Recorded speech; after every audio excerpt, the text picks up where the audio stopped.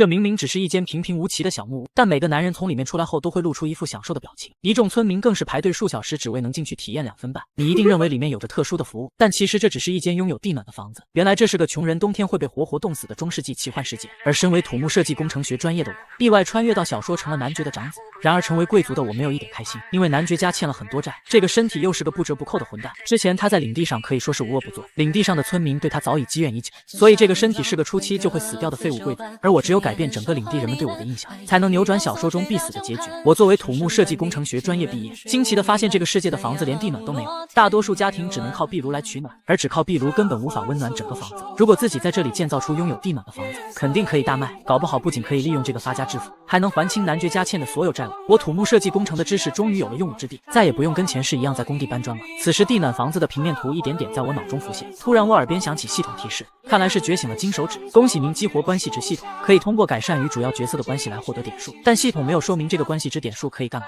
我心想，既然上面写着改善主要角色的关系，那么我身旁这个护卫哈弗尔肯定是主要角色，毕竟这家伙可是整本小说的主角。果然哈弗尔头上有好感度-30的提示，我冲着他邪魅一笑，你长得真的好帅，想着能不能讨好一下主角，但对方好感度不增反降，他一脸不屑回了一句，是的，我也知道自己很帅。我无语，这家伙可真是自恋。先不管系统的事情，刚刚我在哈弗尔口中得知酒馆老板的母亲正因为残冬的寒冷而卧病在床，于是我立马找到酒馆老板，把一份地暖房子的订购合同摆在他面前。老板，你不用支付全部施工款，但我之前在你店里破坏的器具就当做赔偿金算在施工款里。酒馆老板听完露出一副怀疑目光，并发动技能心灵之墙，他根本不相信我会这么好主动来赔钱。可恶，这具身体信用值太低了，现在看来只能好好利用一下这个混蛋形象。我立即摆出一副恶人的表情，老家伙，我们以后可是会经常见面的，能不能相互有点信赖？果然这方法行得通，酒馆老板吓得赶忙签了合同，系统还不忘夸赞我真是个人渣，而我可不管这么多，商业帝国就从这第一份订单开始。老板，你真是做出了个明智的选择，我绝对不会让你后悔的。哈弗尔看我威胁老板签下合同，认为我是在盘算新的欺凌方式，没想到你看起来正直，想法居然如此不合理。你听过认知扭曲吗？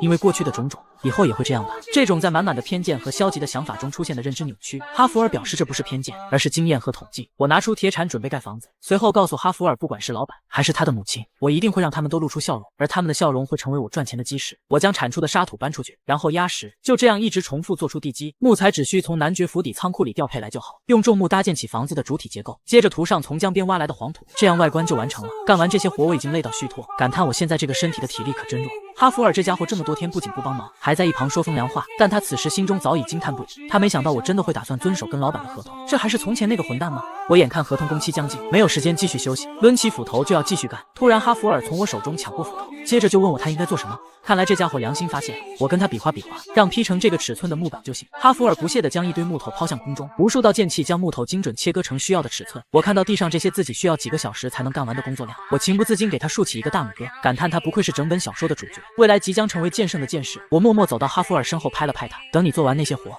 来跟我一起铲地吧。哈弗尔没想到我这么不要脸，一句谢谢都没有，还要给自己加工作量，这家伙也太无耻了吧。我看出哈弗尔是出于好奇才帮我，他想看看我到底在谋划什么骗局。你是想赶紧见到结果吧？那应该怎么做呢？那当然是得一起干活了，加快进度才能早点知道我在谋划什么了。哈弗尔无奈只能帮我尽快完工来确认真相。有了哈弗尔帮忙，速度明显快了好几倍。接下来挖出地暖需要的火道就行了。终于在工期快到之前完工，这就是这个世界第一间拥有地暖的房子。哈弗尔疑惑，墙上那是什么文字？那是我的品牌商标。你不是想看我究竟会对老板策划一场什么骗局吗？把酒馆老板跟他的母亲叫来，一切就会真相大白。而从没体验过地暖的异世界人，瞬间就被这温暖所征服。酒馆老板母亲腿也不疼了，腰也不酸了，一口气能上6楼了。这就是宛如魔法般的地暖力量。哈弗尔惊叹面前这个人还是那个混蛋少爷吗？他居然真的老老实实干活，完成与居民的约定。两人也真的如他所说，露出了幸福的笑容。此时系统响起提示，哈弗尔对您的好感度上升了2点。成功获得36点关系值点数。我微微一笑，虽然这次订单算上木材的费用完全就是亏本买卖，但这并不重要，因为这第一间地暖房子就是用来宣传的样板房。就这样消息一传十，十传百，附近居民都出于好奇过来体验，而每一个感受过地暖的人都被彻底征服。热乎吧？是不是想自己家也有这种房间？现在有2种合同方案，第一种是在你院子里另建一栋，第二种是在你家现有房子地板下进行改造。当然如果2种都签，施工款项可以给你们打9折。然而村民虽然明白房子的好，但还是不怎么信任我这个身体。既然这样，我便继续用混蛋形象下他们签合同。小子，这价格已经很便宜了，我们之间能不能有点基本信赖？突然这时一个声音将我叫住，来人正是我这个身体的父亲，他头上也有着-20的好感度，看来他也是需要改善关系的主要角色。被叫回城主府之前，我就为了不跟男爵碰面一直东躲西藏，毕竟如果他不让我施工怎么办？说说吧，你这次又在耍什么把戏？我依旧用从前前魂球模式回复他，酒馆老板跟我订了地满房，我就给他建房子，但你还在跟其他居民签订合同吧？男爵表示领地上都是他珍惜的居民，绝不容许我去欺骗他们。看来这个身体不管做什么都会引起大家的误会，既然说不清楚，那就先跑为妙。我刚起身就再次被叫住，你这么做是因为家里的事吗？你别担心，现在这种情况我还能应付，所以你别捣乱了。看过小说结局的我知道他根本处理不了领地的债务，就跟我前世那死去的老爸一样，明明有事却永远不说，老是摆出一副没问题的样子。我留下一句请您不要放弃，我也会加油的，就转身离开了。正当我思考收了多少订单时，迎面碰到一个胖子跟瘦子，而他们居然不跟我这个领地儿子打招呼，直接走了过去。好奇驱使我跟了上去，果不其然，他们就是领地的债主。我情不自禁露出比 AK 更难压的嘴角，实在太妙了。两位登场的时机刚刚好。回到房间，我准备研究一下系统，跟通知栏对话得知点数可以用来开发技能，系统以我的知识为基础来开发。我用35 RP 点数解锁了基础测量跟基础设计，而基础测量直接让我获得钛合金青光眼，可以对地面建筑进行精确测量。基础设计则是使我能凭空画图。除此之外，系统居然还能随机抽出幻想伙伴。幻想伙伴拥有丰富的个性跟技能，如果这些幻想伙伴能代替现代机械工作，那么效率将会得到质的提升，但抽一次需要50点。看来当务之急是要快速获得 RP 点。与此同时，男爵那边两个债主得寸进尺，居然想要男爵夫人来抵债。突然一个声音从后方传来，就算你是债主也不能这么没礼貌吧？你们是不是忘了一个东西？先把请帖交出来吧。胖子瘦子两人一脸茫然。根据王国贵族法第3条第6项规定，未携带请帖便进入贵族宅邸者，将被视作私闯宅邸。哈弗尔砍下私闯宅邸者的胳膊。胖瘦两人看到哈弗尔真的已经拔剑，瞬间被吓得满头大汗，什么都顾不上就落荒而逃。此时男爵却露出一副惊恐的表情，大声质问我到底想干嘛。毕竟这些家伙都是领地的债主，之前好吃好喝的伺候着还嫌不够，这下直接彻底闹翻了。而我则是早已想好对策，拿出一大袋钱放在桌上，这些是地暖房的定金，应该足够偿还这个月的利息。然而男爵认为这些钱都是从居民手中勒索来的，所以他不能用。哈弗尔表示他会监视我彻底履行完居民们的合同。男爵听到哈弗尔的话，这才打消顾虑，礼貌地道别男爵之后，果然如我所想，系统再次响起提示：弗隆特劳男爵对您的好感度上升6点，成功获得60点 RP 点。我的第一个幻想伙伴会是什么样的呢？傍晚我找了一个没人的空地，激动的心，颤抖的手，出来吧我的幻想伙伴。只见面前绿色光束正慢慢勾勒出魔法阵，不过这丫的魔法阵是不是太小一点？突然我发现阵中钻出一个酷似仓鼠的生物，不对，这根本就是一只仓鼠。此刻我彻底傻眼，嫌弃的表情溢于言表。看来这次应该是没抽中。小仓鼠看我非常嫌弃，急得它咯咯咯的直叫，而我貌似可以听懂它在说什么。小老弟说他可以做很多事情，随后就从口中吐出一团东西，捡起发现这是他的说明书跟一个包裹，那包里是一红一蓝两种瓜子，红色瓜子可以使小老弟变得巨大，一颗能维持12个小时，蓝色瓜子则是让它变得小巧，而购买双色瓜子套装需要花费1点 RP。我心想这么小个仓鼠能变多大？如果能变成跟人一样大，应该可以帮上忙。随后我就给他喂了一颗红瓜子，下一秒一道白光迸发而出，接着我就被不知道什么东西撞飞数米。待我睁眼看清面前景象时，我彻底呆住，因为这家伙居然变得足足有10几米高。小老弟见我已经呆住，不由嘴角露出一抹冷笑。而小老弟不止变大这么简单，还拥有3个技能：挖地，效率比现代挖机还要快数倍；铡土，几个翻滚就能把土压得实实的。最后一个技能更是关键，可以将泥土在他口中进行定型。此刻我心里已经兴奋到顶点，光小老弟一个就直接解决了没有大型机械的问题。但我突然多出这种厉害的家伙，会不会显得很可疑？不过还好这个世界拥有召唤师，只要我随身携带一本召唤书，自称自己是召唤天才，问题不就迎刃而解了吗？而现在只用解决人力问题，就能开始大规模施工了。次日我召集领地士兵，开始给他们安排要干的活。但这群每天无所事事只会领月薪的士兵，见到是我这个混蛋在发号施令，全都露出满脸不爽的表情。而我也猜到他们会是这种反应。突然后方传来一个声音：洛伊德少爷，您这是打算使唤我的士兵做什么？我心中暗笑，果然这家伙会出现。诺伊曼，领地3名骑士中的其中之一。小说初期在领地没落之时，就是他第一个背叛男爵逃之夭夭的，并且这家伙还把男爵信息卖给骗子。他也是让男爵背负巨额债务的罪魁祸首。就这样一个垃圾居然是领地的受勋骑士，在你看来我们这是在干嘛呢？诺伊曼表示他绝不容忍自己带领的士兵去做翻土挖地这种低贱的行为。听完我不由觉得有些好笑，明明是反感我赚钱还债，还说的那么大义凛然。我直接一句男爵已经许可回怼。诺伊曼见此搬出我从前的事迹，认为我是为了个人目的在利用他的士兵。我不紧不慢告诉他说的没错，但你这家伙真是挺欠揍的。诺伊曼被气得咬牙切齿，但不能动手。我见他已经被我激怒，弹起一堆沙子就呼了他一脸。下面士兵被这么一幕给惊呆了。要知道在他们眼里，我只不过是个什么都不会的废物贵族，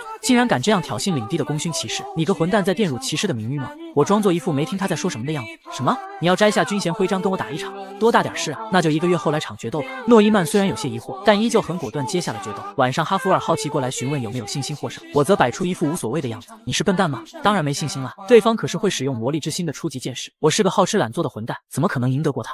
你在问之前是不是没过脑子？哈弗尔被气的差点没直接拔剑把面前这个混蛋给砍了，但又好奇面前这家伙到底想干嘛。他摆明就是故意挑衅诺伊曼，现在却又说没有赢过对方的自信，真让人捉摸不透。哈弗尔突然听到这家伙居然提出要学自己的剑术，他想都没想就果断拒绝，理由就是他认为我这种人学会剑术只会让周围的人更加危险，但我其实早有办法，如果你教我剑术，我可以帮你治疗失眠。哈弗尔听到失眠二字，心中大为惊讶，这家伙怎么会知道这种事？而我知道当然是因为小说的缘故了。在这个世界，骑士分为4个等级，分别为初级、中级、高级以及剑圣，而哈弗尔就是处于高级升至剑圣这个阶段。这个时候他的所有神经都会变得过于敏感，所以才会睡不着觉。哈弗尔虽然有些疑惑这家伙是怎么知道的，但还是果断答应，因为他不相信真能给他治好，毕竟为了治疗失眠，他试过了无数种方法都没有用。然而下一秒，哈弗尔立马就被打脸，小样，我可是看过小说的，你拿什么跟我斗？而哈弗尔第一次睡的一个好觉，是因为听到了有人在一旁读魔法术士。我虽然不懂什么魔法术士，但我给你念一段钢筋混凝土结构设计学知识，那效果肯定比魔法术士强上100倍。嘿嘿，你以后的剑术就全都是我的了。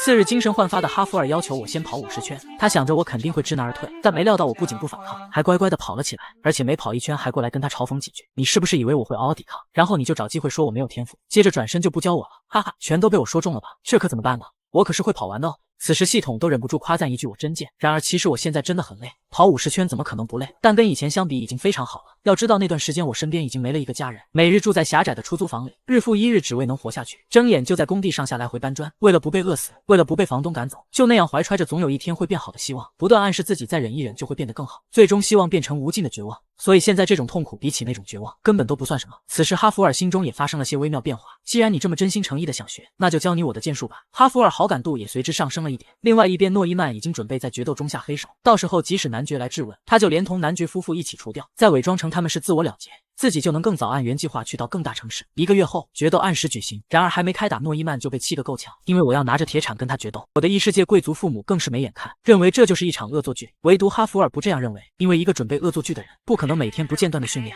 有空还会去工地现场给技术人员讲解地暖知识。战斗开始的瞬间，忍无可忍的诺伊曼提剑就挥了过去，见此我弯腰，弓背一气呵成，一个上挑就将他的攻击给化解。诺伊曼虽然有些惊讶，但第一反应认为我是运气好。然而之后每一次攻击，他发现都被这种方式化解，而这就是现代白刃战的精髓，拼刺刀。我在部队待的几年可不是白待的。同样，这个世界的人不知道，铲子可是个不容小觑的武器，宽的铲头可以用作盾牌，还拥有能切断粗树根的切削力。再加上从哈弗尔那里学来的剑术步伐，结合系统赋予我用铲的衍生技能用铲，效果是当我握住铲时，所有身体能力都将有所提升。这都是1个月训练之后的成果。诺伊曼见奈何不了对方，便开始运转这个世界独有的魔力之心。下一秒，速度得到几倍提升，诺伊曼瞬间就来到我面前，没有一丝留情，提剑就朝着脖梗砍去。男爵夫妇更是认为自己的儿子必死无疑，但此时我却露出了笑容。要知道，之所以哈弗尔能成为小说主角，肯定有他独特之处。阿斯拉罕心法，哈弗尔独有的魔力功法，可以将外部魔力吸收为自己所。这一瞬间，诺伊曼彻底被吓到，你吸收了我的魔力。同时惊恐也使他露出了破绽。瞬间，我抡起铁铲朝着这个混蛋的脸就拍了过去。就这一下，诺伊曼已经彻底失去了战斗力，但我可不准备就这么结束。又是一铁铲正中他的后脑勺。一旁观看的士兵都懵了，全都没搞清楚现在是个什么状况。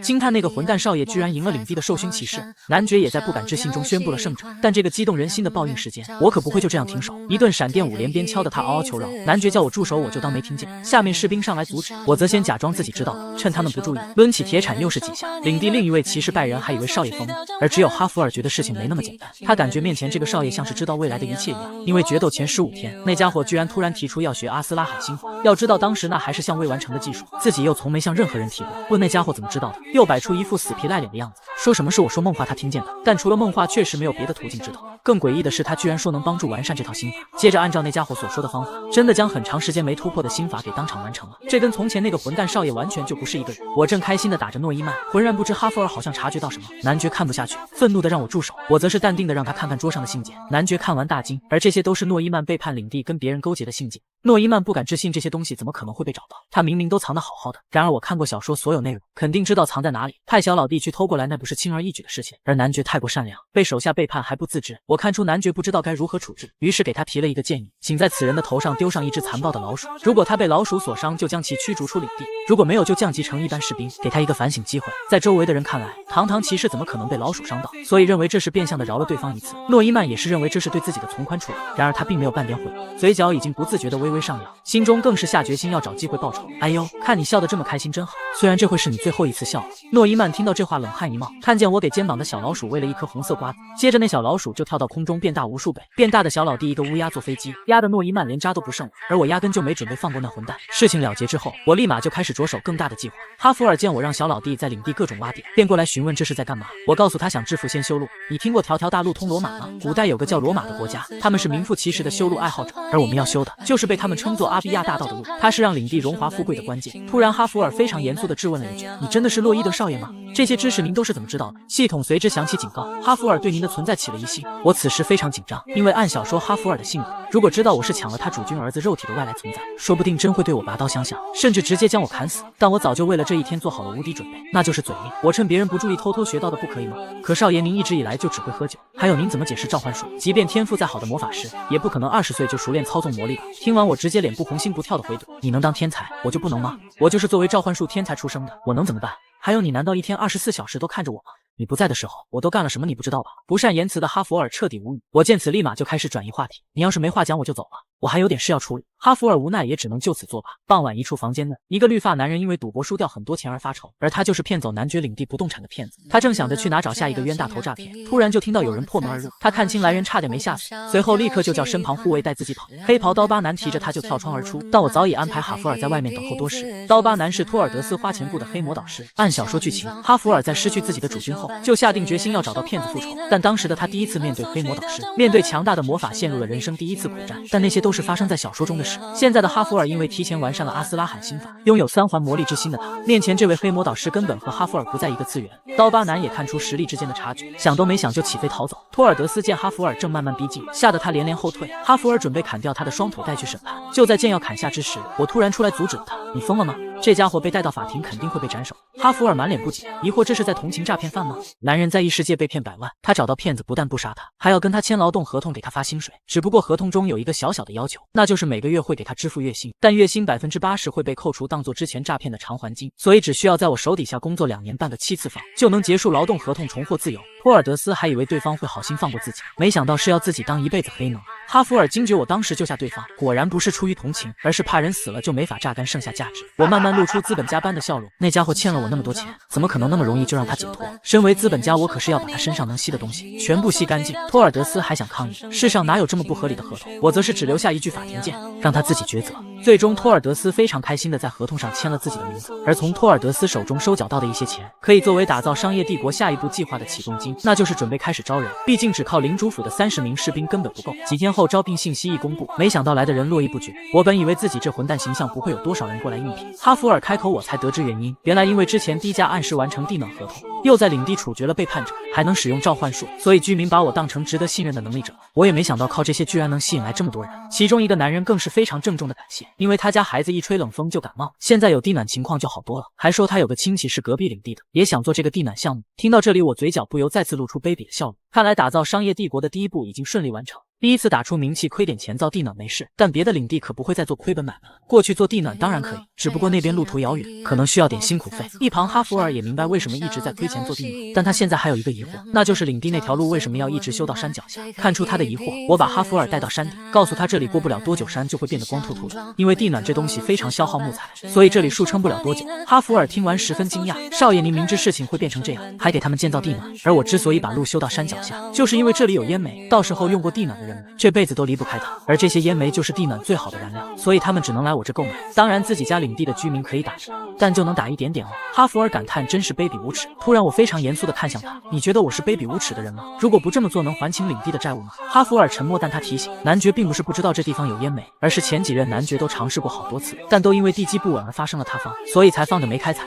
然而这种事我当然都知道，不过我可是拥有现代挖掘技术，只需使用盾构法就可以解决塌方的问题。但我殊不知洞穴还有着原来世界没有的生物，那就是魔兽。因为之前几件事让哈弗尔这几位关键人物跟领地居民好感度都有所上涨，所以 RP 点数已经累计来到639点。我将基础设计跟测量都升到中级，中级设计可以让我直接在纸上画图，中级测量则是能让我透视5米远。用这技能找到山里安全路径后，就准备着手挖掘工作。但小老弟因为日复一日的修路已经累倒，而仅靠人力来挖就太费时间，看来是时候再抽一只幻想伙伴了。第二次次抽取需要70点 RP， 果然这次魔法阵还是这么小，就连出场方式都跟小老弟一模一样，而他也可以通过红色瓜子来巨大化，并且技能更是完美解决了后续建造的难题。挖矿洞开始实施，第一步在简易盾构机的最前方，让巨大化的小铃铛挖土吃；第二步让哈弗尔在后面准备好，因为小铃铛的技能可以让吃掉的土转化成钢铁发射出去。第三步就是让哈弗尔把这些切成一定长度。第四步让工人把这些钢铁制作成铺设支撑地基的铁段。此时哈弗尔一脸生无可恋的样子，心想自己堂堂骑士居然在地底切蛇拉的屎。就这样几周过去了，矿道已经离烟煤越来越近。突然哈弗尔出声提醒：“少爷，您差不多应该出去休息了。”我告诉他自己是这里的负责人，所以要守在现场，因为原来那个世界许多负责人只会唱高调，现场却一个人影都见不着，所以我发过誓绝不会做那种人。我用终极测量透视查看，看到前面就是烟煤层，立即鼓舞工人，差不多快到了，大家再加把劲，等下大家记着，抵达烟煤层之后要撤掉盾构机，开阔坑道。突然我听到土的另外一边居然有动静，用透视查看发现前面竟然多出一个洞，而且洞口还在越来越大。下一秒，一只体型硕大、酷似蚂蚁的生物从土猛然钻出，哈弗尔见状立即拔剑，一刀将生物的口气切断，我也顺势抡起铁铲一铲拍下。我惊讶小说明明没提到洞里有这种家伙呀，然而最可怕的是这种蚂蚁不止一只，因为是社会性群居生物，它们正源源不断朝着这边爬来。我见势立即叫大家往外撤离，哈弗尔也马上提剑挡住洞口，但这数量太多了，外加洞里氧气本来就不足，他根本撑不了多久。自从来到这个世界，这是我第一次真的慌了。少爷，请清醒一点，不要慌。而这一巴掌把我打醒，我想到办法了，随即就告诉哈弗尔我们正面突破，进入蚁穴。哈弗尔虽然觉得这决定很疯狂，但依旧照做，因为他相信这么做肯定有这样做的理由。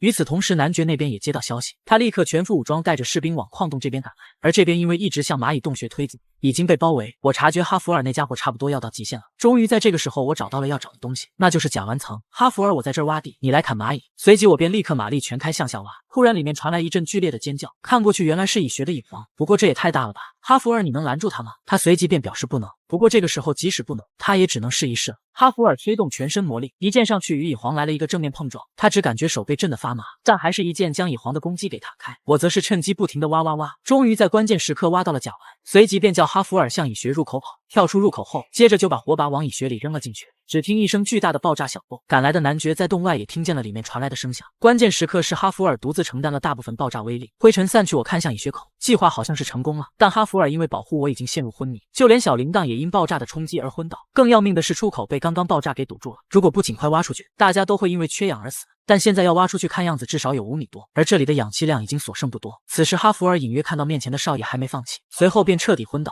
突然系统响起提示，哈弗尔钦佩您不抛弃不放弃的顽强精神，对您好感度上升6点，您现在持有157点 RP 点。果然天无绝人之路，我立即开始搜索有哪些知识能用来进化技能。得出结论，目前只有通过进化阿斯拉罕心法才有一线生机。我将所有 RP 点数用来强化，终于在最后把心法强化到了双环级别，现在魔力增幅率可以达到200%，并且还获得活力充沛跟爆发潜力2项技能。随即我立即用上技能活力充沛，效果能让人不知疲倦的行动10分钟。这10分钟我只有一个念想，那就是不停的挖呀挖呀挖。然而活力充沛的效果结束，距离有氧气的地方仍然还有3米，但我还不能放弃，用上最后的技能爆发潜力，能不能创造奇迹就看这最后的20秒。随即拿起铁铲，接着不停地往前挖，但即便我已经拼尽全力，依旧还差30厘米，同时氧气也被耗尽。此刻真的再没有一点办法，而我本来还想作为贵族儿子一直享受甜蜜生活，现在看来没有那个机会了。突然我隐约听到前面有动静，看过去居然是小老弟破土而出，随之而来是宝贵的氧气涌入。吸入氧气之后，我艰难地站起，现在可不能放弃，毕竟前面还有着贵族儿子的人生在等着自己。这是一群浑身充满肌肉，连续工作24小时都不会累的兽人，而我为了把他们拉到矿山工作，不惜千里迢迢来到他们的部落，开口就问族长要120名兽人。而我作为他儿子的救命恩人，本以为他会果断答应我这小小的请求，却没料到被族长很无奈的拒绝。原因竟然是他们刚杀族兽人为了锻炼肌肉，每天都需要吃大量的肉类来补充蛋白质，又因为他们没有保存肉类的狩猎到的肉不马上吃完，放1天以上就会变质，所以需要派出大量人员3班倒的进行狩猎，因此根本没有多余的人手给我。而我对于这120名兽人势在必得，因为如果拥有了这种怪力功能，领地的生产力肯定能提升数百倍。更何况这群兽人用的健身器材竟然全是被人类视作珍宝的物品，我惊叹这简直就是暴殄天物。所以为了能把工人跟金银财宝都收入囊中，我果断跟族长保证自己能让肉类储存很久，并且不会变质。随后我便与族长签下订购单，我为他们制作可以保存食材的食冰库，库，他们用运动器材当做支付的报酬，同时我会提供实质运动器材作为替代品。而制作石冰库需要这种坚硬的花岗岩。一旁哈弗尔疑惑这么坚硬的石头该如何敲碎，突然我冲他一脸坏笑。哈弗尔看到这表情就知道自己要被利用了。原来虽然这个世界没有炸药，但哈弗尔就是个活脱脱人形炸药启动器。小说《铁血骑士》的主线之一，当时一整座城市被邪恶且强大的魔法屏障困住，城市内有着数千名被困百姓，哈弗尔在外面只能眼睁睁看着百姓的魔力被吸走。他为了救出百姓，一次又一次尝试破开屏障。就是这个时候，他不知不觉创造出了名为爆破的必杀技，在关键时刻击碎屏障，解救了百姓。而我作为看过小说内容的人，当然知道他是如何领悟那个技能的。于是我便厚着脸皮将这项技能的原理告诉哈弗尔。他质问我是从哪里得知这种东西的，我则是再次摆出一副天真单纯的表情，就是我自己想出来的。你看我的眼睛是骗你的眼神吗？哈弗尔表示我的目光非常碍眼，一看就是在撒谎。眼看骗不到他，我便再次转移话题，你先去试试吧，反正如果是真的，你的剑术能因此进化；如果是假的，对你也没有损失。哈弗尔无奈只好照做，来到花岗岩前，按照我的说法将一个圆环保护魔力之心，然后用另外3个圆环进行碰撞，一剑插进花岗岩，下一秒魔力瞬间释放，只听一声巨大的爆炸。我在一旁惊叹，这家伙居然一次就成功了，不愧是小说的主角。哈弗尔缓缓从爆炸的烟雾中走出，衣服已经被炸得稀烂，头发更是来了一个离子烫。他过来质问，你有预想过还会有这种可能性吗？我立即忍住不笑，摆摆手表示没有。随后堂堂大剑圣哈弗尔就开始絮絮叨叨，您也清楚我是个骑士，我学剑术是为了守护主君，而不是为了在工地施工，我则是让他不用太感谢我。哈弗尔回眸表示他一点没有要感谢，但此时系统却响起提示，哈弗尔对您指点感到感谢，对您的好感度上升3点。有了哈弗尔爆破技能的帮助，之后的施工进度飞快，我让巨大化的小老弟将敲碎的花岗岩在他口中定型，而搬运这些定型的花岗岩更是不用自己人动手。那群有着无穷无尽活力的兽人自己过来就把活全给干了，毕竟这对他们来说是锻炼肌肉的好机会。我全程只用在一旁悠闲的扇扇子，接下来只要有冰块和隔热材料就可以。但派出去拿隔热材料的5个人已经过去了3周还没回来，按正常来说这个时间完全足以往返，说明如果不是士兵在偷懒，那就有可能是在路上出事了。随后我起身便准备去找他们，哈弗尔此时出手阻拦，表示他会独自完成这个任务，因为他虽然不知道发生了什么，但让领地继承人亲自前往还是太危险。我则是很严肃地告诉他，自己是施工负责人，所以要负责有关工作人员的所有事情。最终我跟哈弗尔2人一起前往寻找，在路上我找到了自己领地特产的手套跟要用作隔热材料的麦秆，但周围却没有领地的人。突然哈弗尔察觉前方峡谷魔力流向不太自然，听到峡谷的名字，我想到什么，心中一股不好的感觉升起，随即立刻叫哈弗尔跟上自己，因为如果不快点去，说不定那5名士兵可能已经全军覆没了。来到一处山洞，这里是哈弗尔在小说初期攻略的地方，也是黑魔导师鲁斐兰的根据地。我心想这家伙居然敢碰我的士兵，他损害了我的私有财产权，即使让其丧命也不足惜。哈弗尔一马当先就想要向山洞里走去，我刚想出声提醒，但已经来不及，还好我手快一把将他拉了回来。下一秒只听一声爆炸，原来这山洞被那黑魔导师布满了魔法陷阱。哈弗尔先生，你是骑士吗？你是不是应该要考虑到这地方会不会有陷阱啊？我让他强化一下对魔力的感知。正常来说，空气中的魔力浓度是固定的，所以设下魔法陷阱的地方肯定会有所不同。而小说中的哈弗尔就是中了第1道陷阱，之后他就是用这个方法绕过剩余的陷阱，最终撑着到处是伤的身体才潜入了地牢。而我殊不知哈弗尔的疑心越来越重，他已经可以肯定面前这个人对正在发生的事以及未来会发生的事都了解得一清二楚，但自己又完全感受不出他有什么特别的能量。所以哈弗尔等这次把人员救出后，一定要问个清楚。随即男人立马施展魔力将肛门落下，接着释放大量催眠气体。他心中虽然有些惊讶，但白送2个祭品也不错。然而我根本不慌，屏住呼吸开启技能活力充沛，接着就开始往下挖。这技能可以让我在未来10分钟里不会感到疲倦。反观哈弗尔压根就不需要担心催眠气体，因为他免疫所有的催眠剂。然而我殊不知哈弗尔看我挖地的样子真像一只蝼蛄，还想下次有机会要用这个笑话我。挖到差不多，我便叫哈弗尔进来，让他使用新技能爆破炸开。只听一声爆炸，鲁斐兰惊讶的一个后退跌倒在地，他只见一只人手正从洞中慢慢伸出。你好啊，臭小子，第一次见到有人这么登场。气愤的鲁斐兰随即便开始施展召唤术，下一秒，一头巨大双面食人鬼从魔法阵中钻出，这是他复活术失败的副产物，皮肤宛如钢铁一般坚硬。我刚提醒哈弗尔这个可能有点难对付，就见他一个弹跳，凌空一招爆破斩，直接把比钢铁还要硬的食人鬼给劈成了2半。一旁的我一脸疑惑，因为自己记得小说明明没有这招啊。此时鲁斐兰已经被吓傻，他清楚自己这下完蛋了，不管自己怎么做一定都打不赢面前这2个家伙。臭小子，都怪你绑架了我的士兵，害我的施工进度被拖延了好几周，自己说说要怎么补偿我吧。鲁斐兰听完立马跪地求饶，表示自己这里遍地都是昂贵的魔法道具，如果需要可以全部送给你。我则是一脸坏笑，那以后这里的东西就全部是我的喽。哈弗尔检查了5名被绑架的士兵，表示他们只是太疲倦昏倒了，暂时没有生命危险。我询问鲁斐兰绑架这么多人干嘛？原来他之前是领主之城的一名魔法师，跟着家人过着平凡且幸福的生活，但却被当时的领主抢走了妻子，杀了儿子。听到这里，我让他不用再说了。所以你为救自己的妻儿，就能理所应当杀死数百条无辜人命吗？难道就因为你可怜，就能牺牲掉别人的家人跟幸福吗？不管再怎么狡辩，你的本质都不会变，你彻底毁掉了曾经跟你一样幸福的人们。说完这些，我起身站起，告诉如果以后再去害人，就不会再饶恕他了。小说中的哈弗尔就是饶恕了卢斐兰之后，他居然再次伤害数百人性命，并且改造了自己，最终成了跟哈弗尔纠缠不休的反派。而我明知如此还转身离开，是因为我早知道这家伙狗改不了吃屎，想找机会偷袭，所以早就吩咐好哈弗尔。哈弗尔瞬间提剑转身，一剑就将他的头颅斩下。而我在原来那个世界曾经在工地老是被一个大叔揪着一点小事不放，他每一次辱骂折磨我都会一忍再忍，本以为隐忍可以换来长久的和平，但却被他当成了软柿子。他一次比一次骂得过分，最终忍无可忍的我一拳又一拳的打了过去。没想到这次之后，那家伙再没敢来找麻烦，所以对付坏人就必须要有对付坏人的惩罚才行。事情了结之后，我带着5名被救出的士兵跟隔热材料准备回兽人部落。我看他们现在身体还很虚弱，便命令他们将背包给我。他们没想到领地继承人居然帮他们背行李，立马被感动得痛哭流涕。突然系统响起提示，被救出的士兵对您的举动无比感激，之后他们将大肆宣传关于您的美行，您是否感受到了莫大的成就感？听完我一脸无语，本以为这举动能换点 RP 点，成就感这东西又不能换成钱，我才不需要。回到兽人部落，这里的人已经把石冰窟造好，现在隔热材料已有，最后就差冰块了。哈弗尔疑惑这荒野太热，去哪找冰块呢？然而其实我现在也不知道去哪弄冰块。哈弗尔心中一惊，看出我这眼神是真的毫无计划，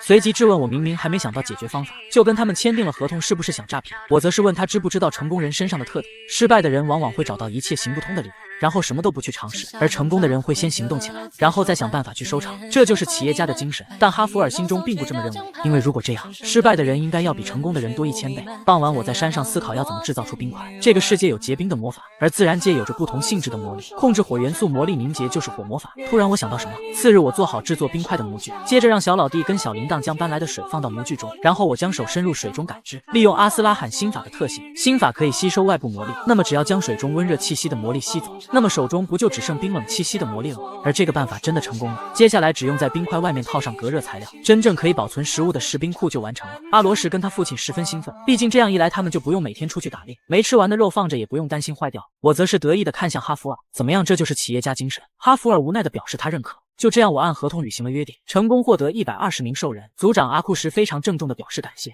他们不认为签了合同这就是理所当然的事情，所以他要宣布从这一刻起，他们钢沙族要跟我的领地成立血盟关系。我的朋友就是他们的朋友，我的敌人就是他们的敌人。只要领地身处险境，他们随时都会赶过来协助。而此时我的系统也响起提示，开放种族奖励100 RP， 只要提升兽人的好感度也可以获得 RP。就这样，我带着120名兽人回到领地，然而刚一到就把领地的居民吓得够呛，毕竟领地一下子就进来了120名肌肉猛男，确实挺吓人的。这书中记载着把尸体制作成食人鬼的方法，而我得到方法的第一时间就找到自己的员工，开心地告诉他，等他死后会把他做成食人鬼，因为这小子诈骗了我几百万，所以为了还钱，他需要给我打520年的工。然而人怎么可能活到520岁呢？但有了书中记载的方法，他就真的能满满当当的给我工作520年。这是一个多么开心且令人兴奋的事情！你看他在听到这个好消息后，竟然都开心地流下了幸福的泪水。此时系统都忍不住响起提示，地狱之主因欣赏您的品性，正打算录用你。亲切地问候完托尔德斯后，我回到城主府，准备有点事找男爵讨论一下。在女仆口中得知男爵正在会客，听到是那2名领地的债主在讨债，我立刻再次兴奋起来。与此同时，2人正要男爵将矿山的所有权抵给他们，这样他们就同意可以先只偿还10%的本金。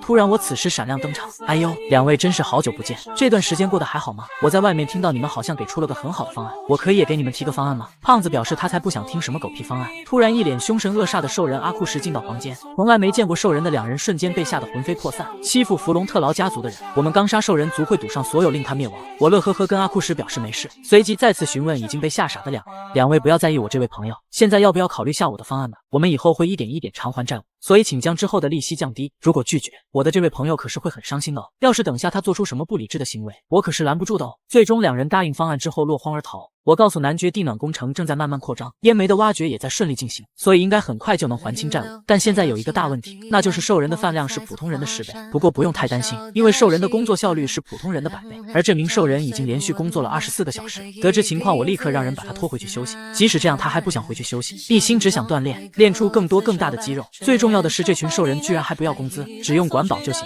在老板眼里，这种简直就是完美员工。但现阶段兽人的食物还是一笔不小的开销，所以我告诉男爵，我们需要增加税金收入，用这些钱给兽人族买肉吃。考虑到煤矿之后的效益，这绝对不是亏本买卖。但男爵表示，领地居民们的生活水平本来就不好，如果再多收税金，对他们原本不富裕的家庭可谓是雪上加霜。我告诉他，我们不是要无底线的增加税率，我们只要让领地的居民们多赚钱，税收自然就增加了。所以我要把领地北部的马雷兹湿地变成农田，然后把田地分给居民们，让他们尽情的干农活，赚得盆满钵满，然后让他们多交税金。结束之后，我就跟哈弗尔来到马雷兹湿地，他表示这是片被遗弃数百年的土地，在这种地方怎么能种田呢？其实我现在也还没有具体的方案，不过总之先夸下海口，再去想尽办法实现，这就是企业家精神。晚上我找了一块空地，开始模拟设计农田方案。我必须要设计成即便下了雨也能把水干干净净排出去的结构。就这样，我开始没日没夜的模拟，有时甚至连吃饭休息都忘了。终于在第30天的时候完成了方案，水可以顺利排出去了。水能排出去，就意味着税收也能增加，距离贵族养老生活越来越近。突然，系统告诉我有设计专用配置技能，可以根据测量的数据，在虚构空间进行操作并模拟。我大骂系统有这么好的东西，怎么不早点拿出来？害我吃了1个月的苦头。我起身拍了拍身上的灰尘，现在没时间跟系统吵架，我有更重要的事情要干，因为我准备抽取第3个幻想伙伴。毕竟马雷兹湿地施工的第一步就是要把这里的水全部排出去。虽然让巨大化的小老弟跟小铃铛慢慢喝也行，但还是过于勉强了。所以我要倾尽我所有的 RP 点，尽可能的多抽些幻想伙伴。这次抽取需要100 RP， 看来每次抽完之后，下次所需要的 RP 就会增加 1.5 倍。来吧，我的第3只幻想伙伴。而这次抽到的是一只小河马。然而我看完它的说明书后很失望，因为它不能用红色瓜子变大。虽然说明书写着它是可以喝水的，但这么个小不点能喝多少水呢？这明明是一只跟巴掌一样大小的河马，却能一口喝掉整条湿地中的水，并且随着它越喝越多，身体也会越来越大，而且它还能把喝掉的水给吐出来。我惊叹小哈马这么小居然这么能喝。这样一来，有了小哈马的话，将湿地变成农田的工程一下子就容易了许多。随着小哈马将湿地的水喝完，我便可以开始叫人清理露出的杂草。接着哈弗尔用爆破在地上打洞，并且在洞中插入竹子，在那些竹子周围填充沙子做成沙桩，然后让小老弟用翻滚压实地基，等到地面深处的水分被收集进了竹吸管里，再由小哈马一口将里面的水喝干。最后我安排人来堆砌堤防，这是我通过模拟技能设计出的更为精细的方案。就这样10天过去，终于在马雷兹湿地完成了一个区域的农田改造。我大声激励底下的员工，我们以后还有很长一段时间需要继续吃苦，但等所有的工程结束之后，就会给大家发放奖金，所以我们要继续加油。哈弗尔看着底下的这片区域，他没想到曾经被遗弃100年的土地，真的正在变成可耕种的农田，而且自己也不知从什么时候开始，就理所当然的跟着帮忙干活。他正想着自己下次一定要反抗时，就听到有人叫自己：哈弗尔，你快去把这个种子种到那边地里，种了种子才能驱赶害虫，守护好领地。无奈的他最终还是只得乖乖的去浇水种种子。数月过去，哈弗尔每天精心浇灌的种子已经长成，他心中不由得感觉有些欣慰。我在一旁表示，之后只要再装上水车，那么马雷兹湿地改造工程就算真的结束了。我正想着制作水车的技术工人应该差不多要到时，就看见远处来了一群不速之客，他们是马雷兹湿地北部领地的子爵拉科纳。狗腿子率先开口：你们谁是这里的施工负责人？不知道这是拉科纳子爵的土地吗？所以我命令你们赶紧撤离此处。马雷兹湿地虽然是片被遗弃100年的土地，但从行政上湿地被一分为2，北部是属于拉科纳子爵的领地，南部则属于弗隆特劳男爵的。显而易见，他就是等湿地开垦完，才装模作样过来宣告土地的所有权，目的就是想不劳而获吞下这片肥沃的土地。然而看过小说的我，怎么可能不知道这种情况呢？根据王国土地法第321号法律，有关开垦贫瘠之地的特例法，被弃置100年以上未发生居住以及耕作的土地，将被定义为贫瘠之地，而贫瘠之地的所有权将归于开垦它的主体所有。定义开垦的标准有4条：第1条，该土地应当在明确目的下投入了资本与人力进行开垦；第2条，该土地应当有条件建造可供人居住的建筑物；第3条，该土地应该有条件长期进行农耕行为；而最后的第4条，就是该土地应当收获过1次以上的农作物。随后我便从地里拔了一颗洋葱。此时拉科纳子爵被我说得哑口无言，尽管他再怎么气愤，现在也没有丝毫办法。一旁哈弗尔更是非常惊讶，心想原来之前提前种种就是为了驱赶拉科纳子爵这只害虫啊！我嬉皮笑脸的嘲讽拉科纳：您看您第一次来就带这么多人，还围观了马雷兹耕地首次收获的场面，真不知道怎么感谢您。这次我就不收您围观费了，这颗洋葱就当做初次见面送您的礼物，千万不要跟我客气。那么现在，请您从我的领土上滚出去。拉科纳此时已经被气疯了，但也只能灰头土脸的离开。随着拉科纳的离开，正在耕种的居民立马响起了雷鸣般的欢呼。听到欢呼，我立马回头冲他们露出严怒：我给你们发工资是让你们看戏的吗？赶紧给我去干活！随着水车完成安装，在测试过大雨天情况后，马雷兹湿地改造工程也正式宣告结束，同时大家的好感度也全都上涨了一批。接下来就要进入下一阶段了。另一边，拉科纳子爵看见马雷兹已然成为了肥沃的土地，这让他非常嫉妒，毕竟那里有一半本来是他的土地。越想越气的拉科纳准备开始动歪心思。几天后，我起床就感觉头非常疼，就连哈弗尔竟然也出现了这种症状。我立即意识到不对劲，出去一询问，领地各家各户的居民都出现了头疼的症状。在养牛人那里得知，牛从昨天开始就不喝水了。我思考到应该是水源出现了问题。虽然我看过小说中关于这个世界大部分情报，但自从蚂蚁兽事件之后，我发现这里同样存在小说中没有出现的情报。比如调查后得知，拉科纳领地主要收入来源是依靠一项神秘的色彩染色技术，因为他们领地特产一种可以用于染色的拉多纳果实。此时另一边，拉科纳的狗腿子正跟男爵谈判，果然是他们排放燃料废水才导致水源被污染的。现在过来是要求男爵转让一半马雷兹土地，不同意就会继续排放废水，而他们更是不怕法律的制裁，因为一般起诉至少要2年才能出判决结果。狗腿子嚣张的开口：你们们经济本来就紧张，现在又缺水，接下来还要支付起诉的钱，你们能撑得过2年吗？气愤的男爵让他滚蛋，表示他不会把儿子和领地居民费尽心血开垦的土地让出去半点。此时我从门外闪亮登场，直接给狗腿子来了一个开门杀。气愤的狗腿子想要赌上他骑士的荣誉跟我决斗，我正愁没地方出气，直接闪电5连缠打的他跪地求饶。被打得一脸包的狗腿子回到领地，交代了今天的情况。此时拉科纳却表示被打得好，因为他可以把这件事说成散漫贵族的暴力事件，这样一来到时候被起诉可以拖更久的时间。而我对此根本就不在意，因为我早已想好办法。不过眼下要先解决饮用水的问题，制造完一个大型蓄水池后，我让小哈马将还没污染的水源运过来，接下来就准备开始建设供水系统。而我要把东部山脉的卡普阿湖一直修到我们领地来。如果别人故意排废水污染我领地的水源怎么办？那我就做得比他更狠，让他领地唯一的支柱产业变成只能把衣料染成屎色的垃圾产业。拉科纳子爵愤怒地质问我到底干了什么，我则是悠闲地为他答疑解惑。因为子爵您排放的废水导致我们领地用水被污染，所以我们只好从遥远卡普阿湖将水调过来。这过程中我一路从卡普阿湖挖到领地，这可让我的工人吃尽了苦头。非常着急的拉科纳不耐烦地开口，别说废话了，我在问你对我的染料工坊做了什么？您看您就是性子太急，慢慢听我说完。我们半路上遇到了一个很大的溪谷，无可奈何只能修了一条水道桥，为了收集建造需要的石灰岩，就进行了一系列爆破工程，结果一不小心把石灰岩散落在了溪谷河水的底部。拉科纳气愤地表示这些跟他的染料工坊有什么关系？我则是坏笑地告诉他，那条溪流就是你工坊的水源，而水中的石灰成分会把您的衣料染成屎色。恼羞成怒的拉科纳声称要去贵族法院起诉我淡定地让他去。您不是说过法院要2年才会出判决结果的吗？不过就是不知道到时候还有没有人能记得子爵您的商品吗？拉科纳这下真的慌了，毕竟染料工坊可是他领地唯一的支柱产业。此时我起身站起，既然已经解开了您的困惑，那我就先行离开了。拉科纳无能狂怒，表示自己王宫里认识很多人，发誓一定让我加倍赔偿他的损失。我理都懒得理他，就挥手离开。哈弗尔不理解为什么要这样挑衅他，要是他真的通过法律纠缠到底，到时候岂不是要花更多的钱？我让哈弗尔等着看最后谁会损失惨重。果不其然，几天后拉科纳就上门跪地求饶，他放下尊严求我救救他的燃料工坊，因为如果再这么下去，可能他的领地会直接破产。我则是一脸坏笑的拿出早已准备好的合同，只要您签个字，我就派人到您工坊去施工建设水道。拉科纳看完合同，整个人瞬间石化，这哪是合同啊，明明就是一张卖身契，并且还是没有期限的那种，即使他不在了，他的后代也会被一直吸血，而我怎么会让他就这样简简单单的吃个苦头呢？要是都能换成钱的话，我会连他每根毛细血管都抽走换钱，榨干他身上的所有利用价值。这件事情结束后，我便准备出发前往贸易城市克雷默，因为由于我建设了这片大陆第一条水道，所以已经成了名声大噪的建筑家。克雷默领主得知情况之后，便邀请我过去给他建造一尊铜像，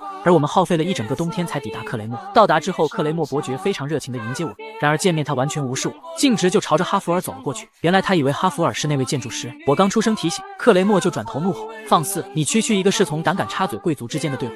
此时系统更是传出无情的嘲讽，哈哈，侍从模样。然而尴尬的我真想找个地缝钻进去。了解情况之后，克雷默笑着表示自己刚刚太失礼了。哈弗尔站在后面一直憋笑，我此时已然是一副生无可恋的样子。然而克雷默下一句话让我再次受到几千点暴击，不过你怎么生了一副侍从脸？我此时心里真想狠狠地揍他一顿。但这位克雷默伯爵也算小说里比较重要的角色。此时克雷默伯爵道出他们现在的困境，近几年他们领地的贸易额在不断缩减，因为从几年前开始，有一种名为吉加泰坦的巨兽常常在港口前的海域出没。虽然这东西并没有攻击来往船只，但它的存在就已经很令人恐惧了。听到这里，我想到小说里的内容，书中提到因为克雷默没能力攻击海内生物，因此依赖贸易为生的克雷默也就逐渐开始没落，但小说并没有交代具体情况。克雷默伯爵此时表示他查阅了无数文献，想找到赶走他的办法，发现统治着大海的最强战士人鱼对于吉加泰坦而言是一种恐惧的象征，所以他想到一个办法，那就是在大海中央建造一座人鱼铜像，这样说不定吉加泰坦看到就会吓得落荒而逃。不过他现在放弃了这个想法，因为要是为了建一座铜像，将一片海水填成陆地的话，就会导致船因为水域太浅而很难进出港口。听完我大致明白了具体情况，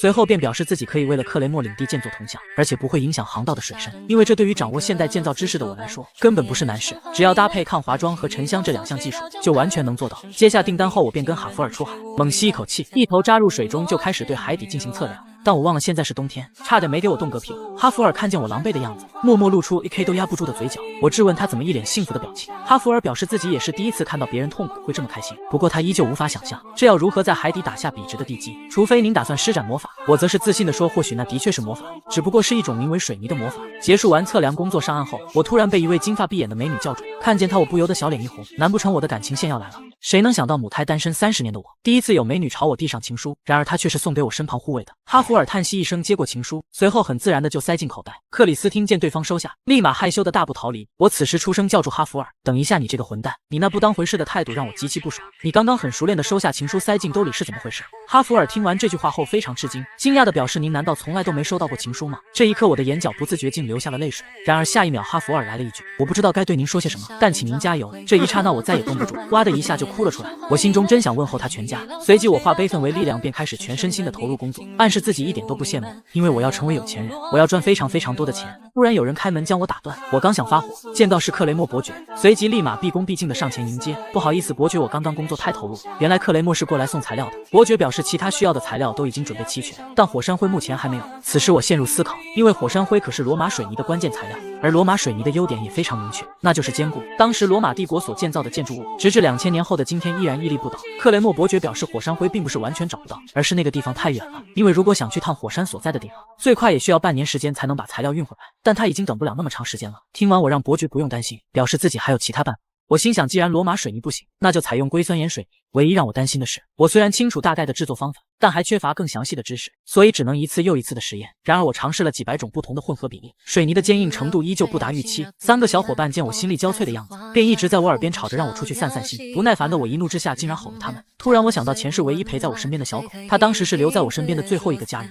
而直到它去世我才明白它对我来说多重要。我真后悔当时没再多陪它玩一次。幡然醒悟的我立马抱住3个小家伙，比起眼下的研究，你们对我来说才更重要。月光洒在幽静的小路上，我感叹自己真是个大混蛋，因为之前所有的事都顺风顺水，所以一直理所当然的像机器一样命令我。想想自己当时真是愚蠢至极，我俯身向小家伙们表示感谢，多亏有你们，这一路上才会这么顺利。此时系统突然响起提示，幻想伙伴感受到了您的真心，现在开放伙伴强化功能。我没想到小家伙们竟然还可以强化。这个时候小铃铛表示可以先强化它，小老弟跟小哈马也表示选它没错。既然这样，我便给小铃铛进行强化。下一秒小铃铛浑身散发金光飞了起来，而强化完成的小铃铛更是解锁了一项现在最需要的技能，那就是火山爆发。兴奋的我立即叫上哈弗尔来到后山，准备试试小铃铛的新技能。只听一声巨大的爆炸，而这火山爆发真的可以生成火山灰。我激动的让哈弗尔快看，但他好像因为没捂耳朵，巨大爆炸让他短暂耳聋了。我见此机会大声向他喊道，我说你长得很丑。哈弗尔淡定的回了一句，再怎么丑也没有少爷您丑。我大人有大量，不跟他一般计较。现在有了最后一项材料，那么就可以开始正式施工了。第一步制作能过滤火山灰的巨型尿布，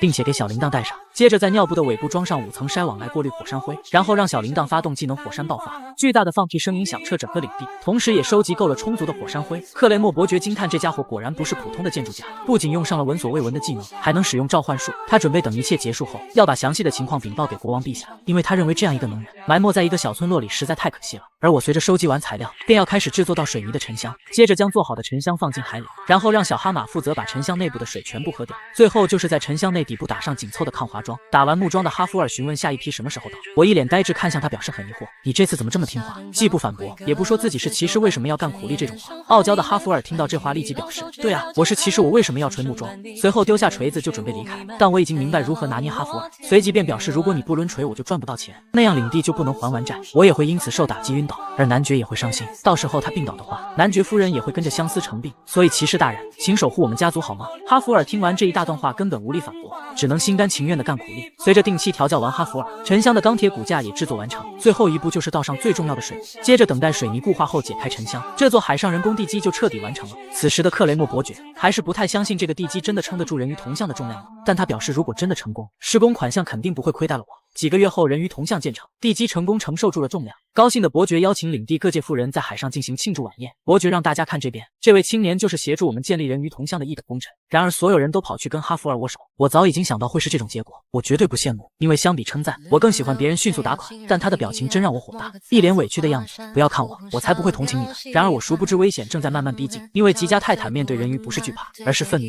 这是一只来自于深海的泰坦巨兽，而愚蠢的人类却想用一尊人鱼铜像将它吓走。但人类殊不知吉加泰坦看到自己的天敌，不仅不会逃走，反而会像发了疯一样冲过来攻击。而我们此时竟还在铜像周围庆祝它的建成。哈弗尔正坐在甲板悠闲地喝着红酒，突然他察觉远处有什么东西正向这边靠近，并且速度非常快。我询问他是否知道大小，哈弗尔表示应该比巨大化的小老弟还要大。我瞬间意识到不好，心想肯定是吉加泰坦正在靠近，随后立即赶到克雷默伯爵身旁，悄悄告诉他吉加泰坦好像正在快速靠近，让他通知大家赶快避难。伯爵听完并不太相信，随即便让身旁的吉诺骑士感知一下，看看大海里有没有可疑的地方。吉诺目前是高级骑士升至剑圣这个阶段，所以五官感知很灵敏，但他并没有察觉到海里有什么异样。我无语，我们家哈弗尔的感知力肯定更强，毕竟他可是主角。正当我想着要该怎么说服他们时，突然克雷默伯爵开口让我别太担心。他说过去几年间吉加泰坦还从没到过这里，并且他也没有理由突然发动袭击。我则是很严肃地表示或许他现在有理由，随后指向大海上的人鱼铜像。克雷默伯爵立刻意识到什么，随即立马大声命令所有人赶紧驶离铜像。但吉加泰坦已经越来越近，现在慢慢升起船锚肯定来不及。哈弗尔，你去帮忙解决船锚的问题。他立即点头，随后一头就扎入深海里。我此时也丢出小老弟，让他将帆船绑在石像上的绳索咬断。此时哈弗尔在海底施展爆破斩，一将没有升起的船锚斩断，但吉加泰坦速度还是太快，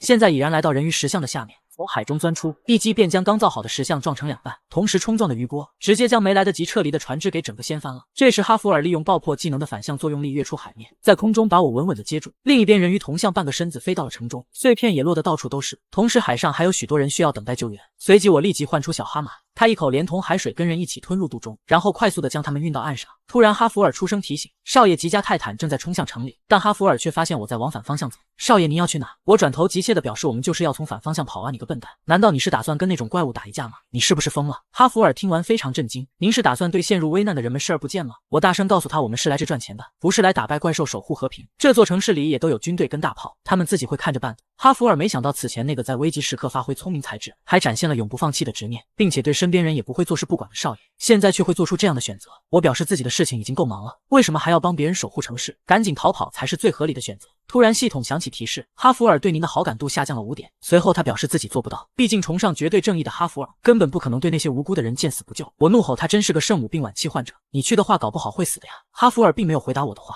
踩着剑就朝着城市的方向进发。与此同时，城中的大炮攻击对吉加泰坦来说一点作用都没有，完全连对方防御都破不开。这时他看到地面上散落的上半身人鱼铜像，立马像发疯了一样朝着那里就冲了过去。现在他只有一个想法，那就是干掉人鱼。大龙虾行走的途中撞碎了无数座房屋，完全不顾及底下人类的死活。就在这时候，哈弗尔提剑赶到，施展爆破斩，一剑就砍在了大龙虾的腿上。然而让哈弗尔没想到，全力施展的攻击居然被直接弹开了。愤怒的大龙虾巨型钳子重重落下，哈弗尔起身跳跃躲开，大龙虾接着从两侧腮中发出一道水波。还处于空中的哈弗尔清楚这道攻击自己是躲不开了，随即拿剑抵挡准备硬抗，而这道攻击直接将他打飞数米，撞到墙上才停了下来。哈弗尔强撑着身体爬起，他明白自己根本不是这家伙的对手，甚至有可能把命交代在这里，但在所有百姓找到避难场所之前，他绝对不会死。与此同时，我正在海上划着木板，心想自己又不是龙傲天小说里的主人公，就算我有系统在手，但全都是一些设计工程类的技能，就算自己回去了，又能帮上什么忙呢？我也是人，看到城市的居民接二连三的受伤，我也很痛心。但是突然我停下，陷入了思考，如果我就这样逃走，放任城市被毁的话，那他们就会拖欠我的施工款项。我们回去吧，小铃铛。随即我便坐上巨大化的小铃铛，朝着城里就冲了过去。混蛋大龙虾，你完蛋了！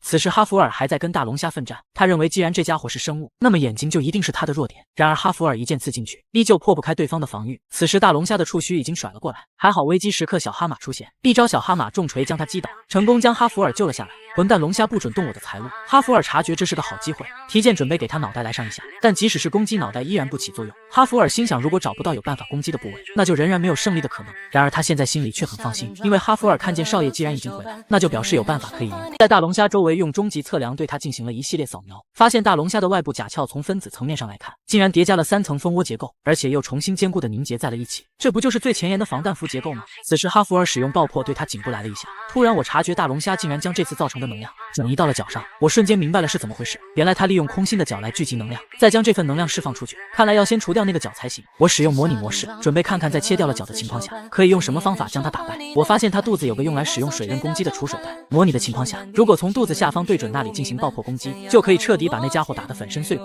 此时哈弗尔询问下一步该怎么做，我向他比了比手势，先这样，然后这样，最后那样。然而哈弗尔根本不明白什么意思。少爷，您是精神错乱了吗？无语的我大喊，我让你斩断他的脚啊，真是一点默契都没有。明白过来的哈弗尔回头便看到大龙虾的巨钳已然袭来，眨眼功夫他一个华丽的腾空跃起，巧妙地躲开了这道攻击，接着顺势落在了他的背上。哈弗尔清楚，即使斩断了大龙虾的脚，肯定也不能给他致命一击，但他心中清楚，少爷是不会说不负责任的话，所以他只用照着做就行。此时我在下面提醒哈弗尔，即使怪物脚是空心的，但要斩断它应该也不容易，所以你需要让法力圆环进行高速移动，而不是强力撞击。了解之后，哈弗尔一剑砍下，随后开始让体内的法力圆环互相进行高速移动。下一秒，他的剑周围逐渐形成了一圈如同电锯一样的魔力。太棒了，哈弗尔果然不愧是主角，竟然一次就领悟了。大龙虾眼看自己的脚正一点点被切割，随即便挥动钳子就朝着哈弗尔砸了过去。关键时刻，小老弟跃起阻止了这次攻击。这个时候，哈弗尔也彻底将脚给切断，这一下疼的大龙虾哇哇直叫。我见状便让哈弗尔赶紧去攻击他的下面，从尾部稍微偏向头部的方向，从那个角度使用爆破攻击。哈弗尔找准位置刚准备攻击，没想到大龙虾居然准备直接整个压下来，而冲昏头脑的哈弗尔更是想用这一击跟他同归于尽。还好千钧一发之际，小老弟出现把他给救了出来。我在上面看到这一幕差点没被吓死。小老弟对着哈弗尔各种比划，很抱歉小老弟亲，虽然我听不懂您在说什么，但您应该是在批评我刚才的行为太鲁莽了。随后哈弗尔表示下次不会了，他自己会努力活到打赢为止，因为他相信少爷的计划肯定可以成功。我此时陷入思考，由于大龙虾的行动意外的敏捷，想要攻击到他的腹部，必须找到一个目标吸引住他才行。看来现在是时候利用那个东西了。随即我骑上小老弟，让他去开始说的那个地方。哈弗尔，那家伙已经把你当成了最大的威胁，所以你等下把他引到东海岸的树林。而15分钟前，克雷默伯爵正在因为修建了人鱼铜像而后悔。我当时告诉他，或许那铜像还有作用，因为那个家伙准备跟人鱼决一死战才来到了陆地上，所以可以利用他的那份执念。回到现在，我心想伯爵那里应该已经准备完毕。此刻哈弗尔接连几场战斗，现在身体几乎已经到达极限了，但为了这座城市的人民，他必须完成引诱的任务。此时大龙虾见哈弗尔跑掉，他立马像发了疯的一样在后面追赶。哈弗尔靠着残存的信念不停地往前跑，突然前方一个声音传来，是我带着已经被绳索绑好的人鱼铜像。随即我便朝着他大喊，你这个混蛋龙虾，你真正的敌人登场了。大龙虾看到铜像的一瞬间，便愤怒地发出了雷鸣般的嘶吼，哈弗尔，我来给你创造破绽，你找机会攻击他的腹部。哈弗尔说下次能不能提前说明计划，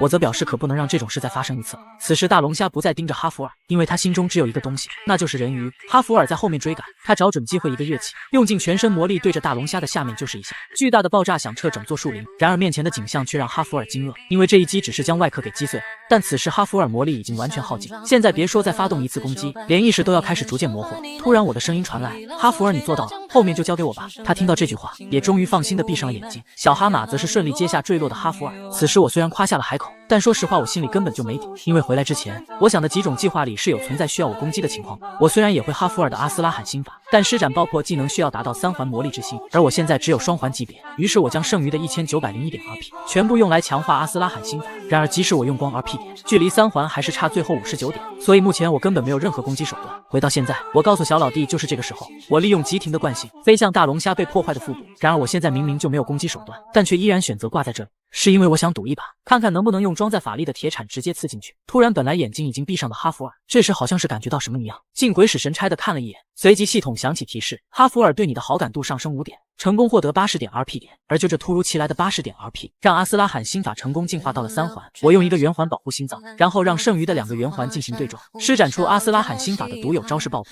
去死吧你这个混蛋家伙！然而胡乱攻击的大龙虾击碎了一颗又一颗岩石，扬起了无数石子，其中一颗朝着天上飞了过去，竟然碰巧击中了我的头部。我瞬间感觉大脑一片空白，挂在大龙虾上面的手也不自觉松开了。这下我只有一次攻击的机会，必须一击打爆它才行。看来不能再用一个法力圆环保护心脏了。没有犹豫的时间，一招赌上性命的3重爆破打出，巨大爆炸让大龙虾如同多股糯米牌一样整个解体，再也没了任何生机。片刻过后，哈弗尔被3个幻想伙伴叫醒，他醒来便看见已经死掉的大龙虾。少爷他真的说到做到了。突然小老弟非常急切地拉着哈弗尔的手指，您怎么了？是要我跟您走吗？3个小家伙非常担心地在前面带路，感觉他们都快要哭出来了一样。哈弗尔跌跌撞撞地跟在后面，突然眼前的景象让他非常惊恐，因为他看见少爷正毫无生机地躺在地上。哈弗尔见状立马上前听心脏是否还在跳动，然而听完之后他整个人像是丢了魂一样，因为心跳竟然已经停止了。哈弗尔难以置信地看着面前的这一幕，一把握住少爷的手，不可以，您不可以就这样死掉，领地的居民还等着您回去呢，我也好不容易遇到自己新的家园。突然哈弗尔察觉到什么，随即立即伸手测了一下，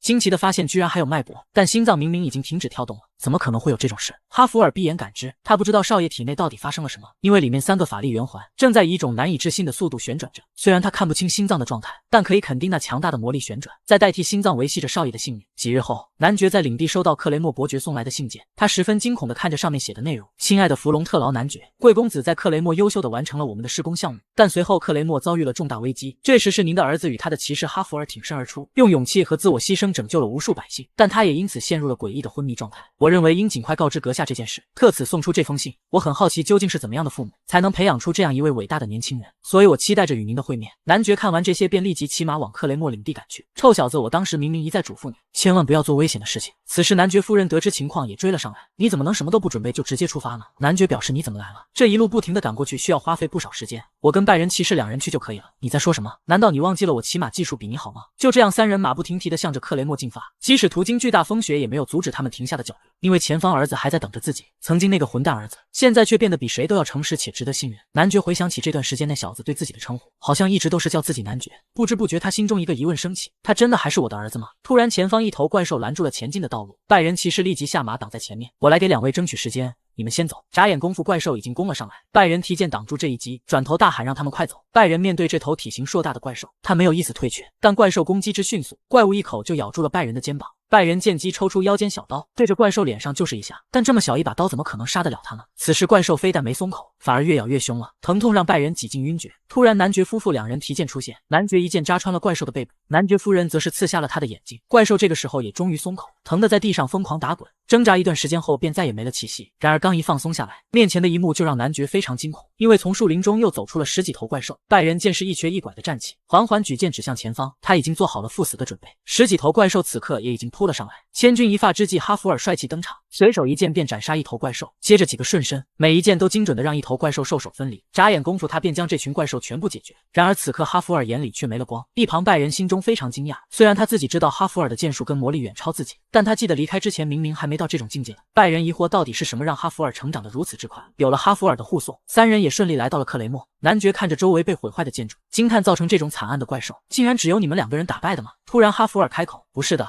我只是少爷挥舞在手中的剑而已，全是靠少爷的力量才把怪物解决掉的。突然男爵听到一旁有人在议论他儿子，如果不是有那位在，我现在肯定早就冻得没命了。他在火急火燎地冲向吉加泰坦的时候，还顺手救了不少人呢，并且他的召唤兽也在灾难发生时救了非常多的人。随着4人来到领主府，他们发现这里聚集了大量的居民，而这些人全在为他们的救命恩人祈祷。突然一个不和谐的声音传来，你们是不是都魔怔了？要不是那个人做了铜像之主，又怎么会发生这种事呢？严格来说，这次事件都怪那家伙。虽然有人因为这话开始动摇，但很快那些被救过的人就立马上前暴揍了那家伙一顿。与此同时，另一边我居然醒了过来，随后系统响起提示，您的牺牲和勇气深深地触动了克雷默市民，基于您的贡献将发放豪华的奖励。我询问系统自己怎么还活着，按照设定我的心脏应该爆炸了才对啊。系统表示具体情况你之后会慢慢了解的。此时哈弗尔进来看见少爷居然醒了过来，而我见到他问的第一件事就是克雷默伯爵有没有说什么时候复工成款。哈弗尔听完先是一阵无语，但随后眼神再次焕发光芒，露出了微笑，您恢复原状了，真是太好了！男爵夫妇2人这时也眼含热泪的冲了进来，上去就是一个大大的拥抱。臭小子，你知道我们有多担心你吗？不过现在没事了就好。而这也是我来到这个世界以来第一次感受到别人的关心，但我殊不知这次事件已经传到了王宫里，真是有趣。没想到我的土地上居然还有这种人。御史，你去弗隆特劳领地把那个人跟他的护卫带过来，朕要亲自见一见这个人。男人救了整个领地的人，所以被领主邀请上台讲话，但他却直接在台上打起了自己的广告。各位乡亲父老们，你们有没有听说过地暖？下面的民众听完一脸懵，完全不知道那是什么。哎呦，不知道吗？现在寒冷的冬季来临，你们是不是经常担心关节不利索的老人冻着，操心自家孩子着凉而感冒？为了跟壁炉里可恶的小火种较劲，你知道你们都浪费了多少时间吗？是1个小时吗？是2个小时吗？全都不是。如果人生有50年，你们就会在壁炉前浪费整整15年了。如果大家觉得这些时间浪费了很可惜，那么就请记住地暖，因为它会让各位市民的生活质量提升这么多，不对，应该是会提升这么老多，所以千万不要错过这个千载难逢的机会。如想了解更加详细的事项，请来拜访弗隆特劳男爵的府邸。以上便是我所有要讲的内容。此刻下面民众听完这一套又一套的话术，彻底给整懵了。一旁克雷默伯爵想起了几分钟前自己跟这家伙在来演讲路上发生的对话。哎呦，不知道那些建筑跟道路的维修费会要多少？伯爵表示应该会超出1个月的预算吧。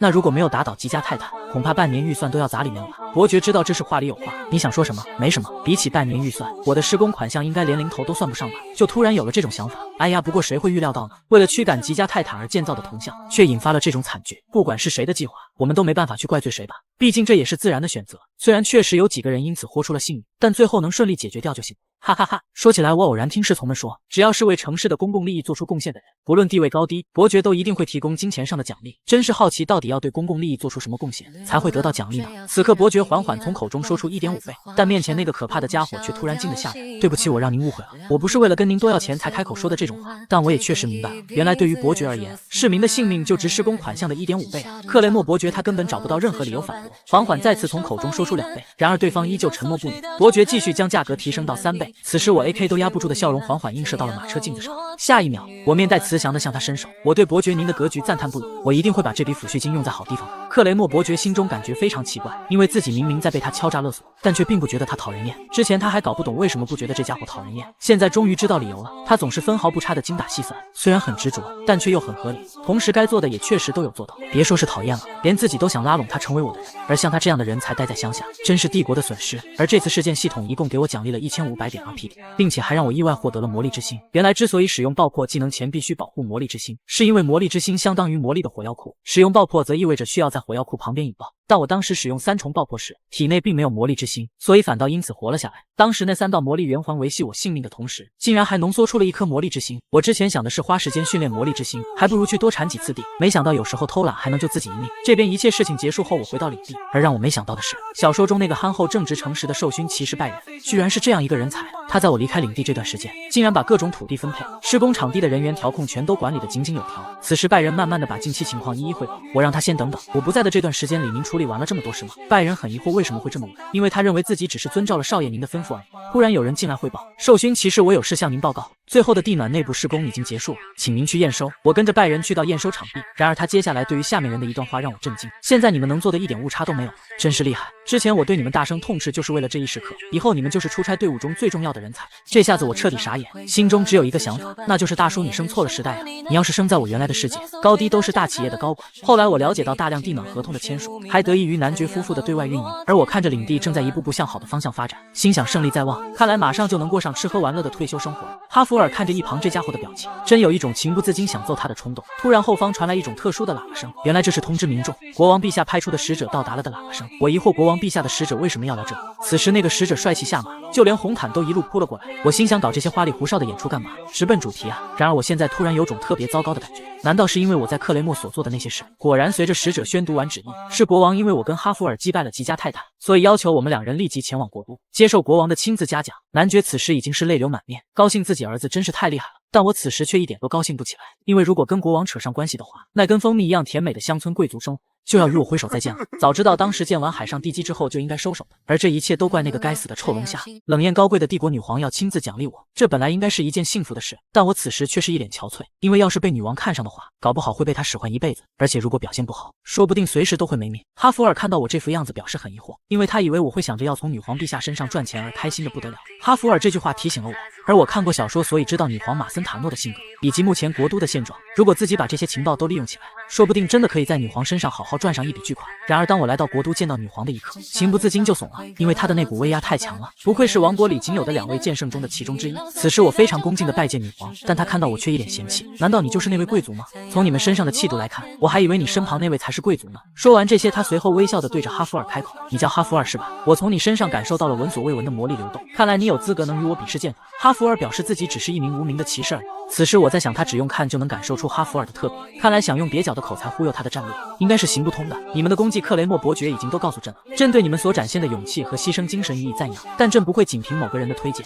就草率的下定论，所以我要亲自测试你的能力。我得意一笑，心想这可是能拿下女皇订单的绝佳机会。我问你，你觉得最近在国都马森塔最急需进行施工的工程是什么？看过小说的我当然知道最急需施工的地方是哪里，那就是维修逐渐坍塌的王城。女皇觉得如果面前这人真是个有实力之人，那一定会发觉王城需要维修，但要是连这点都没看出来的话，她便无法认可面前这家伙。然而我明知道急需施工的地方是王城，但我却告诉女王是在横跨国都的马泽纳河兴建一座桥梁，因为我太了解女皇了。虽然她现在肯定会有些不满，但按照女皇的性格一定不会就此结束测试，因为马森塔诺这个拥有着最高权力和绝对武力的人，他性情豪放，光明磊落，同时能不分贵贱的倾听对方的建议。说说看你的理由是什么？或许有的人会想，现在急需要做的应该是维修王城。我知道在很久以前有一只性情暴躁的龙2次拔起王城的高塔，所以为了防止这样的事情再次发生，王城就变成了现在这种宽扁的模样，也有了如今这般沉重无比的马森塔王城。然而它的重量挤压着地面和支柱，因此才会一点点坍塌，但现在维修还为时过早，所以我认为这不是个急需施工的项目。女皇听完心想，这个傲慢的家伙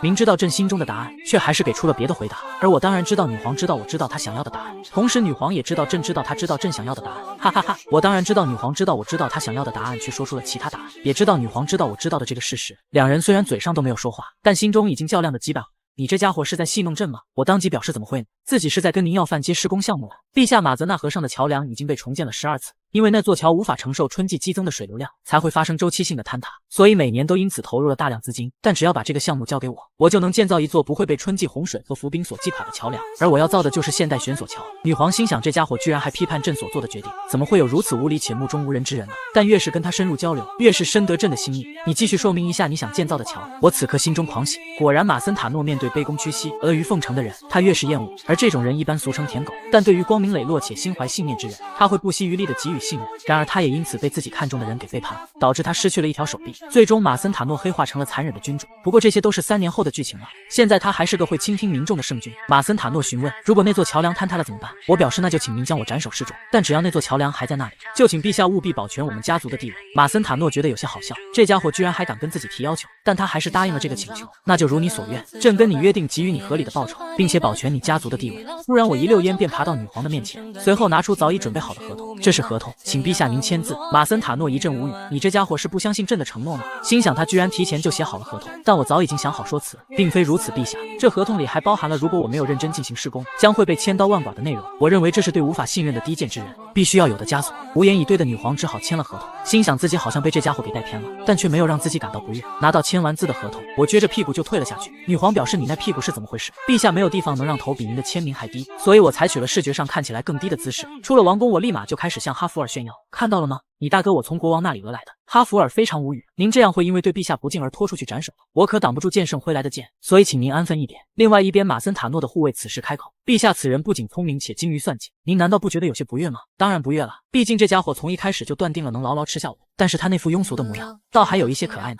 穿越到小说我才知道自己有个亲弟弟，然而第一次见面就看到他被别人霸凌，但他这时却疯狂发信号让我不要插手。原来这是一个不比学业成绩，更看背景地位的贵族学校，而出生穷苦乡村的领主儿子，成绩却是名列前茅，这就使得更多人看他不爽，所以他怕我插手之后会遭到更多霸凌。但当得知霸凌者父亲是谁时，我竟情不自禁地笑了起来，随后慢慢走向他。臭小子，你刚刚说你爹是谁来着？黄毛不耐烦地表示，你是这穷小子的亲戚吗？我父亲是英明又慈悲的拉科纳子爵，害怕的话就赶紧从这里滚。还没等他把话全部说完，一只巴掌一样大的巴掌就扇了过来，威力之大，直接让他空中转体2圈半，接着又在地上滑行2米半，直到撞到墙上才停下来。而这就是我自创的攻击技能魔力巴掌，并且没有冷却时间。此时那小子的同伴见状起身怒吼，你是哪来的疯子，胆敢冒犯上流联合会的成员，都说了没有冷却时间还来挑衅。我又是一巴掌扇了过去，我是2年级的第1密银拳头格什庞德，你今天做好丢命的觉悟吧。我依旧面无表情，说了一大堆还不是一巴掌的事，但下面出场的人就需要2巴掌了，因为他们是双胞胎。一旁还有人为他们解说，这2位是被称为黑龙双脚的双胞胎，看来在他们2人华丽的配合面前，这家伙肯定吃不了兜着走了。2个不学好的小屁孩儿交叉反抽直接解决战斗。随后我找到刚刚解说的那个人，说双脚什么的人是你对吧？吓得他连忙表示没有。你个小屁孩居然还撒谎。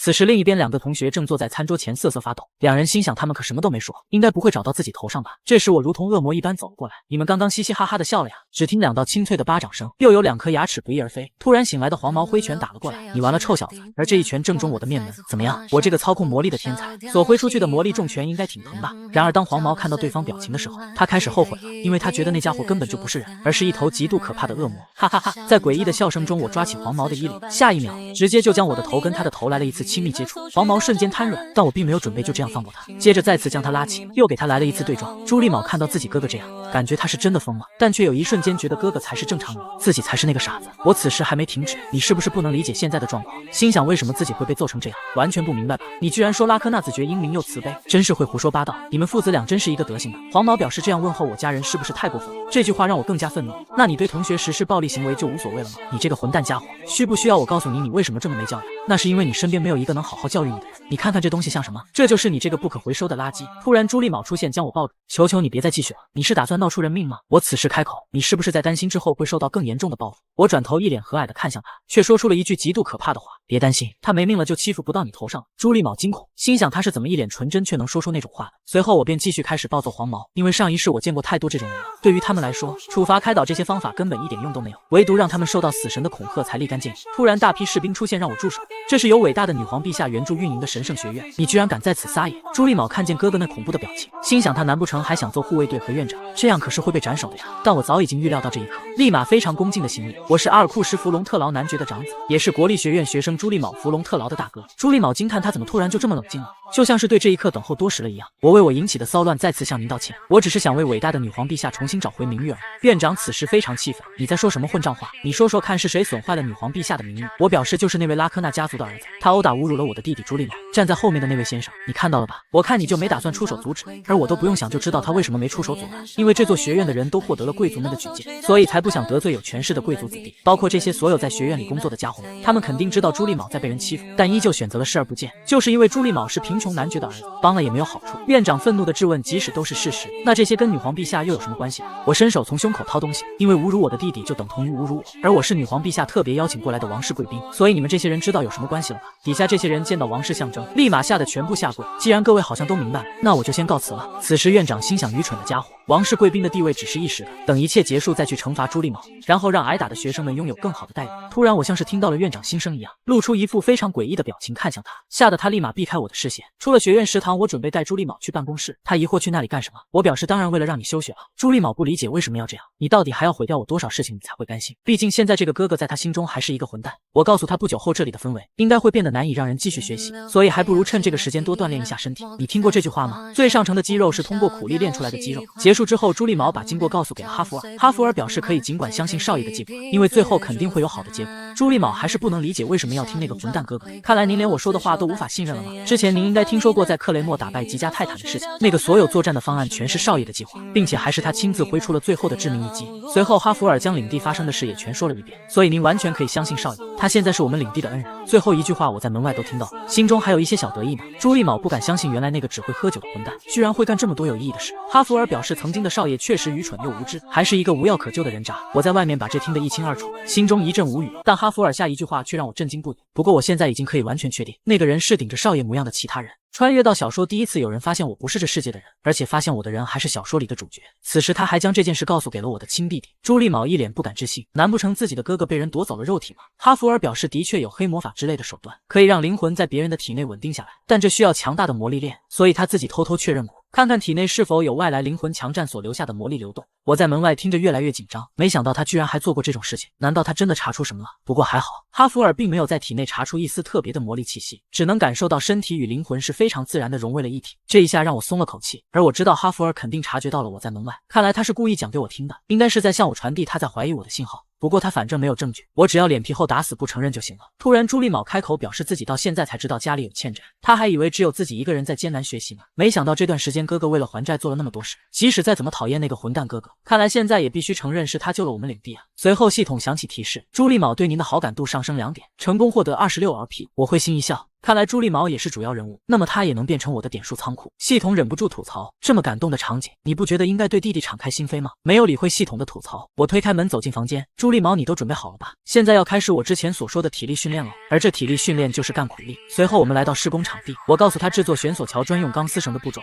第一步，先把油土拍成直径1米多的披萨饼；第二步，再放上各种成分的泥土和石头；第三步，让小铃铛美美的将它吃下；第四步，再等它将泥土转化成铁丝排放出来；第五步，静待铁丝冷却之后，再将120根铁丝扭成一组，这样制作钢丝绳的准备工作就结束了。介绍完全部流程，我就把铁铲递给朱丽卯，告诉他这是建造铁索桥的起始点，所以如果这一步毁了，那之后的工程就全完了。不管是我们领地的债务，还是你接下来的学院生活，都会被他左右。朱丽卯疑惑，这样一项重要的工作，为什么要交给自己？臭小子，你在说什么呀？就是因为这件事很重要，所以才会托付给聪明又有责任心的你。朱丽卯听完人都傻了，心里默默叫了一声哥哥。而我走后准备去找一个人，因为如果用这个时代的技术去建造悬索桥，可以说是天方夜谭，光靠我自己就算再怎么折腾，也是不可能做出来的。也就是说，我需要借助超越技术丽人的帮助，那就是面前这位王室的矮人工匠科吉杜斯。然而我进来还什么话都没说，他就表示拒绝，因为他压根不想听。我心想，这倔脾气老头果然跟小说中描写的一样，据说就算是国王的请求，只要他自己不感兴趣，也绝对不会行动的。但我早就想好了对付他的强效武器，那就是这幅精细设计的桥梁图纸。老头开始还表示对人类设计的图纸不感兴趣，然而当他看清楚的时候，哎呀，真是对不起，是我不自量力了，那我还是去交给其他铁匠来做吧。说完我就朝着门外走去。果然此时科吉杜斯出声叫住了我，你知道你设计的那个东西，如果不能完全保证强度的话，会发生什么事吗？我当即表示自己当然知道，如果不能保证强度内桥就会坍塌，到时候桥上的人也都会丢掉性命，而我则需要为此负责。但我会在断头台上呐喊，如果当时是由科技杜斯来建造的话。老头瞬间明白了，面前这家伙是在威胁自己。你这个傲慢无礼的家伙，是想用这个威胁我吗？我诡异一笑，怎么会呢？我只是在唤醒一个工匠的良心呢。科技杜斯无奈的叹息一声，把图纸拿过来吧，我先看看。看完之后，科技杜斯表示他确信，整个王国里只有他能做到。很明显，如果你把这件事交给其他人来做，只会引起一场大型事故，哈哈哈！所以我才会来威胁。我不应该是来拜托您。科技杜斯认为能够设计出这种东西的家伙，应该也想过怎么引起我的兴趣吧。我依旧露出一副坏人模样的表情，我哪敢妄想那种事？我只能赌工匠是位心地善良的人。听到老头答应下来，我立即弯腰表示非常感谢。另一边，朱利毛也在连续不断的制作钢丝绳，王室工坊那边则是在制作横架结构的桥面，而我跟哈弗尔要开始对桥梁的主塔下手了。突然，这时出现一堆人叫我住手！你们竟敢欺瞒王室，私吞国库财产，绝对无法饶恕！原来马泽纳河上之前的桥是他们造的，现在无缘无故要被拆除，他们肯定不同意啊！所以他们找到女皇，举报我是因为要赚没必要的钱，而觊觎王室的财产，望女皇陛下惩罚那狡猾之人，为王宫修缮尽一份力。就这样，双方的人都被女皇叫到一起，你们各自阐述一下自己的主张吧。工会那边先来，国都马森塔的建设行业工会会长维克托表示，那座由前代工会会长所建造的马泽纳大桥，已经在那位置上坚守了30年，桥梁采用楔形支柱，可以分散速度极快的水流。结果这家伙现在却要摧毁那座桥，这分明是对工会的侮辱，是对女皇陛下的蔑视。而我看过小说，所以清楚之后桥梁会在暴雨之际发生坍塌事故，但我不能跟他们提未来的事。突然，我向工会会长身边的官员提了一个问题：您收了多少？对方两人瞬间吓了一激灵，你这家伙胆敢在女皇陛下前含血喷人，诬陷于我。而我微微一笑，从他脸上就能看出他100%收了钱。很显然，王宫这些官员早就跟工会那些商人勾结在了一起。突然，女皇非常愤怒地叫住了我。我一直以为你是聪明人，但你现在犯了大错，你竟敢毫无依据地诬陷王宫官员。来人立刻准备审判。瞬间，我便被人绑住带到了刑场。哈弗尔见到这种情形，已经准备伸手拔剑劫刑场了，但此刻我却露出了那标志般的笑容，因为这一切都在我的计划里。只见一旁的男人被人围住，施展了一种咒语，随后他就把这么多年勾结商人贪污王宫的事情全部给说了出来。原来他被施展的是坦白咒，事情败露的两人将接受女皇最严厉的刑刑，那便是需要脱光衣服挂城门2年半。他们将一直接受乌鸦卓坤的摧残，直到行刑时间结束。而我更是善良的请求女皇放过了他们的家人。看来我真是一个善良的人啊！哈哈哈！原本这群家伙拖延了悬索桥的施工进度，我还有些烦躁的。不过女皇陛下因为我找出贪官有功，所以便把王国所有的人力都投入到了悬索桥的建造中，其中包括王国的高阶魔法师，他们可以用重力魔法减轻气块的重量，这样桥梁的主塔一转眼就完工了。接着由小铃铛叼着悬索，使用技能火山爆发射到另一座塔上，角老弟则是负责在另一边接住小铃铛，之后再将这边的悬索进行固定，接着让喝水慢慢变大的小哈马将桥身逐渐抬上去，最后由站在桥上的魔法师使用烈火之术对桥面进行焊接。终于通过各方的配合，这座现代悬索桥正式在1世纪完工，系统也随之给我奖励了1050点 RP。现在我的持有的 RP 点数已经来到3019点。女皇更是将桥以我跟哈弗尔的名字命名，并且赐予我名将的称号。我此时心想，只要巨额施工款项拿到手，那样就能彻底解决掉我们领地的债务问题。但现在却还剩一道巨大的阻碍，因为女皇不可能就这么容易放我走，她现在心里一定在想我的用处太多了，要怎么继续使唤我。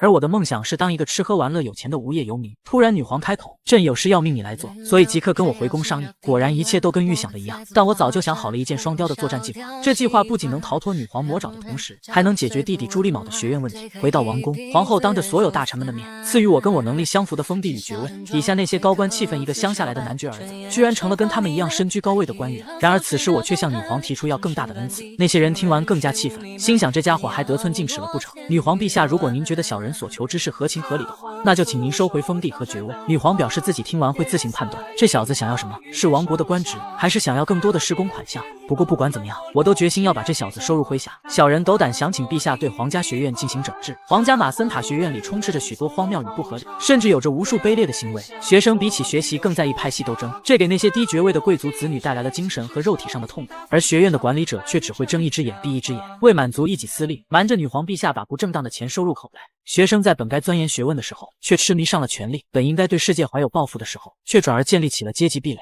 这与设立学院的宗旨大相径庭。此时那些参与其中的学院管理者早已经是吓得满头大汗了。随后我吩咐哈弗尔，让他将那份东西交给女皇陛下。这是我和哈弗尔在过去4个月来调查的内容。自学院毕业的人，做杂事的工人，甚至还有因为厌恶学院里的种种荒谬之事而离开的良心教授。我将他们的证词和来源全部缜密而详细的做了记录。此时那些学院管理者真的慌了，陛下那是卑贱之人的谎言，皇家学院里绝不会发生那种事。女皇马森塔诺极度愤怒地看着报告里的内容，随后命令人对那些人全部使用坦白咒语。就这样，这些人全都被实施了坤刑。皇家学院各处开启大清理，只要是名单上的人全都被抓了起来，就算和名单人有交情的人也都不例外，他们都将根据罪名实施刑罚，罢免职务，没收封地。我此刻缓缓露出 AK 都压不住的嘴角。哈弗尔询问学院被清理整治，有必要让您这么开心吗？我则是告诉他，这样一来女皇姐姐就完全忘了我的存在，接下来我只要偷偷把好处收进口袋，再悄悄溜走。哈哈哈！突然我身后传来一阵凉意，我来传达女皇陛下旨意，就算你要走也一定要来参加明晚的宴会，还有陛下夸你以学院为借口来了一场绝妙的祸水冬泳，还说尊重你想玩的心。我心想，原来我一直都在女皇姐姐的手掌心里，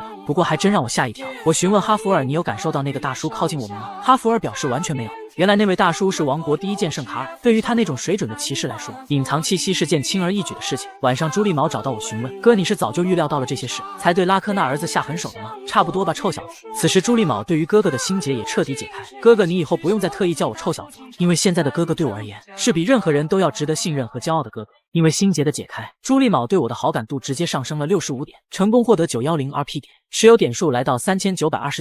随着晚宴到来，此时身后传来一道御姐声，不用再躲了，给我过来这边。然而我已经很努力的在躲藏了，但还是被女皇姐姐看到。你以为这么做朕就看不到你吗？你这样反而像只蝼蛄更显眼。突然哈弗尔非常开心的表示，在下对陛下的洞察力赞叹不已。我无语，哈弗尔干嘛一脸畅快的表情？你没听到我让你靠近点吗？我恭恭敬敬的靠近，再过来点，再近点，我让你再近一点，没听见吗？而我此时满头大汗，紧张的不行，我怎么敢再继续靠近女皇陛下呢？女皇突然凑近开口道，如果你改变想法了，随时都可以来找我，我会为你准备好一切，这是场为你筹办的宴会，尽情享受吧。听完我心中一喜，竟然还有这种好事，而最佳的选择当然是吃喝玩乐啦。这次收了一大笔施工款项，接下来只要玩就好了。突然我想到什么，按照小说剧情来说，女皇姐姐3年后会因为背叛而黑化，到时候可能不知道会变成什么样子。此时我听到一段话，宴会将持续到月落破晓之时。这句话我印象非常深刻，因为这是小说女皇姐姐被下毒失去一条胳膊的时候，策划暗杀她时用的秘密暗号。不过这明明是3年后才会出现的台词，为什么现在会出现，并且还是第一剑圣卡尔嘴里说出来的？然而他此时还不知道自己已经喝下了毒酒。女皇马森塔诺感觉今天头怎么有些疼，难道说是自己喝多了吗？可这次喝的明明跟平时一样多呀。他心想，应该是这几天太累了，除了处理学院的事情，还要时刻关注帝国阿斯法罕的动向。按照间谍给的情报，他们正在阿斯法罕西部地区集结兵力，但如果想要进攻马森塔诺，就必须横跨整座荒野，而这样进攻完全等同于自我了结。女皇心想，他们到底在打什么算盘呢？突然她感受到一阵剧烈的刺痛，她觉得很奇怪，按照自己体内的魔力应该足够中和掉那点酒精，并且她还发现自己无法调整心脏的跳动。女皇运功循环魔力，但这却让她更加痛苦。她此刻明白了是有人下毒，但自己吃的所有食物都需要彻底检验。女皇艰难的起身，满头大汗的询问外面有没有人。她现在眼前事物已经开始出现了扭曲。突然王国第一剑圣，同时也是女皇的护卫卡尔推门出现。女皇见到他很开心，幸好朕遇难时还有你在，快过来搭把手。然而卡尔就是下毒之人，只见他抽出自己的佩剑，而那柄剑已经沾满了鲜血。正如陛下所说，幸好我在您身边，那就让我送您一程吧。女皇一脸不敢置信的看着面前这个自己最信任的人。与此同时，另一边，我带着哈弗尔极快的向王宫里面赶去。我询问他，难道你不问我是什么事情吗？哈弗尔表示他已经感受到了异常的魔力气息。您需要我做什么？而我非常郑重地告诉他，你需要打败剑圣。我知道您没在开玩笑，但请您不要开玩笑。随后我问哈弗尔能不能拖住他。哈弗尔拔下墙上的一只烛台，然后说最多拖住他3分钟，3分钟够了，我们走吧。来到女皇休息室，发现门口的护卫已经全被干掉，里面卡尔已经与女皇打了起来。您真是厉害，在中了致命剧毒的情况下，还能抵挡住我的3次重击。女皇不明白为什么，卡尔根本不准备回答对方问题，一脚直接踹到他的肚子上，随后提剑运起就准备一剑劈下来。关键时刻哈弗尔赶到，一记烛台突刺将他打断。然而卡尔可是堂堂王国第一剑圣，转身一剑就挥了过去。他惊讶这家伙居然用烛台挡下了自己的剑。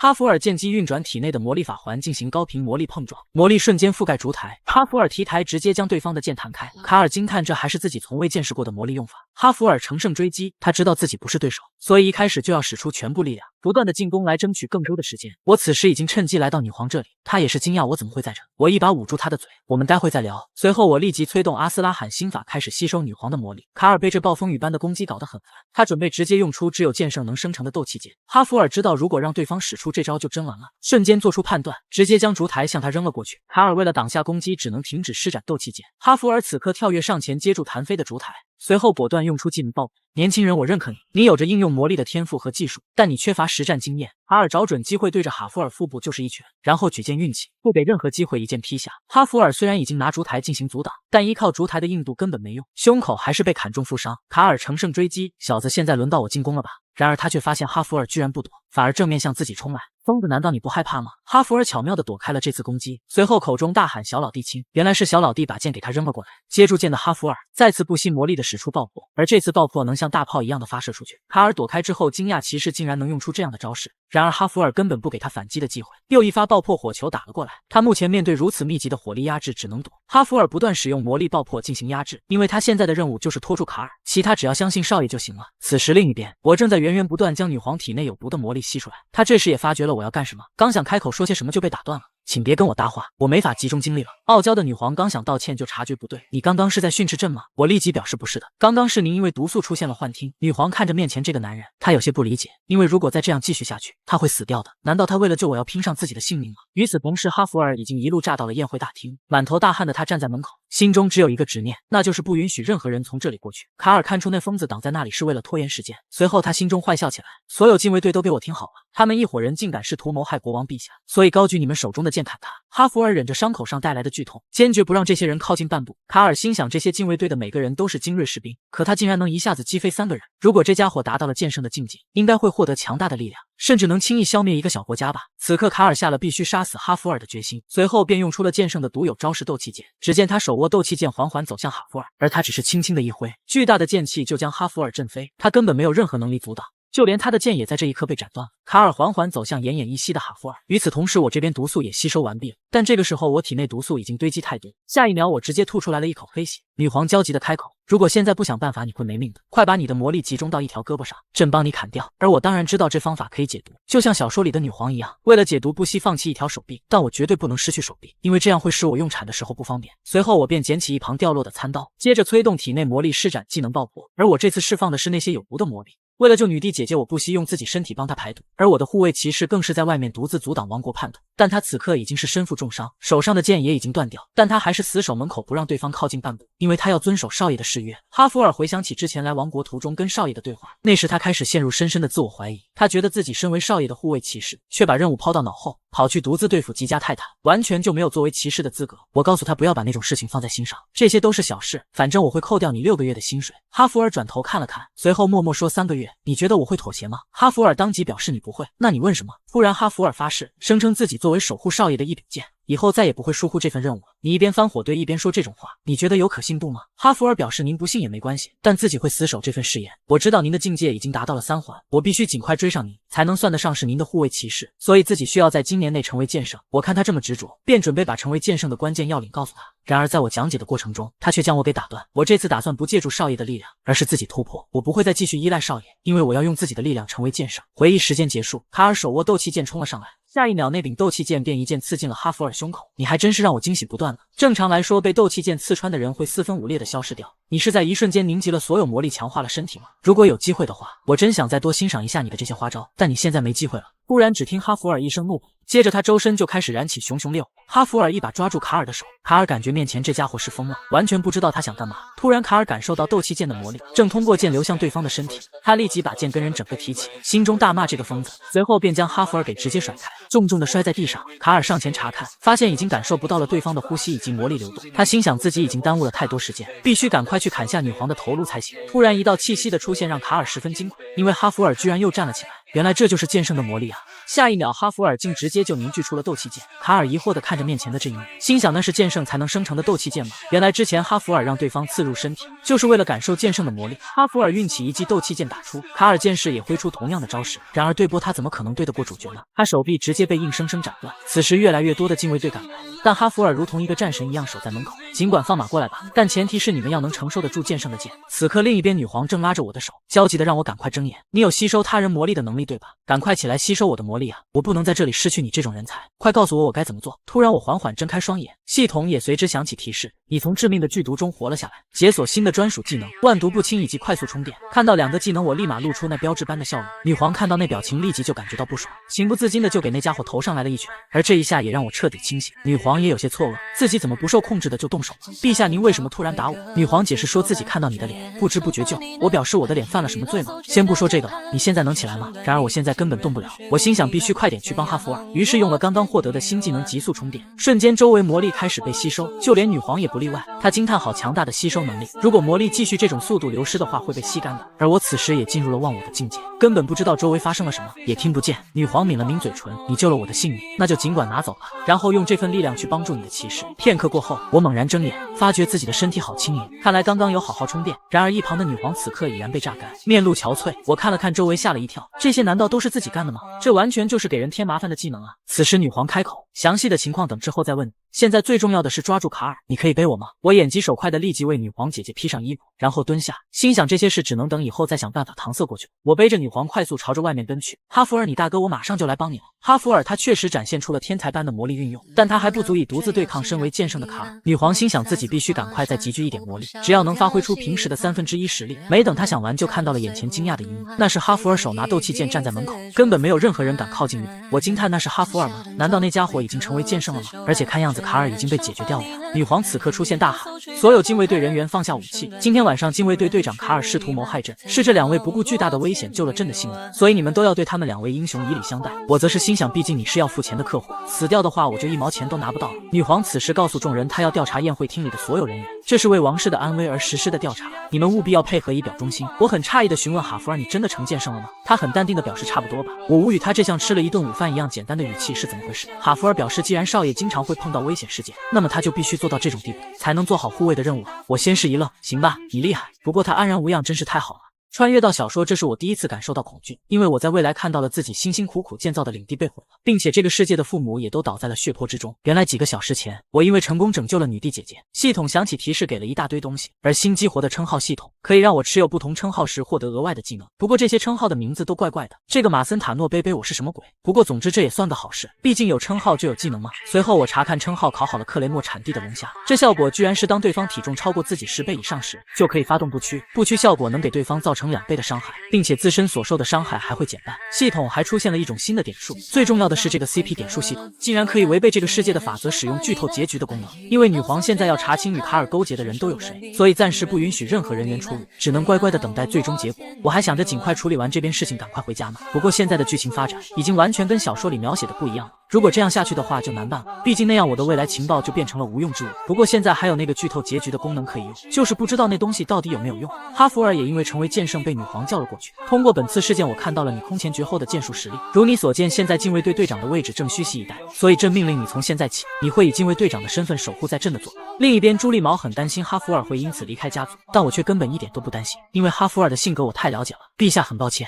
我是阿尔库什佛隆特劳男爵的骑士，所以请您谅解，我无法离开那位身边。你觉得朕现在是在请求你吗？违抗朕的命令跟造反无异，你应该清楚这背后的代价是什么吧？哈弗尔表示内请陛下能允许我给男爵写一段离别信。女皇知道这句话的意思，你说的倒是挺高尚的，你的意思不就是在说不如直接把我拖出去斩了吗？女皇自己也清楚，她是留不住哈弗尔的，你走吧，朕尊重你的意思。哈弗尔道完谢后走出宫殿，出来便遇到焦急等待的朱莉毛。陛下跟你说了什么吗？不会是……哈弗尔微微一笑，随后表示自己永远都是弗隆特劳家的骑士。晚上我躺在草坪查看系统新增加的称号效果，这个马森塔诺贝贝我效果竟然是不管我做什么，女皇都不会怀疑我有谋反之心。随着月圆之夜的午夜时分到来，每月的 CP 点数也在这时到账，现在可以使用20点 CP 来剧透下面故事的走向。我窃喜按照现在情况来看，迎接我的肯定是荣华富贵般的未来啊，最坏的情况应该也就是过得太好而变胖，接下来就看看我的幸福生活是什么样吧。突然我周围场景开始发生了变化，我此时竟然位于一片火海之中，仔细观察后发现这里是我的领地，但为什么会是这副惨状呢？我惊恐地向前面查看，发现周围全是死掉的领地居民，我焦急地大喊周围有没有人，我疑惑怎么会这样，难道未来领地真的会变成这个样子吗？突然面前的一幕让我十分惊恐，那是男爵夫妇死在血泊之中，我自己正跪在他们面前痛哭着，如果再早一点的话，或许悲剧就不会发生，对不起，我没能守护住任何人。我愤怒地朝天大喊，怎么会有这种结局啊？突然我察觉有什么东西朝这边飞来，转头看去那是满天的蝗虫，不对，那应该已经不算是蝗虫了，而是单纯像蝗虫一样的怪物。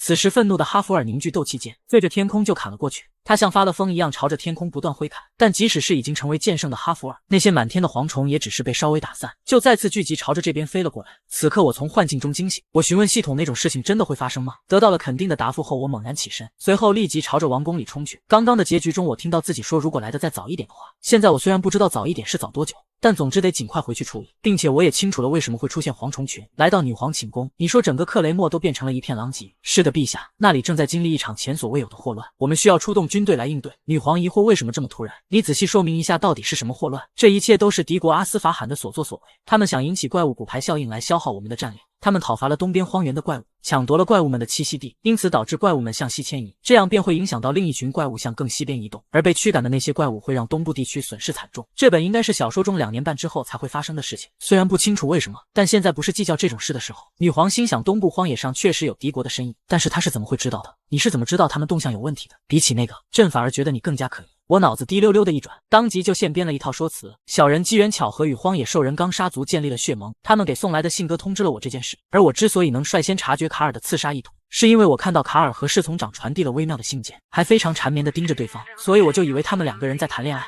然后跟上去凑了个热闹。没想到就目击了事发现场，还有关于我吸收魔力的情况。如陛下所见，我的护卫骑士哈弗尔是空前绝后的天才，我跟他从小相伴到大，从他那里学到了一招半式，而且我也算半个天才，所以他可以吸收魔力，那我也能吸收魔力，是不是就很合理了？女皇心想，这些虽然都说得通，但总觉得这些都是这家伙现编出来的。突然称号马森塔诺被我效果发动，那便是不管怎么样都不会对我起疑心。随后女皇便派出500名白枪骑兵和50名魔法师，既然你掌握了敌军的动向，那这些人就由你来指挥吧。我微微一笑，心想女皇姐姐就是大方，你应该比任何人都清楚，选择去相信一个平白无故的猜测是要付出代价的。我立即表示自己清楚天下没有白吃的午餐，如果这次成功阻挡了怪物的袭击，那我就告知民众这是靠陛下的预测跟决断才能取得这么大的成功，您因为谋杀事件所受损的权威便能再次建立起来。女皇听完感觉很欣慰，虽然你这个人从头到脚都很可，但跟你沟通起来很顺畅，所以我很喜欢。就这样，我连夜便带着部队向家里赶去。不过这王国的马也太快了些吧。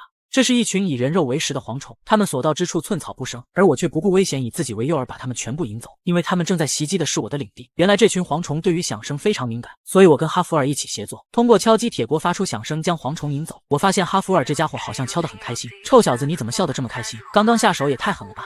随后我告诉他我们接下来要去拉克那领地，哈弗尔疑惑少爷竟然还想去帮他们，他没想到情况如此紧急，少爷还为隔壁领地考虑，好感度都不由得再次上升了3点。然而我想的是拉克那领地每年要给我交那么多水费，我可不能失去这样一个摇钱树啊！此刻拉科纳子爵正惊恐这些蝗虫该怎么办时，我与哈弗尔帅气登场，给他留下一句记得交水费，便敲击铁锅将这里的蝗虫全部引走。而我一边引蝗虫，还一边喊着队长弗隆特劳来此。哈弗尔疑惑喊那么大声有什么用？不如多节省一点力气。我则告诉他你这是只知其一不知其二，我要大声喊出来，那些领地居民才知道是谁救了他们。这等伟大的壮举肯定要大肆宣扬才行啊！哈哈哈！哈弗尔看见少爷情况这么危险还笑成那样，觉得他一定是疯了。突然我发现前面竟然也出现了一大波蝗虫群，少爷请您把锅盖斜着顶在头上。随后哈弗尔凝聚出斗气剑，直接跑到前面开启闪电乱舞模式，冲过前面这波虫群后，他们便与后面的再次聚到一起。但此刻王国战马已经到极限了，再这样下去我们肯定会沦为蝗虫的盘中餐的。哈弗尔准备好你的背，他疑惑准备好背是什么意思，随后就看见少爷一个起身跳起，接着便趴在了自己的背上。从现在开始你就是马，快跑！哈弗尔好生气，但却没有办法，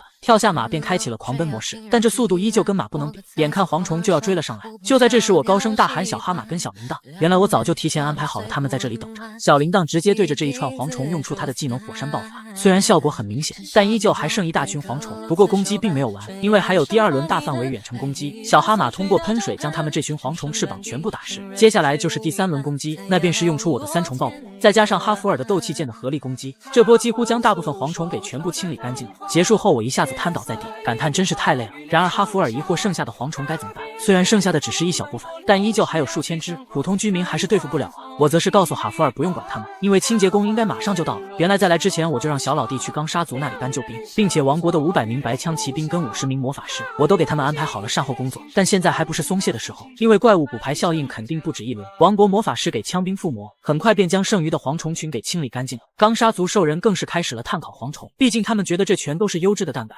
此时男爵夫妇担心的赶来，上来便焦急的询问儿子你有没有哪里受伤。见到没有受伤，男爵夫妇上前就是一个大大的拥抱。臭小子，我对不起你，还有谢谢你替我这没用的父亲拯救了大家。我心想不是的，我做这些都是为了以后养老做准备啊。此时系统都忍不住笑出了声，觉得我全身上下就鼠嘴最硬。不过接下来还有好多事要做呀，因为要预防第2波怪物袭击。傍晚正当我思考怎么制定预防工程的时候，白枪骑兵队长布兰克找了过来，我立马恭敬地向他表示感谢。突然他开门见山地开口，老实说我一开始是有些生气的，毕竟你不过就是个技术工，却能指挥我们荣誉的白枪骑兵。但到了这里后我才醒，我们抵达的时间与位置都在你的计划之中。毫无疑问，你是出色的战略家，你救下陛下肯定也并非偶然。但我的自尊心现在仍然处于受伤的状态。原来是我提前送走了魔法师，却把他们白枪骑士留了下来。但是他觉得守在陛下身旁，为陛下而战才是他们引以为傲的事情，所以他便来这里表明自己的态度。我心想，这位大叔果然不是普通人。在小说中，他听从了当时已经黑化的女皇姐姐所下达的大肃清命令，而哈弗尔为了保护一众人，跟他来了一场大战。虽然最终是哈弗尔险胜，但他死前请了哈弗尔让女皇驻守，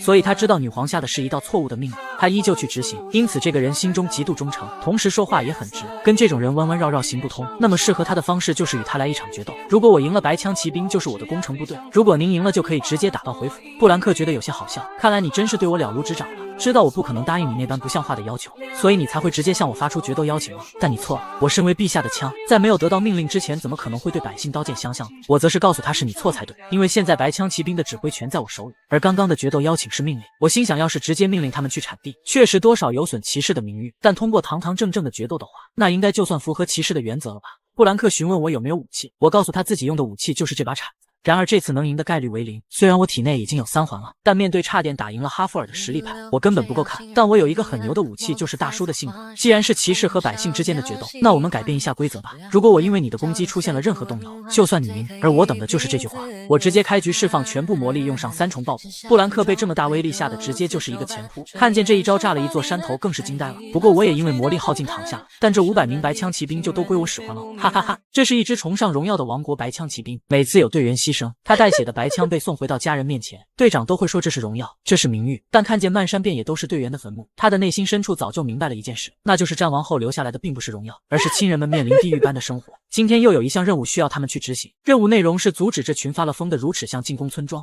队长的计划是先配合他们的前进速度一起行动，随后除掉领头的乳齿象，接着趁他们停止前进时把他们尽快包围起来，再由最外侧像泼弹壳一样往中心击破。他预估这次行动大概会有20人左右的伤亡。突然他听见有队员说，等这次战斗结束后，他要把订婚戒指送给他故乡的恋人。另一个队员要他别这么说，因为说不定他恋人收到的不是订婚戒指，而是一把寓意光荣的长枪。队长不忍听下去，刚准备命令所有人行动，突然就被人给叫住。原来来人是这片领地的受勋骑士拜仁。队长见他居然轻装上阵，便立即质问他马上就要战斗了，为什么不穿盔甲？但他却回答这次战斗不需要盔甲，并且说他过来是当翻译的。您能看到少爷站在那边白色的石头上吗？少爷马上就会给我们发信号。拜仁看着远处打出的信号，缓缓翻译道：白枪骑兵，请向村子外围的东南方向迅速移动。队长听完这道指挥非常愤怒，您在胡说什么？这样不就是给他们让出了一条大道吗？原来如果按指挥的向东南方向移动，那乳齿象群前面就只剩了一道泥土制造的防御墙。此时又有信号发了过来，如果你再继续说废话，我就找女皇殿下告状。队长不理解，这真的不是在随便乱指挥吗？然而对于士兵来说，命令大于一切，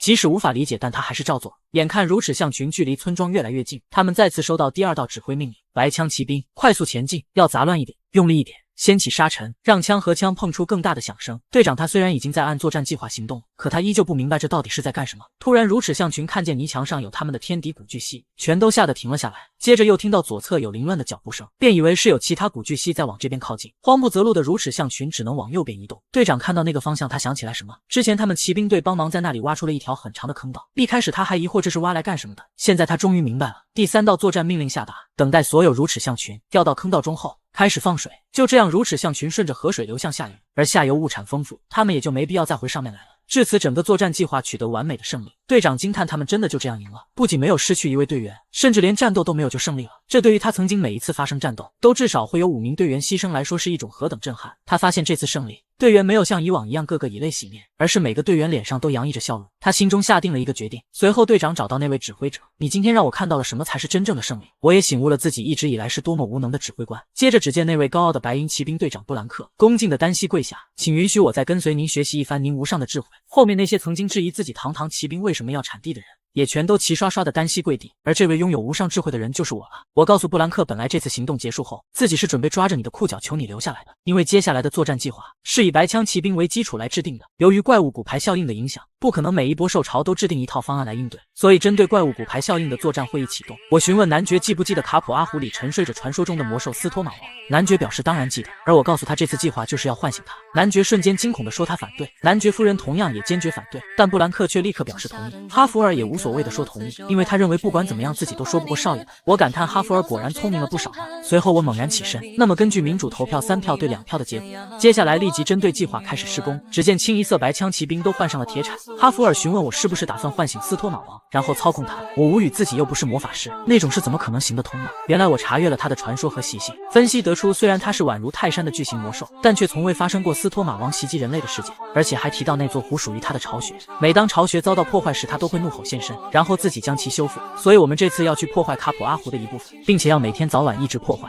这样的话，斯托马王就会一边修巢穴一边在那里咆哮，那些兽巢过来看到肯定会胆寒不已，因此他们就不敢再靠近。这就是我家前院的恶犬作战计划。哈弗尔听完觉得，这不就是想不断骚扰沉睡的野兽吗？感叹这也只有是恶魔的人才想得出来的方案吧。接着哈弗尔问，如果那些资料有误怎么办？说不定那魔兽会袭击我们呢。你不是骑士吗？当然是你去对付他喽。而且到时候每天早晚去湖边咆哮的人就变成了你，这也依然能完成我家前院的恶犬作战计划。哈弗尔心中一凉，所以他把我当成了狗吗？来到卡普阿湖，我便开始对这里进行测量，接着开启模拟模式进行计算，看看怎么在不发洪水的前提下破坏湖堤，唤醒斯托马王。哈弗尔跟布兰克看我在那里凭空乱画，他让布兰克不要觉得奇怪，虽然看起来有一点疯，但请不要在意。然而在布兰克眼中，觉得我不仅有着非凡的智慧，竟然还拥有隐藏疯狂的一面，感叹真是一个不羁之才。这一下给哈弗尔都整无语了。之后再看到我给白枪骑兵洗脑的时候，他更是为这群士兵感到可惜。我们今天要去唤醒古代魔兽，这可是别人都做不到，只有各位才能办到的事。能以超乎寻常的力量挖掘山体的人是谁？瞬间那些拿着铁铲的士兵高呼，是白枪骑兵。我接着询问道，在魔兽示威的时候，能用铁铲捕获对方的人是谁？瞬间再次响起震耳欲聋的呐喊，是白枪骑兵。各位相信铁铲吗？只见每个人眼中都饱含泪水，齐刷刷地说相信。随后他们高举铁铲，一边走一边大喊铁铲无敌。这一幕让哈弗尔彻底沉默。然而殊不知，此刻湖底的斯托马王准备这次不放过任何一个破坏他巢穴的人。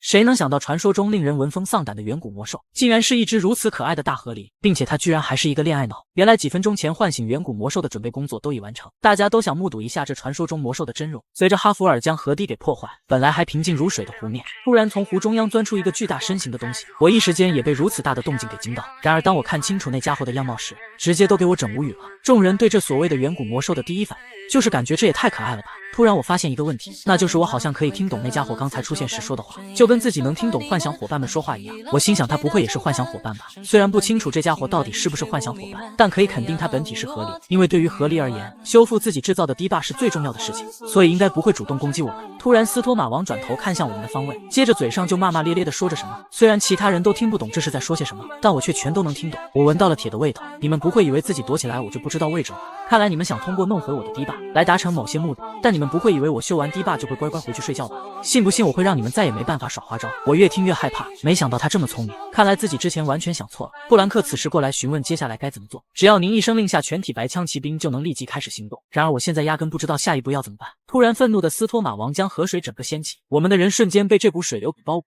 此刻哈弗尔见势不对，立马跃出水面，接着蓄力使用技能爆破进行攻击，但他仅仅随手一掌就将这次攻击打飞。哈弗尔见爆破没用，便立刻使出剑圣才能凝聚出的斗气剑，心想现在没有别的办法，看来只能将他除掉。正当哈弗尔准备全力一击打过去的时候，我出声将他叫住，我有办法，你找机会拖住他。我想的是，如果这家伙真是幻想伙伴，那么这个方法就肯定行得通。明白现阶段任务后的哈弗尔将斗气剑给收回，开始在他面前利用爆破的反作用力，不断来回吸引他的注意力。我此时已经偷偷来到了他的身后，突然斯托马王好像察觉什么，立即转头。我反应过来，赶紧潜入河中躲藏。看来这家伙感知很强，想要靠近不是一件容易的事情。哈弗尔使用各种手段想要吸引住他的注意力，但这种装模作样的攻击并不能彻底吸引到斯托马王的注意力。如果用全力攻击的话，又可能会让他受伤。哈弗尔眼看少爷在水中憋不了多久，突然他嘶声朝着天空大喊了一句必崩，而哈弗尔喊的是刚刚斯托马王说的语言，而这句必崩在斯托马王的眼中是妈妈的意思。无语的斯托马王回复，我不是你妈妈，更何况我是只雄性啊。哈弗尔眼见这方法行得通，又是一顿必崩必崩必崩崩的乱喊。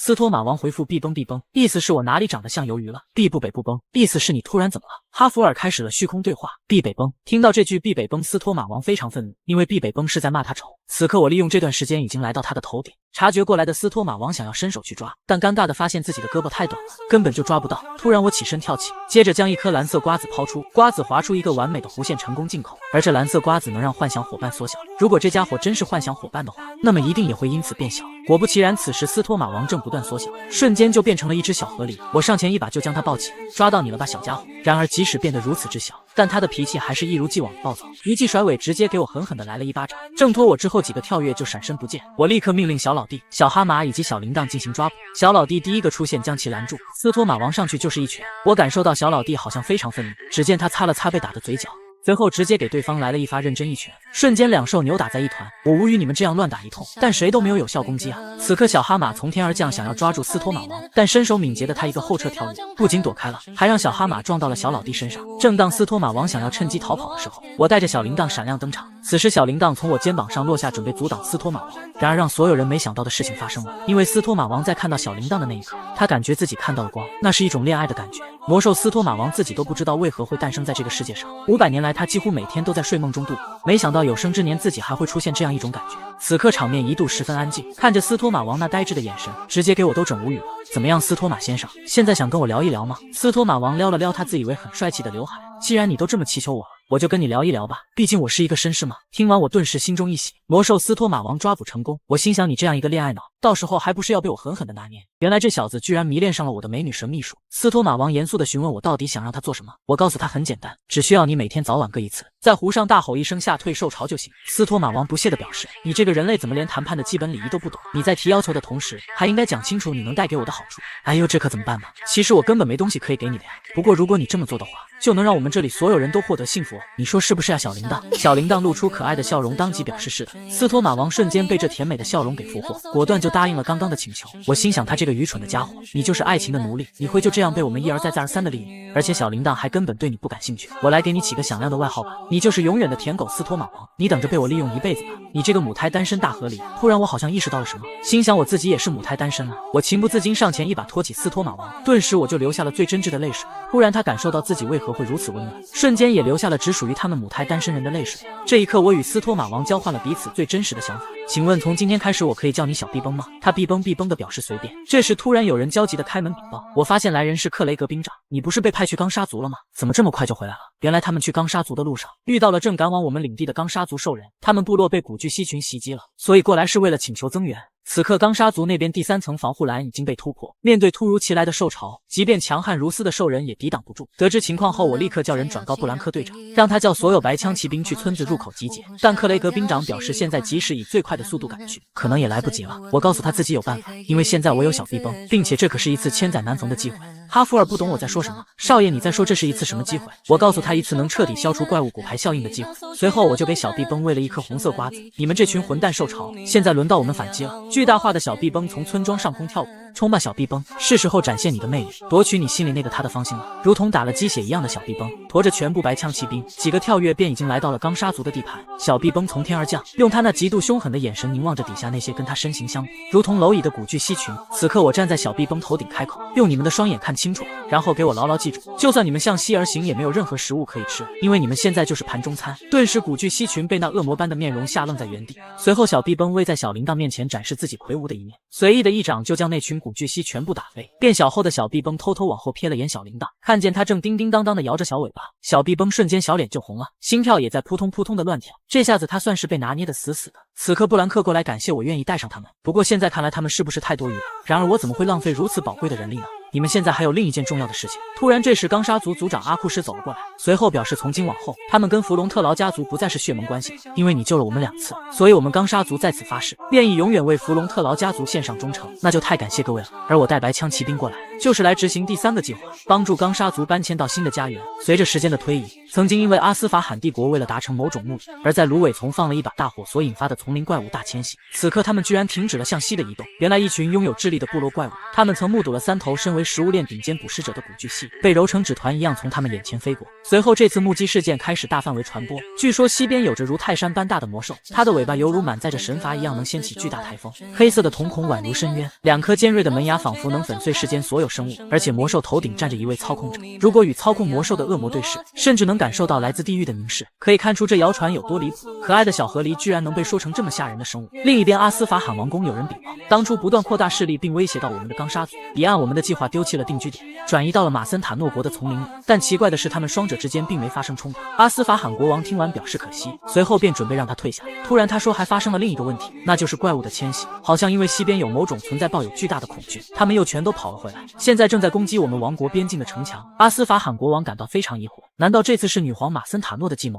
但这么大规模的怪物迁徙，不可能被人为的改变路线，除非西边真的有恶魔的存在。此时我对于发生的一切浑然不知，也压根不关心这些。毕竟我今天终于帮领地还清了债务，谁还去关心那些东西呢？这是还清债务的收据，请你们签字吧。我给2位的支票上还算上了利息哦，正正好好，一分不少。你们还愣着干嘛？快点签完字，然后滚蛋！男爵夫妇此刻还有些不敢相信，你真的把那么多债务都还清了吗？我拿出缴清的收据，不然我把这个裱起来怎么样？突然男爵上前一把抱住，是我这个做爸爸的太愚蠢了，明明是自己犯下的错，却要你来拼命挽回，我真不知道我还有没有资格当你的父亲。突然我非常认真地询问男爵，您爱着您的儿子吗？男爵表示那是当然，自己一直深深地爱着。那你不就是已经有当父亲的资格了吗？道别完男爵夫妇后，我出门便遇到哈弗尔前来禀报，少爷刚杀族已经全部搬到了东部山脉。我很平静地表示自己知道了，此刻我明明把一切问题都解决了，债务也全都还清了，自己应该会开心地转圈圈啊，但为什么我的内心会如此平静呢？躺在床上的我回想起刚刚男爵痛哭的画面，突然就想到了自己前世的爸爸，是你爸爸，我没见识太蠢了，才会让你过得这么晚。瞬间自己眼泪情不自禁的就流了下来。父亲，你儿子在这里做到了，对不起，我没能帮上您任何的忙。站在屋外的哈弗尔感叹，您今天就尽情的哭一场吧，因为您完全有这个资格。你知道蚂蚱富含的蛋白质是牛肉的6倍吗？而这些来自异世界巨型蚂蚱的蛋白质是牛肉的100倍。原来他们常年以人肉为食，而我则是拥有一仓库这种蚂蚱的尸体。我将马上对他们进行蒸煮、煎炸、炒、炖焖。因为我的领地上突然涌入了一大批难民，几分钟前我正因还完领地债务，让这些居民都过上了幸福的生活而被他们夹道欢迎。洛伊德少爷，快看这边！有人更是逆天的在说，少爷快点骂我。突然这时拜仁焦急的过来禀报，少爷出大事了，我们领地南边来了非常多的人。我看他这么慌张，疑惑难不成是敌人？过去之后才发现是已经排成长龙的难民。领头的人说他们是来自南部索尔蒂诺男爵领地的居民，他是索尔蒂村的村长尼克拉斯，前不久村长还是他的父亲，当时父亲嘱咐我们去逃难，他自己却和领主一起坚守在领地，最后都不幸牺牲了。我询问你们领地不会也遭到了怪物袭击吧？果然他们领地突然来了一群长得像金龟子的怪物，每个身长足足有2米大，并且数量竟然还有几百只。我思考应该是怪物骨牌效应，但没想到它的影响范围会如此之广。以目前情况来看，跟荒野地带相邻的所有领地都被影响到了，没被影响的地方应该只有这里跟拉科纳领地。毕竟一般领地里不可能有巨型幻象伙伴，更不可能还会有剑圣的存在。而最北边是大海，南边则是别的国家，西边的克雷默又距离太远了，所以难民最终都会前往中部的领地。不过这到底会涌过来多少难民呢？难不成有上千名，甚至可能有上万名？突然尼克拉斯跟所有难民全都跪了下来，求求您救救我们吧，哪怕只是给孩子们一块面包也行。哈弗尔见到这情形非常焦急，少爷，难民应该都会往我们领地涌过来，您有什么方法接纳他们吗？此刻我突然露出那标志般的笑容，因为我现在很开心。哈弗尔非常不理解，疑惑眼下的情况，有什么值得少爷您高兴的吗？我则让他动动脑子，不是有很多难民加入我们领地吗？你想象一下，这么多人能给领地增加多少税收啊？哈弗尔非常气愤，难道在您眼里这群可怜人只不过是些钱吗？我没有理会哈弗尔，随后告诉拜仁，让他把一部分工兵部队转到炊事部队，然后准备好饭菜。此刻那些难民齐刷刷地表示感谢，安排好一些，我便准备去向男爵禀报。此时拜仁让哈弗尔不要那么生气，因为他认为少爷虽然很擅长读懂别人的内心，但却对真实的自己不甚了解，所以先观望一下再生气也不迟。哈弗尔其实也明白，但就是觉得那话说的太难听了。与此同时，我已经将情况汇报给了男爵，男爵非常苦恼，因为现在领地的资金还不足以接纳他们所有人，虽然非常想收留这群可怜人，但是即便现在接纳了，以目前的粮食也只够再给他们多支撑几天。突然我表示现在我们的粮食暂时还很充裕，因为之前灭杀大蚂蚱行动，所以仓库还有一大堆蚂蚱尸体，这些可全都是最优质的蛋白质啊。男爵表示出担忧，就算粮食再紧缺，也不能让人吃蚂蚱呀。突然他看见自己老婆居然已经吃了起来，生猛的男爵夫人觉得这味道跟虾差不多，他之前就看兽人战士们都挺爱吃的，所以应该不成问题，但就是味道有一点腥，这点还是需要解决一下。随后就询问我自己能不能来当炊事组的队长，而我就是因为老妈的厨艺才把他带来的。既然食物的问题已经解决，我便开始安排人搭建临时帐篷。布兰克，你要尽快把材料都运过来，这边还需要很多的材料。突然北部又涌来了大约100名难民，我感叹这比自己想象中来还要快啊，看来必须加快速度。小老弟，我们的动作要快，不然这些人都会被冻死。另一边拜仁开始指挥调度施工的人员，地板施工组开工，水泥组以3班倒的方式去辅助小铃铛清，小铃铛则是在使用技能火山爆发收集火山灰。男爵夫人组织炊事班的人对蚂蚱进行加工。各位，从现在开始，我们要让洛克斯蚂蚱摇身一变成为极具营养的美食。下面人都很惊讶，夫人容许小女多个嘴，这蚂蚱腥味太重了，我们要怎么处理啊？男爵夫人闭眼微微一笑，在很久以前，身为龙族厨师的异国少女撰写过一本传说级料理书，而去除腥味的秘诀就在这本成为了龙王大人的厨师里。这些人看到这本书都非常惊讶，毕竟这可是传说中的食谱，他们听说只要使用书中的方法，就可以用简单的材料就能做出无与伦比的美味。我此时看着下面越来越多的难民，心想不管怎么看这些空间还是不足啊，难道说要把基地往东部山脉方向扩张吗？但即使那样感觉也不够啊。虽然暂时还撑得住，但从长远的角度来看，此刻我越想越烦躁。突然看见下方有个小孩在他妈妈怀里哭，吵着闹着要回家。他妈妈告诉小孩，卢迪，我们已经没有家了，有好心人收留我们，我们就已经谢天谢地了。看着这样的画面，我想到前世自己的爸妈第一次搬到新家，他们露出了非常幸福的笑容。虽然那是一个处在城市边缘又破又小的公寓，但那里充满了我人生中最幸福的回忆。小朋友，你别担心，你会有新家的，因为这里有我在。哈弗尔在后面把这一切都看在眼里，随后露出了欣慰的笑容。我转头告诉哈弗尔，从现在起，我们要开始一场史无前例的施工。少爷，你想到了接纳所有人的对策了吗？我表示，不光可以接纳所有难民，并且房子还会有空余，因为我准备要在这个世界建造小区，而小区公寓是现代世界最常见的住宅类型，不仅可以提供大量居住空间，还能节约大范围的占地面积，并且这种密集的居住形式也会极大程度方便领地的行政管理，可谓是一举多得。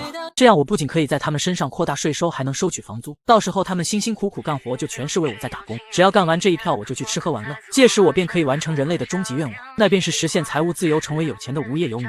想到这里，我不由得再次露出那资本家般的笑容。随后我便开始召集大家开会，接下来的时间我会对弗隆特劳领地的蜜罐小区建设工程做个简报，请各位认真阅读分发下去的资料。哈弗尔表示太有意义，我认为建筑的名字里凸显了您的私心，我当即将他打断，请不要在会议中闲聊。哈弗尔认为这不是闲聊，他是在为工程提出。我再次把他的发言打断，请先获得发言权之后再开口。你为什么总是想拖延会议的节奏呢？不过拜仁亲，你的脸色怎么这么差？原来拜仁已经连续工作了2个半月，这段时间里他没有休息过1天，并且他这几天都在做同一个噩梦，梦到自己一辈子都在被恶魔奴役。好了，我们一起来看第一份资料。这是东方的古建筑，名叫土楼，家家户户都只有简化的卧室和客厅，餐厅、厕所、水井等公共设施都被建在了中间的广场上。而我想把这个建筑改造为4方形，因为这比圆形建起来更快，并且只要关上通往广场的铁门，它就会瞬间变成易守难攻的要塞。底下的布兰克早已经是佩服的痛哭流涕。好了，现在各位可以向我提问了。哈弗尔再次发话，以我们领地当前的财务情况，连帐篷的材料都很难供应。我当即反驳，你难道因为钱不够，就打算对民生问题视如无睹吗？哈弗尔表示自己不是那个意思。突然男爵他也担心资金问题跟不上。我非常恭敬地回答，您敏锐地指出了问题所在，我对此赞叹不已。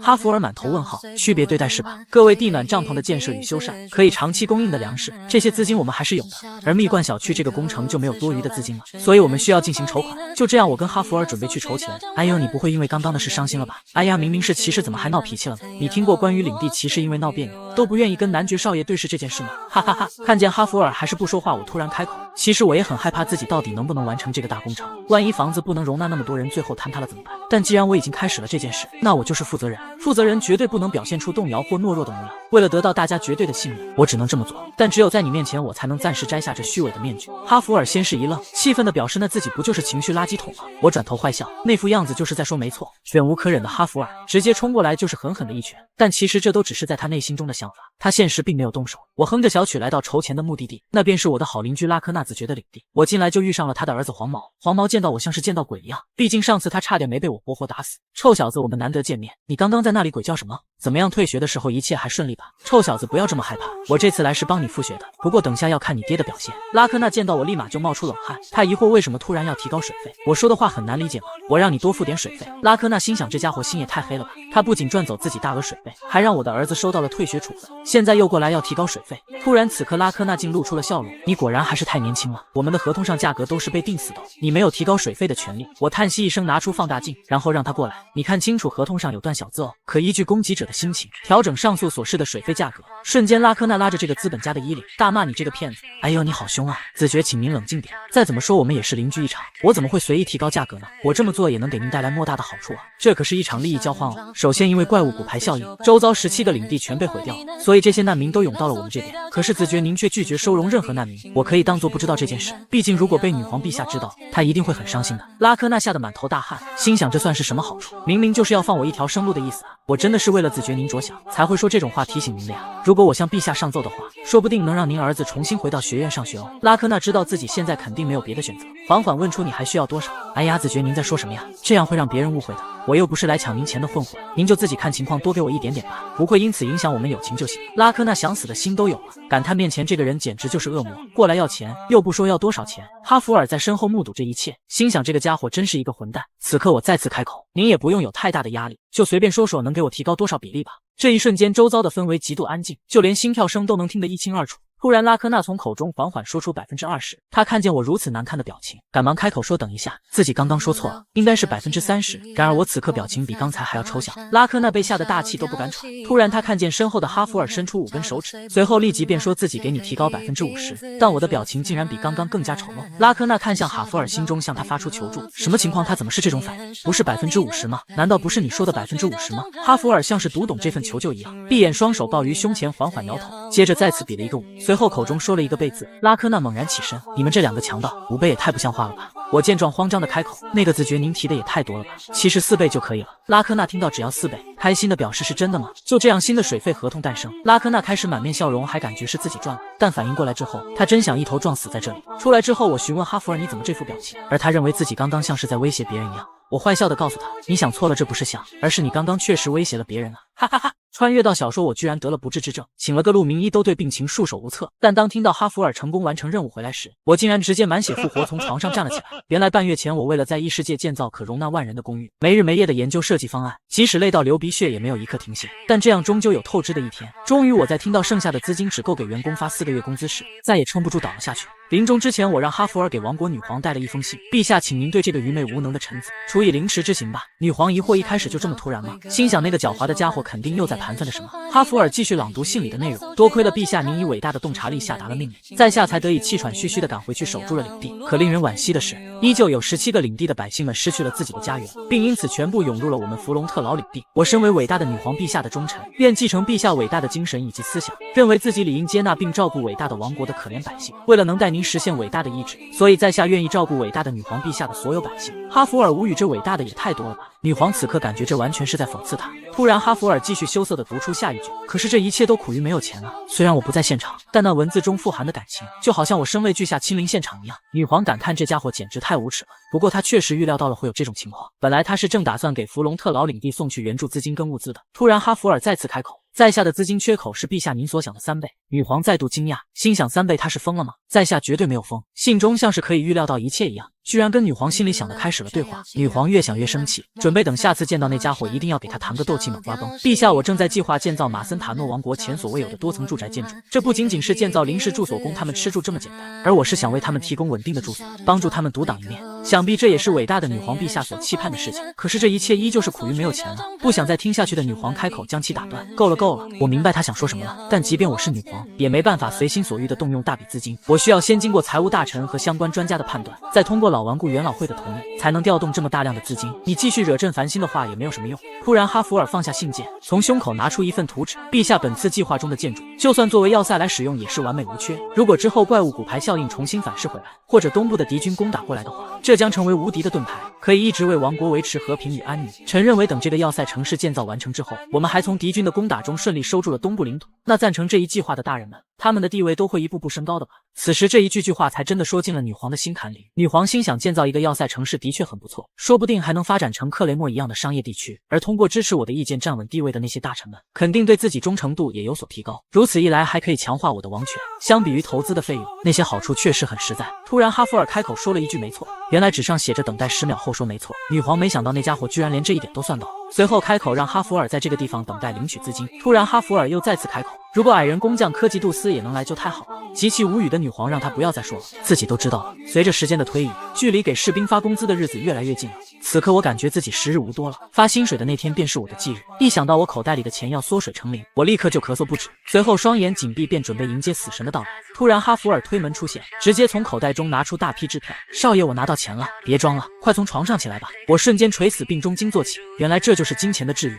既然资金的问题解决了，那咱们就继续去挖地吧！哈哈哈！来到蜜罐小区的施工场地，我直接启动系统赋予的模拟模式开始测试。首先，我要测试山体滑坡对于房屋的毁坏情况。我看着那来势汹汹的山体滑坡，随着测试结束，烟雾慢慢散去。这最新的设计方案竟然完美抵挡住了山体滑坡。接下来就是要测试台风来袭。随着18级台风呼啸而过，这房子依旧纹丝不动。那么还剩最后一个测试，那就是这些房子能否经受得住流星的撞击。随着撞击，整个星球都毁了，更别说是房子。但我只感叹这真是太爽了。哈弗尔在身后用一种关爱智障的眼神看着这一切。怎么了？你用那种眼神看我做什么？不好意思，少爷，我并没有觉得您是傻子。突然有人过来禀报，科吉杜斯和他手下的30名矮人工匠刚才已经抵达了我们领地。我算了算时间刚刚好，而让这些矮人工匠来是因为说到底小区建筑结不结实是跟水泥有关的，这跟海上地基或悬索桥简单的结构不一样。小区的结构复杂而紧凑，因此仅靠到水泥并不能让建筑变得结实。所以现在最需要的便是混凝土搅拌机，它不仅能防止水泥凝固，又能让成分保持均匀的混合状态。这可是此次小区建设中的核心设备。科技杜斯没好气的开口：“你个无理的家伙！面对远道而来的客人，你连茶水都不奉上就直接安排人干活吗？”然而我对于矮人族的性格早就了如指掌，我正想着怎么欢迎您的到来呢，但不论怎么招待您，都比不上呈上一份崭新的设计图让您开心。而接下来也终于要开始众望所归的工程了。穿越到西利卡，并且他手中的那柄弓名叫对龙弓，重达28000斤，长度足足有2米半。梅丽卡拉弓射箭，宛如硕大石柱的箭矢破风而出，哈弗尔用斗气剑硬生生地将其挡下。然而他并没法将这件事给逼停，后坐力之大简直恐怖如斯。哈弗尔动用全身力量，朝着天空一挑，这才使得箭矢硬生生地改变了方向。他心中感叹，这真是太强了，竟然仅凭质量和力量就压制住了斗气剑。而且少爷还说过，但凡伤害到了一个精灵，就有可能会遭到来自世上所有精灵的报复，并且这些精灵族的实力远高于兽人族。此刻梅丽卡那边新的箭矢已经送来，眼看就要到和少爷约定好的集合时间，而且他们肯定分了一部分人马去追杀少爷。哈弗尔思考自己该如何在不伤害精灵的前提下突出重围去救少爷呢？突然无数箭雨再度袭来，梅丽卡这个时候巨大的对龙弓也已拉开，哈弗尔施展斗气剑将这些箭雨全部拦下。那边此刻梅丽卡的巨大箭矢已然射出，哈弗尔提剑怒吼，接着通过操控剑气环绕在那发巨大箭矢的身上，竟然硬生生改变那箭矢的方向。哈弗尔挥动斗气剑一甩，朝着反方向就直射而去，瞬间与另一枚巨大箭矢应声相撞。与此同时，另一边我已经取得艾伦西亚树的根茎，突然从后面传来人声，3名精灵愤怒至极，你这个恶魔竟然敢斩断珍贵的植物根茎！我坏笑表示抱歉，其实我这么做也是因为关乎到无数人性命，精灵们警告我不许动，否则马上就会被他们射成马蜂窝，但我却让他们想射就射吧，只不过这家伙会被烤得酥酥脆脆哦。这是刚才路上捡到的曼德拉草，由于精灵非常珍惜植物，所以他们极其惊恐，生怕小曼德拉草真的被烤熟了。各位，你们也不想看到植物被我折磨吧？那就赶快后退！哈哈哈！3名精灵一边后退一边开口骂道：“你这样还算是人吗？真是个卑鄙无耻恶心的反派！”然而我根本不在意，还贱兮兮的感谢他们的夸奖。突然为首的那位名叫妙伊拉的精灵说了一句：“你这样子一看就不受女人欢迎。”这句话直接触碰到我的逆鳞，瞬间我拿着火把就不停靠近小曼德拉草，吓得他们再也不敢乱说话，赶忙听话的大步后退。随着已经退到底部，为首的精灵开口让我冷静点，这里已经是尽头了，我们就在这里聊吧。但我可不想在这里跟他们闲聊浪费时间，直接一口含住小曼德拉草的叶子。小曼德拉草感叹这恶心的口水，还不如直接把自己除掉算了，心想自己以后不干净了，你们赶紧给我爬上去。慌乱的精灵们表示他们知道了，现在马上就上去。来到上面之后，哈弗尔应该更容易看到我了吧？那家伙差不多也该到了呀。此刻小曼德拉草头上已经被流满了口水，他肉眼可见都有些憔悴了。突然有名精灵感觉到非常不适，对不起妙伊拉首领，我可能是太紧张了，有点反胃。另一个同样也出现了不适症状，声称自己看到了太可怕的场面，开始贫血了。妙伊拉让他们忍住，怎么能在食之魔面前表现出这么懦弱的一面呢？然而他刚说完，自己肚子就发出了咕咕咕的叫声，他竟然也开始了胃疼。我完全搞不清楚现在是个什么情况。突然我回想起刚刚见到那些精灵族人时，他们眼眶好像都是凹进去的，而且我此时察觉这丛林里居然没有任何鸟叫声，这一路上也没有见到兔子、野猪在内的任何动物。突然我想到了原因，肯定是因为之前动物骨牌效应的影响，动物们都移动到了山脉的角落，所以中间的埃弗格洛丛林才会空空如也，而这些精灵们就算饿死也绝对不会伤害一只植物。看来这几个月他们一直饿着肚子在。此刻哈弗尔这边战斗已经进入了白热化，他感觉很奇怪，为什么这群精灵像是体力透支了一样，并且还是全体精灵一起透支？按理来说他们的体质不可能精疲力尽的这么快，虽然搞不懂为什么，但这个时候是他强行突破包围的好时机。哈弗尔运转全身魔力提剑冲出，迎面对上梅丽卡射出的箭矢，这次他没用剑抵挡，脖子上的围巾直接贯穿，脸颊同时也被划伤。但哈弗尔这么冒险就是为了尽快冲出去救少爷。这一瞬间哈弗尔冒着无数箭雨的情况下冲出包围圈，领头立马命令人赶忙去追，但因为连续的几次战斗，此时那些精灵全都没了力气。族长，我实在太饿了，真是再也跑不动了。突然梅丽卡几个跳跃追上，别看她身材魁梧，但身手一点都不输其他精灵。梅丽卡空中拉弓射箭，一发破局矢射出，还好哈弗尔躲开的及时，并用剑抵挡下了大部分威力。不过即使这样，他还是被震飞数米撞到了树上。梅丽卡乘胜追击，手握巨大箭矢就砸了过来。哈弗尔侧闪躲开，他现在心中执念就是自己需要护卫的人是主君的儿子，因为那个人是拯救了领地所有人的恩人，所以他绝不能在这里被打败。哈弗尔踏空轻点树叶，借助树叶反作用力实现2次跳跃。见到这一幕的精灵们非常惊叹，因为这个可是他们精灵族经历100年才学会的步伐，那个人类居然只是看过就学会了，不得不说这就是主角的实力。哈弗尔加快速度躲开一批又一批箭雨，只为快一点再快一点。终于他来到了约定的集合地点艾伦西亚树下，哈弗尔嘶声大喊少爷，但却让他看到极其震惊的一幕，因为我正跟着精灵们吃着烤肉唱着歌，满头大汗衣服破烂不堪的哈弗尔整个人完全傻掉。哎呀，你怎么这么狼狈？是去上战场了吗？你怎么不说话呀？快过来坐，给你们介绍一下，这位是我的护卫骑士哈弗尔。哈弗尔这位是精灵族族长缪伊拉。缪伊拉点头示意，嘴里塞满了烤肉，开口说了一句：初次见面请多关照。哎呀，你个臭小子也赶紧打招呼啊，你可真是沉默寡言。缪伊拉询问能否多加一个人过来吃，我当即表示当然可以，而梅丽卡早就站在树后虎视眈眈了。我们的梅丽卡一直饿着肚子，能让她多吃点吗？我告诉她可以尽管吃，只不过这些都是旅行准备的口粮，所以不是很多。周围那些拉着弓的精灵们估计只能闻闻味道了。原来精灵族都是女人在外面打猎，男人在屋顾家，但因为森林生态被破坏，这里几乎没有了动物。我便从这一特点作为切入点开启攻心战术。那些男性精灵们一直在家做着家务，等待在外的女精灵们狩猎成功。可现在看来，他们应该只能继续饿肚子了。精灵美女想起在家饿着肚子的老公，瞬间就哽咽地哭出了声。你们可以忍冻挨饿，但小精灵们怎么办呢？那些年迈的精灵们又能撑多久呢？这每一句话都直戳族长缪伊拉内心。你觉得他们是会先因饥饿而亡，还是从零生态先变回当初呢？这是谁都无法预测的事情。难道现在只能流着泪水等待了吗？周围的精灵想起家里幼年的孩子跟年迈的老人，全都默默流下了泪水。强如梅丽卡也都颤抖着落下了强者的眼泪。此刻我见氛围都已经烘托到这，跟我们协商吧。缪伊拉听到协商，慌张地表示他们精灵族不跟人类协商的。哎呀呀，您在说什么呀？我们不是都已经协商好了吗？刚刚我拿着这家伙让你们后退，还劝说饥饿的你们吃完肉再聊，难道这些都不算和人类协商吗？缪伊拉无言以对。我告诉他自己可以给所有精灵提供生存。缪伊拉很疑惑，生存是什么意思？我表示生存就是自己可以提供畅吃的猪肉，而且还有供烤肉的烟煤。然而严格来说，烟煤也来源于树，他们要是知道的话，肯定又会不愿意，所以我就还是别多嘴了。缪伊拉突然察觉面前这个家伙表情怎么这么邪，我知道你们一直以来吃的都是晒干后的肉腐，但如果跟我交易，你们就能吃到美味的烤肉，另外我还能免费给你们提供不让肉类变质的食冰库。这每项交易都说到了缪伊拉的心坎里。随后他开口询问交易的条件是什么，我告诉他自己也同样需要生存。如果你不同意这次协商的话，我们领地就会有无数大人和孩子因为寒冷而离世，所以自己需要各位每月给我提供一次艾伦西亚树的树叶，只需要一点点就行。这样一来我们就都能活下来，并且我还会告诉你们取树叶不伤害到树木的方法。最后一件事就是需要各位精灵来搬运肉类，毕竟那样的话会更快一点，所以请让100位精灵分为2组，一组来运肉，另一组可以来帮我们造房子。你看这个交易条件怎么样？如此一来我们都可以一起活下来。由于精灵根本就不相信人类说的话，所以周围的精灵都让缪伊拉族长别同意。缪伊拉陷入深深的思考，他回想起曾经妈妈说的话，原来他妈妈曾与人类交流并居住过一段时间。小缪伊拉，你记住，因为人类的寿命太短暂了，所以他们一生想拥有很多东西，因此他们才会贪婪无度，谎话连篇，甚至犯下各种恶行。你如果遇到了人类，只能相信能当真朋友的人类。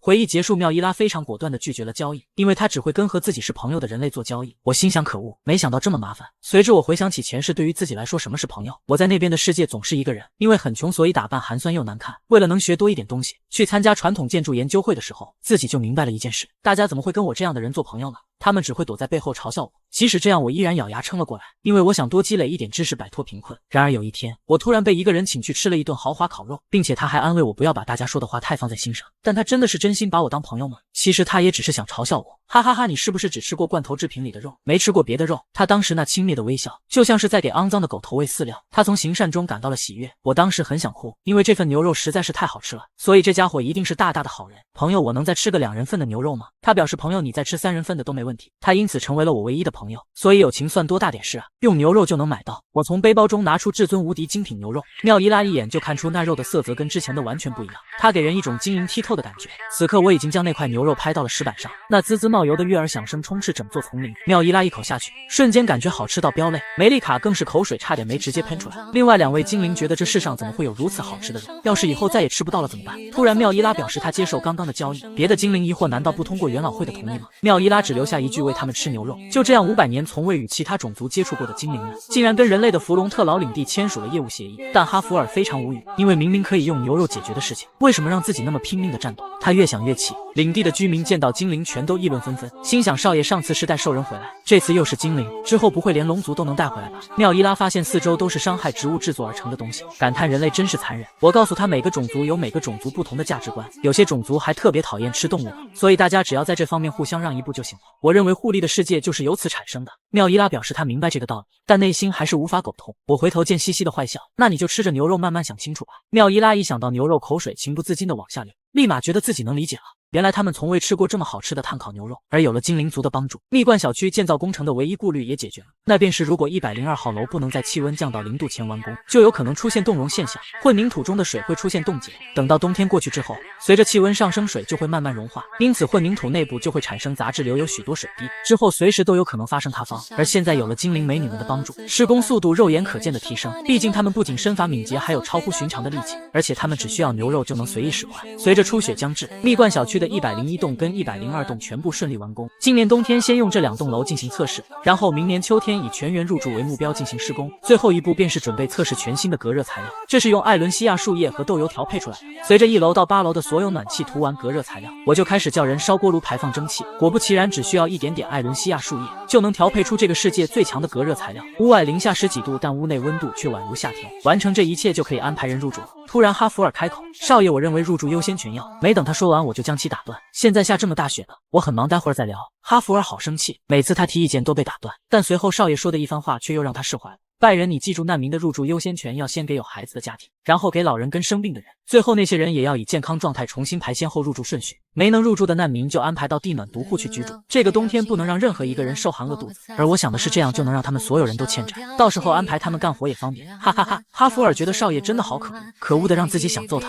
但他转念一想，好像少爷自从突然转变性格的那天就一直这样，每次一到最后不仅让人没办法讨厌，甚至让周围所有人都变得依赖他。突然我听到一阵熟悉的喇叭声，原来是女皇陛下的特使到了。面对最近的事态，弗隆特劳领地以身作则，朕对此赞叹不已。因此根据以下公祭决定向弗隆特劳领地发出指令，该敕令到达弗隆特劳领地时，弗隆特劳领地将升至为伯爵领地。在下恭喜弗隆特劳伯爵您。男爵夫妇2人像是在做梦一样。随后使者便开始宣读这段时间领地的功绩。功劳1阻止了来自东部的大规模怪物迁徙，功劳2保护了失去家园的东部地区的难民们，功劳3使东部一举成为了要塞地区，因此命弗隆特劳伯爵领地从此从克雷默伯爵领地独立出来，成为东部重建的中心城市。王室将在此后10年特别提供东部重建所需的预算和物资，并免除未来20年间的一切王室税金。一听到预算和物资还要免税金，我直接抱拳高举天空，女皇姐姐万岁万万岁！姐姐你果然出手阔绰。随后我就叫哈弗尔跟自己一起去村里，因为我早就为这种情况准备好了一件大事。男爵看着自己儿子的背影，他真的好想哭。自己儿子不仅让领地摆脱了负债，还让家族头衔成了伯爵，感叹自己儿子就是一个奇迹。而我准备好的大事，便是为英明伟大的女皇陛下载歌载舞，一边跳还一边唱着陛下千岁万岁，陛下万寿无疆，天下统一。我让所有人再大声一点，让我们的声音传到陛下耳边。使者看到这一幕，人都傻掉了。同时回王宫之后，把这些事情全禀告给了女皇。女皇马森塔诺听到那家伙居然做了这种羞耻的事情，立刻命人叫他们不要做那种事情。此刻拉科纳子爵正快马加鞭的赶路。原来弗隆特劳升级成伯爵后，他拉科纳子爵的领地就全归对方管辖了。伯爵大人，您找我吗？子爵，你不要如此多礼，我还对伯爵这个称号不习惯呢。哈哈哈！拉科纳赶忙低头恭维，怎么会呢？您高贵的身份和人品，获得伯爵称号再适合不过了。拉科纳满头大汗，心想真是可恶，他居然能成为伯爵。之前自己还在宴会上嘲笑无视了他无数次，当着那么多人的面骂他是穷鬼。不过没关系，只要自己现在好好表现就行。毕竟他是个除了善良之外就一无是处的男人，只要利用好这点，肯定能让他不提往事。弗隆特劳开口，想必你也听说了，我们领地因为东部重建有很多事要做，所以现在急缺人手，因此想拜托子爵一些事。拉科纳表示，伯爵大人您尽管说，你能派几个士兵到工兵部队吗？拉科纳随即表示当然可以，请问您需要几个人呢？弗隆特劳很为难的开口，如果太多的话，想必子爵肯定也有所压力，所以我觉得全凭你自己尽心准备吧。拉科纳听完这些缓缓抬头，随后就看见对方用极其凶狠的眼神来了一句，不会因此影响我们的友情就行。这种感觉拉科纳再熟悉不过了，为什么曾经善良的弗隆特劳也变得跟他儿子一样？又被狠狠宰了一笔，满脸憔悴的拉科纳走出伯爵府邸，弗隆特劳在上面看着下面的一切，他至今为止都没有欺负过别人，更别说威胁其他人了。但这次之后，他觉得这感觉真爽啊！另一边，拜仁禀报蜜罐小区101栋跟102栋已经全部入住。随之系统响起提示，您指挥完成了劳亚大陆的首次小区建设与入住，奖励获得700 RP 点数。突然，我再次露出那标志般的笑容，口水都忍不住流了下来。既然种子都已经埋了下去，那么现在就轮到收获了吗？男人一家老小失去领地成了难民，还好被面前这个样貌丑陋的人给收留，而他每天不仅免费提供肉跟面包给你吃，还有24小时恒温的房子让你住。但男人想不通，自己曾是能凭一己之力养活一家子的农民，现在却沦落成了只能无力吃白食的人。他不知道这种窝囊的日子什么时候是个头。突然，男人听到外面是那个丑陋的人来了，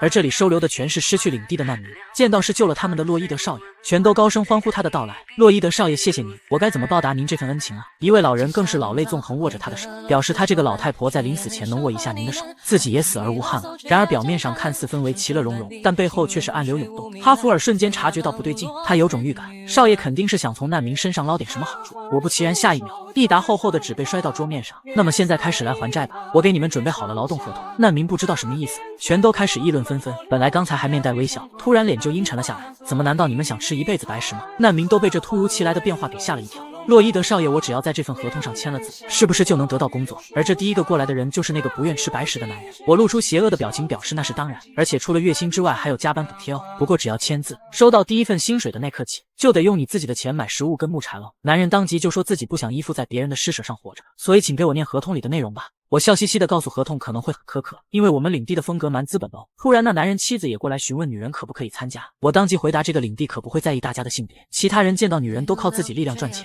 他们也全都排队等着签合同，而我会以稳定的粮食生产和分发土地至个人所有为目的，开展全新的大项目，那便是开垦梯田，消除一部分的东部山脉，然后用石龙网挡土墙来打造梯田，只要利用钢筋就能轻易制作这些。但小铃铛因为公寓小区项目已经累倒了，小壁崩看见自己心爱的女人被无良的资本家压榨到病倒，愤怒至极的他直接一记无情飞踢踹来。我心想，既然没法让小铃铛生产钢筋，那么现在看来只能换个方法。我考虑了好几天，想要解决急缺材料的问题，那只有再抽一只幻想伙伴。系统通知栏疯狂暗示快点抽奖，虽然通知栏这家伙总是像个骗子一样诓我，但仔细想想，他一直都站在我这边的。毕竟小老弟、小哈马还有小铃铛都是他在我最需要的时候给我的。那么现在就来看看我下一只幻想伙伴是什么，给我来一只可以制作挡土墙铁网的伙伴吧。随着开始按钮启动，那熟悉的召唤法阵也随之出现，天灵灵地灵灵，拜托了拜托了，一定要给我出啊！突然本来还很小的法阵居然瞬间变大。我非常惊讶，这是怎么回事？之前可从来没遇到过这种情况啊！随后一股巨大的火焰就从里面喷了出来，直接给我来了一个离子烫。通知栏哈哈大笑，告诉我没抽中，你这家伙不是站在我这边的吗？通知栏表示自己不过就是传递规则的而已，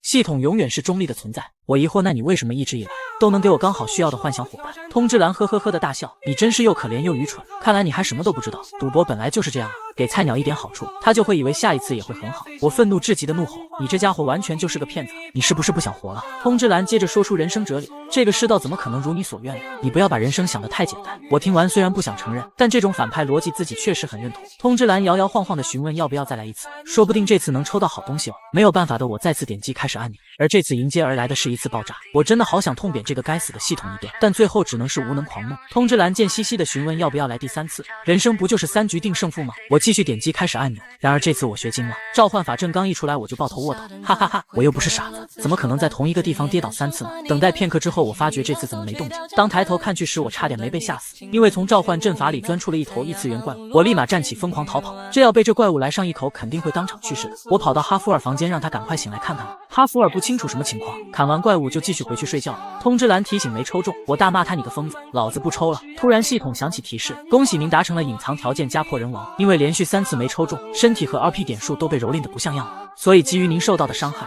可以自由生成幻想伙伴的技能选项。我很疑惑生成技能选项是什么意思，下一秒无数技能栏在我眼前显现，我看了看这些技能，我无语，怎么会这样啊？因为大多数都是一些完全没什么用的技能。突然我在这么多技能列表中发现了一个特别的，这个抽蜘蛛丝或许就是我现在急需的，因为蜘蛛丝跟相同厚度的钢铁相比，有着3倍以上的抗张力和弹力，并且它耐潮湿，即便长时间暴露在阳光下也能保持牢固。我微微一笑，自己要的就是这个，虽然过程有些曲折，但这次依旧又抽到了自己想要的，那么就决定是你了。出来吧，我的蜘蛛丝幻想伙伴！随着召唤法阵再次出现，巨大的光照亮了整个领地。哈弗尔被这突如其来的光亮照得有些呆滞，他感觉自己刚刚好像做了一个很奇怪的梦，而我全新的幻想伙伴就是这只鸟。我的第4位幻想伙伴终于来了，而这只鸟形召唤兽不仅可以通过红色瓜子变大，还能载人进行大距离飞行，并且它会用背在身上的背包吐出蜘蛛丝。我用魔力测试了一下蜘蛛丝的硬度，没想到它被这么大的力量拉扯，居然仅仅是被拉长了一点而已，这品质简直可以说是堪称完美。随后我命令小孤明去那边准备好在平地，用你的蜘蛛丝制造一张格子网。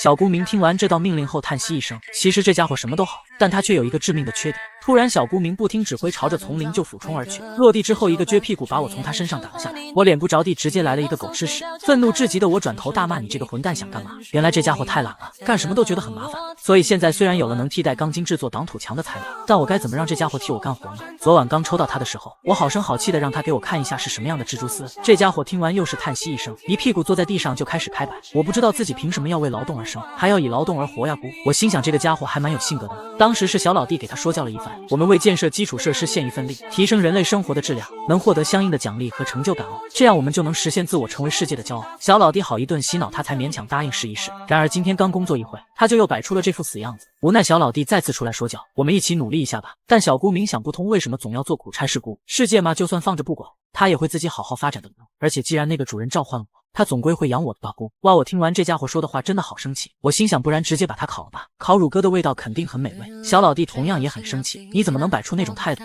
不耐烦的小姑明把口中那根树枝吐出，直接正中小老弟的脑瓜顶。大家都知道小老弟平时脾气都是很好，然而一旦让他发火，那就是件很恐怖的事情。小老弟转头看了我一眼，我就明白了他是什么意思。随后我就递了一颗红色瓜子过去。变大之后的小老弟见到这么大只鸽子，口水忍不住的就往下流，随后抱着小姑明就是一口。我在一旁越看越吓人，因为小老弟此刻居然把小姑明整个给吞了进去。被蹂躏的不成样子的小姑明躺在地上奄奄一息。小老弟摸了摸口水开口，怎么样，还想继续玩吗？吓得他赶忙说自己不玩了，自己想要干活。小老弟完全已经被我同化，转头坏笑的看着我，示意自己刚刚干的怎么样。我直接给他竖了一个大大的拇哥。果然从古至今，致富刺头，殴打都是最有用的办法。既然现在最后的材料也有，那么就可以开始对大型梯田项目进行动工了。第一步挖土建造斜坡，第二步让小壁崩用超大筛子从大家挖出来的土里抖出柔软的土，第三步在筛好的土上让小姑明以格子状吐出蜘蛛丝，第四步便是由小老弟对小姑明进行加油打气，第五步在格子状蜘蛛丝上重新铺上土。像这样反复铺土回填材料就制作完成了。最后一步用那般制成的坚固回填材料铺满四周后，再像石龙网中准确投入岩石和鹅卵石。就这样第一个区域完成，按照这个速度来看，应该能赶在春天来临之前全部完成，给难民们分配好田地，再提高建设小区的速度，明年应该就能全部结束了。这样我打工人的人生也能就此结束了。那么之后等着我的便是有钱无业游民的人生了。随着时间一天天的过去，拜仁跟伯爵弗隆特劳2年，每天都要处理堆砌成山的文件。系统响起提示，弗隆特劳领地梯田建设完成，您成为了大陆史上首屈一指的土木工程学学者。我躺在草坪上悠闲地享受着惬意的时光，因为我什么都不用干，就有大批人为我干活，并且获得的崭新称号饥寒交迫者的领路人，效果能使东部山脉梯田丰收概率提升300%，收获量提升200%。然而我现在已经悠闲到自己跟自己下棋，但我却依然玩得不亦乐乎。哈弗尔在一旁露出一副看智障的眼神，少爷您自己跟自己玩有意思吗？我当即表示这可太有意思了，因为除了工作外，干什么都好刺激好开心啊。哈弗尔回想起自从那天之后，他还是第一次看少爷您在玩，而我是因为有拜仁会帮我搞定好施工，并且自从薪水提高之后，士兵们也更卖力的工作，现在一切都进展得很顺利。突然我想到什么，前世自己的爸爸说过要我一定要记住一点，当你觉得一切都进展得很顺利时，一定要质疑一下真的没问题吗？我突然起身站起，哈弗尔你今天晚点睡吧，我有点事情要去办，等回来之后再给你唱摇篮曲，我要去检查一下到底出没出问题，那便是要通过系统的完结剧透功能，看看之后的剧情发展是不是一切平安顺利。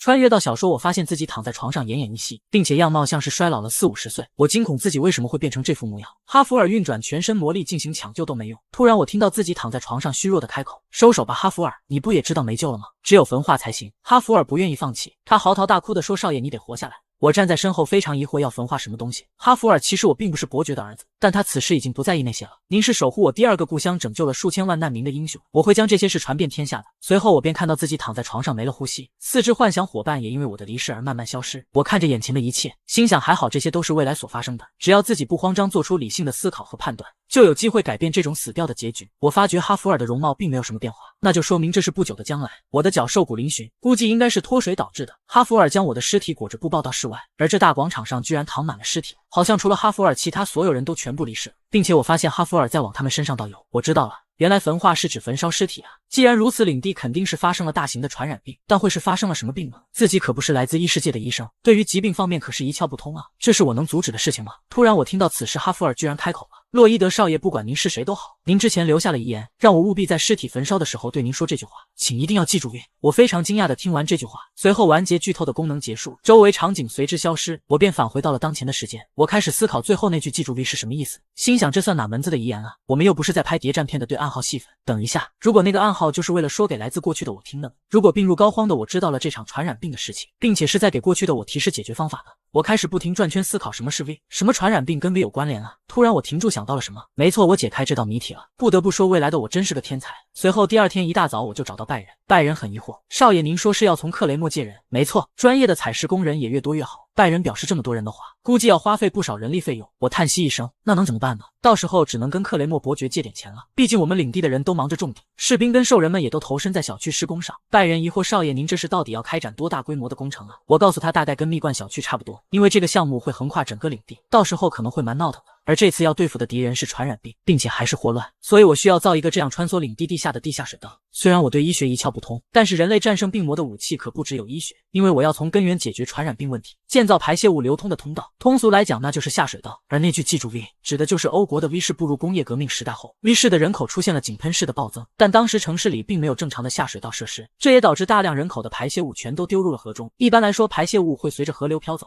并被微生物自然分解，但突如其来的寒冬将整条河都给冻上，因此排泄物未能正常飘走，它们经历了不断融化和冰冻，最后腐败污染了地下水，慢慢产生的传染病便是霍乱。而我们领地现在的情况跟 V 市如出一辙，不论今年还是明年，这条江一旦被冻上，那么一切就会变得和 V 市一样。我挠头感觉好烦躁，怎么自己一放松就总是会有工作找上门啊？不过等着瞧吧，不管找上门的是疾病还是恶魔，都阻挡不了我吃喝玩乐的梦想。然而恶魔确实阻挡不了我吃喝玩乐的梦想，但一想到我将再次背负巨大债务，我就心力憔悴。如果给那群从外部调过来的人员只付劳动薪酬的话，我的钱确实刚刚够用，但是还要支付他们的吃住和出差费啊！一想到这些我就感觉好难受，名为别人的钱的毒素要吞噬我了。与此同时，另一边一名兽人找到格雷格兵长，红发兽人愤怒至极的质问：你怎么能丢下艾米丽，做出这种伤害她的行为？原来这名兽人曾经喜欢的女人跟格雷格在一起，但他今天却看见对方在跟别的女孩搞暧昧。格雷格满脸疑惑的开口：我完全不知道你在胡说什么，艾米丽那家伙关我什么事啊？红发兽人听完极度愤怒，一拳就朝着格雷格兵长挥了过去，但却没想到格雷格反过来一拳把对方给打倒。原来弗隆特劳的士兵们经过无数次体力劳动和训练，已经学会了使用魔力的方法，他们已经达到了一名领地士兵能独自对抗10名敌军的水平，但他们一般会将这股力量用在产地上。红发兽人摆出姿势准备动真格的，格雷格同样蓄势待发。正当双方战斗一触即发之时，拜仁突然出现将他们给打断。你的速度太慢了，格雷格，我都叫你那么久了，你怎么还不来？你拿着工资就是来玩的吗？你先去收拾好行李，等下准备跟我去出差。我是因为信任你才会让你陪同，可是还没出发你就开始偷懒了吗？拜仁叫他是准备一起前往克雷默借人。你们可能不记得艾米丽是谁了，这位艾米丽就是蝗虫灾害那次红发兽人用身体保护的那位女孩，并在之后他准备拿着花向女孩表白时，看见了格雷格在跟艾米丽嬉戏打闹，于是红发兽人最后放弃了表白，默默地走开了。原来格雷格在听说拜仁要去克雷默寻求人力，并且得知这是少爷在计划一项关乎性命的大工程时，他表示非常疑惑。格雷格觉得完全没有必要去那么远地方找人，因为所有领地的居民跟难民们都想报答洛伊德少爷这份恩情，所以完全只需要跟这些人随意说一下，他们就会自发地汇聚到一起。此刻伯爵宅邸外已经聚集了大批居民跟之前的难民。洛伊德少爷，请给我们安排工作吧，您不用给我们发月薪，我们愿意为了少爷做任何工作。外面的人每个人面带微笑，全部高呼为了少爷您。我万万没想到阵仗居然这么大，突然我大声喊道好吵啊！你们知道世上最不值得信任的就是为别人工作吗？不过为自己工作倒是有一定可信度，而且你们还说什么不收钱，我可不会免费聘请你们，所以你们休想当免费的劳动力。我们现在开始签合同吧。瞬间震耳欲聋的欢呼声响彻整座领地，我都有些被他们行为给感动到，悄悄抹了抹眼角的泪水。然而我殊不知自己领地的信息已经被传到了敌国国王撒马尔干的手里，只不过这信息有些过于离谱了而已。信中写到，怪物骨牌效应是在西边的村子结束的，那里饲养着劈开天空的怪鸟和掀翻大地的野兽，以及是海的野兽跟吞山的巨蛇，更是还有撼天动地的魔兽。村子里的工人们能徒手打趴兽人战士，年老的业务员跑得比风还快，被视作威胁对象的白枪骑兵，不知道是不是因为派不上用场，居然转而挥舞着铁铲，就连精灵和兽人都只被派出去建造建筑。撒马尔干越看越感到不寒而栗，冷汗直冒，心想这个领地是怎么回事？如果非战斗人员都这么厉害的话，那战斗人员岂不是人人都是剑圣？半个月后，拉科纳子爵的领地，他儿子正在看自己手下互相打架而取乐。你们怎么停下了？难道你们想看到自己的老婆孩子全被饿扁了？原来他用食物作为筹码要挟他们。黄毛看到他们大打出手，兴奋地叫出了声。就是这样才有看头吗？突然一个身影出现在他的身旁，吓得他魂飞魄散，差点没一下嘎过去。哎呀，你这家伙怎么一看到我就尖叫？不过阶级真是个好东西啊，还能随便玩这种游戏，要不然让我也加入试试吧。黄毛表示，少爷您可是尊贵的伯爵之子，怎么能让您打架呢？我面带微笑的回话，你在胡说什么呢？肯定是我使唤你打架呀。黄毛听完吓得整个人石化，因为他要打架的对手是哈弗尔。哈弗尔叹息一声，下一秒直接凝聚出斗气剑。既然是伯爵家少爷的命令，那我就只能听令了。黄毛慌乱地说，等一下，你别用这个，快收回去。我疑惑，难道这不行吗？你要是觉得委屈也可以拿起剑了。黄毛跪地求饶，请求我饶了他。既然你觉得剑圣上场太欺负人了，那就由我来和你打吧。随后我直接蓄力一拳正中他的面门，躺在地上又失去了几颗牙齿的黄毛，眼角默默流下了几滴泪水。我告诉刚刚那2位被迫互殴的大叔，你们去弗隆特劳找拜仁骑士，从今天起你们就是那个领地的居民。以后好好工作吧。与此同时，拉科纳他今天做梦又梦到那个恶魔，心想一大早就这么晦气。突然门外传来急促的敲门声，本来一大早梦到那个家伙心情就不好，现在又有无理之徒赶来敲自己的房门。拉科纳怒吼让门外的人快滚，但对方居然还敢还嘴。他拿起床边的皮鞭就准备出去教训一下门外的家伙，哪里来的低贱家伙还敢顶嘴？忘记了鞭子的滋味了吗？然而当他开门的一瞬间，一张宛如恶魔的面孔出现在他面前，直接扑通吓得他晕倒在地。我询问哈弗尔自己这张脸有那么吓人吗？哈弗尔一脸嫌弃的回答，反正看着不是很舒服。我拉着拉科纳来到室外，子爵您家领地从那儿开始到那儿结束，我要全部推掉建成采石场，知道了吗？拉科纳惊恐，为什么突然要那么做？我不耐烦地拉着他的胡子开口，子爵您怎么又这样啊？以我们的关系，我有必要向你解释吗？原来建设大型下水道比起水泥，使用花岗岩更加合适，这样一来长年累月也不会出现倾斜或碎裂的情况。通知完拉科纳子爵，我便叫出施工队，各位从现在开始我们要造一条大路，这条路要从采石场基地直通到我们领地，并且一定要记住大路不能弯曲。工人们刚开工就看到拉科纳宅邸挡路，二话不说直接大锤子抡上开砸，不一会的功夫拉科纳的宅邸就被一分为二。子爵您别担心，我们会给您再另外建一座房子的，您宅邸里的佣人则会搬到我领地的宅邸，不过我会给您派一个干杂活的人，而这位干杂活的人就是梅丽卡。拉科纳父子两人别说让别人干活了，吓得他们瑟瑟发抖，躲在角落根本不敢动。这些全部解决完之后，便开始施工建造全领地的地下水道。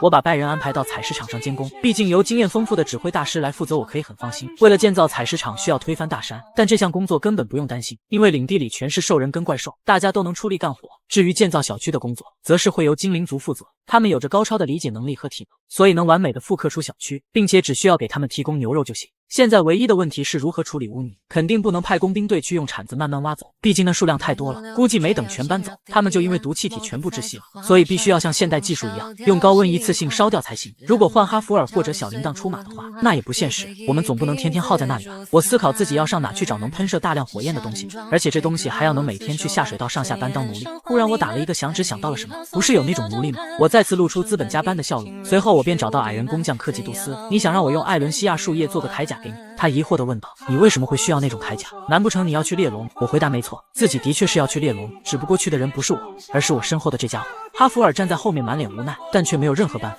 只能咬牙扛下所有。这是一只站在食物链顶端的红色巨龙，但他却想要精雕细琢出一颗钻石向雌性龙族求婚。然而他的雕刻技艺太差，根本没有雌龙看得上他所送上的宝石。他好恨自己这双没用的龙爪，原来他们龙族要把宝石精雕细琢才能让雏龙吃得开心，如此一来才会被认可为有能力的公龙。他心想自己搞破坏的手艺倒是很不错，但这只会让雌性龙族更加讨厌自己。本来以前制造宝石并没有这么难，因为只要入侵并掠夺人类的城堡，或者绑架矮人让他们帮自己干活就可以了。可是突然有一天，一个叫龙王的家伙同人类少女结了婚，还宣布了龙族律法。律法明令禁止所有龙族掠夺或威胁其他种族，这导致获取宝石的方法只能亲自找到矿脉，通过自己双爪进行精细加工。单身红龙哭诉那些可恶的老顽固们，他们明明自己通过掠夺和威胁攒下来那么多宝石，现在却突然装善良，这让他们年轻一代龙族怎么办呢？突然他非常惊恐，因为身旁居然传来了一句人声，我非常理解你的心情，我见过不少这种人，他们明明靠投机赚到了很多钱，却转而教训年轻人投机取巧是坏行为。单身红龙非常愤怒，眼睛凶光毕露，口中已经准备吐出龙息。人类，你竟然能打破我设置的陷阱！我继续开口表示没错，但自己只是想和伟大的龙先生聊聊天，所以就先除掉了那些陷阱。您是叫索里塔斯对吧？我有一个非常不错的提议。然而单身龙根本听不进去任何话，直接一口龙息就喷了过去。愤怒的索里塔斯哭诉，因为你们这群人类，自己连老婆都娶不着，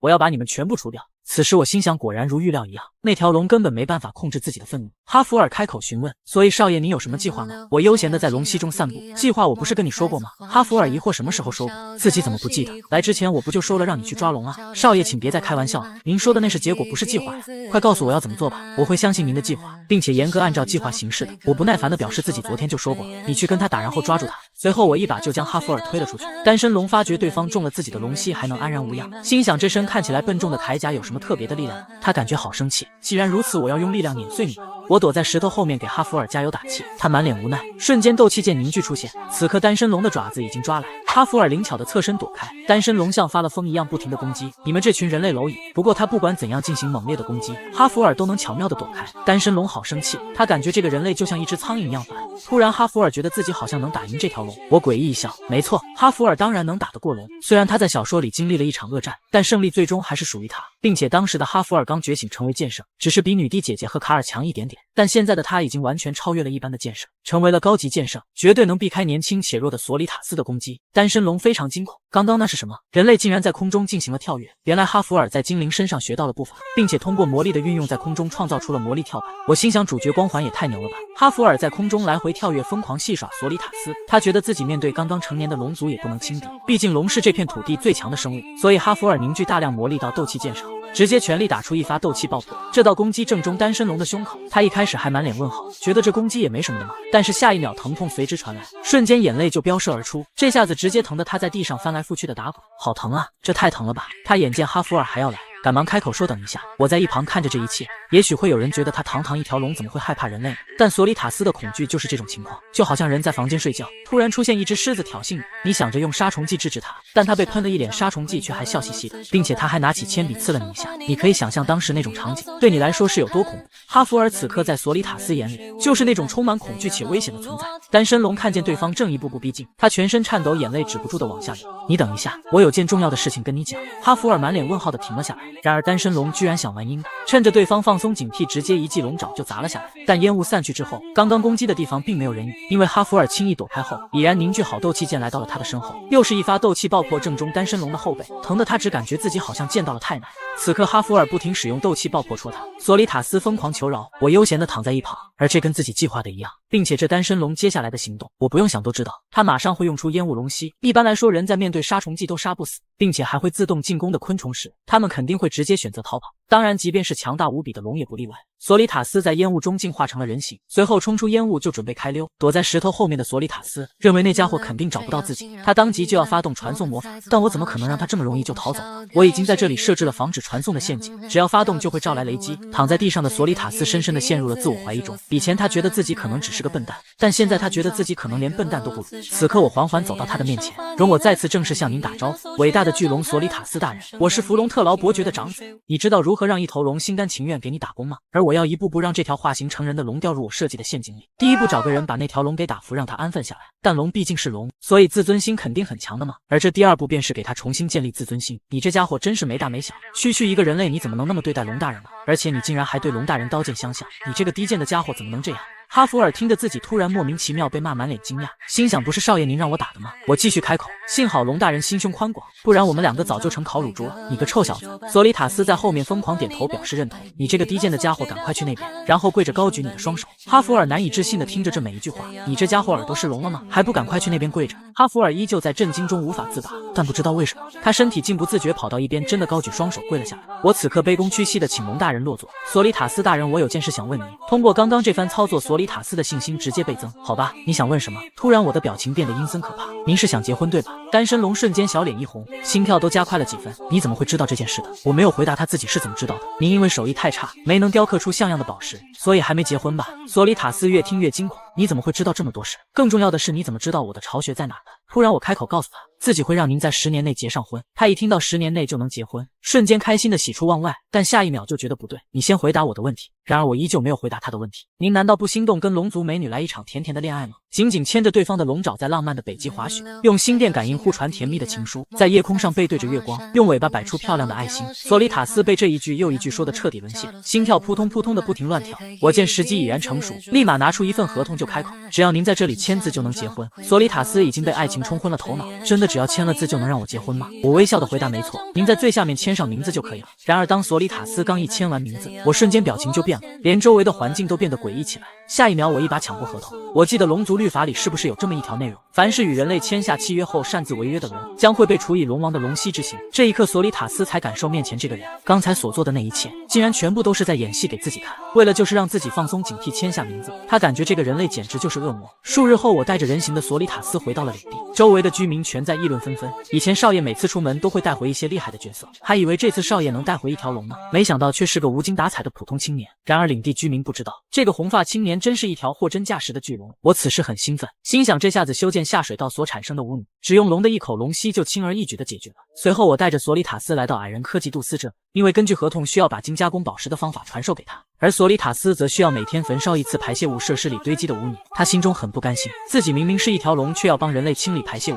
这实在是太屈辱了。我瞬间察觉到索里塔斯的不甘，我知道您肯定很难接受，所以在跟您签合同的时候，我才会有些死皮赖脸。不然的话，龙大人您肯定不会同意签合同，也没机会学习宝石的精加工了。这样一来，您想结婚就有点困难了。自尊心确实很重要，但如果自尊心会妨碍您结婚呢？您觉得哪个更重要呢？索里塔斯咬了咬牙，随后竟然恭敬的鞠躬向矮人科吉杜斯叫了一声师傅。科吉杜斯抚摸着自己的胡子，心想自己这个矮人居然要收一头龙为徒。突然，索里塔斯再次开口：“如果论力量，龙当然是至高无上的存在，但是要论精加工的话，你才是这世上的权威。所以拜托你拯救我的手残吧。”我在身后想着，这家伙虽然有点笨，但不愧是龙族，很会审时度势的嘛。科吉杜斯也觉得自己没有拒绝的理由，我可是会很严格的哦，你可以接受吗？索里塔斯非常严肃地表示自己已经做好了觉悟。突然，科吉杜斯愤怒地大吼：“那你还愣在那里干什么？赶紧把材料给我拿过来呀！”索里塔斯被这突然其来的斥责吓了一跳，赶忙飞快地冲出房间，回到自己巢穴去拿宝石的原石去了。而这次签下的合同形成了互利互赢的局面，可以说是模范事例了。索里塔斯以自尊心为代价，接受了世界工艺最高水准的教育，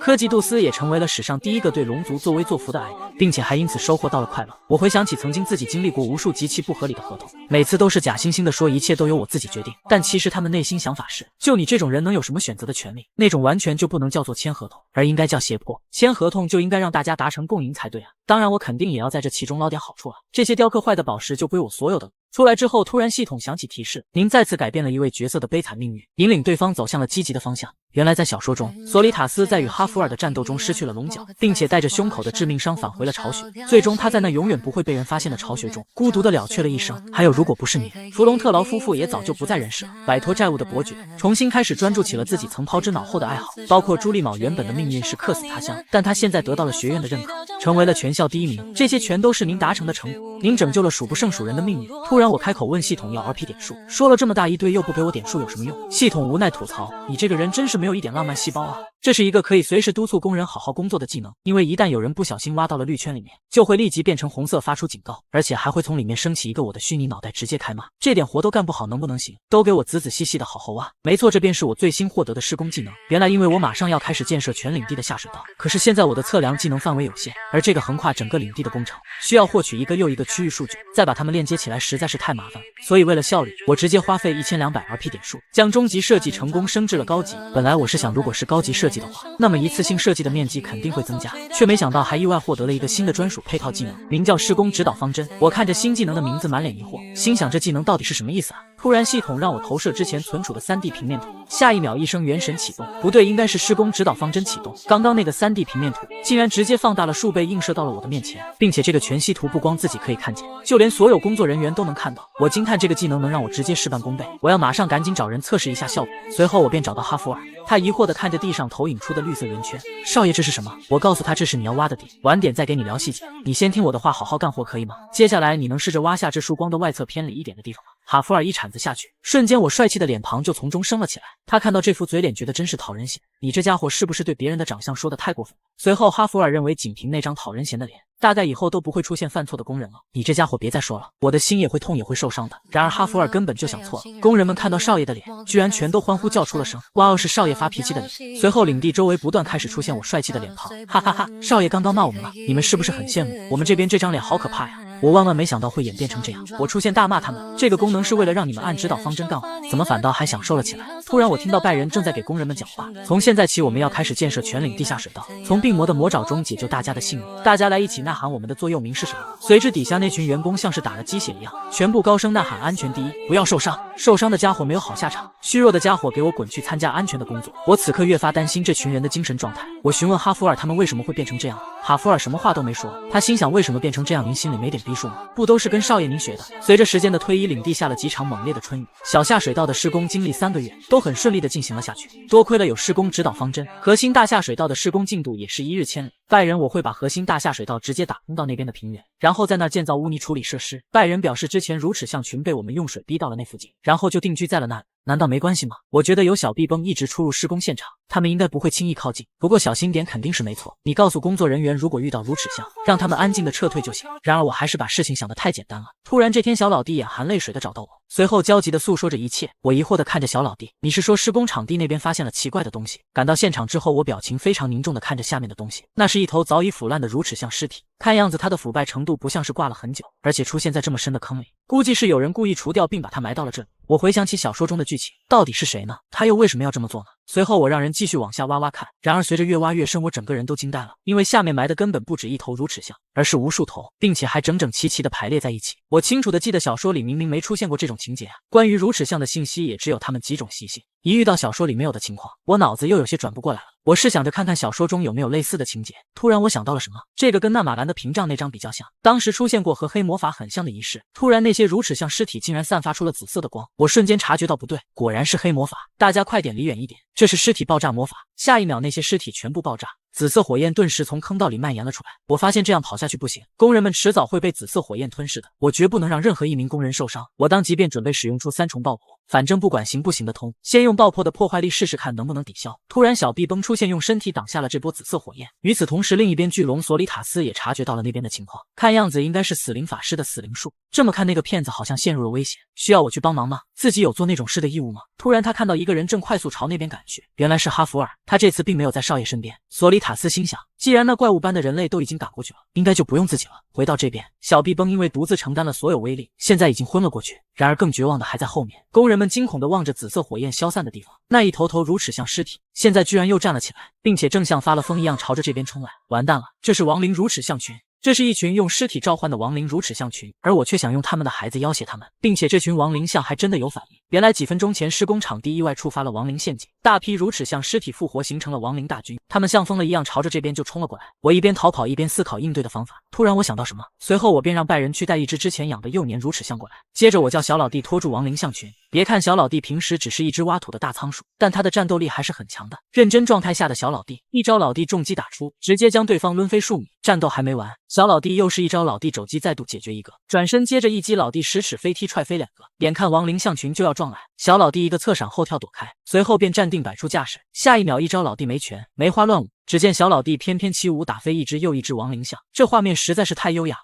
此刻我已然看呆，心想这家伙平时都在看什么呀？虽然这一波接着一波的招式很花哨，但亡灵象群的数量还是太多了。每次小老弟刚打飞一群，立马就又有一群冲了上来，并且由于是亡灵的关系，他们根本不会疲倦跟害怕。眼看小老弟马上就要被象群吞没，突然我大声叫住了他们：你们这群臭大象给我住手！亡灵象群听到这一嗓子，都纷纷停了下来，转头看向了后面。没错，面对亡灵象群，我居然试图劫持他们的孩子，激怒他们。你们的孩子在我的手上，5秒后他就会变成一团肉块，是不是感觉心情很奇怪？心里愤怒不已，坐立不安，对不对？所以我劝你们尽快把他救走。果不其然，这群亡灵象群全都调转方向，像发了疯一样朝着我这边就冲了过来。很好，拉仇恨战术成功。随后我扛起小如齿象就跑。你刚刚演的真的很棒。小说中描述过如齿象对待自己的孩子十分执着，即便成了亡灵也会为了孩子而战，并且之前还有一件事也证实了这段文字的真实性。那时候拜仁正忙着驯服小如齿象，他们为了确认孩子们过得好不好，经常会远远的过来看。回忆结束，小老弟我们穿越峡谷，然后躲到尽头的丛林里去。工人们见到少爷又一次为了他们冒险引走怪物，心中非常感动。与此同时，另一边小孤明正悠闲地躺在树上享受惬意的午后时光，突然他被一只大手抓住，原来是哈弗尔，你还有少爷给的红色瓜子对吧？快点吃了便大带我往北边飞去救人。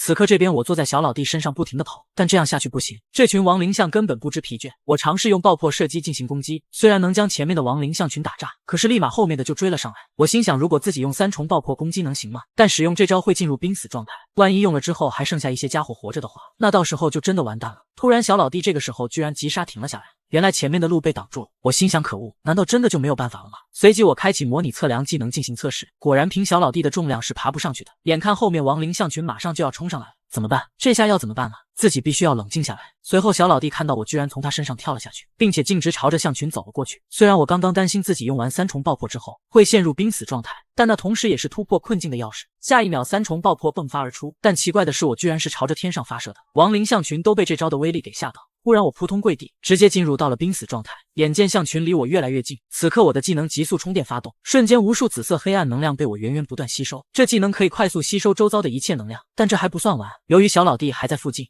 所以我要指定吸收的目标与方向。我缓缓抬手，前面被我吸走能量的亡灵如齿象，正在逐渐消散不见。第一次使用急速充电，当时我吸收了女帝姐姐和周围的魔力后，发现魔力之心居然得到了升级。于是回到领地之后，我就找到哈弗尔，想着让他当我的充电宝试试。哈弗尔一脸嫌弃地表示他不要，请您离我远点。而我可不管他愿意不愿意，我告诉他这是命令。我心想用极度充电补充魔力就能进化的话，那你这个充电宝就来成为我升级路上的祭品吧，哈哈哈。随后我直接用出3重爆破，立马我就倒地进入到了濒死状态。急速充电启动，为了不毁掉周围的环境，我练习控制只对前面哈弗尔吸收魔力，看着他的魔力正一点点被吸走，我立马兴奋地笑出了声，我要把你彻底榨干。突然系统发出警告，这不是您卑鄙的身体能承受的魔力类型。我直接受到反噬，扑通一下吐血倒地。哈弗尔见到这情况，立马上前假惺惺地询问，少爷您没事吧？此刻他的嘴角连 AK 都压不住。虽然当时自己没有达成目的，但学会了指定吸收的目标和方向，现在你们的魔力都是我的了。突然我一口鲜血吐了出来，这亡灵的腐烂魔力和毒不同，必须更强烈转动魔力之心才行，要转换掉这部分腐烂能量。此时系统不停发出提示，魔力之心受到了损害，将使用进化后的魔力恢复魔力之心。就这样魔力之心不停在损害跟恢复，同时魔力之心的等级也在不断提升。见势我嘶声大吼，加大吸收力度，整个峡谷的亡灵象群的能量都被我给吸了过去。系统响起提示，技能等级已提升，恭喜您成功升至终极剑士，身体能量提升600%。我拿起铁铲缓缓站起，而重获新生的我获得了一个了不得的新技能，您已激活新的魔力之心配置技能。随后我朝着前面亡灵象说了一句跪下，那群亡灵象真的齐刷刷的跪了下来。没错，我获得的新技能便是支配亡灵。堂堂伯爵千里迢迢亲自上门提亲，然而我当机立断就拒绝了他。我非常严肃地告诉他，对不起伯爵，你并不是我的菜。不过还好克雷默伯爵是带他女儿过来提亲的，我这个人不喜欢绕着弯子说话，所以我们直接切入正题吧。你之前离开后，我认真思考了一下，没有比你更优秀的女婿人选了。可是你突然变得太出名了，现在有不少贵族都想和弗隆特劳家族联姻，因此这让我忐忑不安的坐不住。你说日子定在哪天好呢？我让他冷静一点，目前也并没有贵族来找我谈婚论嫁过来。此刻一旁的弗隆特劳伯爵开口将我打断，随后不知道从什么地方倒出一大堆情书，这是通过王国贵族院之手正式递交给我们领地的求婚请帖。因为你看起来似乎顾不上这些事，我就全替你收起来了，想着之后再拿给你看。克雷默伯爵表示这些人都没有诚意，应该要像自己一样亲自找过来，那么结婚典礼就在弗隆特劳宅邸进行吧。此刻我出声将其打断，伯爵请您放慢一下速度，谢谢您给予我如此高的评价，但是请恕我不能同意这门婚事。克雷默伯爵很疑惑自己居然被拒绝，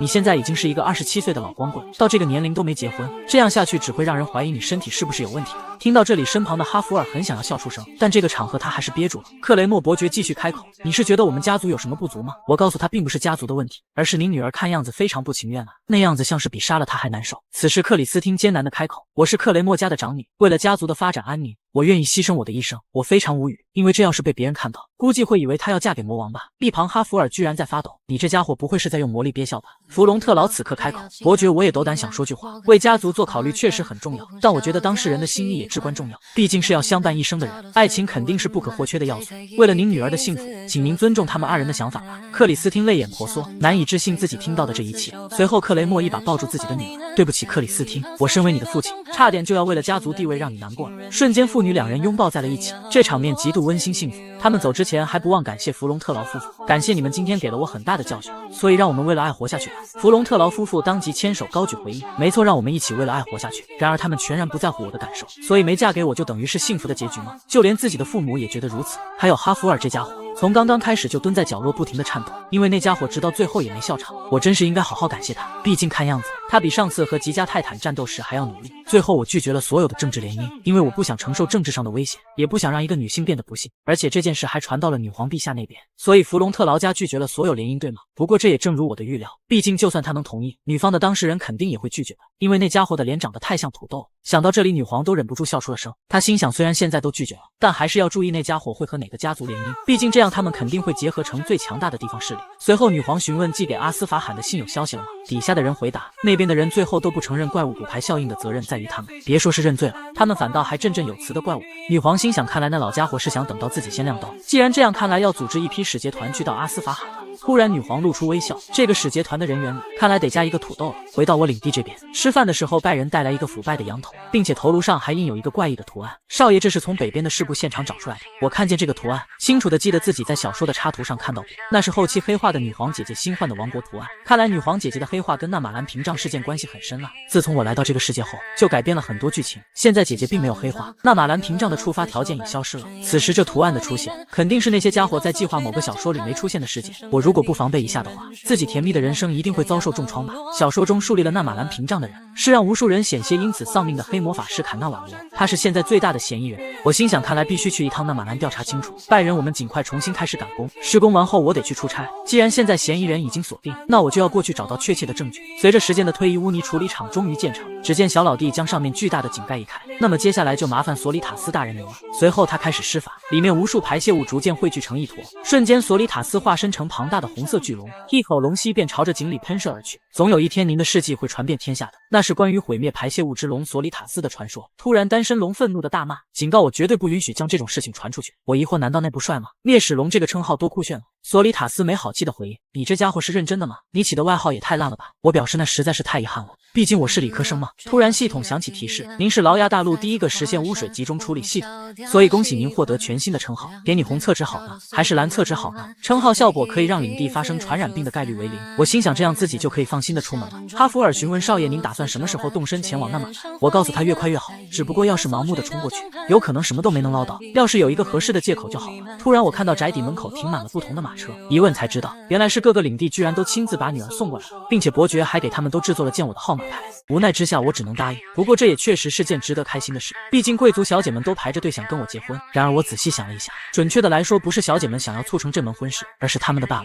所以是一群大叔排着队找我结婚。此刻1号小姐走了进来，我礼貌地跟她打招呼，很高兴见到小姐您。突然她惊呼叫出了声，可以看出那是一见钟情的感觉，开口就说自己真的很想和少爷您结婚，可为什么是侍从坐在椅子上，少爷反倒站在那里在？我非常无语地告诉她自己是少爷，后面那位才是侍从。1号小姐瞬间脸色就变了，那表情可谓是极度不情愿。见此我已然明白了一切，只是面无表情地回了一句路上注意安全。随后1号小姐毫不犹豫地就关门离开，2号小姐随之进来，然而过程却很1号极其的相似，不对，应该说是一模一样才对。天哪，我真的很想和少爷您结婚，可为什么是侍从坐在椅子上，少爷反倒站在那里？还是那个表情，还是同样的关门声。哈弗尔觉得这场面真是无聊，随后我便开始有请3号小姐。然而看到3号的样貌时，我却惊讶了一下，因为我居然觉得这个女子好面熟啊，自己肯定在小说的插画里见过她。只见3号非常优雅地做出自我介绍：“我是纳马兰伯爵的长女西路利亚·纳马兰，很高兴见到您。”听到名字我知道是小说中的谁了，自己当时看小说时一直以为她是和哈弗尔暧昧不清的固定女主，结果没想到她会为了守护纳马兰的百姓，居然牺牲了自己。当时读者看到那一幕，评论区全乱套，这也太过分了吧？为什么只要哈弗尔开始爱上一个人，就要让对方领便当啊？突然西路利亚开口：“我知道这么前来的确很失礼，但是父亲十分心急，所以我就只好亲自来见你了。不过您看着比传闻中要好。”听到这句话，我明白他肯定也认错，不好意思，后面那个人是我的护卫，我才是洛伊德。西路利亚感觉很疑惑：“我就是在和您聊天呀，后面那位是声名远扬的剑圣哈弗尔吧？”这一瞬间不知我非常惊讶，就连哈弗尔也露出不敢置信的表情。西路利亚继续开口：“这次的事情感觉会让您很难办，毕竟您最近本来就没什么时间细细考虑自己的婚事。”我询问他：“你是怎么知道的？”因为在来的路上，自己看到了这里正在建造很多闻所未闻的建筑，道路也在一点一点变干净，所以光是监督这些事就要花很多时间吧。说完这些，他起身就准备走。此刻我将他叫住：“你们领地现在是不是有什么困难？比如说突然人口激增了之类的？”西路利亚再度坐下：“您是怎么知道这件事的？”因为隔壁领地遭到怪物袭击，所以有400余名失去了家的难民找到了我们领地。据了解，他们是被人引导从远方一路赶过来的。我心想，可恶，小说中纳马兰的屏障是为了吸收屏障内人类性命而设下的魔法，因为新增加的难民数量达到了黑魔法师坎纳瓦罗施展魔法的条件，所以他才树立了屏障。我本以为所有难民都会往我们领地聚集过来，没想到居然还有人引导难民去到纳马兰。如果真的继续让坎纳瓦罗的计划进行下去的话，那么纳马兰数千名百姓都会成为祭品，并且还会召唤出为世间带来绝望的地狱骑士。按照设定来说，就算高级剑圣也打不过地狱骑士，因为那是近乎神一般的存在。到时候马森塔诺所有领地都将因此被毁，最终成为人间地狱。这事态比我担心的情况还要糟糕啊！看来必须马上出发前往纳马兰。次日，我带着行李准备出发，但哈弗尔却抱着一篮子信件出现在我面前。你这家伙不是准备出差吗？你手里拿着的都是些什么？哈弗尔表示是小姐们走之前送给他的信。我疑惑是什么信？哈弗尔没好气的回复：当然是情书了。难道少爷您一封都没收到吗？我非常淡定的回答：没错。这一瞬间天空都泛起了红色。哈弗尔将那篮子情书放在地上，随后居然从中拿出来一封递了过来。我送您一封。我静静的看着他手中那封信，时间突然仿佛在这一刻凝固了一样。突然我嘴角居然露出了一抹微笑。臭小子，那是送你的情书，给我干嘛？快回去准备行李出发吧，西路利亚小姐还在等着我们呢。哈弗尔缓缓垂下拿信封的手，他心中好不甘，因为他本想通过这件事嘲讽少爷，让他因此露出难过吃瘪的表情，却没想到少爷居然若无其事的微笑。而这次去到纳马兰不仅能调查坎纳瓦罗，还能通过施工赚钱。因为纳马兰建造在向上凸起的地形上，他们一直担心斜坡会一点点坍塌，所以我这次去就是给他们解决这个问题的。然而一到纳马兰领地，我就看到了坎纳瓦罗。西路利亚介绍到那位是商团的主人，他自掏腰包照顾着400名难民的生活起居。我心想，原来是你啊，你这个伪善的双面人，我要像踩扁易拉罐一样摧毁你。来到领主宅邸，纳马兰伯爵非常开心地欢迎我们的到来。然而这一次我依旧被认错了，果然百闻不如一见，你浑身上下散发着贵族的气度。那么结婚日子定在哪天好呢？西路利亚将自己的父亲打断，父亲那位是护卫骑士哈弗尔，旁边那位才是洛伊德少爷。纳马兰伯爵非常吃惊，不管怎么看，左边那位才像有品位的贵族，旁边那位要怎么说呢？就感觉他各方面看起来都很差。突然西路利亚大吼自己的父亲，您这么说太失礼了，您身为伯爵怎么能看不出人的本质呢？虽然洛伊德少爷从各方面都差了点，但他是英明而又有能力的人，而且洛伊德少爷并不是因为婚事才找过来，他是来帮我们领地解决斜坡坍塌问题的。西路利亚说话时，哈弗尔一直在观察少爷，终于在看到对方嘴角出现了难过的表情时，瞬间他就开心的像一个孩子一样。我看了看哈弗尔这家伙的样子，此时我再也忍无可忍，拿出铁铲就想要把他给勒死。然而在哈弗尔绝对力量面前，我使出全力依旧不能挪动铁铲分毫。原来前一晚我吩咐哈弗尔去监视坎纳瓦罗，一旦发现那个图案和黑魔法有关，我就可以把领地发生的事全部告诉纳马兰伯爵，这样一来就能将他们一网打尽。然而第二天走在街上，我却发现到处在售卖那个图案相关的物品，并且哈弗尔回来禀报，也并没发现坎纳瓦罗有什么异样，只看到对方在认真的照顾难民。哈弗尔说他本来准备去调查对方的宅邸，但是门上被昂贵的魔法锁保护着，虽然破坏锁头很简单，可是有可能会被对方察觉到，所以他就先离开了。而且哈弗尔还调查出那个图案的来源，据说是某位流浪吟游诗人的图案，因为最近这个图案非常火，所以在大城市遍地都会卖这个图案的产品。我思考这样的话就麻烦了，自己难不成要找出那个吟游诗人？如果在此期间纳马兰的黑魔法屏障被建起来，那就真的完蛋了。小说中也并没有具体描写屏障是怎么形成的。如果我把哈弗尔安排在外面，虽然他能突破屏障，但西路利亚大概率会丧命，我绝对不想看到自己认识的人丧命。看样子现在的情况很紧急啊，这简直就是四面楚歌。突然此时哈弗尔提出他有办法入侵，并郑重地说道，请少爷相信我可以做到，所以请您在此等候。次日我走在街上，准备一边扫描地形一边等哈弗尔的消息。突然我听到一旁的人正在议论着什么，原来是奈瓦罗的供给处来了一位绝世美人，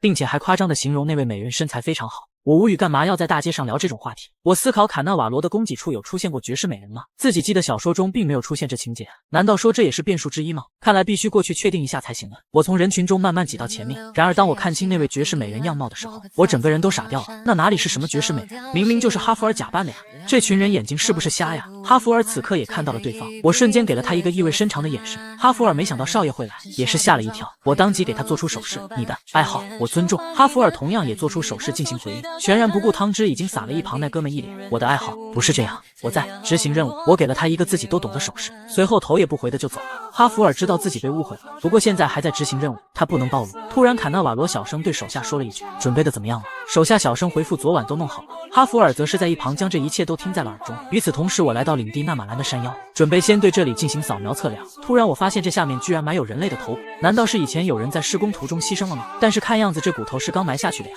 而且这周围只有头盖骨。更奇怪的是，这些头骨全埋在地下50厘米处，之间相隔的间距也一样，他们整整围着山峰摆了一圈。我顿感不对劲，赶忙朝着下面就开挖。果然这头骨上面有着黑魔法咒术魔力，看来这就是触发了纳马兰屏障的黑魔法真相。既然如此，我要让你们的计划彻底完蛋。随后就开始对着头骨进行吸收，不一会时间就搞定了一个。我拿起头骨时，好像有什么东西从里面掉了出来。我看着手中这块紫水晶，看来骷髅只是盒子一样的作用，这东西才是本体。我疑惑这东西是宝石吗？随后就用高级测量扫了一下，没想到系统给这东西估价居然达到了5亿，这不是直接发财了吗？难道说埋在其他地方的骷髅里也有？我瞬间开启狂暴模式，哈哈哈，这简直就是天降横财啊！挖地竟然还能挖出钱，哈哈哈！系统吐槽比起阻止了屏障，您好像对此更开心啊！我从天亮挖到太阳落下，一共挖到了30个紫水晶，每一个都相当于拜仁1年工资啊！30个就等于30个拜仁，所以我又能使唤他30年了。另一边拜仁感到身体不适，直接开始疯狂咳嗽了起来。此时我感觉这一天可真是充实啊！要是每天都能发生这种事就好了。想想拜仁也挺可怜的，算了，给他涨点工资好了，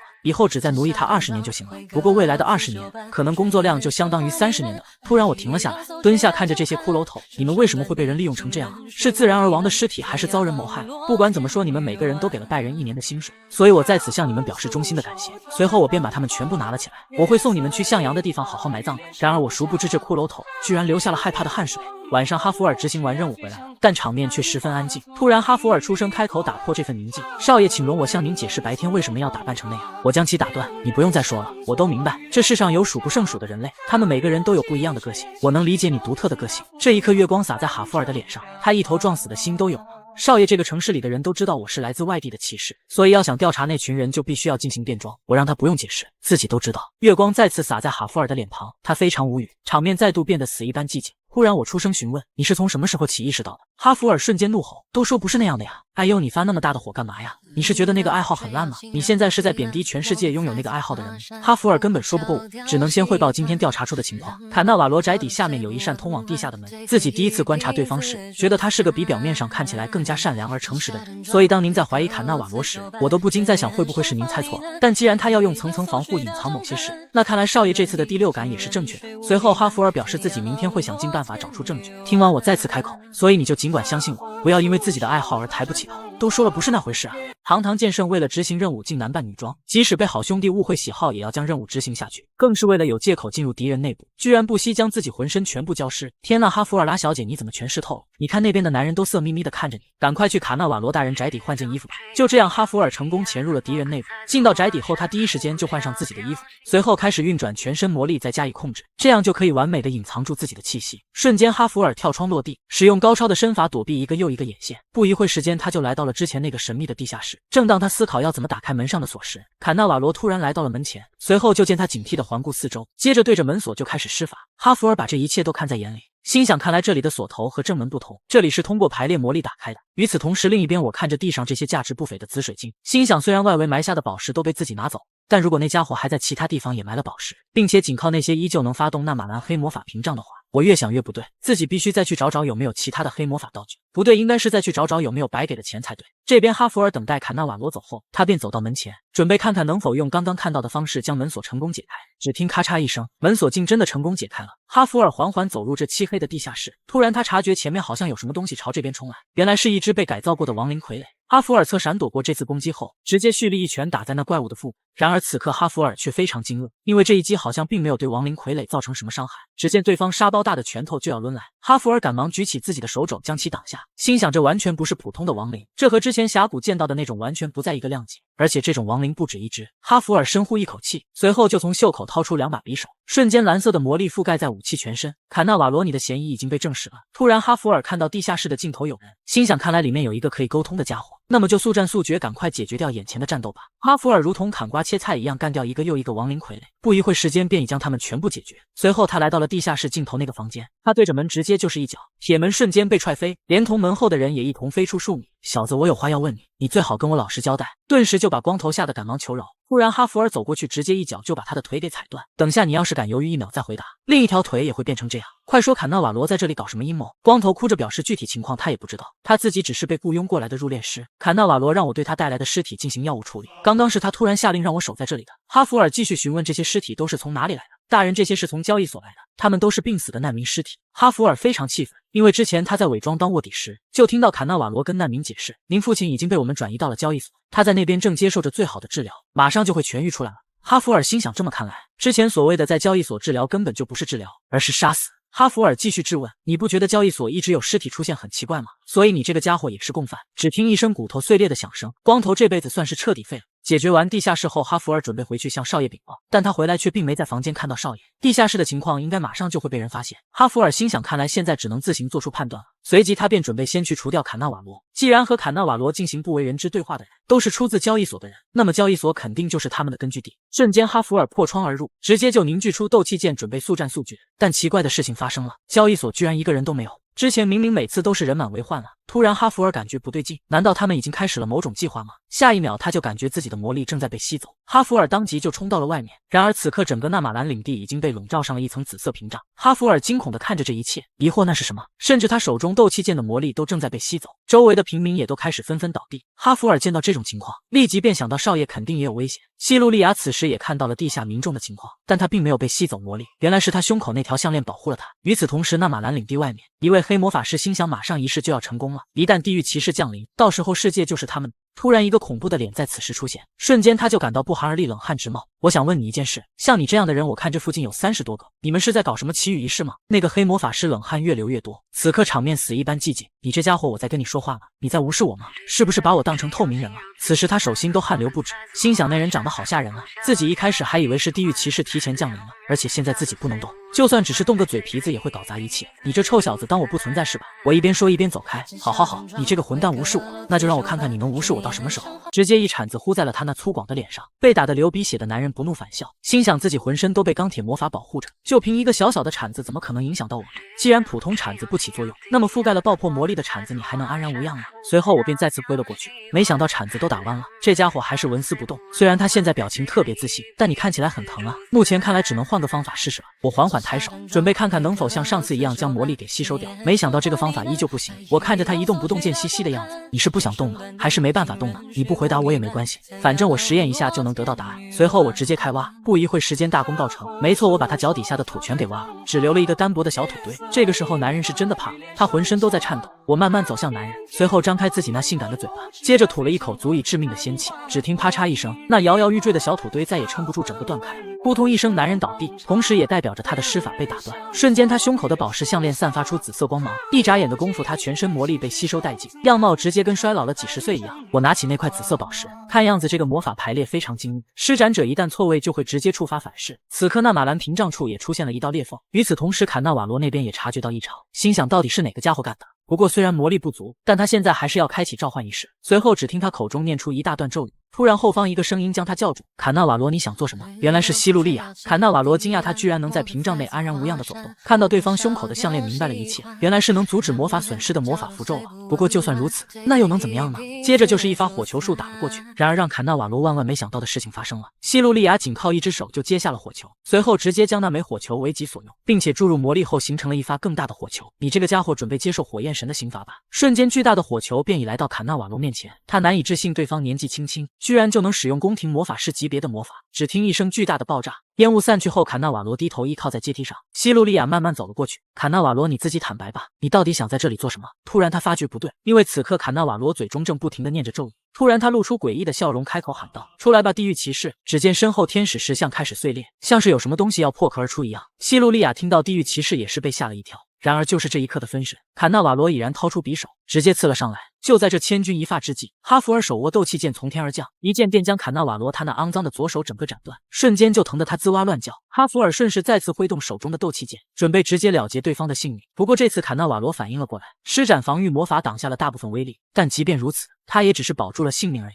右手被剩余的威力整个拧成了麻花，但召唤仪式并没有就此停下。眼看地狱骑士马上就要破壳而出了，下一秒天空一道红色闪电劈下，整座房子直接全被毁掉，无数碎石四散而飞。危急时刻，西路利亚施展防御护盾，将周围还存活的平民给救了下来。但地狱骑士被成功召唤已成定局，都结束了，你们这群垃圾准备迎接死亡的到来吧！在场的所有人都会被烈火焚身而死，因为地狱骑士要出手了。随后只见一只大手从烟雾中抓出，但当坎纳瓦罗看清地狱骑士全身时，他整个人呆住了。原来此刻的地狱骑士不仅没有地狱战马，就连双腿都不见了。可恶，看来是因为那马兰的屏障消失了，所以导致魔力不够。哈弗尔惊恐地看着前面，自己能打得过不完整的地狱骑士吗？突然地狱骑士缓缓开口，召唤者，你想要什么？坎纳瓦罗赶忙恭敬地回答，前面那个银发家伙竟敢冲您挥舞刀剑。瞬间地狱骑士就挥剑砍了过去。哈弗尔虽然用斗气剑挡下，但他感觉自己全身的骨头都被震得在颤抖，这可是用魔力强化过的身体啊。下一秒，地狱骑士闪身不见，再次出现已经来到了他的背后，根本不容哈弗尔有任何反应。那硕大的巨剑马上就要劈了下来，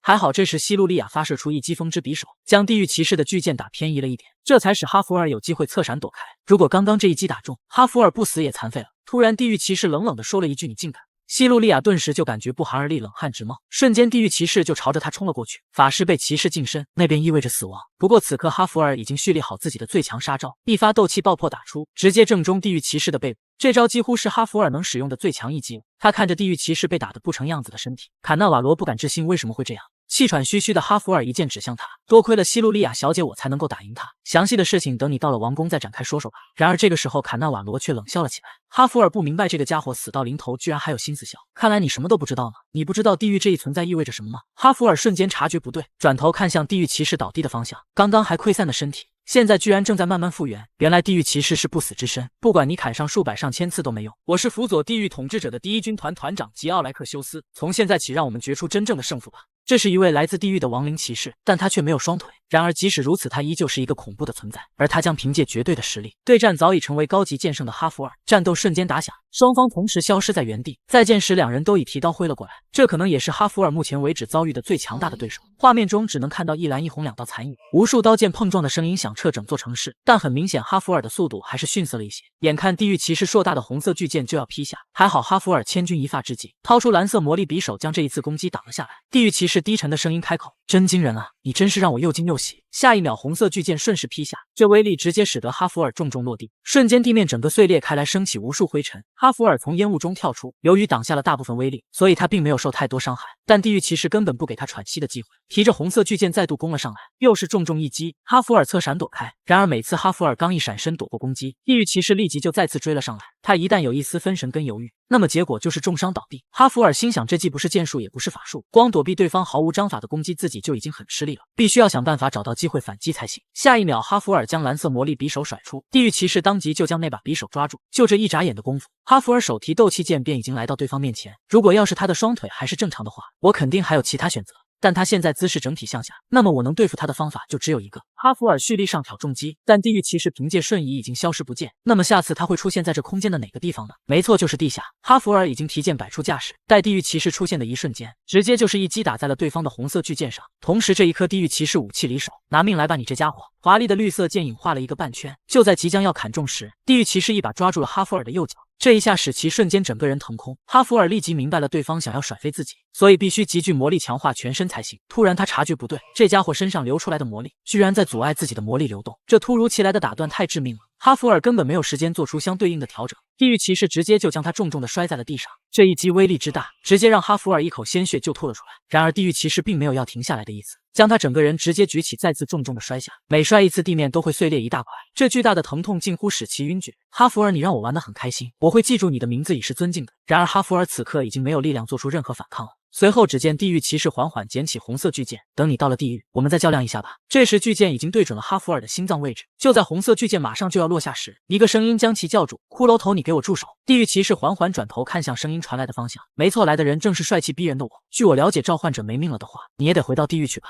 所以我数到3，赶快离我的骑士远一点，不然这家伙的首级就会啪一下直接分离。坎纳瓦罗被吓得汗流不止，地狱骑士非常疑惑这家伙是谁，因为他那面目狰狞恐怖的表情，别说是弄断脖子了，他把人搅碎一口吃掉都有可能。而且地狱骑士他有一种奇怪的感觉，你到底是谁？你也来自地狱吗？你的长相和说话的方式都和地狱很搭呢。我并没有回答对方那狗屁问题，直接就开始了数数。然而地狱骑士根本不在乎，拿起巨剑就发射了一道魔力冲击，直接就轰在了坎纳瓦罗的位置。我万万没想到这家伙这么苦。此刻坎纳瓦罗整个左边身体都给炸没了。随后地狱骑士便再次开口，反正只要那家伙还有一口气就行。不过就算你夺走了他的性命，也需要40分钟的时间我才会消失回到地狱。这个时间足够我彻底毁灭一座城市了。我心想，看来这个作战失败了，那么下一步要怎么办呢？由于刚才那段喘息的机会，哈弗尔此刻已经再度站了起来。下一秒，绿色剑气顺势斩下，但地狱骑士又怎可能没有防备呢？转身，红色剑影画了一个句号，直接打在哈弗尔的斗气剑上，威力之大使其飞出数米才停下来。我看到这形势，心想哈弗尔已经无力还手了，不能让他继续对着哈弗尔进行攻击。随即我朝着那家伙就是大喊：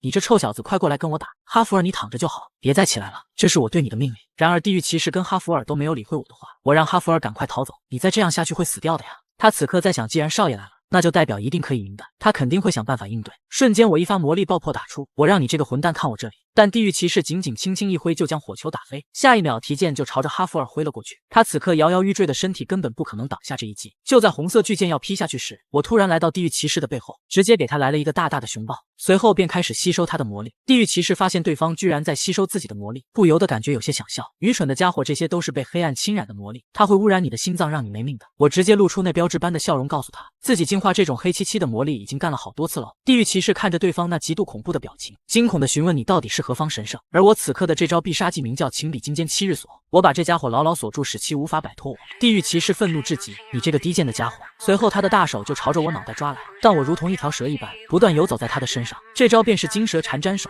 我根本不给他一丝碰到我的机会。地狱骑士顺势向后一仰，准备用头撞击我的头，但我同样也向后一倒，接着抱住他的双腿，双脚继续锁住他的脖子。地狱骑士举起红色巨剑，直接朝着自己裆部就刺了过去。我则是找准机会再度起身，下一秒就再次抱住了他的脖子。哈哈哈，没办法了吧？我不仅不断的晃来晃去，还不停的在他耳边进行行精神污染，而我做这一切就是为了等待哈弗尔恢复魔力。此刻他已经凝聚出斗气剑，做好了准备。地狱骑士惊恐对方居然恢复得这么快，心想自己必须挡下这道攻击才行，但我怎么会让他如愿呢？瞬间我便锁住了他的双手，下一秒哈弗尔的攻击落下，这一击正好劈中了他的胸口。哈弗尔想要乘胜追击再来一下时，地狱骑士通过瞬移消失不见，再次出现已经来到了哈弗尔的身后，但让他没想到的是，我居然依旧还在他身上。但净化他身上黑漆漆的魔力也有极限，如果再这样下去，我们肯定会输的。突然系统栏提醒我，只要唱歌就可以赢。我完全不懂他这说的什么屁话，但好像现在也没有别的办法。随即我便对着他耳边开始高歌，瞬间优美的歌声直击地狱骑士的灵魂深处。他疑惑这是什么魔法，感觉有人用钉子在自己的大脑里滑动一样。不对，这并不是魔法，而仅仅只是一首普通的歌曲才对。只不过这家伙唱的太他娘的烂了。此刻地狱骑士几乎快要崩溃，我见到好机会，立马就让哈弗尔趁着现在进行攻击。然而让我没想到的事情发生了，原来哈弗尔这家伙此刻情况也好不到哪里去。其实我早就知道自己唱歌难听，毕竟即便是永远对我和蔼可亲的父母，也嘱咐过我千万不要出去唱歌。明明在唱歌考试中只唱了哆啦咪发嗦，就被音乐老师赶了出去。在教堂唱了一会赞歌，结果牧师说出现了魔鬼，直接用圣水泼了我全身。虽然唱歌不好听一直是我不愿提起的伤痛，但我现在觉得当一个音痴也挺好的。实在受不了的地狱骑士想要用自残般的方式除掉背后这个恶魔。另一边哈弗尔用魔力暂时封住了自己的耳朵，我则是在地狱骑士即将坠地之时，一个华丽翻身转到了他的正面，随后立即跑到一边不停地唱歌。此刻哈弗尔已经提剑俯冲而下，下一秒他的斗气剑正中地狱骑士的胸口，插入对方的一瞬间，哈弗尔口中立刻念出斗气爆破，只听一声巨大的爆炸，整个房间的地面也随之全部裂开，随着烟雾缓缓散去，此刻地上已经没有了地狱骑士的身影。我走向哈弗尔准备询问干掉了没，然而没等我开口，哈弗尔就说还没结束。我听完非常疑惑，明明被炸的渣都不剩了，怎么可能还没结束呢？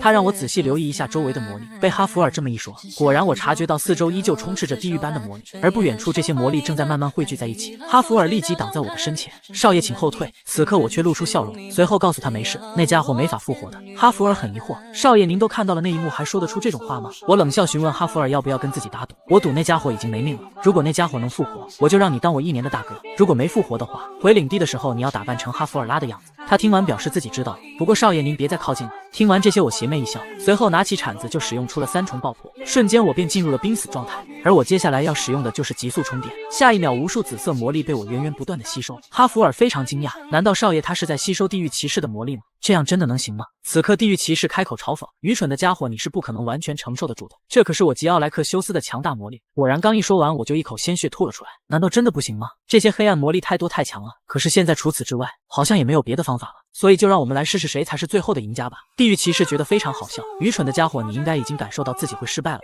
然而我此刻依旧不愿放弃，即使口中血流不止，我也不会就这样轻易的停下来。突然一只手拍在了我背后，随后又有一只手按了上来，是哈弗尔跟希路利亚2人，他们正在帮助我分担那些黑暗魔力。不仅如此，希路利亚还施展了恢复魔法生命的祝福，瞬间我的负担减轻了不少。哈哈哈，你这个混蛋，胜利最终是属于我们的。随着地狱骑士最后一丝魔力被我吸收，他也再也没有了复活的机会。然而我此时殊不知自己的左眼居然升腾起了地狱一般的紫色火焰，但我同时也因为力量耗尽，扑通一声倒了下去。希路利亚焦急地上前查看情况，但哈弗尔却让他不用太担心，这是少爷一直以来进行的类似庆祝胜利的仪式。希路利亚表示，您身为他的护卫骑士，怎么能说出那种话呢？不管是第几次您都得担心一下。然而哈弗尔怎么可能不担心呢？只是他认为现在没事了而已。几日后，坎纳瓦罗被来自王国的骑士押送走了，现在我们已经抓住了黑魔法师一党中的2人，至于剩下的人，女帝姐姐会看着办吧。不过比起这些，我还有一个更严峻的问题，那就是没办法对纳马兰斜坡问题进行施工，都是因为那可恶的紫色屏障，工人们全变得精疲力尽了。早知道我在下订单的时候，应该让他们再派点领地工人过来。不过我刚醒来时得到了一些很厉害的技能，支配亡灵技能的各种限制和条件被大幅完善了，也就是说只要有亡灵，我就能获得免费的劳动力，同时还获得了一个新称号，名叫被魔鬼上身的高音音痴。这称号名字真的不是在嘲讽我吗？但是我现在要去哪里找亡灵呢？我又不可能自己去制造，看似很厉害的技能，实则目前一点用都没有，唯一的用处可能就是有点帅吧。我这带着紫色火焰的眼睛，别说还真有点地狱恶魔的样子。突然这个时候门外有人敲门，我很疑惑这么晚了会是谁呢？然而打开门的那一瞬间直接吓了我一大跳，屋外齐刷刷站着一群骷髅架子，并且每个骷髅都没头。我非但不害怕，反而还将他们全部收入麾下，就因为这群骷髅工作时不但不会疲倦，而且既不用给他们发工资，还不用给他们准备吃。不过他们刚找上门时还是有些吓人的，询问之后才得知，他们是因为地狱咒术而失去肉身的鬼，而刚才在附近闲逛的时候感受到了能实体化的地狱力量，所以就找了过来。我心想，原来都是因为我这只地狱之眼啊！这群冤魂就是之前被坎纳瓦罗害死之后被用作媒介施展黑魔法屏障的骷髅头，而我将这些骷髅头全都收集起来集中安葬。现在他们既没有生前的记忆，也没有目标，照这样下去应该会四处分散，然后在某个地方被人驱魔掉，所以过来请求我可以收留他们。随即我便开口询问，我会让你们干很多活动，你们需要工资吗？你们平时都吃什么？还有你们都住在哪里？他们立马表示自己是幽灵，不需要花钱，并且没有消化器官，也不用吃东西，至于住的只需要准备10平方的棺材就好。我听完瞬间感觉这简直是太完美了，从今天开始，你们就是弗隆特劳伯爵领地的骷髅工兵部队，哈哈哈，这可是我做梦都想得到的免费劳动力啊！哈弗尔此刻被这屋外的吵闹给惊醒，他看见门外无数亡灵骷髅正在手舞足蹈的跳舞，心中却毫无波澜，因为他早就对少爷每次奇怪的举动习以为常了。随后扑通一下倒头继续睡觉。第二天有了骷髅工兵的帮助，对于纳马兰斜坡固定的工程也开始了施工，而骷髅工兵的劳动力简直像是源源不断的泉水一样。最关键的是我还1分钱都不用花，哈哈哈，太棒了！只不过恢复元气的纳马兰伯爵来现场考察的时候，被这惊恐的场景直接给吓晕了过去。我赶忙向他进行解释，伯爵大人，他们都是劳动的精灵，而我是召唤术的天才，您看到我的眼睛了吧？纳马兰伯爵表示召唤术的天才并不常见，而且自己也从未听过有人能眼睛发光了。我当即便开始反驳，怎么西露莉亚小姐可以是魔法天才，我怎么就不能是天才了？西露莉亚小姐的眼睛可以喷火，难道我就不行吗？无力反驳的纳马兰伯爵最终还是相信了我说的鬼话。随着临近冬天，在一个大雪纷飞的日子，纳马兰的斜坡稳固项目也进入到了收尾阶段。此刻哈弗尔看着自己的左手，忽然想到了那天自己跟西露莉亚一起帮助少爷分担地狱魔力的场景，突然一个声音将他从回忆中唤醒，来的人正是西露莉亚。哈弗尔起身表示施工正在顺利进行，如果您需要听详细报告的话，我可以让少爷来说明。然而西露莉亚并不是来问这个的，那个其实我是来见你的，我想问下你魔力的使用方法，不知从什么时候起自己的魔力就停滞不前了，我看其实你可以自由的使用魔力，所以想向你学习精进魔力的方法。哈弗尔表示自己听懂您想说什么了，只要是我能教的，自己必定倾囊相授。西露莉亚听完顿时小脸一红，可以肯定这一刻是心动的感觉。然而我在远处把这一切都看在眼里，看着哈弗尔跟西露莉亚两人有说有笑，甚是甜蜜，不由得让我想起了哈弗尔在小说中的情节。当时哈弗尔因为纳马兰屏障的关系，彻底失去了西露莉亚，那时候他们刚刚才互生爱意，所以那之后哈弗尔一直觉得自己是个不幸的人，认为自己身上蕴含的魔力是被诅咒的。哈弗尔，你这辈子注定没有伴侣，你会不停地独自战斗，然后渐渐疲惫而亡。不要太过关心任何人，因为你的心意会将对方引入黄泉，你无限的力量是伴随着你命运而来的。我看着哈弗尔现在脸上洋溢着幸福的笑容，不由得为他感到高兴。随着斜坡项目完美收工，我也如约得到了数十倍的工程款项。走之前，我向纳马兰伯爵表示由衷的感谢，但他认为这点款项还远远不够，因为现在领地所有人都把你视作了恩人。我听着这人山人海为我欢送的声音，不由得感到十分欣慰。这次我赚了好多钱，等回去之后，自己就真的只用吃喝玩乐。突然伯爵表示，你真的不愿意成为我的女婿，继承纳马兰领地吗？我恭敬地回应自己是弗隆特劳的继承人，另外纳马兰已经有优秀的继承人了，那个人就是即将成为全大陆最强魔法师的西露莉亚小姐。说完这一切，我便准备返回自己的领地。此刻哈弗尔转头看了看西露莉亚，突然我开口叫住了他，你就留在这里吧，你在这里能拿到更多的工资，也更容易出人头地，不是吗？哈弗尔没好气地回怼，少爷，您是因为吸收了太多有毒的魔力，导致脑袋出问题了吗？我是弗隆特劳家族的骑士，就算直到死，我也永远都是。那如果这是命令呢？哈弗尔当即表示，那自己就选择违抗命令。我没想到这家伙居然这么固执，不过这还让自己挺欣慰的。既然这样，那我们就启程回自己的领地吧。这次回来，弗隆特劳夫妇两人早就在宅邸门口等着了。我刚准备向他们解释身边这群亡灵骷髅是怎么回事，但伯爵直接就让我不用解释。现在不管你带回来什么，我们都不会大惊小怪了，毕竟早就已经习惯了。只不过你身后这个人是谁？难不成他是哈弗尔吗？没错，因为之前打赌的约定，哈弗尔此刻是男扮女装回的领地。之前打赌说过，如果地狱骑士能复活，我就让你当1年的大哥；如果没复活的话，回领地时你要打扮成哈弗尔拉的样子。哈弗尔恼怒自己当时为什么要应下这种赌约呀？突然弗隆特劳伯爵上前一把就抱住了他。哈弗尔，你一直以来为了隐瞒这件事，该有多痛苦啊！不过这也不是坏事，只是有些不同罢了。尽管哈弗尔一直解释不是这样的，但是到如今又有谁会相信你？这下子我要好好嘲笑他这家伙一番，哈哈哈！而这次我带回来了能吃喝玩乐一辈子的巨大收入，我终于能尽情玩耍，享受甜蜜的生活了。然而每当我这样想的时候，一定会发生一些意外情况。忽然王国的使者出现，直接几个翻滚来到我的面前，朕将任命洛伊德·弗隆特劳成为前往阿斯法罕的特别使团的一员，即刻出发，立刻马上。我无语，为什么每次都这样？自己到底什么时候才能悠闲的享受生活呀？这是一枚可以随便买东西不用花钱的项链，但它却被人无情的扔在地上。更诡异的是，一群人居然没一个人上前将其捡起，然而我却不顾3七21冲过人群，一把抢过项链。接着我就跑到了城市中，开始不停的买。原来不久前我刚要过上亿万富翁的养老生活，却被女皇姐姐派去阿斯法罕当什么特别使团。这样一来，我准备当咸鱼的计划又泡汤了。我什么时候才能停下来养老啊？另一个特使团代表文图拉伯爵表示很不理解，你接下了女皇陛下光荣的任务，怎么还露出如此委屈的表情？我告诉他自己是因为实在太光荣了，所以止不住的流泪。然而我心里想的是，女皇姐姐，我恨你，为什么要派我去啊？我好想回家。其实女皇就是故意的，因为关于纳马兰事件的报告中，上面居然写着地狱骑士是由纳马兰的骑士们所打败，哈弗尔跟洛伊德只是负责了情报收集工作。女皇认为这简直就是一派胡言，尽管召唤出来的地狱骑士并不完整，但怎么可能是一介骑士能击败的存在？所以肯定是哈弗尔跟那家伙一起击败的。为了撇清功劳，他拜托纳马兰伯爵写了这份报告。这家伙对名誉和出人头地都不感兴趣，只想着天天吃喝玩乐。正因如此，女皇觉得不管是什么任务，那家伙都能完美的完成。毕竟他就是一个小心眼、爱记仇、卑鄙至极的俗人。此刻我浑然不知，女皇姐姐已经把我研究的透透的。然而使团刚一到达阿斯法罕王国，文图拉伯爵就与他们发生了争吵，因为他们居然安排这种破烂房间给我们住。但我对这发生的一切根本不关注，因为我还在沉迷于没法养老的伤痛之中。文图拉伯爵觉得他们这样太不像话了。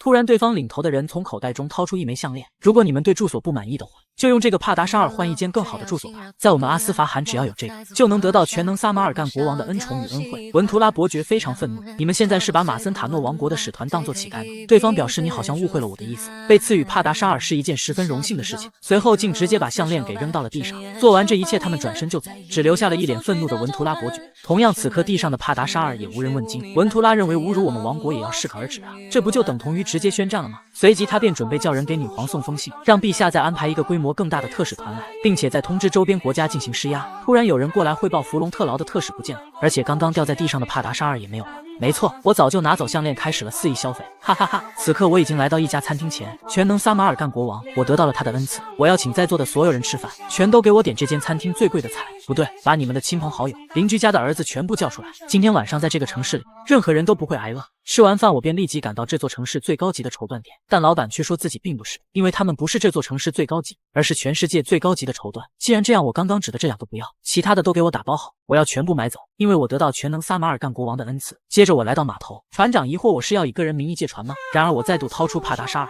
告诉他自己要买下你们所有的船。就这样，我把这一天买的东西全部装上船，整整装满了6艘。我非常开心的目送商船离开。你们记得通过克雷默之后前往弗隆特劳领地哦。此刻越来越多的人听闻有人不看价格买东西，所以全都赶了过来，想要我将他们带来的东西买走。我让这群人一个一个的来，因为撒马尔干的恩赐将会降临于每个角落。突然，一群士兵从人群中冲了出来，在那里，快抓住他！随后，我跟哈弗尔便被他们押送到了王宫之中。撒马尔干非常气愤，因为我刚刚直接花掉了他们王宫1年的预算。我微微一笑，开始自我介绍：我是阿尔库什弗隆特劳的长子洛伊德弗隆特劳，拜见伟大而全能的撒马尔干国王。听到我的名字，他心中一惊，心想原来他就是反转了怪物骨牌的家伙呀。难道他为了见到我是故意这么做的吗？因为弗隆特劳领地的那些传闻，所以导致撒马尔干非常忌惮。他一想到如果一旦战争开始打响，那么最先要面对的就是弗隆特劳领地。如果关于这家伙领地的传闻是真的，可能即便动员王国的所有兵力，也不能保证能打得过弗隆特劳领地。撒马尔干心想要不要现在就除掉这家伙，但转念一想肯定不行，因为他身边的护卫骑士可是剑圣啊，就算能打败那个剑圣，大概首都也会被他夷为平地吧。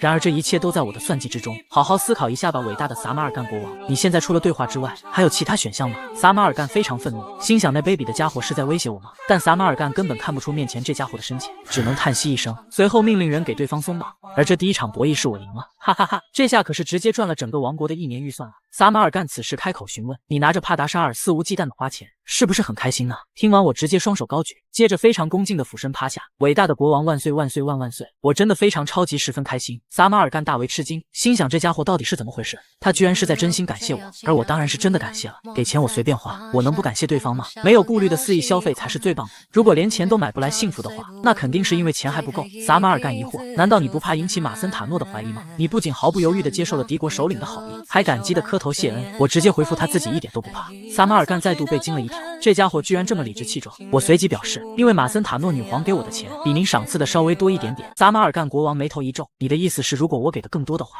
你甚至能背叛自己国家的国王吗？我当即就回答没错。撒马尔干听完感觉对方简直不可思议，这家伙难道是疯子吗？他惊叹自己瞳孔居然会因为看不透一个人而不停地晃动。我再次开口表示，如果自己是因为钱财导向您的话，我很担心您会不会信任我。撒马尔干看着面前这个家伙，突然他感觉有些好笑，原来你这家伙竟然想将我玩弄于股掌之间。那么既然你都这么说了，那就让本王听听你到底想和我聊什么。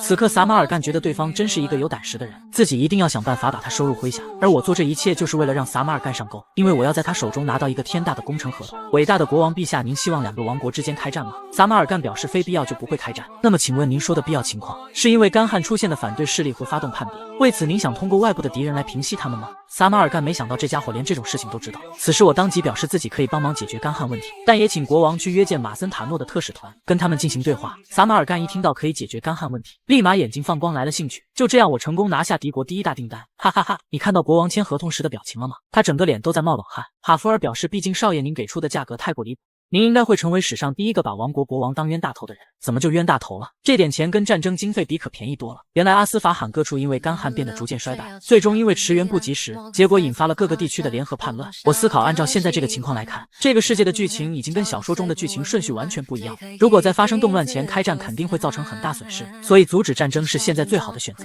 与此同时，另一边，撒马尔干找到自己的女儿塞拉扎德，命令她明天去当洛伊德弗隆特劳的护卫，并且要她不择手段让那家伙成为你的男人。次日，我跟哈弗尔刚准备动身去解决干旱问题，塞拉扎德就找了过来。我是负责护卫您的塞拉扎德，之后请多关照。我有些无语，告诉他自己有护卫骑士。我见到对方并没有要走的意思，心想这是委派过来监视我的吗？突然我想到什么，塞拉扎德不应该是阿斯法罕王国的公主吗？公主为什么要跟我一起去工地啊？突然塞拉扎德开始莫名其妙的扭动了起来，随后直接摆出了一个诡异的姿势，将她自己整个线条都展现了出来。我顿感不妙，她怎么突然开始卖弄身姿了？可是她那个气势汹汹的眼神是怎么回事？这家伙到底想干嘛？我看他的样子越看越害怕，难道这家伙是在向我求爱？但是塞拉扎德公主怎么可能喜欢上我？我知道了，肯定是他父亲下达的任务，要我成为他阿斯法罕王国的女婿。大叔别再给我发送爱情的信号了呀！随着经历了几天的路程，我终于来到了发生干旱的坎达哈尔。今天晚上终于可以好好休息一下了。可是有一个非常严重的问题，那就是塞拉扎德这家伙已经摆这个姿势整整一天了。面对他这个样子，我压力实在太大了，并且那个眼神真是太可怕了，感觉我一睡着，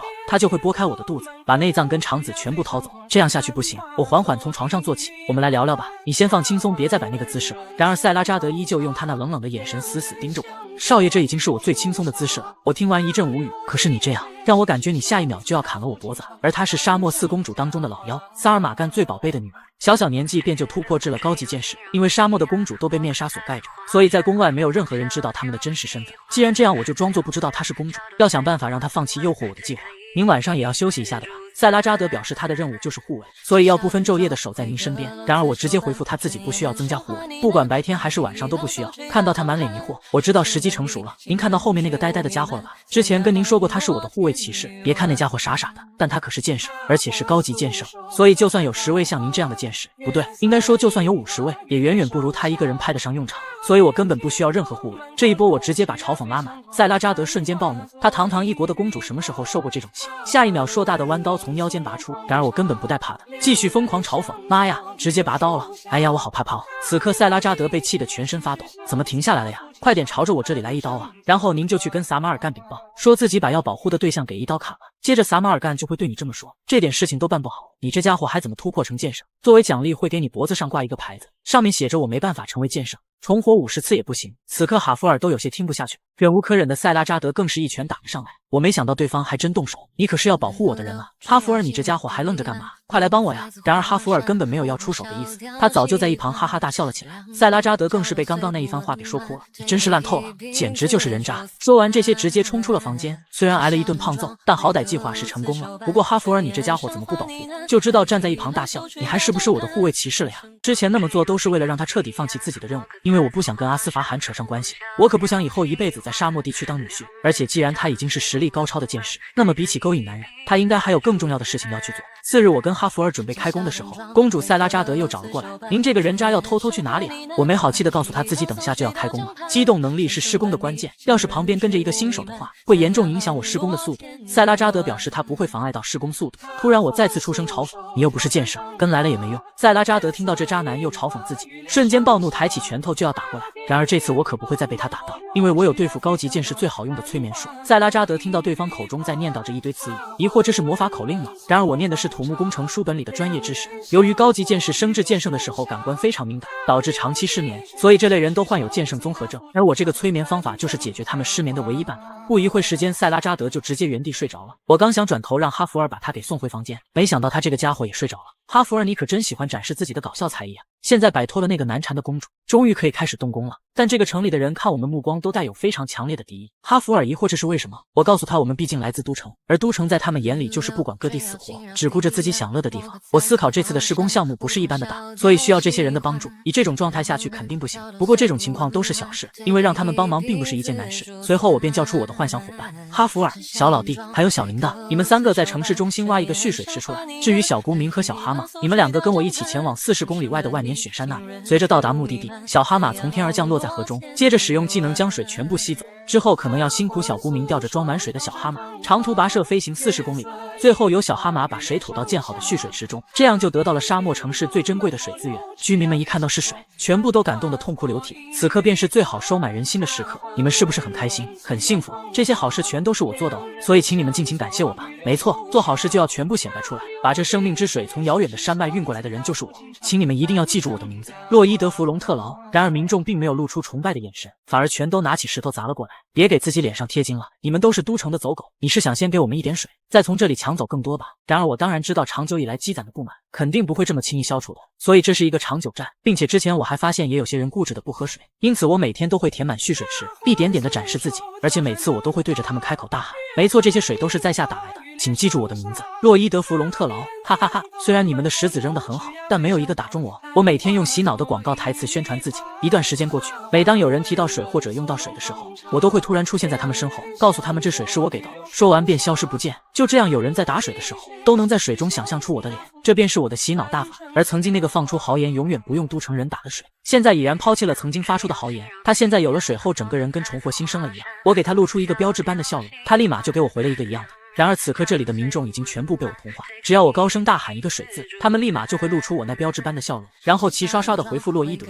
哈弗尔非常无语，少爷您是给大家集体催眠了吗？我告诉他这就是持续性洗脑的宣传效果，水是好的，而水又等于洛伊德，所以从结果来看，洛伊德同样也是好的。就比如头痛、牙痛、生理痛时，人们第一反应会想到要什么呢？那当然是布洛芬了。然而哈弗尔根本不明白这是在说什么，场面一度十分尴尬。突然我感觉一个人在异世界真是好孤独啊，都没人能接住自己的梗。我微微一笑，不过总而言之，铺垫工作算是完美结束了。那么现在就要开始招募修建地下水路的工人了。突然有人开口询问，洛伊水先生，请问这份工作包吃吗？我随即告诉他不用担心，因为全国的食物正在成堆的运送过来。与此同时，另一边萨尔马干国王看着我使用帕达沙尔购买东西的清单，差点被气得心脏病犯了。次日，我坐在小孤明的背上，开始对地面进行扫描，但转了一圈并没有找到我要找的东西。虽然现在我已经雇佣了市民，但想要挖一个足足有35千米的水路，花费的时间还是太久了。所以我需要找出叛乱军的地下洞穴。在数百年前，有一群人为了躲避镇压，经过长年累月挖掘了一处避难之所，而现在的叛军势力就驻扎在那里。既然找不到具体位置，那么看来现在只能用那个方法了。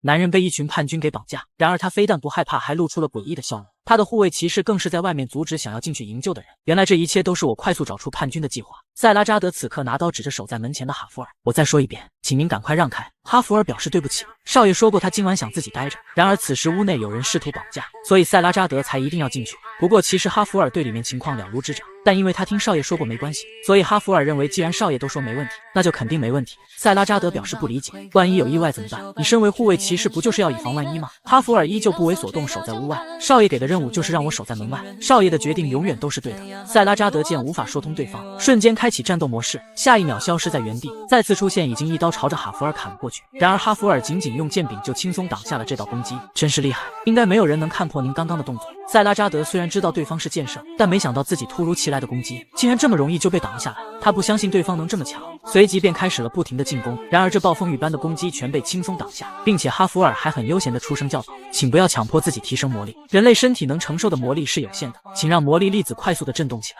粒子间通过碰撞产生的能量就是通往剑圣的钥匙。塞拉扎德从来没被这般羞辱过，出声大喊自己没打算接受您的指点。哈弗尔此时出声表示，这都是因为少爷说过让我试着培养您成为剑圣，所以我才这么做的。累得汗流浃背的塞拉扎德十分疑惑。与此同时，另一边我已经被叛军带回了他们的根据地，但叛军首领却陷入了沉思，因为绑架的人明明是我们才对，可这家伙的表情怎么感觉我们反倒成了被绑架的人了？这个时候我率先开口，既然你们想知道撒马尔干委派我来这里干嘛，那肯定要先告诉你们我来这里的所有事情经过，对吧？可是我的手腕实在是不舒服，能先帮我解开吗？领头的警告我不要想耍花招，我微笑回答，哎呀，自己都在这里了，还能耍什么花招啊？再说了，在座的各位都是是反对撒马尔干的精锐武士，像我这种傻帽抵抗只会丢了性命。你明明察觉到了我们是叛乱军，却还挺冷静的呀，看来你猜到了我们会去找你。我继续面带微笑的回答，那个撒马尔干派来的家伙居然如此招摇过市，我早就猜到了各位会看不惯我了，哈哈哈！并且我还知道这个名叫特尔莫斯的叛军首领，他会因此丢掉性命。后来以这件事为契机，阿斯法罕所有地区合力引起了更大的反叛。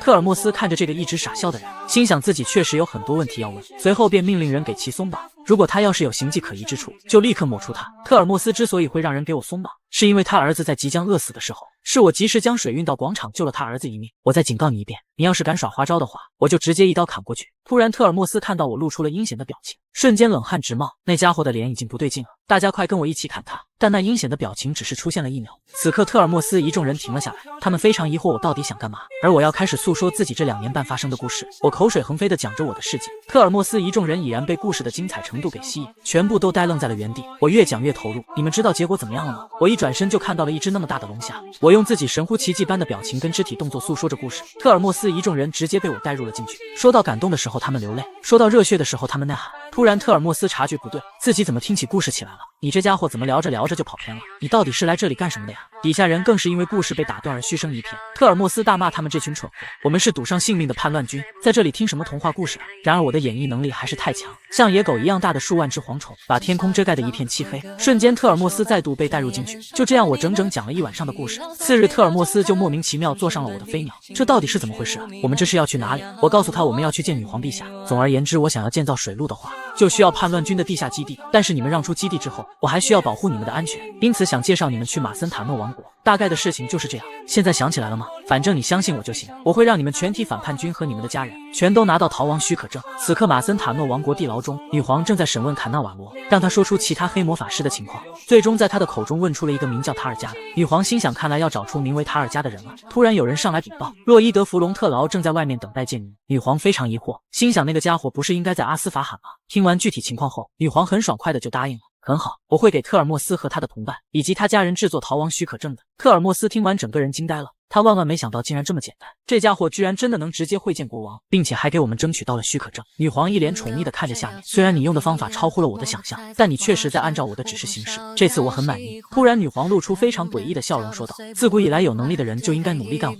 然后被彻底榨干所有价值，这样才能造福更多人。听完这些我瞬间感到不寒而栗，冷汗直冒。女皇姐姐这是要把我彻底榨干吗？这不现在又有命令了，小土豆过段时间你会有新的任务，麻烦到时候你配合一下。我无奈的只能回答遵命。此时女皇开口询问，这么爽快就答应了吗？可是你的表情都皱成了一团呀。我解释这是自己连续10天连夜赶路累出来的。突然女皇从王座上起身，原来你竟然这么想见我呀。听到如此暧昧的话，我瞬间冷汗直冒，随后就见到女皇姐姐缓缓朝我走来，下一秒一只纤纤玉手将我下巴抬起，只在自己需要的时候来找我。我想见你时却总是装作不知道，你应该不是这种自私卑鄙的男人吧？我根本没敢丝毫犹豫，就赶忙点头表示自己不是。我此刻完全被对方拿捏得死死的，看来我甜蜜养老生活最大的敌人是女帝姐姐。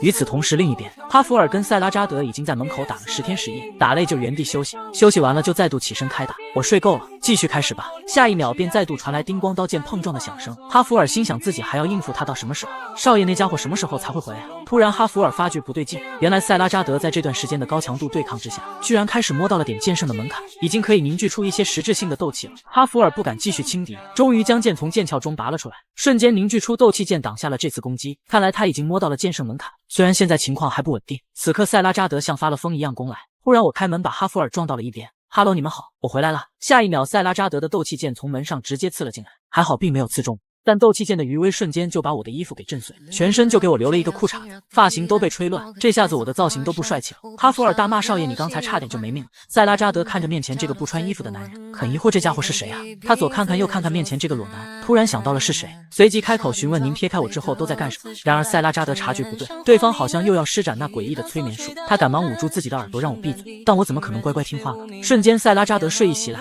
下一秒再次原地睡了过去。不好意思了公主，我实在是没空向您解释。随后我转头告诉哈弗尔我们开始施工吧，但那家伙居然又睡着了，这次更是准备好了床跟眼罩。虽然我也预料到了会把你催眠，但你的花样可真多呀。次日我在迷宫一样的地库奔跑着测量地下情况，多亏了特尔莫斯给我的地图，事情变得简单多了。为了直通水路，要确认需要打通的地方和需要堵上的地方，白天要把路径外的其他路全部堵上，晚上再让哈弗尔靠精力爆破把路打穿。尽管我也很着急，但地库一不小心就会有坍塌的危险，所以只能靠哈弗尔进行精密爆破。接着就是众望所归的最后一步，你们来的刚刚好。特尔莫斯疑惑他们是谁，我微微一笑，而他们就是我的骷髅工兵部队。骷髅头举牌表示我们很想您主人。我随后将他们带到地窟下面，你们都听好啊，这面墙的对面有着大量的水，如果我们在这挖一场会怎么样呢？骷髅头举牌表示我们会因为强大的水压，瞬间被水流冲下去。没错，所以古人们才会拼上性命制造卡尔井，不对，应该是即便丢掉性命也要制造卡尔井。他们会选出工人里年龄最大的一个人，由他完成凿开墙壁的任务，同时他也会随着打通最后一道水路而丧生。他这么做就是为了邻里街坊和后代子孙们能活下来，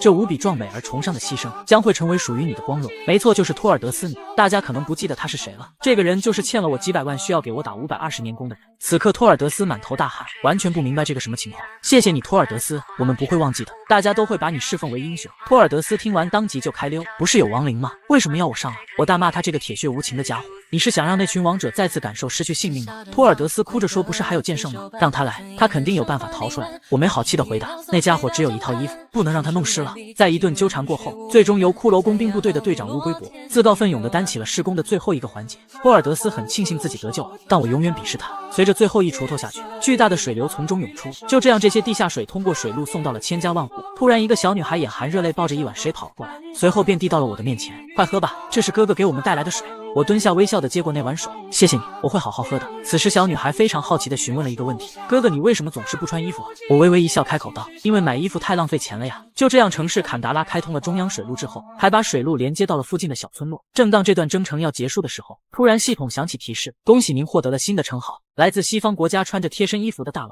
我无语，每次这称号的名字都像是在嘲讽自己一样。算了，还是先看看称号效果吧。在所有高温地带脱水耐受性增加100%。我心想自己可不会去酷暑地带出差的，我以后只会吃喝玩乐，看来这个称号没什么用。突然特尔莫斯出声叫住了我，随后便单膝跪下，洛伊德少爷，您所拯救的人数不胜数，您不仅阻止了战争和干旱，还帮助我们拿到了逃亡许可证，所以我们在场的所有人都发誓永远忠诚于弗隆特劳领地。整这么大场面把我搞得有点害羞了，你们不必搞这么隆重，只要在我们领地好好干活就行。我心想我只是在做利好自己的事情，可是经常能听到别人夸我，这样我感觉自己良心好痛啊。此刻系统再度响起提示，开放特尔莫斯与他的同伴的好感度，开放好感度奖励50P 2点数。看着系统栏的奖励，很好，就是这样，这种既不会让人羞耻又实际的奖励才适合我吗？底下有小孩询问自己的爸爸，你看那个哥哥的表情又变得好奇怪啊。就这样，我安排特尔莫斯一行人在骷髅工兵部队的引导下前往了弗隆特劳领地，我则是回到了阿斯法罕的都城阿辛沙。然而国王萨尔马干见到我的第一句话就是让我成为他的男人，我当即就拒绝了他。对不起伟大的撒马尔干国王，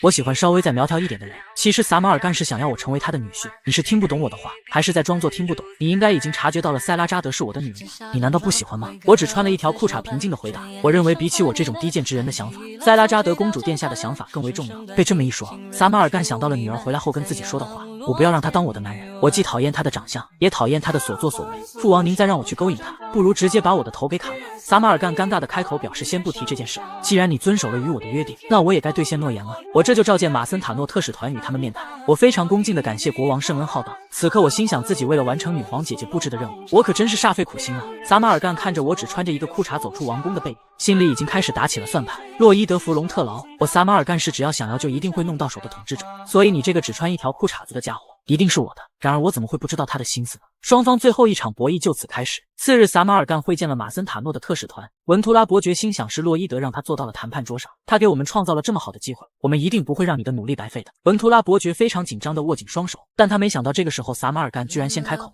因为我的失误对你们马森塔诺王国造成了巨大的损失，对此我向你们道歉。特使团所有人完全搞不清这是什么情况，平时傲慢无比的撒马尔干国王居然先道歉了。撒马尔干继续开口表示，我会全额赔偿因怪物骨牌对你们造成的损失，同时也会对这方面情况严加看管，防止以后再次发生这种事情，而且我还会把这件事的进展情况共享给你们马森塔诺女皇。如果以后又发生了这种事，我可以承诺支付给你们2倍的赔偿金。文图拉伯爵越听越离谱，此刻他认为这并不是一件值得开心的事情，因为对方肯定想要向我们提要求的。文图拉心跳越来越快，他非常恭敬地感谢对方如此慷慨的决定，我们会将您的意思转达给我们的女皇的。突然撒马尔干出声将其打断，自己还有一个小小的要求。文图拉心想果然不可能这么轻松，随后对方的一句话却直接把他给惊呆，你们需要把洛伊德弗隆特劳给我。就这样文图拉伯爵找到了我，然而此刻我还是只穿了一个裤衩子。随后他把谈判过程全部都讲了一遍，听完之后我露出极度难堪的表情，你是说你最后答应他了？文图拉伯爵慌乱地解释，女皇陛下肯定会很开心的，毕竟对方给的实在是太多了，而且您不管在哪里都能好好活下去。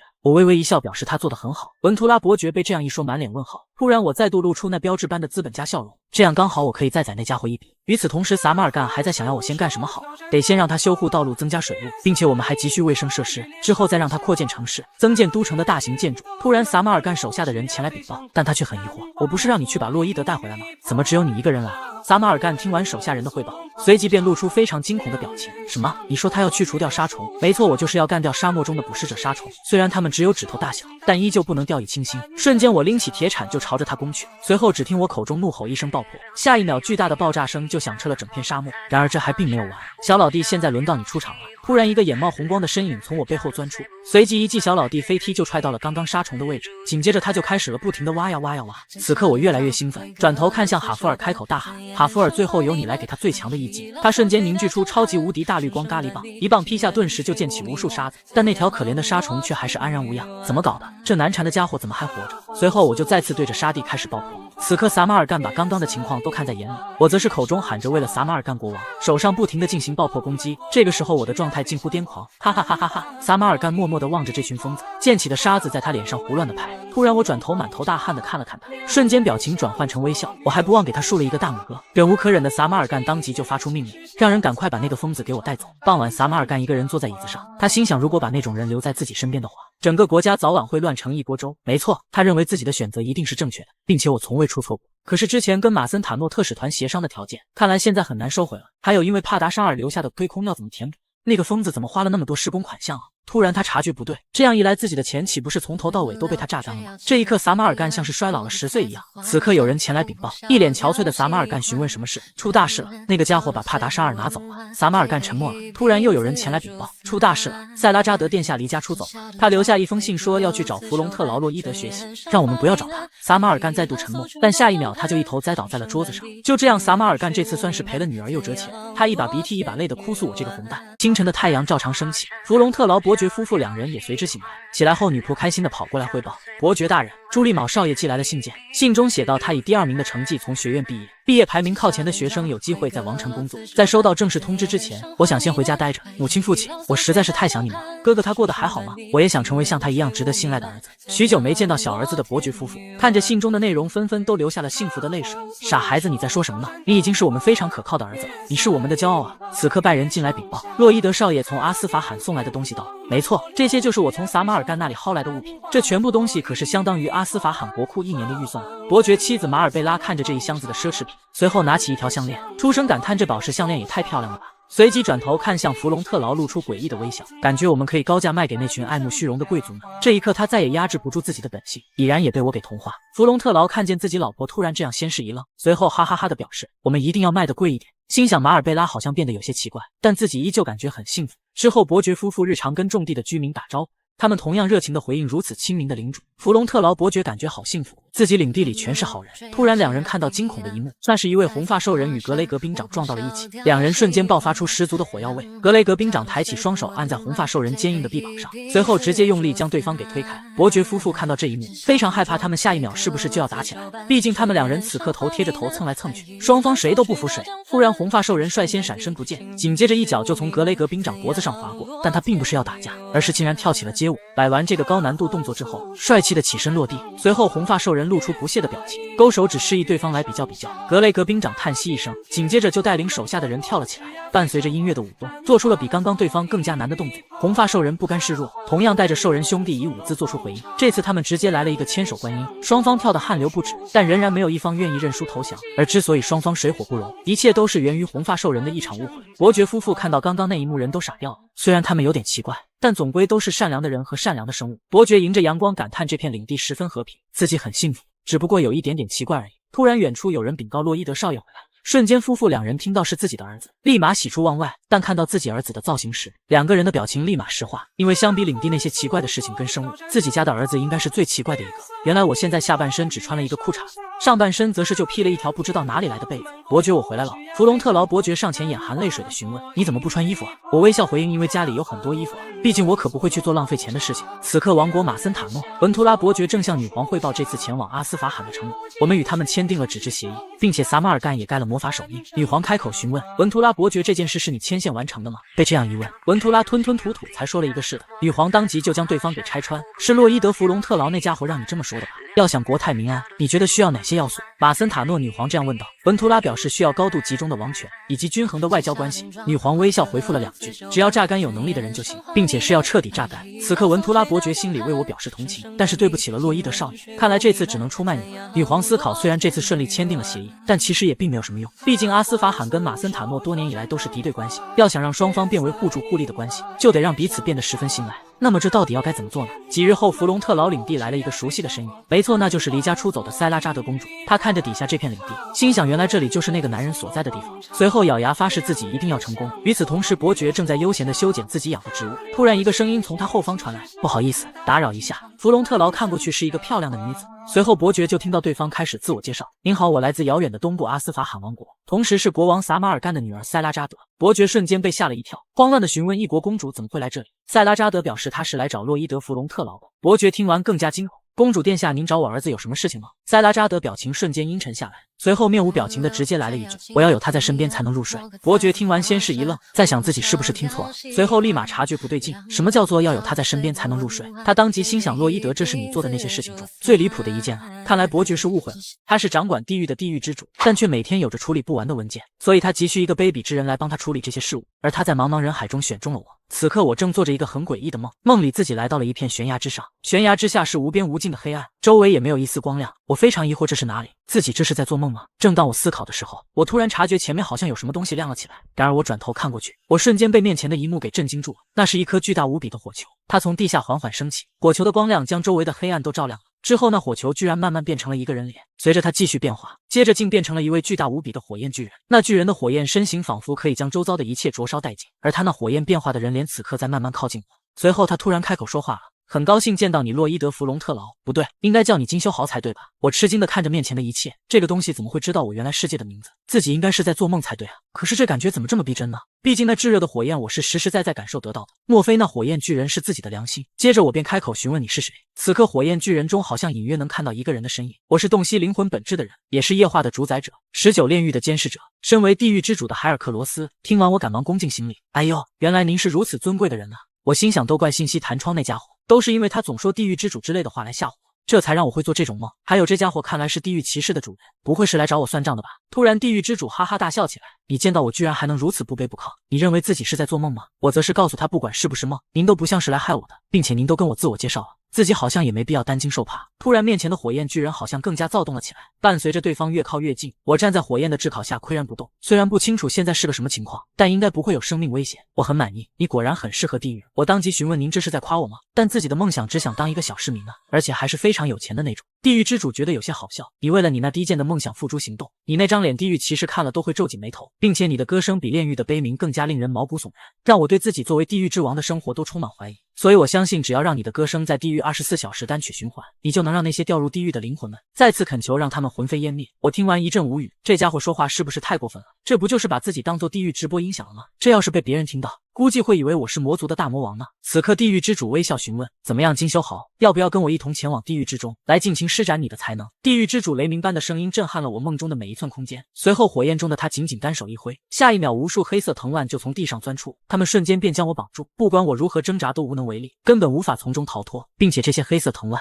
好像正在把我向无尽的黑暗之中拉扯。突然这个时候系统栏出现：“你能不能不要这么吓唬他？”地狱之主先是一愣，随后笑着说道：“你们是不是干涉过头了？”系统栏当即表示他还能再干涉一点，要试试吗？这个时候地狱之主终于从火焰中露出真容，那是一双血红色的瞳孔。那好，那就让我们在遵守规则的前提下好好玩玩吧。随后那巨大的火焰巨人竟然凭空不见，我身上的那些黑色藤蔓也随之消失。这个时候我从梦中惊醒，但我早就已经是满头大汗，全身更是被汗水给浸湿。我心有余悸的感觉刚刚那个梦是什么情况，脸上那股热气真的只是梦吗？最后那个地狱之主究竟在和谁聊天？那句干涉规则又是怎么回事？突然门外传来敲门声：“少爷，我是哈弗尔，请问我现在可以进来吗？”我当即表示可以。进来之后的哈弗尔看到少爷身上全是汗，疑惑：“您这是怎么了？”我表示可能应该是太热了吧。随后哈弗尔说有一位远道而来的客人找您。沉默片刻过后，我瞬间露出那标志般的坏笑：“哈哈哈，是吗？看来一切都跟我预想的一样啊。”哈弗尔疑惑：少爷，您不问我对方是谁吗？我自信的回答：肯定是塞拉扎德公主吧。我早就预料到她一定会找过来，因为她已经对摇篮曲上瘾了，尝到了踏踏实实睡觉的感觉之后，怎么可能这么容易就戒掉呢？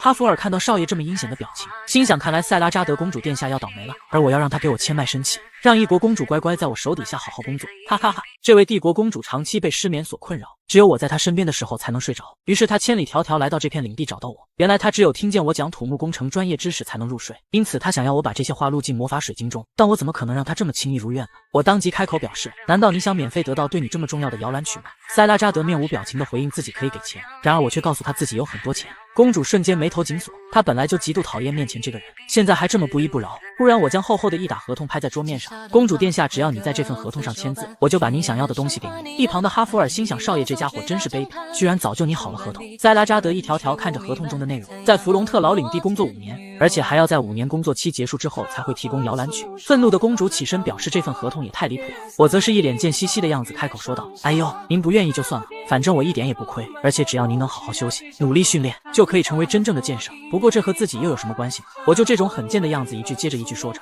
一旁哈弗尔突然感觉少爷简直太恐怖了，难道之前让自己训练公主殿下成为剑圣，还给她唱摇篮曲，这一切全都是少爷算计好的，就是为了这一刻剥削对方的劳动力吗？此刻系统都看不下去，开始吐槽起来：你这个人就是因为这样才会梦到恶魔，还差点被他吃掉。我不屑地表示自己哪有，我不仅给他发工资，还每天哄他睡觉，帮他成为剑圣，我这简直就和天使一样。此时塞拉扎德被气得全身颤抖，他开口质问：难道你一开始就是为了这件事？我则是摆出一副欠打的样子表示：你在说什么呀？我现在听不见哦。还没等我继续挑衅，瞬间一个沙包大的拳头就打了过来，那一拳正中我的面门。打完后的塞拉扎德大骂一句人渣，随后扔下合同，气汹汹的就走了。我则是被这一拳直接打得鼻青脸肿昏了过去。背着行李准备回去的塞拉扎德公主开口骂到：那个人渣简直就是卑鄙无耻龌龊，世上怎么会有这种人呢？比起被他摆布自己还不如。还没等这句话说出口，他心想不对，自己如果跟他签合同的话，就可以解决失眠问题，那样就能真正突破至剑圣境界，毕竟这样自己才能被父王所认可。塞拉扎德边想边走，突然察觉到不对，可恶，自己这是走到了什么地方？翻过山头的他突然看到前面好像有个人，这一刻公主竟看得有些呆滞。没错，此人正是我的亲弟弟朱利卯，他因为刚从学院毕业，今天在回弗隆特劳领地的路上。此刻塞拉扎德已经再度恢复以往冰冷的样子，他疑惑这个人是谁，为什么会在这种地方？不过他看起来好弱呀，就像一只很容易被抓走吃掉的小型草食动物一样。突然朱利卯起身站起，原来是前方的路被一块大石头挡住了，送朱利卯回领地的马车过不去，他们正在想办法把石头移动。其实我来帮你们搭把手吧。那个人赶忙回应：不行，少爷您是未来国家的栋梁，怎么能让您干这种脏活呢？朱利卯当即表示，有时候脏活比其他事都要重要，况且我也无法看各位因为我一个人这么受苦。那人再度表示，他们任务是把学院优秀人才送回老家，所以他们会想办法处理这件事的。少爷您先歇着吧。然而朱利卯并没有听，直接就把上衣给脱了，看起来很弱的朱利卯身上居然全是肌肉，这把那些学院护卫都给惊呆了。刚刚发生的一切跟对话，塞拉扎德都在一旁听到，但在他的脑子中，朱利卯小兔子的形象还是没有变，只不过变成了肌肉比较多的小兔子。他心想，看来那个人是洛伊德刚从王城回来的弟弟，不过跟那个人渣比起来，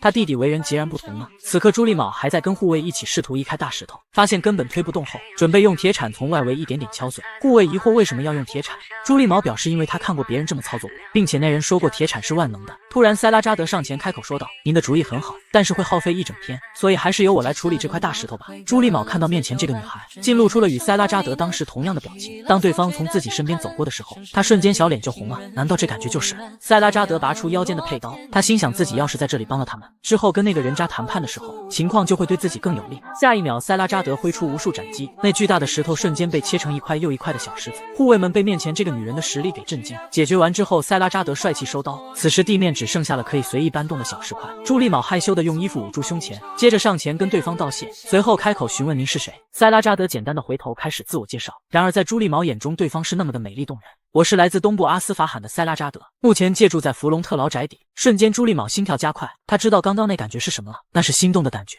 就这样，两人一同返回了弗隆特劳领地。晚宴上，伯爵开心到流泪，感叹自己2个儿子怎么都如此出众啊。塞拉扎德表示，这的确是件值得开心的事情。大儿子是外交官，小儿子则是王国最顶尖的人才。突然他想到自己父亲说过的话，不管是勾引男人还是成为剑圣，给我看看你的实力，给我展现一下你有什么值得我骄傲的优点。塞拉扎德咀嚼着牛肉，缓缓陷入了沉默。此刻朱利卯表示，只要王城有令，自己会更加努力的，我要让父亲更加骄傲。伯爵摸了摸眼角的泪水，傻孩子，你在说什么呀？我只是为你得到了自己想要的而感到高兴，你要是累了随时都可以回家，你们光是陪在我身边就能让我感到幸福了。听到这一段话，塞拉扎德瞬间呆滞，他一直以来想要得到父王的认可，可是刚刚那段话瞬间就否定了他从前所做的一切，下一秒他眼泪不知不觉地流了下来。塞拉扎德心想自己怎么流泪了，突然他起身站起，随后便离开了饭桌。不好意思，我先走了。我开口表示，塞拉扎德殿下，我们什么时候再协商摇篮曲的事情啊？然而这次塞拉扎德斩钉截铁地回复不用了。朱利卯还疑惑是不是自己刚刚说错话了，我则是看向自己弟弟的表情，心想不对劲呀，这氛围怎么这么诡异？此刻塞拉扎德早已经哭成了泪人，他不想别人看到自己这样。傍晚他收拾好行李准备离开，我在楼上将下面的一切尽收眼底。突然我察觉有意外情况，朱利卯怎么追了过去，并且两个人竟然聊了很久。我的眼睛越睁越大，让我万万没想到的事情出现了。塞拉扎德公主居然害羞的脸红了。没错，那个高冷无比、性格暴躁、动不动就出手打人的公主殿下居然脸红了。我瞬间露出那恶魔一般的表情，口水都忍不住流了下来。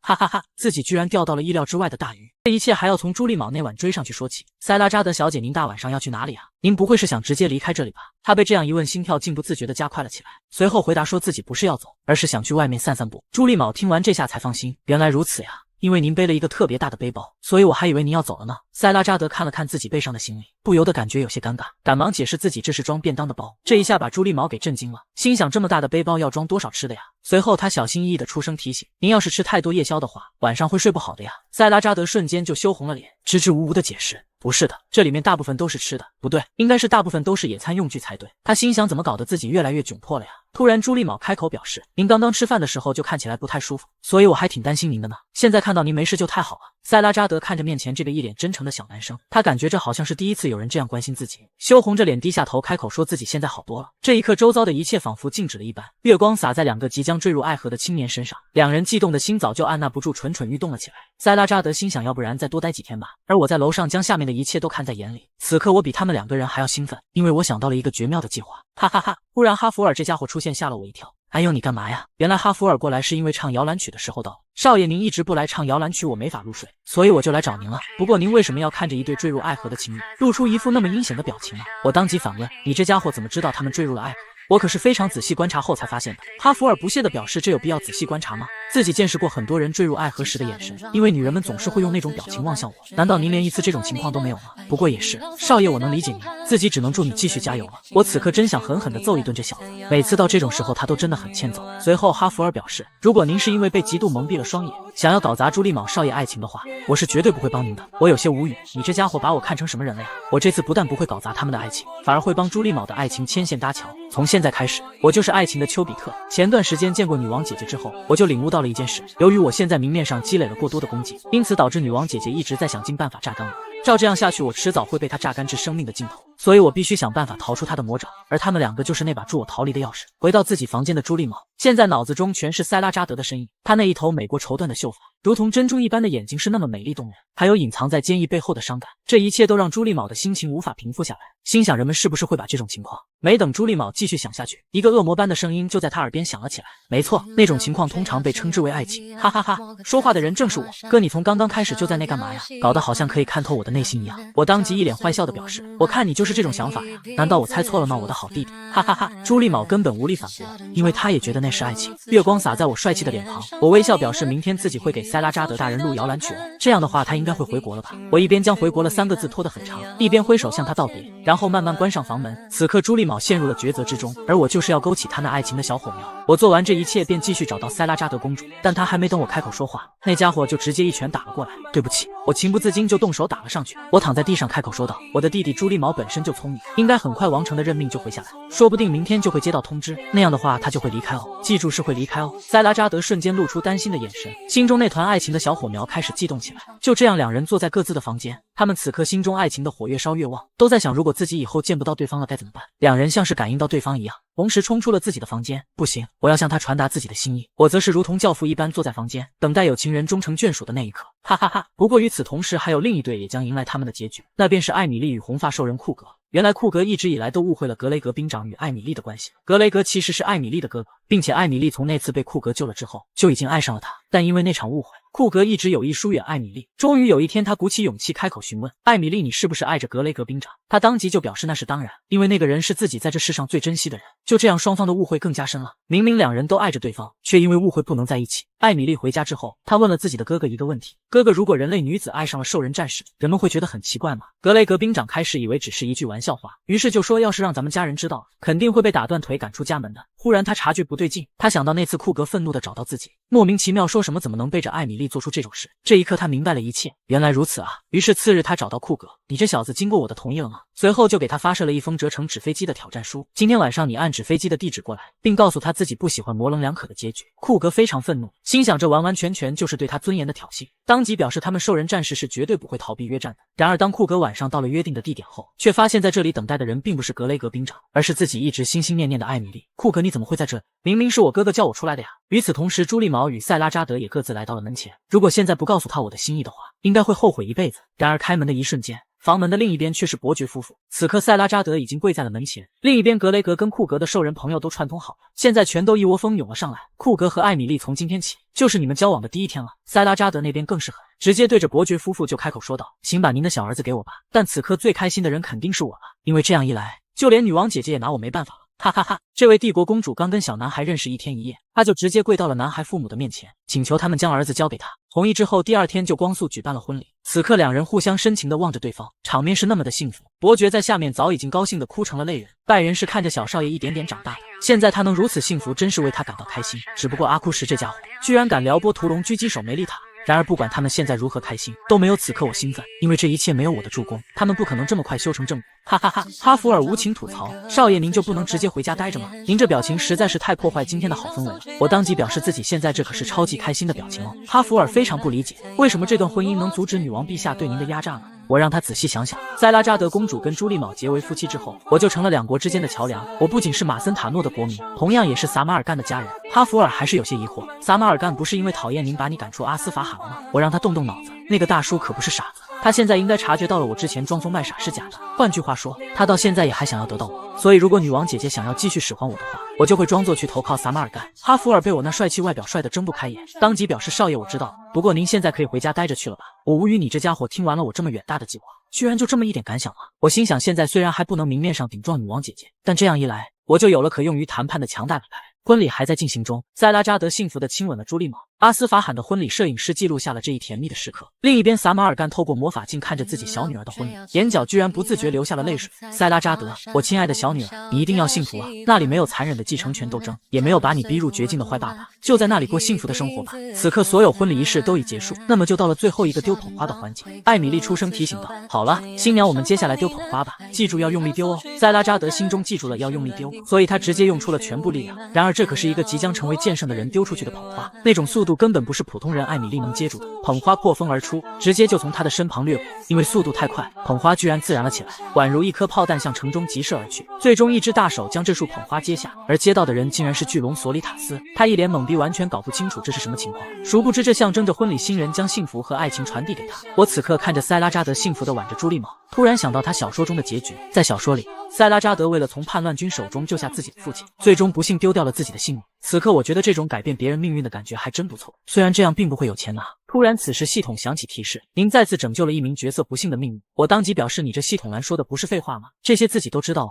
然而系统栏再度显示，您目前拯救的命运数量为……我看着系统栏上的数字在不停跳转，我眼睛越睁越大，数字最终停留在了235134442。我看到这个数字非常吃惊，心想怎么会有这么多啊？自己本来猜大概只有上百名。系统栏再次响起提示，您成功拯救的命运超过2000万，作为奖励将给予拯救的命运。简而言之，您将得到为 DP 的全新资产，消耗5000万 DP 即可获得超越完结剧透全能的技能，世界观最强。当我看到下面的技能介绍的时候，我直接整个人惊呆了。这项技能可以让您在30秒期间发挥出该世界观下最强级别的力量。我思考这时间会不会太短些，自己能用30秒做什么呢？况且这又不是最强之力，而是最强级别。还有如果遇到了其他世界观下最强的存在，那岂不是我100%会输吗？虽然那种事不太可能会发生，并且如果我一旦使用该项技能，还需要放弃来自信息弹窗的所有援助，那就意味着通过 RP 点数获得的技能、幻想伙伴以及完结剧透功能都均无法继续使用。我无语，这是什么狗屁设定啊！这样一来，我恐怕这辈子都用不上了。系统栏表示怎么了？是不是一想到跟我分开，你就感到很难过？我无情吐槽，怎么可能？要是我失去了这些技能会非常困扰。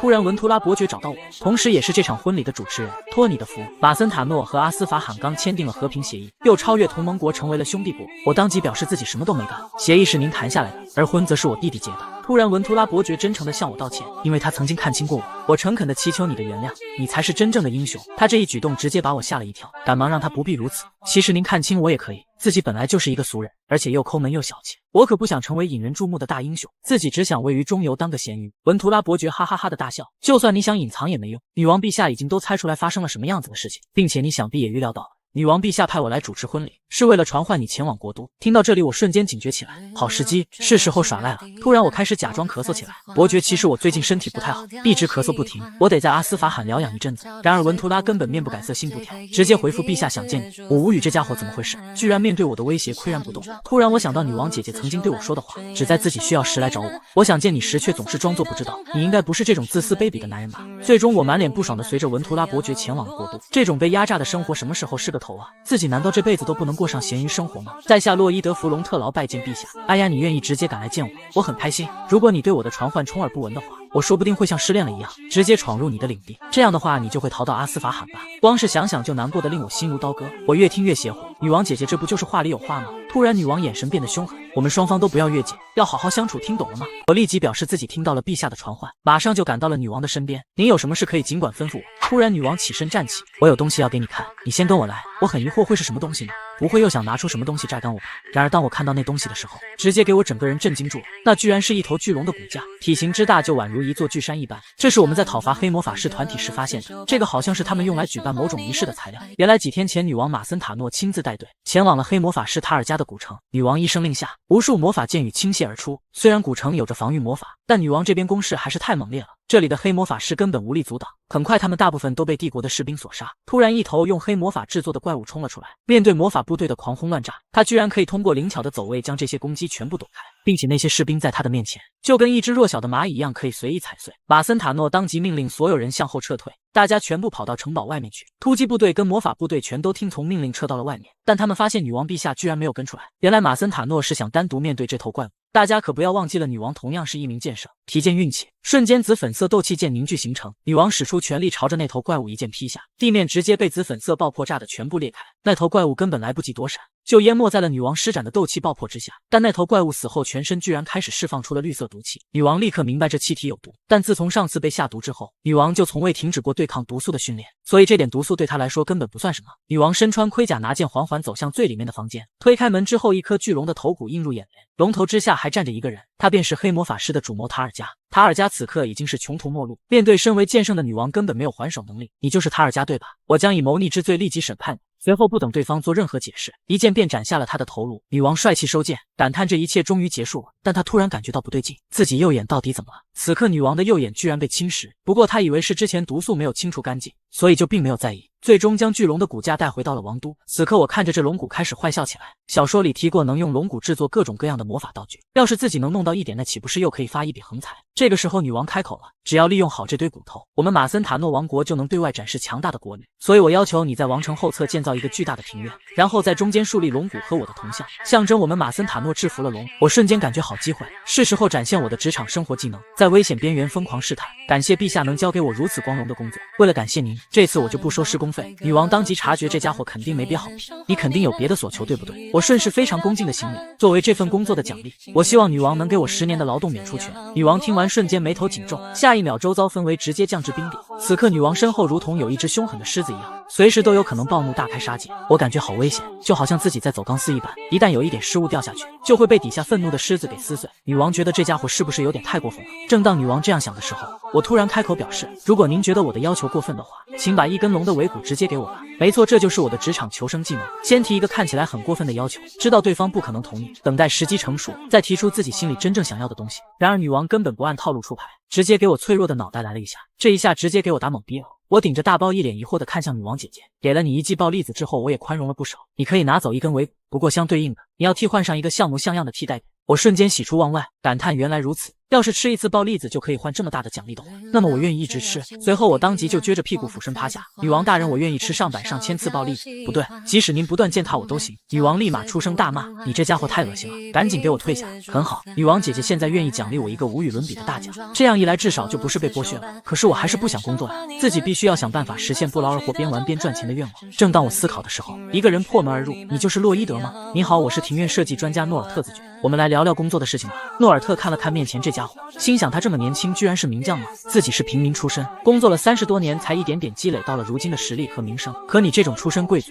一路活得舒坦的家伙完全不是一个档次。但因为陛下的命令，他还是只能提出这次就由你和我共同完成吧。突然我表露出非常不可思议的表情，您这话是什么意思啊？像我这种没什么知识储备，也没有经验，只是运气好的年轻人，怎么敢和尊敬的诺尔特子爵同起同坐呢？我只能在您身边不断学习，领悟自己的不足之处，那样我就感到无比的光荣啊！诺尔特万万没想到面前这家伙身为贵族，居然会说出这种话，瞬间他就开心的笑出了声，心想这家伙还挺上道的呀。就这样之后，每次诺尔特子爵带来庭院的设计图，我就是一顿夸，好厉害呀！那您能把这个区域的细节也一天内完成吗？诺尔特当即表示那是当然，他一天完成后再度带来设计图。您真是天才啊！那您这里也能设计完吗？诺尔特再度表示那是当然。设计完成的诺尔特带着设计图过来嘲讽，我都设计完了，你这家伙完全没有用呢！哈哈哈！我的天呐，要是我插手的话，反而会坏了这件大事呢。就这样，那家伙在我一句句夸奖下迷失了自我，他只感觉自己就是一个天才。我要继续开始去测量了，你别过来妨碍我。年轻人躲远一点去吧。而我做这一切就等他说出这句话，因为这样我才可以理所应当的享受着摸鱼时光，这感觉真是太他娘的爽了！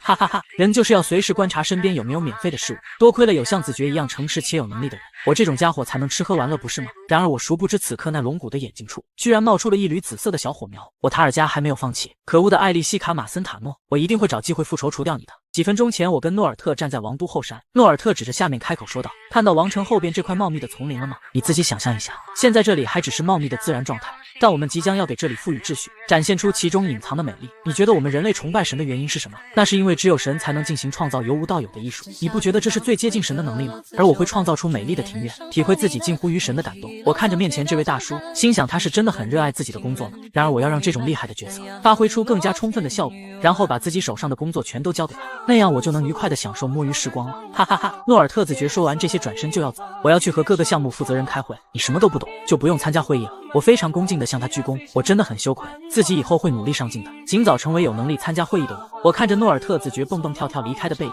此刻我的嘴角开始微微上扬，自己现在当然不会就这样干等着，毕竟下面的时间可全是我的摸鱼时刻。出来吧，我最可爱的小伙伴们！只见4只幻想伙伴从天而降，随后我高举右手嘶声大吼，接下来就让我们一起来玩个够！注意，前方野生的小壁崩出现了，就决定是你了，小老弟，就是现在，快使用千万伏特！小老弟不停颤抖，无数黄色闪电迸发而出，正中野生的小壁崩。被击中的小壁崩全身被黄色闪电环绕，效果拔群。随即我直接扔出一颗松果牌的大师球，口中还喊着你现在是我的了。但我没想到野生小壁崩居然躲开了，突然小老弟这家伙竟然造反了，直接一个头锤冲撞正中我的胸口。然而我殊不知，此刻哈弗尔正迅速地向这边赶来，表情十分的慌张，看样子是有什么紧急的事情禀报。但我此刻正玩得开心，心中感叹工作摸鱼的时光实在太爽了，自己穿越到小说之后就一直在工作，做完这一票我一定要回领地当一条有钱的咸鱼。突然哈弗尔非常焦急地赶到，我瞬间顿感不妙，随后他的一句话更是直接把我吓到：女王陛下驾到！听完我立即就拿出早已准备好的桌子以及工程相关的设计图，众所可能大概也许都周知我这是在干嘛。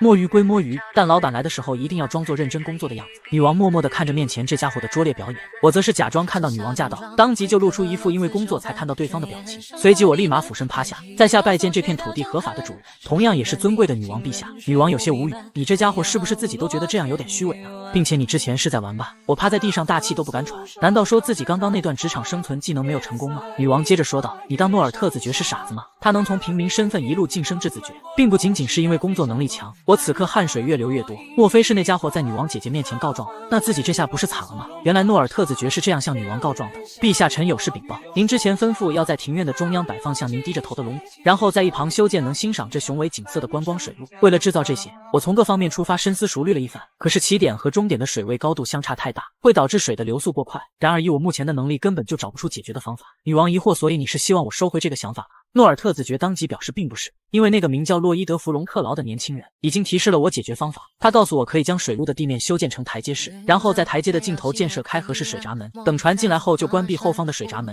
通过减少水来降低水位，水位相同后再开启前方的水闸门，这样就可以让船重新前进。诺尔特子爵表示他们还遇到过很多难题，但都在那个年轻人的帮助下顺利解决了，并且每当问题解决之后，他都会说自己什么都不懂，我只是想到哪就说到了哪里。这份计划到底能不能实现，只有像您这种有资历和智慧的人才能做出决定。那个年轻人用出色的知识解决问题后，就把所有功劳让给了我。尽管他没在工作，一心只想玩耍牟利，但只要施工有需要他的地方，他都会尽心竭力的工作。我觉得他确实是一个能者的伟大榜样。原来诺尔特子爵确实是在告状，只不过是反向告状。我这个时候对此并不知情，心想可恶，自己要找什么借口躲开女王姐姐的惩罚呢？他不会以此为由说我犯了谋逆之罪吧？女王看着面前这个家伙撅起来的屁股，趁我现在还没有踹你，赶紧给我把屁股放下来，抬起你的头。我紧张的慢慢将头抬起，看着女王姐姐一言不发，狠狠地盯着我。突然女王姐姐居然笑了，而且还笑得那么的甜美。我对你的行事非常满意，就这样继续做下去吧。我完全不明白现在是个什么情况，但自己现在好像没事了。我看着女王姐姐慢慢离开的背影，下一秒我转头看向哈弗尔，再度露出那贱贱的表情。哈哈哈，看来我没被他发现在偷懒呢，你说是不是呀，哈弗尔？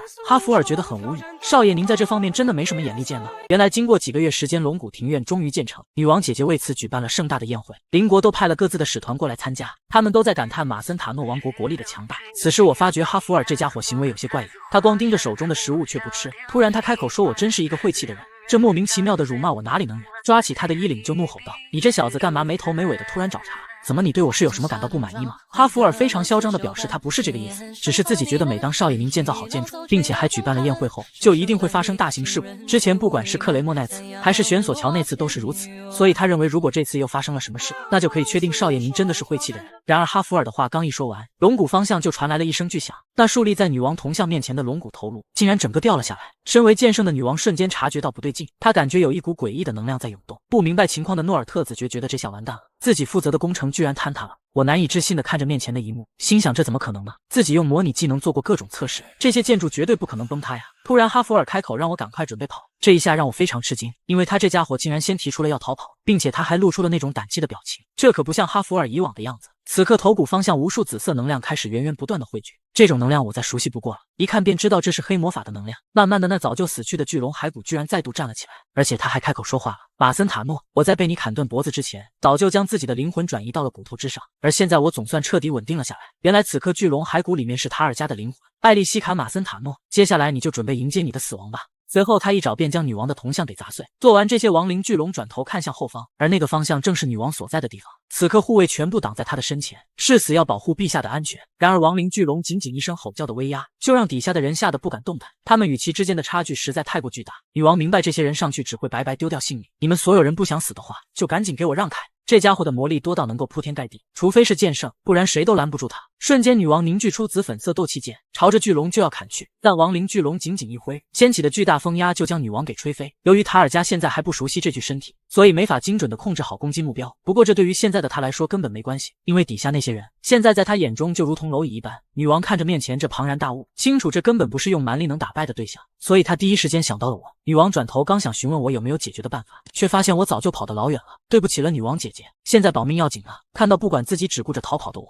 她整个人瞬间石化。女王心想，既然那个渣男靠不住，那就找找渣男的男朋友，毕竟他也是一名剑圣，肯定有办法解决。然而哈弗尔同样跑了，女王再度石化，心中感叹男人果然靠不住啊。面对陷入危机的女王姐姐，我跟哈弗尔逃跑根本不带回头的，只用了9秒58就完成了100米冲刺，而且还帅气的完成了跨栏。突然哈弗尔终于忍不住开口，少爷，如果我们这么逃掉的话，你应该收不回施工款项了。我大骂你这个掉钱眼里的家伙，你脑袋里只想着钱吗？我们得活下去啊，天天说钱钱钱的，我真的都听腻了。哈弗尔满脸问号，心想天天说钱的人不是少爷您吗？突然哈弗尔刹车停了下来，随后他表示如果放着那种怪物不管的话，早晚还是会威胁到我们领地的，所以少爷您要守护好自己的蜜罐才行啊。然而我依旧没有停下逃跑的脚步，臭小子，那东西的魔力是你的100多倍，你还是放弃吧。哈弗尔并没有因为这个而放弃，随后表示那少爷您就尽全力逃跑吧，我会誓死把他拦在这里的。我心想这个臭小子每次都这样。此刻亡灵巨龙口中已经凝聚出了暗紫色尾兽玉，随后对着女王方向就是一发，巨大的爆炸瞬间便将地面给炸碎，女王同样被这爆炸的威力给震飞。塔尔加现在因为不能随心所欲的控制身体，所以几乎在随意的进行攻击。女王这个时候倒地，眼看那暗紫色光束即将命中，千钧一发之际，哈弗尔怒吼赶到。此刻他的剑身之上已经汇聚大量斗气能量，随着一发斗气爆破打出，那道攻击成功击中巨龙的头部，同时使得暗紫色光束出现了偏移。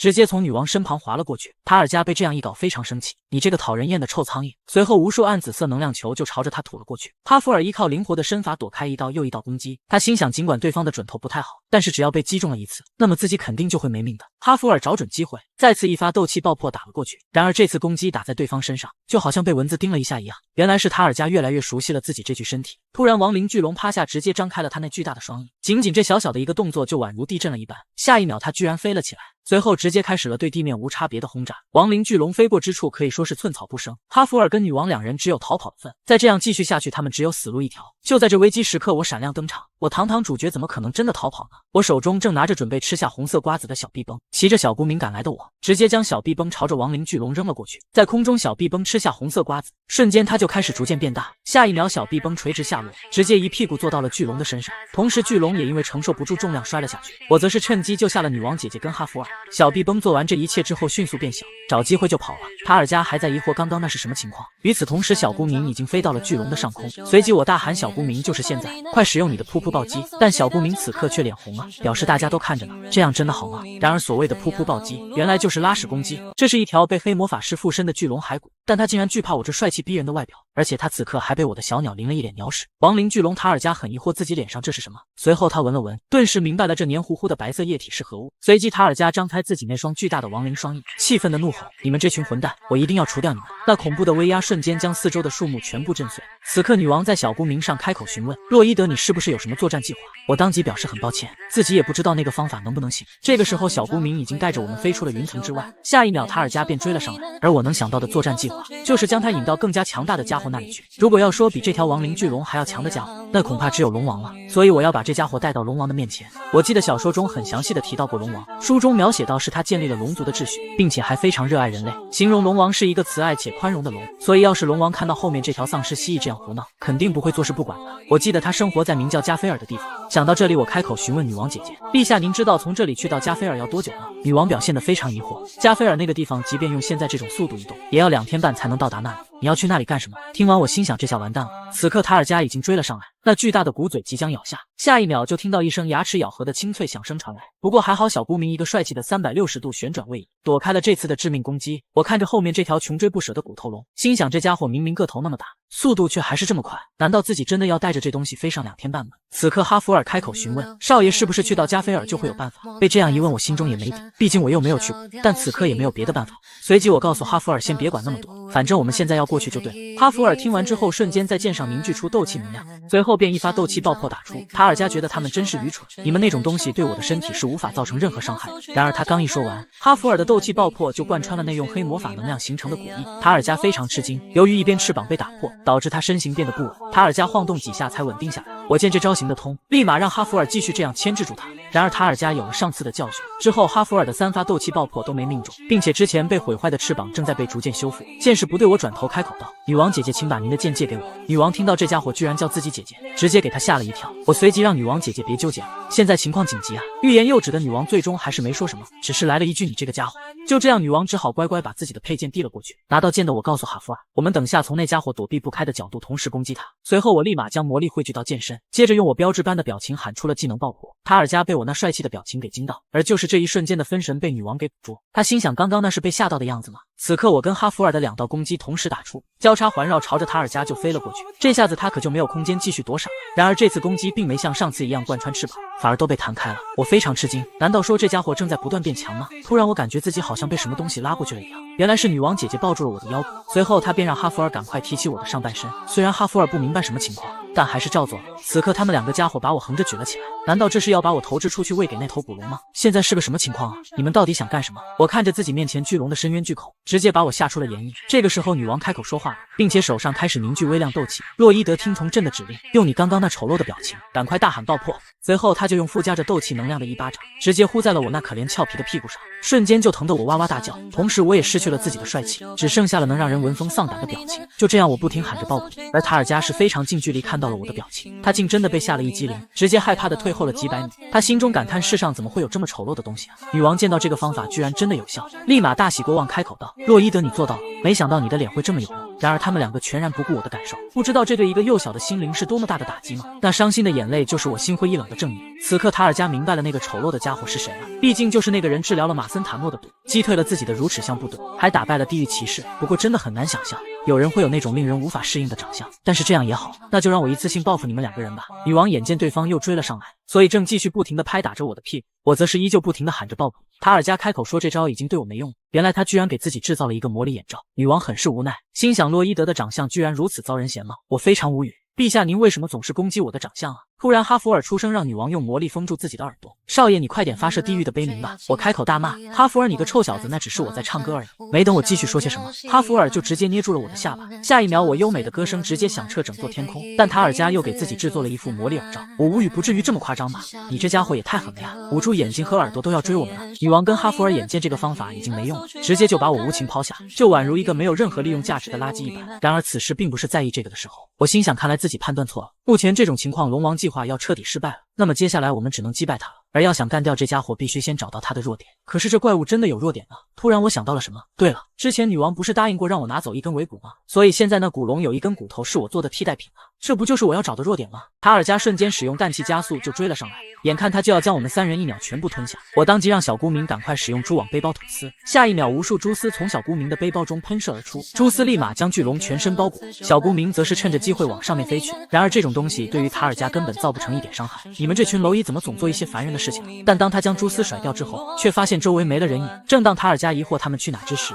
殊不知自己的头顶之上已有2个人手持斗气剑从天而降。我当即大喊出声，他的弱点就是从骨盆开始的第4根尾骨。瞬间哈弗尔一发斗气爆破打出，朝着那没有被亡灵能量包裹的地方就打了过去，而那里是我用花岗岩制作的假尾骨。斗气爆破打上之后，那里立马就裂了，毕竟这不是真的龙骨，怎么可能抵挡得住哈弗尔的斗气爆破？这一下直接疼得塔尔加哇哇直叫。然而这还并没有完，因为我们这边可是拥有2名剑圣的。女王紧随哈弗尔之后，此刻她手持斗气剑大喊：洛伊德弗隆特劳，你这家伙，我不是让你用帝王金的骨头来制作的吗？我当即表示很抱歉，女王陛下，自己这是合理的节省施工费啊。虽然你这家伙骗了自己，不过现在看来这真是一个正确的决定。下一秒，一道紫粉色斗气从那根尾骨上划过，那尾骨同时也因为再也承受不住整个碎裂。见到这一幕，我大喜过望，太好了，成功了！此刻塔尔加由于没了尾巴，失去了平衡能力，所以整个身体正在急速的向地面坠去。坠落地面的塔尔加直接来了一个龙吃屎，他划过之处留下了一条深深的巨坑。塔尔加艰难的爬起，感叹自己现在这该死的平衡能力，但可不要认为我的攻击就这样结束。突然，塔尔加察觉自己头顶好像有什么东西，而这正是我从天上扔下的小老弟，并且此刻小老弟正在逐渐变大，下一秒就一屁股坐到了古龙头之上，这威力瞬间便将周遭的树木全部震飞。另一边，我带着女王跟哈弗尔已经安全落地，落地之后我直接就打出了一发3重爆破，但我并不是朝着塔尔加射去的，一是因为小老弟还在对方的头上，二是因为我要快速消耗完魔力进入到濒死状态。另一个方向，哈弗尔已经准备好，直接对着塔尔加的尾部就是一剑刺了进去，那酸爽的感觉让对方此生难忘。同一时间，我也用出了急速充电，你这个混蛋家伙，我要将你的亡灵能力全部吸收。无数紫色能量正在源源不断从塔尔加身上抽离，周遭的树木也被全部折断，而这些紫色能量全被我所吸收。但我要净化这些亡灵能量同样也极度痛苦。此刻我与哈弗尔的画风都变了，那是只有强者才可以拥有的画风，而我就是要趁你病要你命。突然系统响起提示，魔力之心技能升级，您净化亡灵毒性魔力的能力大幅提升了。这个时候女王也加入到战场，那硕大的斗气剑直接便砸在了塔尔加的屁股之上，女王一剑接着一剑，虽然那里是真正的龙骨，但由于已经没有了亡灵能量的保护，所以同样开始逐渐裂开，这直接疼得塔尔加哇哇大叫，生生被敲碎骨头的感觉，你可以想象那到底是有多疼。我发觉这个方法行得通，这样下去我们肯定可以赢。突然系统再度响起提示，恭喜您生成了新的配置技能半人半龙，由于您吸收了大量的龙族魔力，您的魔力之心拥有了龙族特性，之后与您相遇的龙族会对您产生好奇心。我这个时候心想，只要我们3个人继续这样下去，就一定可以赢。然而我殊不知我的身后有东西正朝我飞来，原来是那条被斩断的龙尾骨头。哈弗尔是第一个看到这一幕的，他知道少爷这个时候根本无法躲闪，如果被这东西砸到，少爷肯定必死无疑。下一秒，树丛旁好像有一道人影跑过去，那人速度之快，居然只能捕捉到一道残影，而冲过去的人正是哈弗尔，他用自己的身体挡下了这条龙尾骨头。然而这威力实在是太大，哈弗尔手中的剑都被砸断，不过即使这样，他还是靠自己所有的力量改变了龙尾下落的方向，所以并没有砸到我。我惊恐地看着自己头顶的这一幕，这一切都发生得太快了。此刻哈弗尔终于再也撑不住，一口鲜血吐了出来，同时他也因此失去了意识。那龙尾连带哈弗尔一起飞出，所过之处的树木全被折断，哈弗尔手脚全断，被甩出树林，上半身的衣服也全部破损。最后他就这样失去意识的掉到了河中。这个时候，由于没了哈弗尔在尾部进行控制，以及我对其亡灵能量不断的吸收，塔尔加趁此机会直接挣脱了小老弟的压制，并且还通过亡灵能量接回了那条龙尾。重新获得龙尾的他，再度掌握了自己身体的平衡。塔尔加第一时间就朝着我的方向一记龙爪砸来。我由于被刚刚那一幕给震惊到，所以一心只想着如何去救哈弗尔。然而我根本没有发觉自己面临的危险。不过就在这千钧一发之际，女王出现，她玩命从龙爪之下将我抱着拱了出来，这才让我捡回一条性命。女王当即怒吼：“洛伊德弗隆特劳，你给我振作点！现在不是丧尸斗志的时候，你要赶快想想办法，就像你平时那样。如果现在没了他，整个王国都会覆灭的，就如同你当初救下了我一样，也救出哈弗尔吧。”然而我此刻根本想不出办法，因为就在刚刚哈弗尔的魔力瞬间全部消失了，可是自己没有帮助别人恢复魔力的能力啊！我无力的瘫软在地，面前的女王抓着我衣领，头顶之上则是恢复如初的亡灵巨龙塔尔加，哈弗尔更是掉入河中生死未卜。此刻绝望的氛围几乎笼罩了我的每一寸空间。自从穿越到小说，我从未感到如此绝望。如果自己之前消耗 CP 点数，使用一次完结剧透功能就好了，又或者之前更加努力的收集 RP 点数，让自己变得更强的话，说不定情况会有所改变。但现在一切好像都晚了。忽然我想到自己曾经跟哈弗尔之间的一段对话，那天他问我什么时候称呼伯爵夫妇为父亲和母亲。其实我一直很害怕被问到这个问题，毕竟自己是穿越而来的，他们不是我真正的父母。如果我真的叫他们爸妈的话，那岂不是在骗他们？这个时候哈弗尔再度开口，我一直都想要称呼他们两位为父亲和母亲，但并没有那种资格。然而您明明有资格，日常却只会以爵位称呼他们。是啊，哈弗尔从小便失去了父母，是伯爵夫妇收留了他。这么说来，他这家伙跟我在原来那个世界一样啊，都是从小就成了孤儿。哈弗尔叹息一声，表达歉意。对不起，我好像对父亲和母亲这两个词比较感性，是我说了废话。正当他要出门离开的时候，我开口询问了一句：“你的父母是什么样子的人？你还记得吗？”少爷，您是真的想问吗？我郑重地表示自己是认真的，虽然我现在的着装可能不太认真。我看到哈弗尔好像很惊讶的表情，疑惑怎么了？难道我问你这种问题很奇怪吗？哈弗尔回复：“因为您不是那种会关心别人的人。”被这样一说，我忽然意识到什么。对啊，我为什么会感到好奇呢？明明我们好像连朋友都不是。然而我此刻看见哈弗尔为救我甘愿豁出性命，看到他生死未卜的坠入河中，我突然明白了什么。随之我的脑海之中升起了一个念头，那便是不管怎么样，我现在都必须去救他。想到这里，我眼神从绝望变得坚定，随即我开口告诉女王：“陛下，请允许我借您的后背一用。”没等女王搞清楚情况，我便从她后背飞身一跃。哈弗尔，我一定要把你救出来！跳入河中的我奋力想要抓住他，而此刻哈弗尔虽然几乎耗尽了魔力，但仿佛感应到什么一样，竟然醒了过来。看到少爷，他同样伸出了自己的手。当我抓住他手的那一刻，我便立即用眼神给他传递了一个信号：哈弗尔，你赶快吸收我的魔力。双方此刻身体的魔力形成了鲜明的对比，但下一秒我体内的魔力通过双手的连接，开始源源不断传入哈弗尔的体内。与此同时，另一边，女王独自站在小河边，面前是即将发射亡灵射线的古龙塔尔加。她知道自己不能逃掉，因为河里的两人是这场胜利的关键。就在这千钧一发之际，小哈马出现，他一招小哈马撞击正中塔尔加头部。虽然这不会对他造成什么伤害，但却使得对方的亡灵射线方向出现了偏移。这道攻击直接从女王的身旁划过，向着后方的山体直射而去。随后只听一声巨大的爆炸，威力之大，直接把后面的山整个夷为平地，周遭的河水也因此掀起了巨大的水浪。我跟哈弗尔两人也被卷入其中，但依旧没有松开对方的手。然而哈弗尔此刻觉得有点奇怪，因为他感受到了少爷的魔力不对劲，他不能理解这些真的是魔力吗？尽管它具有类似于魔力的形态，但两者却截然不同，仿佛就像脱离了世界规则一样。另一边，我的幻想伙伴们在想办法拖延住塔尔加。小不明正在使用噗噗暴击，他不断在对方头上进行拉屎攻击，但塔尔加的力量一直在不停的变强。面对这些攻击，他瞬身不见，再次出现的时候已经来到了小不明的头上，这一下直接把小不明给吓死了。然而幻想伙伴们的攻击还未结束，小老弟用力将小铃铛抛向空中，对着塔尔加便释放了火山爆发的烟雾攻击，大量烟雾将他整个笼罩，现在能拖1秒是1秒。此刻女王找准机会出现在塔尔加的尾部，手持斗气剑准备一剑砍下，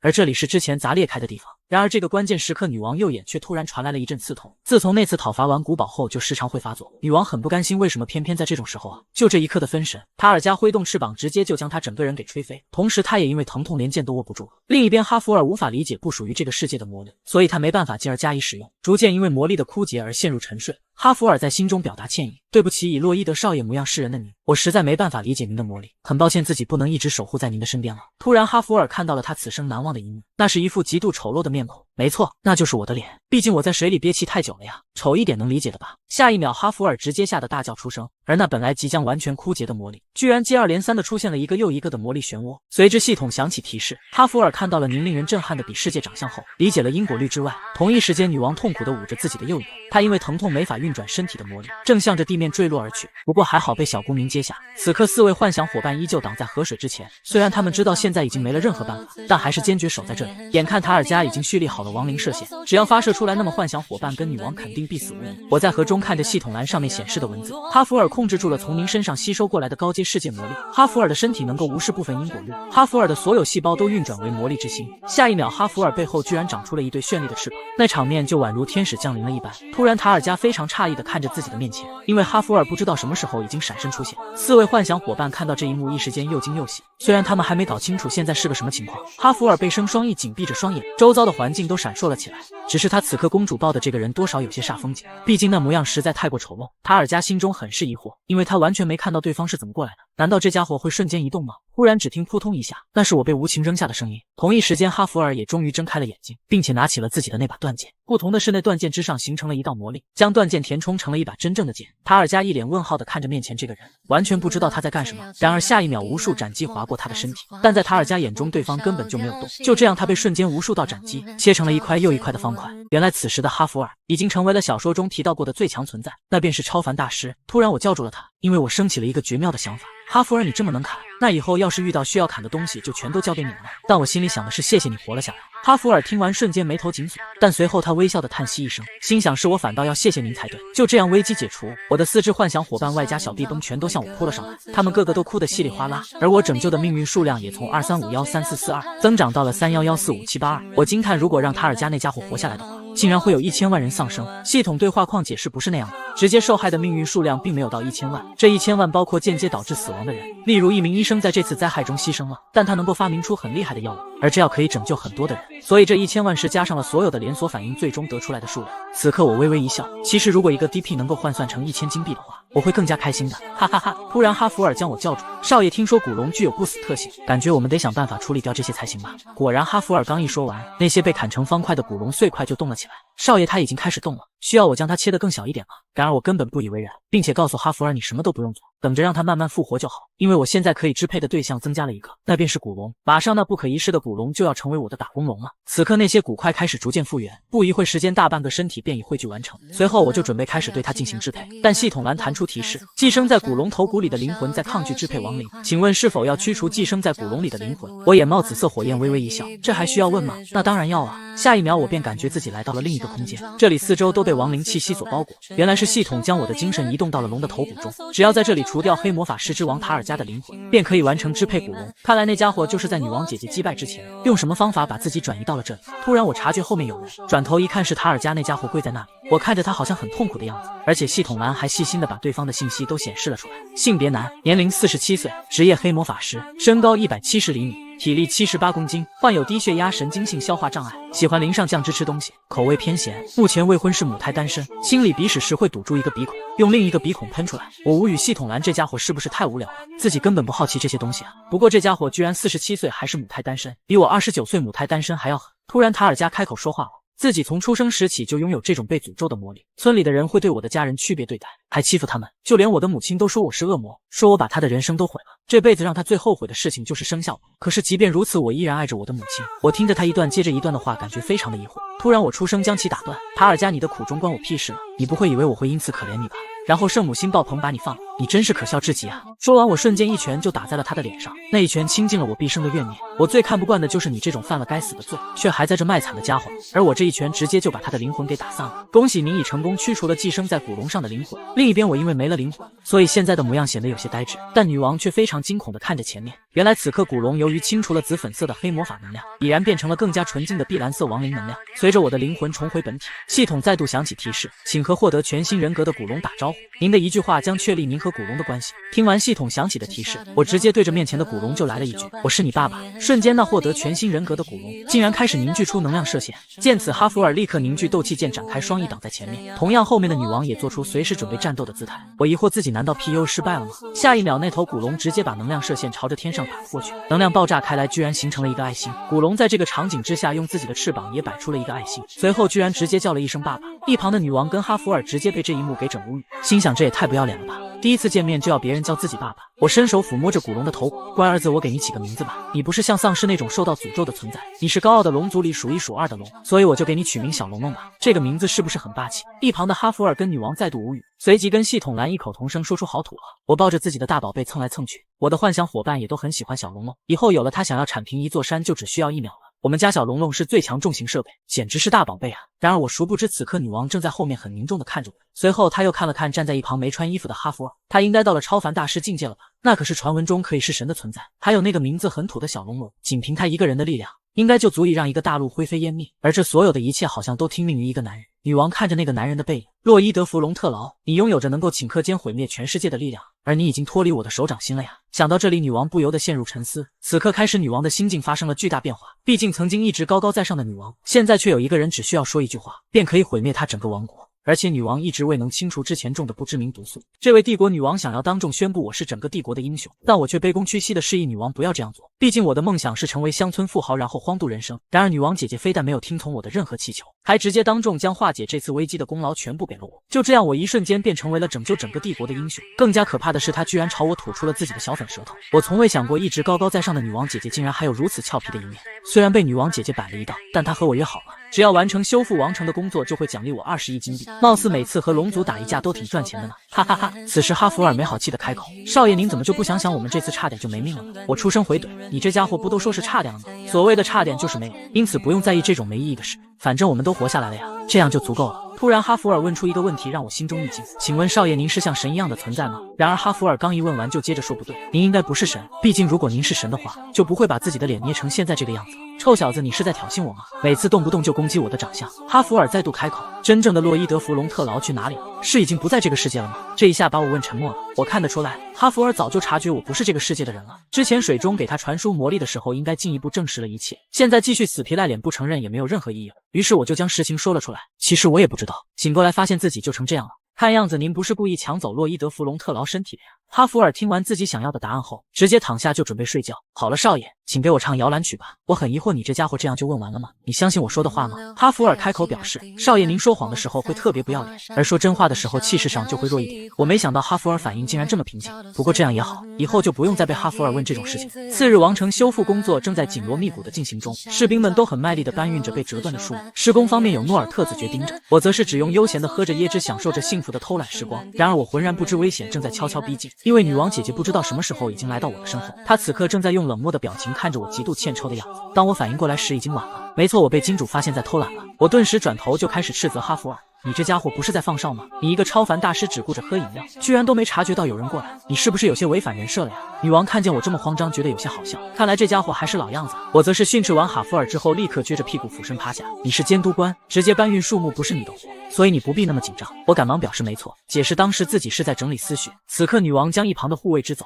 你先退下吧，我有事需要单独跟他说。听到女王姐姐有事要单独跟我聊，我立马艰难地朝着她的方向爬行。女王看着对方慢吞吞的样子，又看了看这家伙慢慢扭动的屁股，一时间想到了之前跟古龙战斗时，她为了让对方露出丑陋的表情，用手抽打这家伙屁股的场景。此刻女王脸颊流下一滴汗水，她的手快忍不住要去抽打对方的屁股，因为那个手感太刺激了。女王心想不行，自己要忘记才可以，毕竟她现在是这世上最强大的存在，如果跟她结仇的话，会让王国灭亡的。就算我是王国最高掌权者，也不能随意拍她的屁股。突然我感觉自己屁股好像传来了一阵刺痛，没错，女王还是忍不住一巴掌拍了上来。拍完之后，她瞬间大惊失色，天哪，自己不知不觉就打了上去，都怪那屁股看起来实在是太有弹性了。此刻我撅着屁股一抖一抖的对着女王姐姐：“陛下，如果臣有罪的话，臣会欣然接受的。”女王听完有些诧异，虽然面前这家伙已经成为了世界最强的存在，但他跟从前相比并没有什么变化。站在一旁的哈弗尔顿时觉得少爷好变态，您要欣然接受的意思就是被拍屁股吗？我无语，哈弗尔这臭小子，我这就是场面话而已，你别把我塑造成奇怪的人了。此刻女王蹲下询问：“你把古龙送到哪里去？要是被别人看到的话，可能会引起大骚乱的。”我当即表示自己也考虑到了这一点，所以我让他躲到了人烟稀少的地方去了。女王继续开口说道：“没想到他像小狗一样这么听你的话，你现在不仅有超凡大师当护卫，还有可以轻易毁灭一个国家的古龙。你们领地现在有着这世上最强的军事力量。”听完这些，我瞬间明白女王的顾虑。陛下，我知道您在担心什么。我拥有的力量是为了守护和平跟安宁。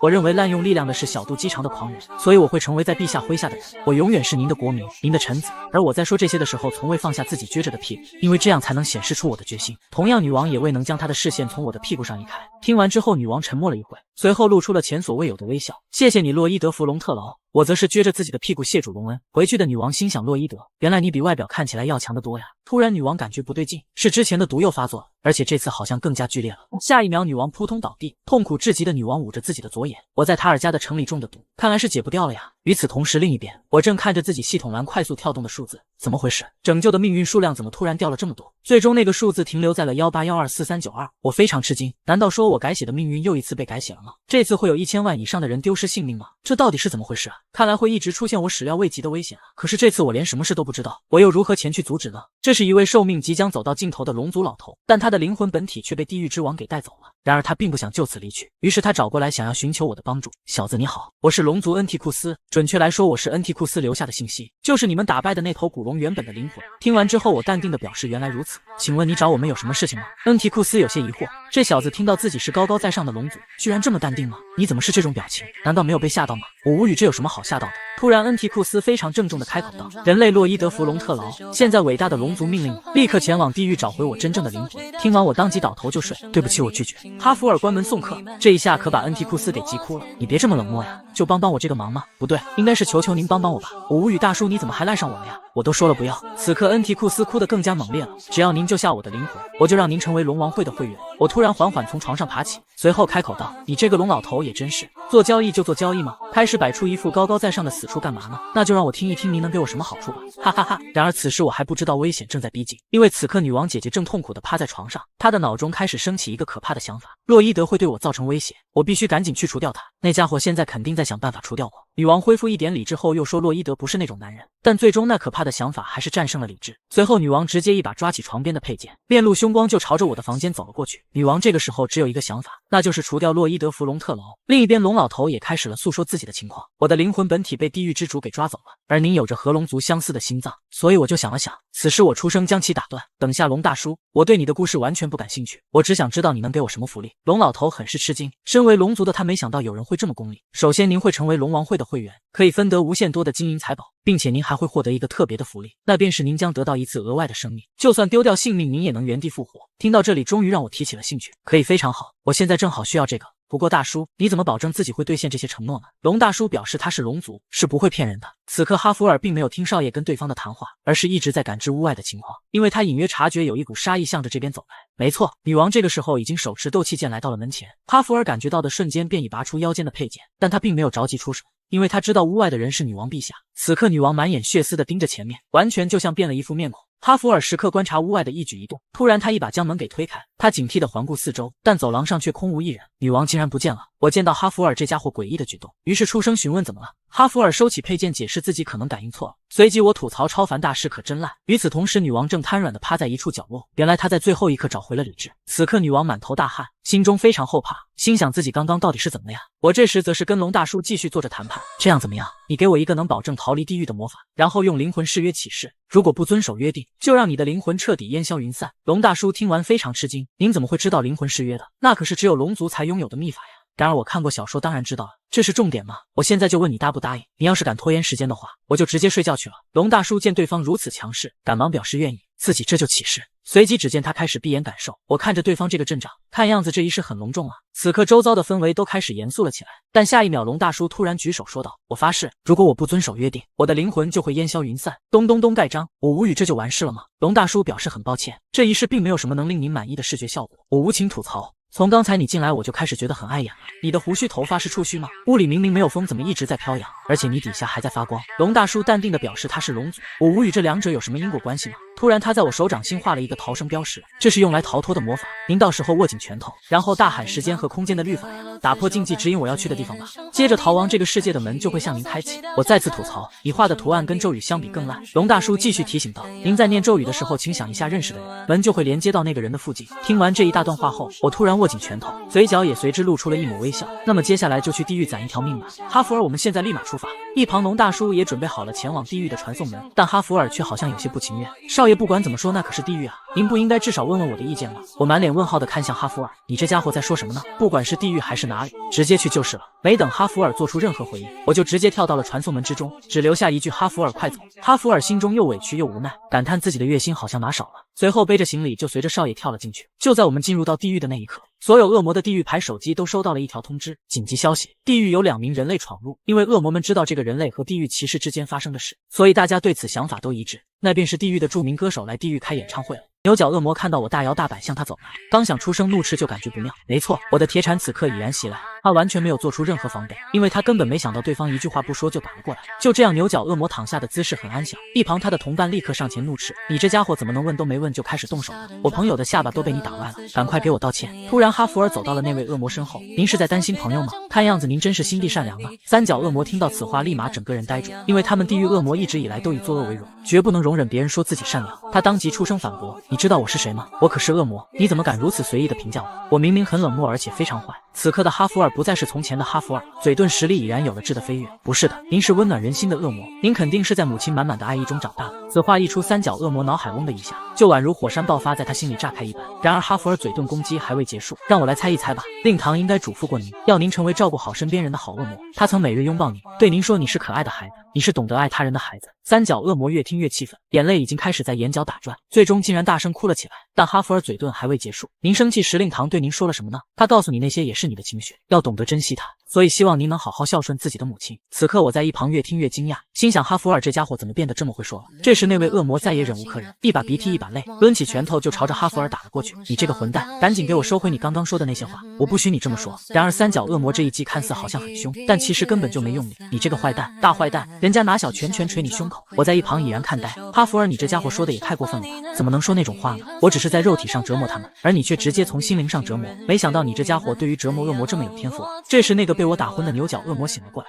他还在思考刚刚到底发生了什么。然而我根本不给任何喘息的时间，就再度一铁铲抡了过去，这次同样正中他的下巴。就这样，一边是哈弗尔用嘴遁击穿恶魔的心灵，而我则是用最简单暴力的方法让这些恶魔臣服于我。哈哈哈！被打得鼻青脸肿的牛角已经放弃抵抗，乖乖的跪在地上开口道：“您想问什么就尽管问，我都能回答你。”我居高临下，眼神中充满了蔑视。你总算有了一个回答者该有的姿态了。牛角疑惑：“可您不是一见面就揍我了吗？”我表示如果不动手，你这家伙会乖乖回答我的问题吗？牛角当即回答不会。此刻他心中暗爽，这个男人真的是太坏了，居然若无其事地做到了自己平时只敢想不敢做的事，真是让我肃然起敬了。首先第一个问题，这个从你身上搜出来的东西是什么？难道是智能手机吗？牛角表示这个东西名叫聪明电话，在上面找不到任何有关地狱的信息，就算有，40%也都是骗人的。原来如此，这东西的可信度竟然有40%，比我们人类世界的好多了。牛角听完冷汗一冒，您居然识破了我刚刚的谎言。我不屑地表示，你们恶魔葫芦里卖的什么药，我随便一看就知道。所以第二个问题，地狱之主的城堡在哪里？就这样，牛角回答完后，我便坐上小孤明前往目的地。在小孤明背上的牛角很是疑惑，我不是说了地狱之主的城堡在西边吗？可您怎么还在往东边飞呢？我满不在意地骂道：“你这个混蛋家伙，我知道你小子刚刚在骗人。”被骂的牛角心中再度暗爽，我看着他那副贱样，被我骂是不是很开心？你这家伙真是个变态，把你了解的有关地狱之主和地狱的事全部告诉我，等到了之后，我会作为奖励狠狠骂你一顿。就这样，牛角把大致情况都说了一下。1个小时过后，前方出现了一座骷髅头建筑，随即我开口询问：“混蛋家伙，那是不是就是地狱之主的城堡？”牛角当即否认那不是的。听完之后，我开始命令小孤明准备降落，那就是我们要找的城堡。走吧，哈弗尔，我们去和地狱之主干一架。走了一会后，我突然被叫住，看过去原来是牛角正疑惑地看着我。那个大人，您不是说过到了之后就会狠狠骂我一顿吗？我转头露出凶狠无比的表情，我不记得自己说过那话，所以现在赶紧跟我滚蛋。被莫名其妙骂了一下的牛角先是一愣，随后心脏开始加速跳动了起来，脸上也泛起了不知名红晕。天呐，我被他彻底给迷住了。反观一旁的三角恶魔则是另一副景象，他那眼神中只有哈弗尔。就这样，我跟哈弗尔大摇大摆地走进了城堡。里面的恶魔看到有人类非常愤怒，你们自己跑到地狱也就罢了，竟然还胆大包天地闯入这里，你们是不是疯了呀？突然我露出帅气的表情，转头看向其中一位恶魔，直接吓得他冷汗直冒。而我的演艺秀还未结束，我又换了一个表情转向了他身旁的恶魔。这位心灵承受能力没那位强，吓得他眼睛都不敢再睁，口中不停地在喊妈妈。就此再也没有恶魔敢拦我了。我得意地笑出声，哈哈哈，这地狱也不过如此嘛。哈弗尔出声提醒，少爷您还是小心为上，谁都说不准前方会有什么样的敌人出现。果不其然，哈弗尔这个家伙的乌鸦嘴，说什么就来什么。在下是地狱之主办公室的护卫队长，也是第2军团团长的玉列克西姆斯，你们真是不知天高地厚，竟敢来这里妨碍公务。然而现在的地狱骑士哪是哈弗尔的对手，直接被揍得没有一点还手能力。就这样，我们轻易地来到了地狱之主的办公室。人类洛伊德·弗隆特劳拜见地狱之主，而我上来的第一句话就是问对方是不是想下班，然后过上美妙的夜生活。但当他询问对方有什么办法后，却被告知这是商业机密。地狱之主没想到一个人类竟敢找自己谈判，小子，虽然我早就知道你是个狂人，但你这样小心引火上身哦。我当即表示，如果您感到不满，可以立刻对我处以刑罚，然后继续努力工作35亿年。地狱之主不敢置信，面前这长相丑陋的人类居然胆敢威胁自己。其实我此刻内心还是很慌张的，毕竟面对这种情况，即使是哈弗尔都无法保证能护住我，对方可是掌管地狱的地狱之主，我们根本无法衡量他有多么强大的力量，所以我只能相信情报。此时场面死一般寂静，对方随时都有可能出手将我抹除。突然，地狱之主出声叫出了我穿越前的名字，我的心跳瞬间加快。看来自己的情况对方全都知道。地狱之主继续冷漠地开口：“快说你到底想要什么吧。”听到这句话，我知道自己已经抢占到了这场谈判的先机。这样一来，更放不下的人将会成为乙方。尊敬的地狱之主，您扣押了恩提库斯的灵魂，我想来解放他。下一秒，地狱之主一个响指，一团粉色能量开始汇聚，随后一个被装在玻璃球中的龙族灵魂显现了出来。你是在说他吗？这对我来说只能起到观赏作用，没有太大价值。现在你也该回答我的问题了吧？你要怎么给我夜生活呢？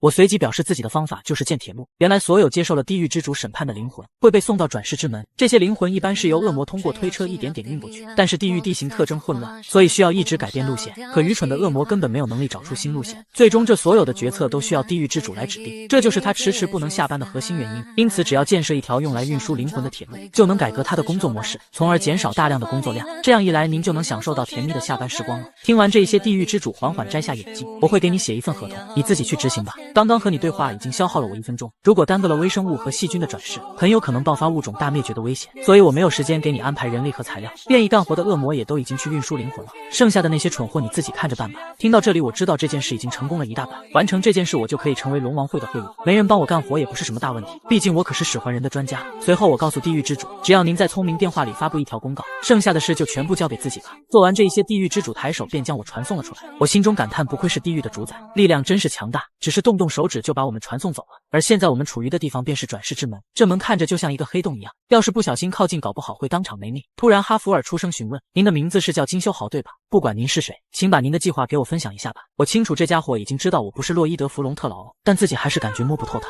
您跟地狱之主说要建造一条用铁制成的路，可是这铁能承受得住那些岩浆吗？我露出得意的表示，就是因为可以，我才会夸下海口啊。与此同时，所有地狱没干活的恶魔聪明手机上都收到了一条信息，5个小时后在地狱尽头，著名歌手洛伊德弗隆特劳将会开一场演唱会。这些恶魔看到这消息立马就兴奋了起来，因为我唱歌难听的事迹早就传遍了地狱，他们称我的歌声为地狱之歌，而恶魔就是喜欢一切不好的东西，所以等下如果那家伙胆敢唱对一个音，我们就把他狠狠地拽下来彻底撕碎。片刻过后，地狱边境已经挤满了恶魔，他们全都在底下催促我赶快唱歌，我则是站在上面岿然不动，静静地望着他们。突然我开始吸气，摆出准备要唱歌的姿势，这些恶魔看到如此情形立马就狂热了起来，让我们好好享受传说中的地狱之歌吧。然而此时我却只是淡淡地说了2个字，不唱。底下的恶魔先是一愣，怀疑自己是不是听错了，知道没听错后，下面立刻爆发出了雷鸣般的抗议声，我们来这里是为了听你唱歌的，为什么不唱？为什么？我直接出声回怼，我就是不唱，你们这些废物能把我怎么样呢？底下气急败坏的恶魔让我赶快下来，臭小子，你这样做还算是人吗？赶快跟我遵守约定，不然我们会一起把你撕碎。听到这句话，我知道是时候了，我转头告诉哈弗尔，现在轮到你了。哈弗尔缓缓上前开口道，您是觉得我们一定要遵守约定吗？底下为首的恶魔表示这是当然，约定就是要遵守的呀。随后其他恶魔也全都表示没错，然而他们却忘了一件事，地狱恶魔热爱一切不好且坏的事，所以约定怎么能被遵守呢？看来各位都接受了良好的家庭教育呢。此话一出，这些恶魔才明白过来，赶忙说要收回刚刚说过的话，等一下，约定不用遵守了。我看着底下这些大蠢蛋就想笑，哈哈哈，而我笑声中掺杂的全是嘲讽，你们这一群蠢货也太容易被耍了吧。下面的恶魔被气得咬牙切齿，眼泪都给气出来了，但却根本没有一丁点办法，毕竟他们又没翅膀，压根上不来。我在上面跳来跳去疯狂嘲讽，你们上来打我呀，怎么都在下面无能狂怒呢？哈哈哈，而我就是要他们越来越愤怒，让他们全身血管内充满对我的憎恨，那样的话你们都将臣服于我的恶，最终变成我的免费劳动力。穿越到小说，我发现这身体的原主竟没有死，并且这家伙灵魂出窍后就一直跟在我身边，这么诡异的事情我居然一点都不知道。原来当初他在冻死后，我便穿越到了他的身体里，他也想过重新回到自己的身体，但根本就做不到，因为每次都会被一股无形的屏障给挡住。本来他是要被地狱使者带走的，可是地狱使者来了后自己也懵了，这种诡异的情况他也是头一次见。明明人还在那手舞足蹈的发神经，灵魂却已经离体了，并且这灵魂居然还是红色的，正常灵魂体应该是蓝色才对。地狱使者当即打电话警示领导，这才得知这人并没被登记为死亡。真正的洛伊德见自己即将被带走，赶忙让对方先冷静一点。地狱使者一想，没错，弄一个错误回去也不好交差，你现在的情况有点模棱两可，我要先回去了解一下情况。不过你这家伙长相明明跟恶魔一样，语气却如此低微，你先在这里待一会，等我们有结果了再联系你。就这样，真正的洛伊德被留在了人间，期间他一路见证了我如何一步步打造领地，如何一步步帮领地还清债务。他看着自己父母从当初失望嫌弃的目光，慢慢变成以自己孩子为荣，而且他不明白为什么这个家伙一刻都不停歇。明明当初自己选择埋怨贫穷的父母和领地，从而一天天变得更烂。不过毕竟那家伙会使用奇怪的魔法，还能召唤出生物，如果自己也有那种能力的话，一样也可以。正当真正的洛伊德这样想的时候，地狱使者突然出现。这个难说，如果他没有那种超能力的话，会酗酒度日吗？又或者你有那种能力的话，就会像他一样努力生活吗？真正的洛伊德被问得哑口无言。对啊，自己就算拥有那种超能力，也大概率不会跟他一样吧。地狱使者微微一笑，哎呀，不好意思了，我就是听着有点怪，所以就多嘴了一下。不过我们也是第一次遇到你这种情况，但你现在的灵魂不适合待在人间，所以你去和地狱之主咨询一下吧。真正的洛伊德心想也对，留在那家伙身边也没用，继续看他只会让自己更加痛苦，因为这样看下去，只能让自己明白之前的所作所为究竟有多么丢脸。然而地狱之主说没有相关法律，就没法对他进行特别的措施，就这样他既不能转世，也没法消失，只能每天躲避坏心眼的恶魔在地狱里流浪，直到他见到我也来到了地狱。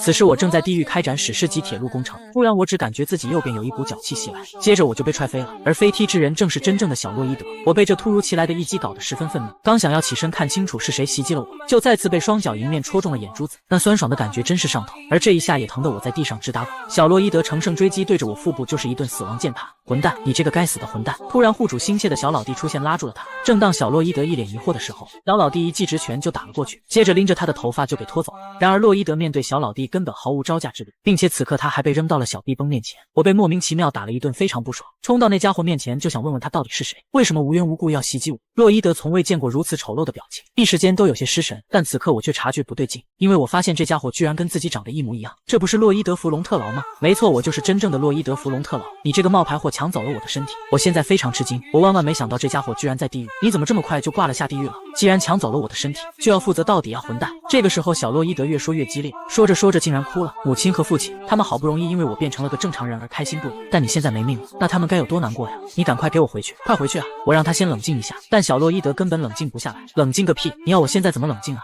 而想要让一个人冷静，最快的方法就是打到他冷静。下一秒，小老弟直接一记右勾拳就抡了过去。很好，现在我们总算能好好聊天了，一切都应该用对话来解决，不是吗？对话个屁！这个臭老鼠从刚刚开始就在疯狂揍我，你们这群混混，身体小偷，禽兽不如的家伙！只听一声清脆的响声传来，场面再度安静。首先，我不是因为没命了才来这里的，我是和地狱之主缔约来帮他施工的。还有，我没有抢走你的身体，我自己睁眼之后就变成了你。我当时也很慌，暴躁的小洛伊德根本不信，你要我怎么信你说的话？那么你到底是谁？我淡定地告诉他自己的身份，我是在 H 国学习土木工程，小心谨慎又窝囊的青年金修豪。见到对方开始相信后，我继续开口，你相信我说的话了吗？与此同时，另一边，此时在监工的哈弗尔好像听到了什么动静，他听动静感觉明明那边只有金修豪少爷一个人了，是在那边自言自语吗？不对，那边还有一个气息我很熟悉，那是真正洛伊德少爷的气息。此刻小洛伊德依旧不愿善罢甘休，要不是你，我肯定能好吃好喝的活着，都怪你我成了一个没法登记、无处可去的亡灵，所以你要给我负责。我听他唧唧歪歪的吵得自己脑仁疼，露出恶魔表情就开口道，反正帮了你对我也没好处，我们还是各自好好活着吧。听到这话，小洛伊德彻底慌了，见我转身离开，他害怕的想要追上，因为他不想再流浪了。你等等，你这个冒牌货懂不懂什么叫道义啊？然而小老弟恶霸本性显露，直接一拳就抡了过去。可怜的小洛伊德趴在地上痛哭，但又没有办法。不得不说，现在的小洛伊德确实有些可怜。我看着在地上泣不成声的他，突然想到了他的父母，真的是好烦躁。可恶，自己果然还是不忍心放任不管了。随后拎起那家伙开口道，所以你要我怎么帮你才不会继续哭哭唧唧？刚刚还在哭泣的小洛伊德现在又再度嘴臭了起来，这得由你这个冒牌货来想啊，我可不会惯着他，对着他下巴就是一招弹子神功，你先乖乖待到我施工结束为止，无论如何我会帮你的。接着我直接把他塞进了我衣服里。小洛伊德刚想质问为什么关自己的时候，他就看到恐怖的一幕，因为衣服里可不止他一个，幻想伙伴们可一直都待在这里，而他们早已经被我的恶霸气息给同化了。小子们，给我让他安静，自己要赶紧结束掉这个工程，然后再让这个真正的家伙彻底安静下来。你很难想象这是一个正派主角能做出来的表情。而我将正式开始在地狱建设铁路工程，想要在地狱建设一条长达110公里的铁路，一共分5个阶段。第一阶段需要在路上建造一条路基，第二阶段在路基上铺设由火山碎屑物形成的岩石，从而形成铁路所需的道路。第三阶段把收集来的地狱蜈蚣腿绑起来制作成轨枕。第四阶段就是铺设上铁轨，而这些铁轨全是用地狱蜈蚣的壳制作的。至于是谁加工好的，那当然是哈弗尔了，毕竟这里只有他才砍得动。最后阶段就轮到了我们最可爱的小老弟登场，这一步需要他来对这些东西进行压缩。每次小老弟一有活干就浑身充满干劲，不愧是我手下的头号助手。当然这不是最新的铁路工艺，并且他们坐车的时候肯定会扬起很大的灰尘，还特别的晃，这可能对于那些恶魔来说是一次最糟糕的坐车经历。抗晕能力不好的恶魔还会吐得很厉害，但是这又关我屁事呢？反正我又不做。再说了，这些恶魔就是要吃苦他们才会感到爽。随后我吩咐哈弗尔好好监工，自己要去巡查一下整体的情况。此时在衣服里的小洛伊德很疑惑，心想这冒牌货到底是怎么回事啊？虽然自己早就知道他有很多工作要做，但那家伙已经1个多月没休息了，一直在连轴转的工作。他什么时候去玩了？什么时候去喝酒了？他这样活着到底有什么意思啊？不对，这家伙又卑鄙又吝啬又无耻，肯定只要遇到一点挫折，势必会直接跑路。与此同时，小老弟依旧在开心的工作，但他不知道的是，一旁岩浆里面好像有动静。他喵的，我现在才沉睡了2万年，这几天是哪个疯子闹出了这么大动静啊？到底还让不让人睡觉了？我真是实在忍不了了。下一秒，岩浆开始翻涌，眼见一个庞然大物就要从里面钻出，你们这群混蛋家伙！让我好好睡个觉吧。熔岩胖胖龙敦克莱奥斯闪亮登场，而我也将这一切看在了眼里。我不理解为什么每次施工都会冒出来怪东西。此刻胖胖龙愤怒地开口，我本来想忍一忍就过去了，但你们这群家伙太过分了。周围的恶魔发现这是传说中的敦克莱奥斯，吓得都在疯狂地逃跑。你们快看，那个人类居然自己先跑，而且还推倒了挡他路的恶魔，他好自私啊。不过我好喜欢，这种时候我当然要第一个开溜了，其他恶魔的死活我可不管。突然胖胖龙看到了一旁的铁轨，你们这么吵是为了这个吧？是不是我踩碎了它，你们就能安静下来？随后他直接一脚就把好不容易建成的铁轨给踹飞了。可恶，都是因为这些东西害我被吵醒。虽然恶魔们的死活我不管，但那些铁轨可是我好不容易才建成的呀。我直接一个急刹车停下，转头就朝着那家伙冲了过去，边跑边骂他这个混蛋。面对胖胖龙，我就是一顿言意攻势外加语言输出。活一辈子总是会遇到吵闹的时候啊，你忍忍不就好了吗？闹什么闹呢？胖胖龙听完疑惑外加气愤，你现在这是在恶人先告状吗？是你吵醒我睡觉的呀。一旁恶魔听到我如此逆天的发言，非常兴奋。哇靠，那家伙的品性真是好糟糕啊，他居然能随意说出那种无耻的话，真不愧是把我们征服的男人。胖胖龙从未见过如此厚脸无耻之人。臭小子，既然这样，今天我要跟你拼一个你死我活。说完他就朝着我冲了过来，而我怎么可能跟这家伙硬碰硬呢？我直接大喊哈弗尔，瞬间哈弗尔斗气化意变身超凡大师闪亮登场。我想想刚刚被破坏的铁轨就气，所以哈弗尔你要给我把这家伙切碎，记住是切碎，切到比灰尘还碎。然而我喊完半天哈弗尔却纹丝不动，你这家伙还愣着干嘛？快上去切他呀！原来哈弗尔觉得这次好像应该由他们去道歉，毕竟我们的确损害了邻居的利益。听完我极其气愤，你这家伙怎么回事？受害者只有我，要体恤也是该只体恤我才对。此话一出，旁边的恶魔都流下了感动的泪水，他们不敢相信竟然有人能无耻到这种程度，心想那个人不是人，而是我们心中的神。胖胖龙再也忍无可忍，直接对着我就是重重的一脚，威力之大直接将地面都给震裂了。恶魔们被这股威力波及，全都开始四处逃窜，我也是被这威力吓了一跳。不过还好现在的哈弗尔可以飞，所以并没有危险。哈弗尔知道这样下去不行，他把我无情丢到安全的地方，这让我直接来了一个狗吃屎。我无语，这臭小子就不能温柔点扔吗？哈弗尔没有后顾之忧后，朝着胖胖龙就冲了过去。下一秒，无数彩虹斩击砍出，已经成为传奇大师的哈弗尔几乎一瞬间就完成了这几百道斩击。只听一道爆裂的声音传来，胖胖龙直接被打散了。然而在地狱岩浆里的胖胖龙能量是无限的，很快被打散的身体开始汇聚，几秒过后他就恢复如初了。胖胖龙很气愤，你们居然敢打我，我现在要让你们付出代价。此刻我十分惊讶，因为那可是传说大师的攻击啊，这种程度的攻击都没用吗？气愤的胖胖龙吸气蓄力，随后一道熔岩射线朝着哈弗尔的方向就喷了过去。虽然哈弗尔现在是传奇大师，但要是被这个打中，肯定也是必死无疑。哈弗尔当机立断挥出无数剑气，将熔岩全部挡下，并且还精准的让那些熔岩碎块落在了我的身旁，又让那些熔岩伤不到我。我被吓得赶紧让哈弗尔住手，别用这招了，这要是碰到一点不就完蛋了。哈弗尔看到狼狈的少爷，心中一阵窃喜，臭小子别拿我的命开玩笑哦。处理完熔岩射线的哈弗尔顺身飞起，一眨眼的功夫就来到了胖胖龙的身后。哈弗尔挥剑砍下，数道七彩剑气落下，将胖胖龙切成了无数块，但这些攻击依旧无效。很快胖胖龙就再度恢复了原状，在这里我就是无敌的，再来多少次都没用。不过你个臭小子刚刚不是力挺我的吗？怎么现在开始攻击我了？哈弗尔解释自己是那无耻之人的护卫，所以不得不出手，并且你闹过头的话，对恶魔来说也太危险了。胖胖龙说自己是不会对恶魔动手的，所以你别插手，我看你也算是一个有信念的人。难道你分不出谁是受害者，谁是坏蛋吗？那个丑八怪一点良心也没有，是个无药可救的混蛋，你有必要这样不惜欺骗自己来保护他吗？这一刻哈弗尔陷入了深深的沉默，他完全找不出对方有哪一点说的有错。我无语，哈弗尔这小子怎么还真的被他说动了呀？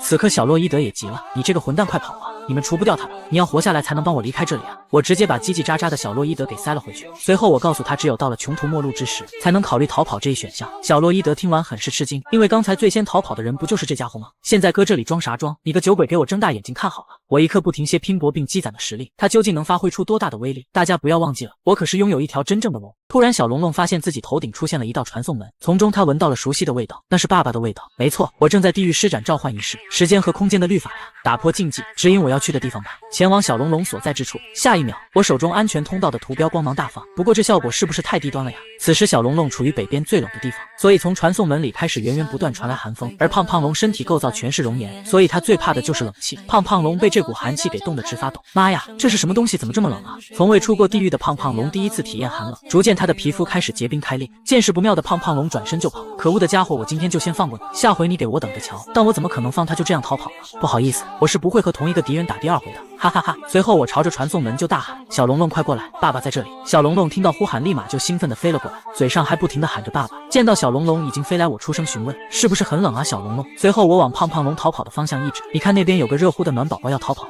想要降温就过去抱住他。听到命令的小龙龙直接朝着胖胖龙就冲了过去，下一秒小龙龙对着他就是一个熊抱，胖胖龙瞬间感觉自己身体一凉，不过小龙龙却是很享受，好暖和呀！只是眨眼功夫，胖胖龙全身都被寒气所石化，再也没了此前的嚣张气焰。那么接下来就轮到我出场了。刚刚不是还很嚣张的要跟我打吗？小龙龙你先离远点！随后我直接一发斗气爆破就打了出去，下一秒碎裂的声音响彻整座地狱，可爱的胖胖龙竟然就这样裂开了。周围的恶魔见到这一幕也是十分吃惊，这可是地狱最强生物敦克莱奥斯，难道就这样被击败了吗？躲在衣服里的小洛伊德同样很惊讶，突然他回想起那个混蛋说的话，酒鬼你睁大眼睛看好了，我一刻不停歇拼搏积攒的实力究竟能发挥出多大的威力？小洛伊德没想到那个人真的做到，他回想起自己这么多年积累了什么呢？好像什么都没有积累，或许自己真的应该承认那家伙真的很厉害。突然我听到有声音传来，我是不死的敦克莱奥斯，而声音正是那堆碎裂的石头里传出来的。下一秒胖胖龙再度从里面钻了出来，只不过这次复活好像跟之前不一样，因为现在这家伙还没我鞋高，哈哈哈！胖胖龙此刻还是很嚣张，你给我等100万年，我会重新增肌，到时候我要把你真正踩在脚底下。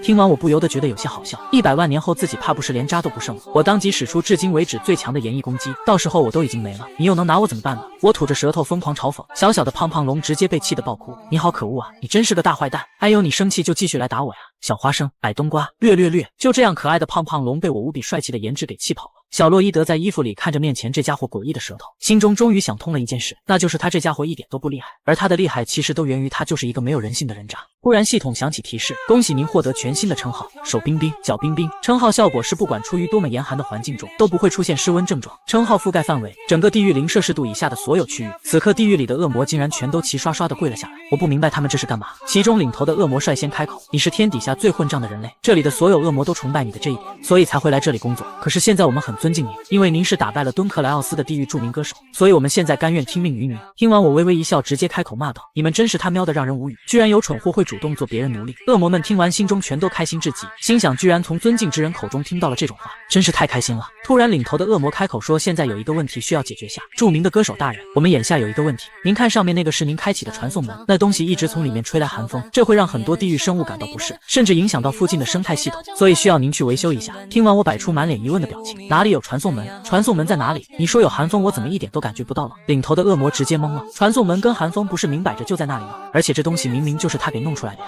先生现在不正在刮风吗？况且我们也看到刚刚是您开启了传送门。我直接发出灵魂质问，什么风？哪里在刮风？您的衣领正被风吹得哗哗作响。我也懒得跟他废话，转身就要走。我不知道有那回事，你们这群臭奴隶们赶紧去给我干活。说完这些，我头也不回的就这样走。这群恶魔被这一幕给惊呆了，我们被他无视掉了，这明明是他的责任，他却佯装无事发生。这个人真是黑心啊，这点小事都不愿意费心修缮，完全就是超级无敌大奸商啊。不过为什么我们却这么开心？果然那个人类浑身都充满了魅力啊。我微微一笑，看来恶魔们已经彻底对我忠心耿耿了，那就继续推进施工进度，向着终点冲刺吧。此刻在衣服里的小洛伊德在想，这家伙又要直接开始施工了吗？那他打算什么时候帮我重生啊？我看着前方大片的岩浆，如果铁路经过这里的话，可以缩短2天工期。之前我可能需要从这里绕过去，不过现在我有小龙龙在。小龙龙听令，你去处理掉这片岩浆。接到命令的小龙龙直接一道能量射线就把一条路给打了出来。幻想伙伴也是被这威力给震惊到了。小龙龙，你接着去对这条路铺设路基。幻想伙伴们逐渐开始不淡定。小龙龙去收集岩石。小龙龙把那座山给我轰开。小龙龙，你真是太棒了！看到这么能干的小龙龙，我直接开心的上去给了他一个拥抱。那画面美得让人不敢看，但5位幻想伙伴可就不高兴了，因为活都被抢了。当然小孤明除外，他只想摆烂不干活。这些职场上竞争他压根不在意。恶霸小老弟不屑地啐了一口唾沫。一条龙有什么了不起？之后等到小龙龙休息的时候，他们4人就找了过来。你是不是觉得自己有点能打就得意过头了呀？难道你不知道在我们这片要讲究先来后到吗？4人一副恶霸气息，只有小孤明在一旁摆烂，也不知道跟谁学的。曾经那么可爱的幻想伙伴怎么都变成这副样子了呀？小龙龙听完猛地一个回头，直接吓了他们一跳。不过这小龙龙哪有一点龙的样子？这不分明是条哈士奇吗？小龙龙疯狂点头示意他们来自己背上。4小只慢吞吞地爬上，随后小龙龙直接猛地一个飞跃，让4小只来了一次刺激的体验。就这样，小龙龙成功加入到了小老弟一派。穿越到小说，我竟跟自己身体的原主对骂了起来，因为都怪他这家伙的脸长得太丑，害我女人缘好到没有女人愿意靠近我，但他却不认为自己的脸长得丑，自己的脸明明长得就很帅，之所以没有女人愿意靠近，都是因为你内心肮脏才会变成丑男的。原来小洛伊德见到那个人渣一直在施工，根本没有想要帮自己转生的迹象，所以他愤怒地跑来质问是不是想等施工完后跑路。我直接不惯着他，发动炎翼攻击，就说自己是要跑路，你又能拿我怎么样呢？小洛伊德被这颜一瞅到睁不开眼，就这样2个人吵了起来，双方谁都不服谁，也不承认没有女人愿意靠近是自己的问题，有没有可能两个人都有问题呢？同时两人对对方的脸都不想多看一眼。臭小子，你应该也看到了，我现在非常忙，而且现在我也不知道该怎么帮你，你这样不分青红皂白的耍无赖就能行吗？见此，小洛伊德又拿出了那套说辞，要怎么帮需要由你来想，毕竟是你毁掉了我的人生，我的家人，我的财产全都被你夺走了。突然小洛伊德整个人愣住，你有没有想过，其实我根本就不欠你的，要不是我，你早就酗酒而亡了。你的父亲跟母亲还有弟弟朱利莽原本都活不下去，是我救下了所有人，你就算磕头感谢我都不够。小洛伊德觉得就算自己是因为酗酒而亡，但自己父母跟弟弟不可能活不下去啊！别说屁话了，谁会相信你说的那种鬼话呀？此刻一道雄厚的声音传来，错了，他说的都是真的，而出现的人正是地狱之主洛伊德·弗隆特劳。你没能让任何人感到开心，也没得到任何人的关心，所以你的命运微不足道。小洛伊德听完整个人呆住，难道自己真的这么差劲吗？此刻我心中一紧，心想这个大叔竟然这都知道，他究竟知道自己多少事情？我越想越后怕，不行，既然他知道那么多，那我今天要问问清楚。伟大的地狱之主，我有件事想问你，我为什么会来这边的世界呢？请问您知道原因吗？地狱之主看了看我后思考了一下，看来你真的什么都不清楚了。上层世界的消息方还挺支持你的，难道他什么都没告诉你吗？此刻我比刚刚更加惊讶，他居然也知道上层世界的存在。我心想这个上层世界到底是什么呀？上次我把魔力传给哈弗尔时，系统信息栏那家伙也跟我说过这件事。我当即继续询问，请问地狱之主，那么上层世界是什么呢？然而地狱之主并不想继续再聊这个话题。我现在不是来跟你聊这件事的，等那辆列车完工后，我应该会空闲出很多时间。我现在能挤出时间来找你也是因为如此。我刚刚已经看完施工现场了，看样子维护铁路应该不难，所以问题就在于列车。拆开那玩意进行研究估计要花上一段时间，可是我现在一提到工作就烦，所以列车的维护指南就交给你来办了。听完地狱之主这一大段话，其实我就听进去了最后一句话，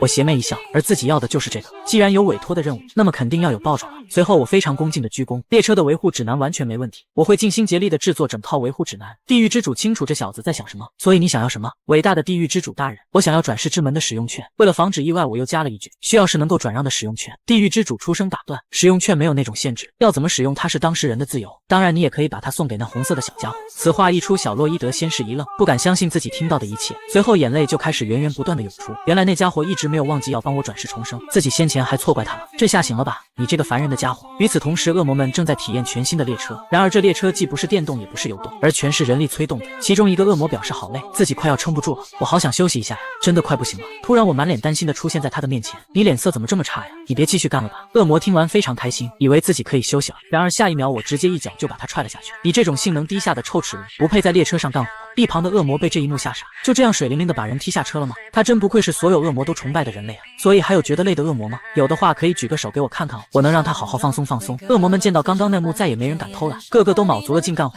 而那个被踢下车的恶魔居然脸红了，嘿嘿，被他当作垃圾还挺心动的呢。那可是所有恶魔都崇拜的人类啊！此刻坐在车上的小洛伊德手上正拿着转世之门的使用权，冒牌货，你真的要把它给我吗？你这家伙不是已经拿到手了吗？还有什么可问的？突然小洛伊德缓缓开口说了声谢谢，你别想多了丑八怪，我是怕梦到你那张丑脸，所以才像处理垃圾一样把使用券送给了你。就这样，刚刚两人的画面还很温馨，现在又开始吵闹了起来。母亲和父亲他们过得还好吗？他们过得很好，母亲在忙着学经营和研究料理，父亲则是重新开始了雕刻。那么弟弟朱利卯呢？他和阿斯法罕的小公主结了婚，现在在首都安了新家。小洛伊德听完很惊讶，你这么惊讶干嘛？要不我再告诉你一个更惊讶的事，你父亲成为了伯爵，已经不再是男爵了。突然小洛伊德提到了哈弗尔，父亲第一次把他带回来时我还很诧异，那家伙耿直正直又帅气，我明白自己绝对变不成那个样子，所以就经常欺负他。你之后一定要帮我转告那家伙一声，自己很抱歉弄断了他的木剑，其实自己很想跟他交好来着。而这些话哈弗尔其实都在列车下听到了。那柄木剑是伯爵送给小时候哈弗尔的，他一直都很珍惜，这次也算解了哈弗尔一个心结，还有也替我跟母亲和父亲说声对不起。很快列车就来到了转世之门，下车后的小洛伊德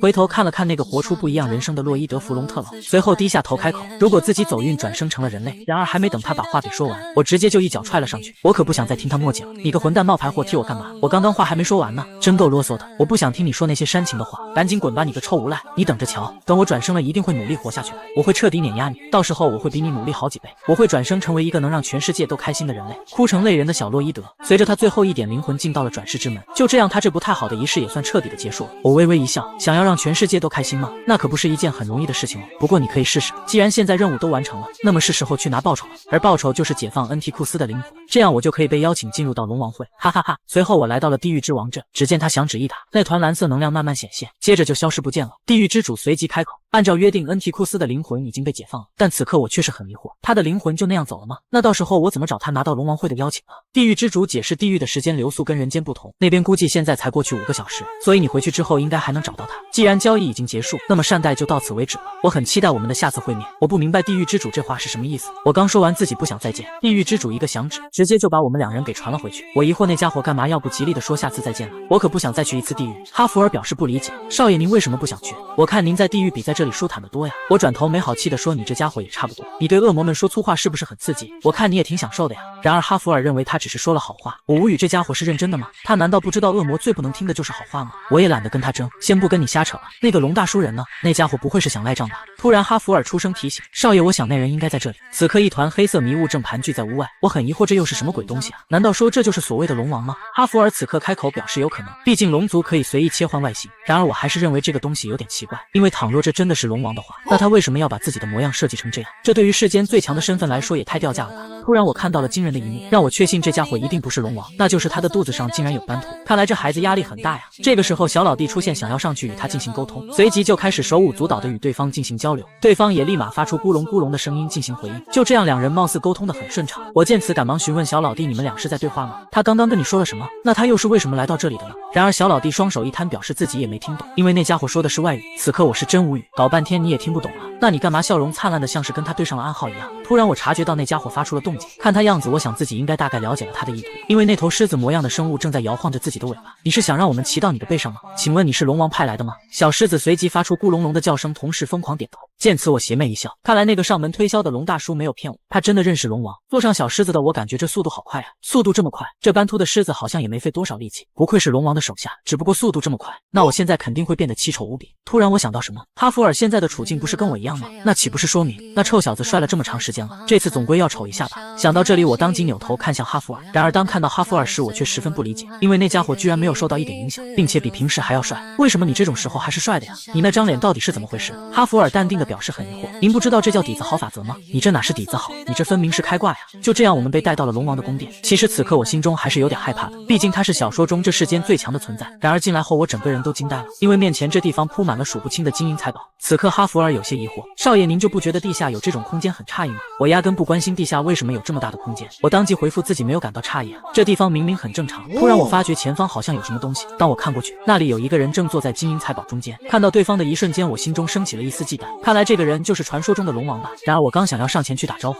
龙王身体就突然颤了一下，并且还露出了十分凶狠的表情，瞬间我心头一紧，吓得我冷汗都流出来了。同时哈弗尔也做出了随时要战斗的准备，不过还好龙王刚刚仅仅只是手麻了。此刻我心中却是十分惊讶，因为对方可是世间最强的存在，竟然会是一副如此无精打采的形象。如果不是感觉强烈的威胁，可能根本不会觉得面前这家伙就是龙王，并且他看见有人来居然就这样倒头去睡觉了。不过我看到了，那家伙刚刚偷偷瞥了我一眼，来接受龙王会赞助的人就这样站在他面前，他却直接无视我，并且还直接睡过去了。我开始在脑中思考龙王会是一个什么样性格的人，随后我就确认这家伙一看就是懒到爆炸的废宅类型。此刻我握紧了拳头，居然因为自己有点力量有点钱，就如此肆意妄为，这家伙完全不把我放在眼里啊！看来自己今天必须给他点颜色瞧瞧。突然龙王感觉自己面前好像有微风吹过，他很疑惑这地方怎么会有风呢？而微风当然是我扇扇子扇出来的吧，毕竟这么炎热的天气，要是龙王被热醒了可就不好了。龙王看到跪在地上给自己扇风的家伙很诧异，一直以来接受龙王会赞助的家伙都是人类当中格外强悍的存在，而这种人往往自尊心非常强，只是稍微无视他们一下，他们就会生气的扭头离开。可是这个人却突然给我扇扇子，并且还露出一脸卑微且贱兮兮的样子，他是想采用阿谀奉承的作战计划吗？不对，他好像是在一脸幸福的尽全力给我扇扇子。虽然这家伙长得不怎么样，但做法我很喜欢，作为报答我要开开心心的好好睡上一觉。此刻我发现龙王已经真的睡着，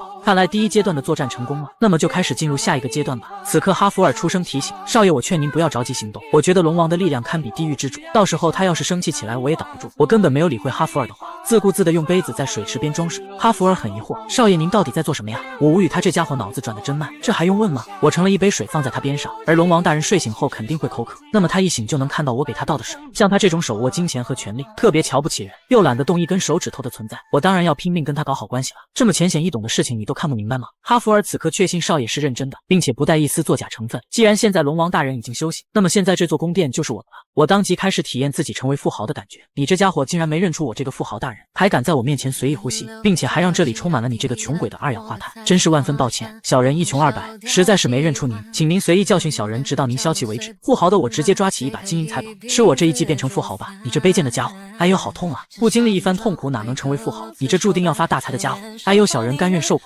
请您为我赐下更多的痛苦吧！看看你这乞丐般的家伙，那我就给你喂个够，让你撑破肚皮。而这一切哈弗尔都看在眼里，但他却感觉大事不好，因为他居然会觉得这个画面很有趣，难不成是自己在少爷身边待久了的原因？就这样，我还在这里体验了龙王的食物，让我万万没想到这里居然还有泡菜。少爷，龙王现在完全没有苏醒的迹象，您打算摆烂到什么时候？我当即回答：一辈子。这种不用工作的日子真是太爽了。少爷，我们总是要回到领地去的，毕竟需要您管理的东西不止一两件。我当然清楚要回去，但我们不能放弃龙王会啊，而机会将会降临在足够有耐心的人身上。突然，龙王从睡梦中惊醒，我这是睡了多久？龙王心想，完蛋了，自己忘记了一件很重要的事情。掌管所有龙族的龙王却娶了一个人类女子为妻，婚后女子要求他每天早上都要跟自己说早安。可是龙王明明是一个超级大懒龙，这次妻子出门旅游，他已经1个月没给妻子打电话了，因为他一觉直接睡了1个月。苏醒的龙王第一时间就给妻子打去电话，虽然有点晚，但肯定比没打要好。然而对方直接拒绝接听，龙王心想，完蛋了，这种情况对方80%是生气了，等他回来肯定要跟自己疯狂碎碎念。我真的很伤心，您答应过我的龙王会制度，也一直没有实行下去，叮嘱过您一定要联络我，您也没能做到。我可是一想到相公就担心的不得了，连觉都没睡好呢。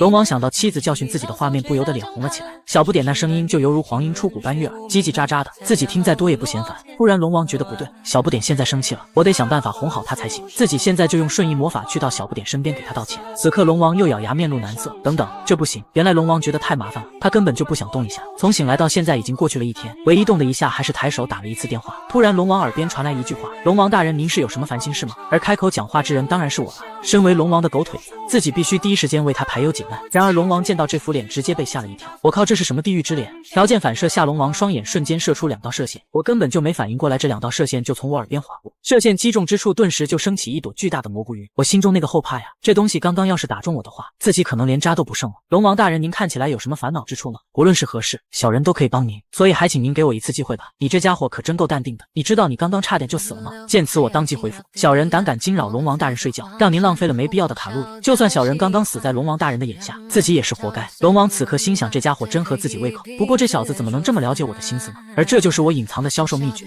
相信大家一定觉得销售的技巧是找到商品的卖点，又或者是客户的需求，但其实这些在销售过程中的优先级都很低，而销售最重要的是卖东西的人能不能招客户喜欢。就假如你现在是龙王，你会忍心赶走我这个如此贴心的狗腿子吗？答案显然易见，你肯定不会。好吧，你愿意听听我的烦恼吗？我当即回应是的，不论何事，小人都愿助您一臂之力。然而龙王下一段话直接让我身体一震，你应该没有女朋友吧？我看你这长相也不可能有，没有女朋友那肯定也没结婚了。此刻我已然流下了恼怒的泪水，但我现在既不能发火也不能反驳，只能默默承受这份羞辱。像你这种没有人气的男人，怎么会了解有妇之夫的苦恼呢？所以你还是走吧。龙王大人，您先等一下，小人虽然的确没有人气，但作为一个家庭里的小孩，也见过爸爸妈妈相处的样子。小人猜测您苦恼的事情，大概率是与龙王妃相关吧。每次我爸妈吵架的时候，我都会在中间帮他们解决问题，所以还请龙王大人可以相信我。此刻龙王看着面前这家伙，心想也许可以信任他一次。那好吧，那我现在就讲讲自己因为什么事情烦恼。我家夫人。然而龙王刚一开口要讲，我直接出声就将他给打断了。龙王大人，请等一下，就不劳烦您辛苦赘述了，小人自己来猜猜看，而您只需要用对或者不对来回答就好了。这一刻龙王不仅脸红了，就连眼神里都充满了感动的神情。龙王没想到面前这家伙居然如此了解自己，他的每一句话都说到了自己心坎里。我现在宣布，你在我心中排名第2，只有我家小不点比你更重要。此刻两人目光对视，小脸竟不约而同的泛红了起来。哈哈哈，果然跟自己猜想的一样，不能让龙王浪费唇舌跟我解释太多。那么现在就要开始我的推测了，一个怕麻烦程度达到最顶点的老公，一个时隔1个月都不见踪影的老人。如果能跟这种性格的龙结婚，那必然是个性情温和的女子，他们没有孩子，而且很有钱。那么现在看来只有一种结果，看来龙王妃因为某种缘由外出去到了很远的地方。根据小人的推测，她应该不会提出让您做家务之类，可能会破坏您作为生命体质威严的过分要求，所以大概是为了您的健康，让您每天早上起床后联系她，但您却给忘记了。此刻的我无比自信，因为我在对方的眼神中已经看到了结果。龙王一脸难以置信，他感觉面前这人实在是太棒了，棒到完美，棒到自己竟然只需要说一个对字，就能让对方知晓自己的烦恼。听到龙王说出对后后我当即继续开口：“您是不是在担心如何能挽回这次失误？不知道说些什么才能让龙王妃消气？如果直接去找他会很麻烦，也很担心会不会讨他嫌。”龙王躺在椅子上又一连说了3次对子。见此，我张开5根手指开始摆动起来。您只需要听我的，那么您所有的烦恼都可以一次性全部解决掉，是刷的一下全部解决哦。此刻龙王竟然开始缓缓动了起来。要知道他已经整整1个月没动过，稍微支起一点身子的龙王一脸认真的开口：“我现在要怎么做？”一直跟在龙王身边的坐骑小狮子都惊呆了，他不敢相信龙王大人居然起身了，而且还是整整支起了15度角。此刻我知道自己的计划已经完成了99%，现在只需要最后一步了。我直接高指天空开口：“龙王大人，这方法很简单，只需要请您到我们弗隆特劳伯爵领地来躺着，那么龙王妃心中的不快就会瞬间化为乌有。没错，我最终的目标就是让这个世间最强的存在来到我的领地，作为自己最强的后台。就这样，我直接把龙王背到了我的领地。至于如何让龙王妃消气，其实我心中已经有了办法。男人年薪5个亿却感觉不到一点快乐，因为领地大大小小的事务都需要他来解决，大到领地的小区建设要他来签字规划，小到谁家漏水都会跑来向他报告，而不管大事还是小事他都会亲力亲为。而他已经这样连续工作了2年半，虽说他每次都会表现得很积极，但其实他不管身体还是心灵都感受到了无比疲倦。今天又有人来报告拉科纳子爵的问题。骑士大人，拉科纳子爵那边一直拒交水费，我们已经沟通了很多遍都没用。拜仁拖着黑眼圈表示自己这就亲自去解决，然而他刚一说完就感觉自己晕乎乎的，那疲惫感直冲天灵盖。虽然很累，但他还是拖着疲倦的身体摇摇晃晃的去解决问题。来到拉科纳子爵这里后，对方劈头盖脸就是一顿臭骂：“你看看我现在这样子，我到底要这样生活到什么时候？水费我没法交，交不了。”拜仁对于这种情况早已习以为常，他开始从自己衣服里翻找着什么。拉科纳子爵的怒骂一直没停：“你们这群贪官污吏，这是强取豪夺！我要去王国法院告你们！你这卑贱的家伙居然敢找我要钱！你知道我是谁吗？还真是大胆，还不快滚吗？小心我扭断你的脖子！”此刻拜仁从自己衣服里拿出了一块魔方，拉科纳子爵依旧在叫嚣，告诉洛伊德那家伙，现在我什么都不放在眼里了。然而自始至终拜仁一句话都没有说，他只是默默地将魔方掰掉了一角，下一秒一个丑陋的头颅就从中钻了出来，并且还发出了非常恐怖的声音。拉科纳子爵见到这头颅的一瞬间直接被吓到，全身都在颤抖，完全没有了刚刚的嚣张气焰，立马改口说自己这就去交水费。而这种情况一般被人叫做 PTSD， 俗称创伤后应激障碍。此刻拜仁看着这红色头颅陷入了深深的沉思。洛伊德少爷，您到底什么时候回来啊？每次您不在的时候，我这个年过半百的人都会被折磨得半死不活。虽说您会支付我昂贵的工资，但如此耗费心力的工作，我真的快坚持不下去了。突然他听到有人在说洛伊德少爷回来了，拜仁瞬间如同被打了鸡血一般焕然一新，眼神中再无刚刚的疲惫，骑着马就朝领地外冲了过去，就连这匹白马都变得兴奋了起来。拜仁一见到少爷他就跑步上前：“少爷，我一直在等您回来啊！”拜仁一个滑跪就开口道：“我这上了年纪的骑士想跟您提一个也是最后一个请求，请您务必答应。恕臣冒昧，但我真的太累了，臣想告老还乡。”我听完微微一笑，直接给他回了一个不行。需要再给你加多少钱吗？少爷您给的已经够多了，即便您再给我加上几个亿的工资，我的身体也吃不消了呀，请您答应臣就此退休吧。我直接从拜仁身旁走过，随后留下一句：“从今天开始给你30亿年薪。”拜仁愤然起身：“少爷，这不是钱的问题，但我今后会尽全力做好工作的。”本来还疲惫不堪想要退休的拜仁，现在完全看不出来半点疲惫的迹象。当然他坚信这并不是因为钱才如此，而是因为热爱工作。不然面前的一幕让我心中一惊，原来领地的大家早早就在门口等着了。我也没想到自己这一路走来已经认识了这么多伙伴，有弗隆特劳领地的人们，伯爵夫妇、兽人朋友、白枪骑兵们、亡灵大军、精灵族的、阿斯法罕的地下军，还有打工仔托尔德斯跟单身龙索里塔斯。虽说自己现在的心情好奇怪，但不可否认的是这里已经成为了我的故乡。不过我现在还有另一个问题需要解决，那便是帮龙王让他的妻子消气。按你的方法，就算你每天早上都会叫醒我，我也会每天都联系我家夫人，但我之前1个月都没联系过她的事情，也不可能当作没有发生了。我淡定的回答：“那是当然，不过比起怎么挽回已经发生的事，更重要的是怎么重新恢复夫人对您的信赖。从今往后，直到夫人回来的那一天，您都要一天不落的联系她，让夫人看到您改过自新、诚实守信的样子。”龙王咧嘴一笑：“你这家伙确实说的有道理，我见到一切都已办妥。”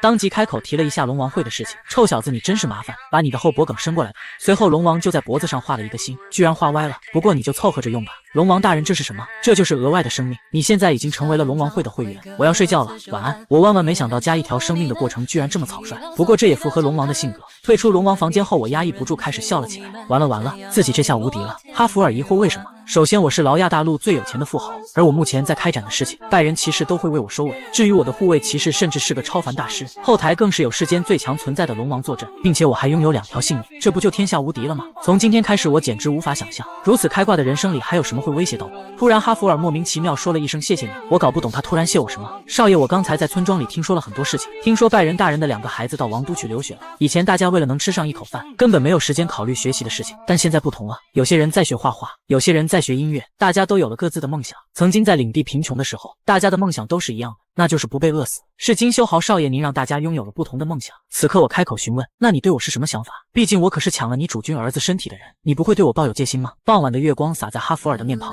其实我很开心您能来到这个世界。听完我很吃惊，一时间不敢相信这是哈弗尔嘴里说出来的话。下一秒我们俩不约而同的都有了想吐的感觉，太恶心了。突然系统响起提示，我心想终于要来了吗？即便只能把之前掉了的 DP 点数补充上，我也很开心。然而我却突然发觉不对，为什么这系统面板上所拯救的命运数量没有增加，反而在一点点降低，并且那上面的数字正在以几何倍数的下降，这到底是怎么回事？很快那上面的数字已经掉到了3000多，最终那数字竟然变成了0，没错是0，我非常震惊，心想这怎么可能呢？穿越到小说，我拯救了1000多万条生命，但如今系统却告诉我这些生命最后都会死掉。自己明明好不容易才在这里结识了那么多伙伴，现在却要被夺走拥有的一切，我无论如何都不能接受这种结果，所以我现在必须去阻止悲剧的发生。但当我看完未来发生的一切后，我才知道什么叫绝望。而与此同时，领地正在举办庆典，伯爵找到哈弗尔询问情况，洛伊德那小子怎么不见了？这可是为了迎接他才举办的庆典啊！你有看到他了吗？哈弗尔吞吞吐吐的不知道该怎么说，因为他想到了1小时前发生的事。少爷马上就是您的欢迎庆典了，你现在要去哪里啊？而我也并没有做过多解释，只是留下了一句话，说不定以后再也没法搞什么庆典了。哈弗尔从来没见少爷这样过，他知道自己现在帮不上忙。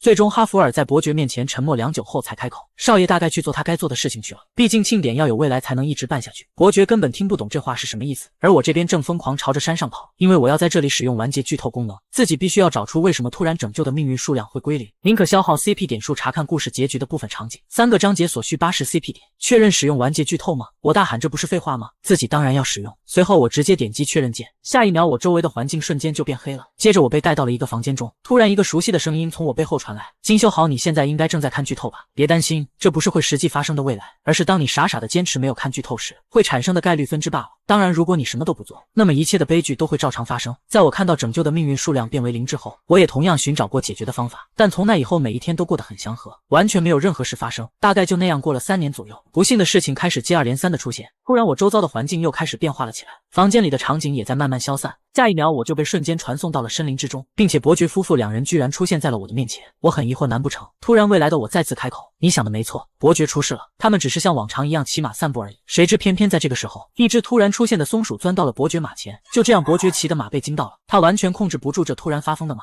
此刻我很焦急的想要上去帮忙，但我知道这一切只不过是未来的幻影罢了。最终我只能眼睁睁的看着伯爵从马背上摔下，我不愿相信这是未来发生的事，怎么能因为这一点小事就死掉呢？这也太不像话了呀。此刻我周围的场景再次变化，之后过了大概1个月吧，伯爵夫人也因伤心过度，一动不动地倒在了伯爵大人的棺木前，他们就这样永远地离开了你。听完这些我再也忍不住，你这家伙给我闭嘴，别在这里胡说八道了，我明明救了他们啊，他们不是幸福生活的好好的吗？怎么可能就因为这点小事就死掉呢？突然未来的我又再次开口，我没来得及去参加弟弟朱利卯的葬礼。你说什么？我难以置信自己听到的一切，那是一个再平常不过的一天，唯一不同的是塞拉扎德不在家。就在他不在家时，有人找上了朱利卯，后来听说那人是个强盗，我知道的只有这些。不过塞拉扎德回来后就彻底疯掉了，他每天都充满了自责与悲痛，最终执意报名参加了一个局部战争，他在那里主动赴死，大概是没什么活下去的指望了吧。还有一件事，女王姐姐最后还是变成了暴君。某天我见到她的时候，她已经失去了一条胳膊，之后她就如同小说中读到的一样，该发生的一切照常发生了。还有特尔莫斯一家，他们被阿斯法罕的另外一支反动势力暗杀掉，白枪骑兵们则为了遵守女王无礼的命令，最终都成了刀下亡魂。兽人阿罗什在离开领地打猎时不小心意外身亡，精灵族梅丽卡因为悲痛过度，导致他再也吃不进去任何东西，最终脱水而亡。还有索里塔斯，此刻我再也听不下去了，你这家伙够了。然而对方根本没有要停的意思，看来不用我再继续说下去了，对吧？也不用把每个人的结局都跟你说，我想你心里应该已经清楚了。忍无可忍的我直接一拳挥了上去，但这一切都是徒劳。看到完结剧透的你感想如何呢？此刻我想要换出系统栏将这个关掉，然而根本没有任何反应。这个时候未来的我终于抬头露出了自己的样貌，那个样子不知道是苍老了多少岁，很显然那并不是真正的老了，而是因为某些事一蹶不振导致的。你在看到这个之后，你觉得自己就能阻止这些悲剧的发生吗？即使你能阻止1次2次，但他们还是会以另一种形式发生事故。忽然他咳出了一大口鲜血，近距离看清楚后，我才发现桌子上摆满了酒瓶。就这样我亲眼看到未来的自己渴死了。原来不管我如何努力，最终小说里该发生的事情一样还是会发生，而小说中的洛伊德·弗隆特劳最后结局就是酗酒而亡。此刻我回想起了自己前世的父母，上一世我就是眼睁睁看着父母死在自己面前，难道自己这一次又要再重新来一遍吗？此刻完结剧透功能已经结束，束，我再次回到了现在的时间。下面领地上灯火通明，大家每个人脸上都洋溢着幸福的笑容。明明现在的生活是那么的美好，明明现在的大家都那么的幸福，而你现在却告诉我会再次失去所有的一切。我绝不甘心，我不会再失去任何属于我的东西了。你觉得我会乖乖认命吗？不可能的。既然单纯的阻止无法根治问题，那我就去向龙王询问解决方法。如果龙王不能告诉我满意的线索，自己就去到地狱找地狱之王问。即便我知道跟地狱之王交易是有代价的，但就算那样，我也绝不会就此认输。世间最强存在的龙王因为惹了老婆生气，所以他每天都要跟老婆打电话求原谅，但他却是一个连呼吸都嫌麻烦的贪睡鬼。于是他找到我，让我每天叫他起床。可是如今我遇到了一个必须解决的问题，而这种超自然法则的问题，或许只有龙王能回答我。但我清楚龙王这种连呼吸都嫌麻烦的是睡鬼，不可能乖乖回答我问题的。果然每次我一提问，他就敷衍的回答，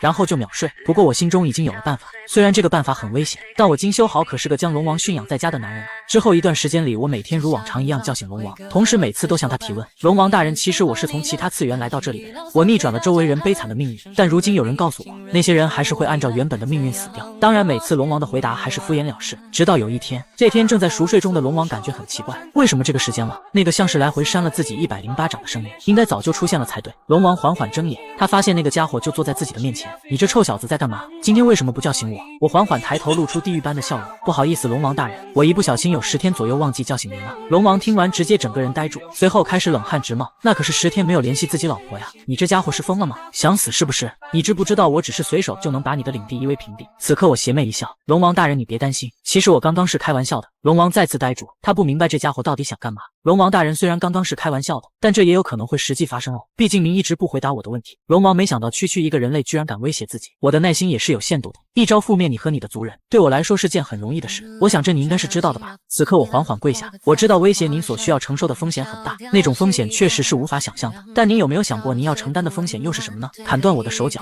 覆灭整座领地，然后你会怎么样呢？没错，之后你就要从沙发上起来了，接着还需重新找一个能每天叫醒你的人。您自己可以想象一下，您要亲自找去人类的村庄，到处转啊转，转啊转，看看哪里有可以早起的家伙，然后向他解释您找他的目的，或许他还不一定能理解您的意思，一旦不满意，您还需要去找下一个。这样一来，您的腿越来越沉，脚越来越疼，当然睡眠时间也会越来越少。突然龙王出声让我别说了，因为他已经开始不敢再往下想了。但我此时并没有停止的意思。龙王大人，你可以再大胆想一想，要是您好不容易找到了一个人，可这家伙居然比您还要贪睡，那样子的话，您又需要重新开始寻找，日复一日，年复一年的寻找。此刻龙王再也受不了，你这家伙，我让你闭嘴，够了，求你别说了。我承认自己的风险确实比你高，你赢了。我瞬间大喜过望，完胜，自己心中石头终于可以放下来了。要知道这一不小心就是全领地覆灭的结果呀。其实哈弗尔一直在门外，同样也是捏了一把汗，他随时准备冲进去救走少爷，但他知道这种机会几乎没有，直到成功后才收剑放松，心中感叹自己这工资真是要少了。所以说被你改变的命运总是会恢复原状，是这样吗？我当即回答没错，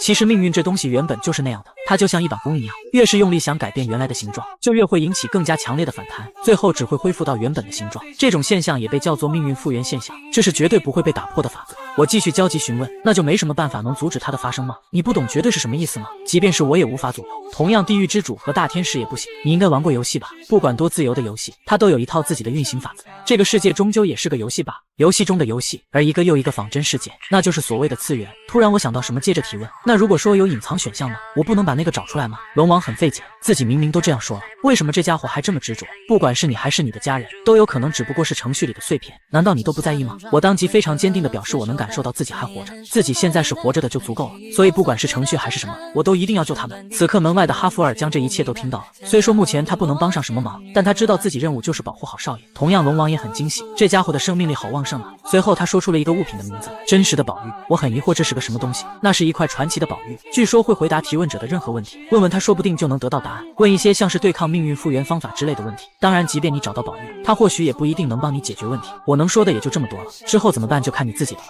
突然我起身站起，既然现在找到了一丝解决办法的线索，那么自己无论如何都要找到那块宝玉。但是龙王大人恕我冒昧，我可以再问您一个问题吗？龙王非常果断地说不行，自己要睡觉了，不过那东西在人鱼王国，祝你一路顺风，谢谢你，之后我的骷髅工兵队会代替我叫醒您的。说完这些我当即转身出门，我知道自己已经没有时间休息了。走吧哈弗尔，我们下一站人鱼王国。之后我和哈弗尔就坐上了小公民。哈弗尔很疑惑，为什么不让龙王直接送我们到人鱼王国呢？那样不是更方便吗？我很无语，你这小子懂不懂人情世故啊？龙王可是勾勾手指都能杀掉我们的人，跟这么可怕的家伙相处，当然要守好红线。还有关于人鱼王国的线索，我已经了然于心了。小说中提及的人鱼王国，说它隐藏在最汹涌的大海之中，而符合合这一条件的就是劳亚大陆的北海。传闻中人鱼王国有着一块可以回答任何问题的宝玉，但想要进入人鱼王国就必须接受人鱼们的邀请，而人鱼是通过歌声来判断一个人的好坏，所以想去寻找宝玉就需要先唱歌。可是众所周知，我是一个唱歌极其难听的人。原来1小时前我刚抵达克雷莫港，第一时间就找到克雷莫伯爵，想要找他借一艘捕鲸船。他在得知我是为了前往人鱼王国后，就给我们介绍了一个人。关于人鱼，我倒是知道一个实力出众的船长，但那家伙出了名的喜欢胡言乱语，每次一喝酒就说自己小时候去过人鱼王国。如果你不在意这种怪人的话，我可以把他介绍给你。就这样，我们见到了那位船长，从他口中得知了人鱼是通过歌声来判断是敌是友。此刻我心想，这下子完蛋了，为什么偏偏是歌声啊？一旁的哈弗尔也是无奈的摇头，毕竟他最清楚少爷唱歌有多难听。我赶忙继续询问，难道就没有什么别的办法吗？就比如说让他来唱。船长当即回答，那就只有那位帅气的朋友会被邀请了，你可就进不去了。我不好意思的表示自己对唱歌实在是有点没信心了。哈弗尔没想到少爷这么不要脸，立马出声吐槽，那是有点吗？麻烦您对自己有个清楚的认知啊。船长见此哈哈大笑起来，你们好像误会什么了，其实人鱼并不是听人唱歌好不好听，我来给你们讲一下我是怎么被人鱼邀请的吧。年幼的我当时在看海的时候不小心掉了下去，而我坐的船根本没有发觉我掉进了海里，就那样我眼睁睁看着船离我越来越远。就在这时人鱼出现了，当时我特别害怕，因为他们个个身体都非常魁梧，完全不是传说故事当中娇弱的样子，那种强大的压迫感，感觉可以一只手掰断我的脖子。那一刻我想到了爷爷对我说过的话，他说只要给人鱼唱歌，就能证明自己不是入侵者。你觉得我当时在那种情况下歌声能好听到哪里去呢？当时我的歌声只能被称之为可怕的咆哮，可能确实是太难听了。刚开始人鱼们纷纷皱起了眉头，但是后来人鱼竟然冲我笑了，并且还笑得那么美丽。之后我就知道了，他们听的并不是你的节奏和音调，而是你的真心，他们不会在意好不好听的。此刻我陷入了深深的沉思，突然我想到自己的家人与伙伴。刚开始的我对这里的一切并没有什么感情，只是想赚钱填饱自己的肚子罢了。但如今一切都不同了，而我这次来寻找人鱼王国的目的，不就是为了找寻解救家人的方法吗？想必自己这份救人的真心肯定能打动人鱼吧。这一刻我眼神中已然充满了真心。船长先生，我要借您的船，请您带我去人鱼王国附近吧。船长当即回绝，那不行，因为现在还不是出海的季节。那现在还是不行吗？此刻我已然掏出了一袋紫金币，相信没人能拒绝如此庞大的金钱诱惑。果然，只见船长双眼放光的接过钱袋，立马表示15分钟后就出发。就这样，我故意没做小孤民，而是乘船颠簸了1个月才到达人鱼的地盘，为了就是以防万一让人鱼觉得我没诚意。毕竟如果做小孤民前来的话，那样会显得自己很迫切。此刻船长出声提醒，人鱼现在估计已经将我们的船包围了，他们对于入侵者极为警惕。站在桅杆上的我回头看向哈弗尔，哈弗尔点头表示没错，现在船周围的人鱼至少超过了数千人。既然如此，那就要开始我的表演了，自己一定要守护好伙伴，找到逆转命运的方法。随后我便开始在月光下歌唱，我的歌声逐渐化作一个个音符漂浮在这片海上，我将自己所有的真心都倾注到了歌声中。此时我已然渐入佳境，现在我就是这片海上的主角，相信那群人鱼一定能感受到自己歌声中富含的感情。船上的哈弗尔也是被少爷的歌声给惊呆了，再看向海中的人鱼，他们现在个个都是目光呆滞，但下一秒所有人鱼的耳朵中都喷出了鲜血，突然一根长矛破空而出，没错，那领头的人鱼直接射断了我脚下的桅杆，因为领头的人鱼再也忍无可忍，怎么能有人唱歌可以难听到这种程度？所有人鱼给我听令，现在发起总攻。他认为这完完全全就是在对他们宣战，一声令下，所有人鱼都将手中的长矛抛了出去，万矛齐发，很明显每根长矛都富含着他们的怨气。此刻我非常不理解，趴在船上质问那个大叔怎么回事，你不是说只要饱含真心的唱歌就可以吗？船长非常气愤，直接上去就是一拳，嘴上还不忘怒骂，你这个家伙真是个疯子，我是让你唱歌，不是让你吟唱诅咒的巫术啊，你这样即便不是人鱼也会误会的呀。此刻我非常委屈，可是自己明明有在真心唱歌呀，为什么他们都不明白自己歌声中富含的感情呢？一旁的哈弗尔更是没想到少爷是这样的人，原来您的真心就是渴望被人鱼王国袭击吗？真是让人难以置信啊！你这臭小子别在那幸灾乐祸了，有那时间吐槽不如想想现在怎么办。哈弗尔也是无奈，化身超凡大师展开双翼就飞向了空中。我在船上还不忘提醒他不要伤害人鱼，只要弄出一个能逃跑的缺口就行。哈弗尔无语，少爷你说的倒是简单。此刻海上的人鱼领袖也看到了天上的哈弗尔，忽然那位人鱼头领抬手示意所有人鱼停止攻击，我非常疑惑这是个什么情况，怎么突然又不攻击了？难道说自己的歌声感动人有延迟效果吗？然而是我想多了，只见对方指了指天上的哈弗尔，下一秒所有人鱼竟然都摆出了心形手势，并且开口表示哈弗尔已经通过了他们人鱼的邀请。原来他们是被天上那个男子的帅气样貌给征服。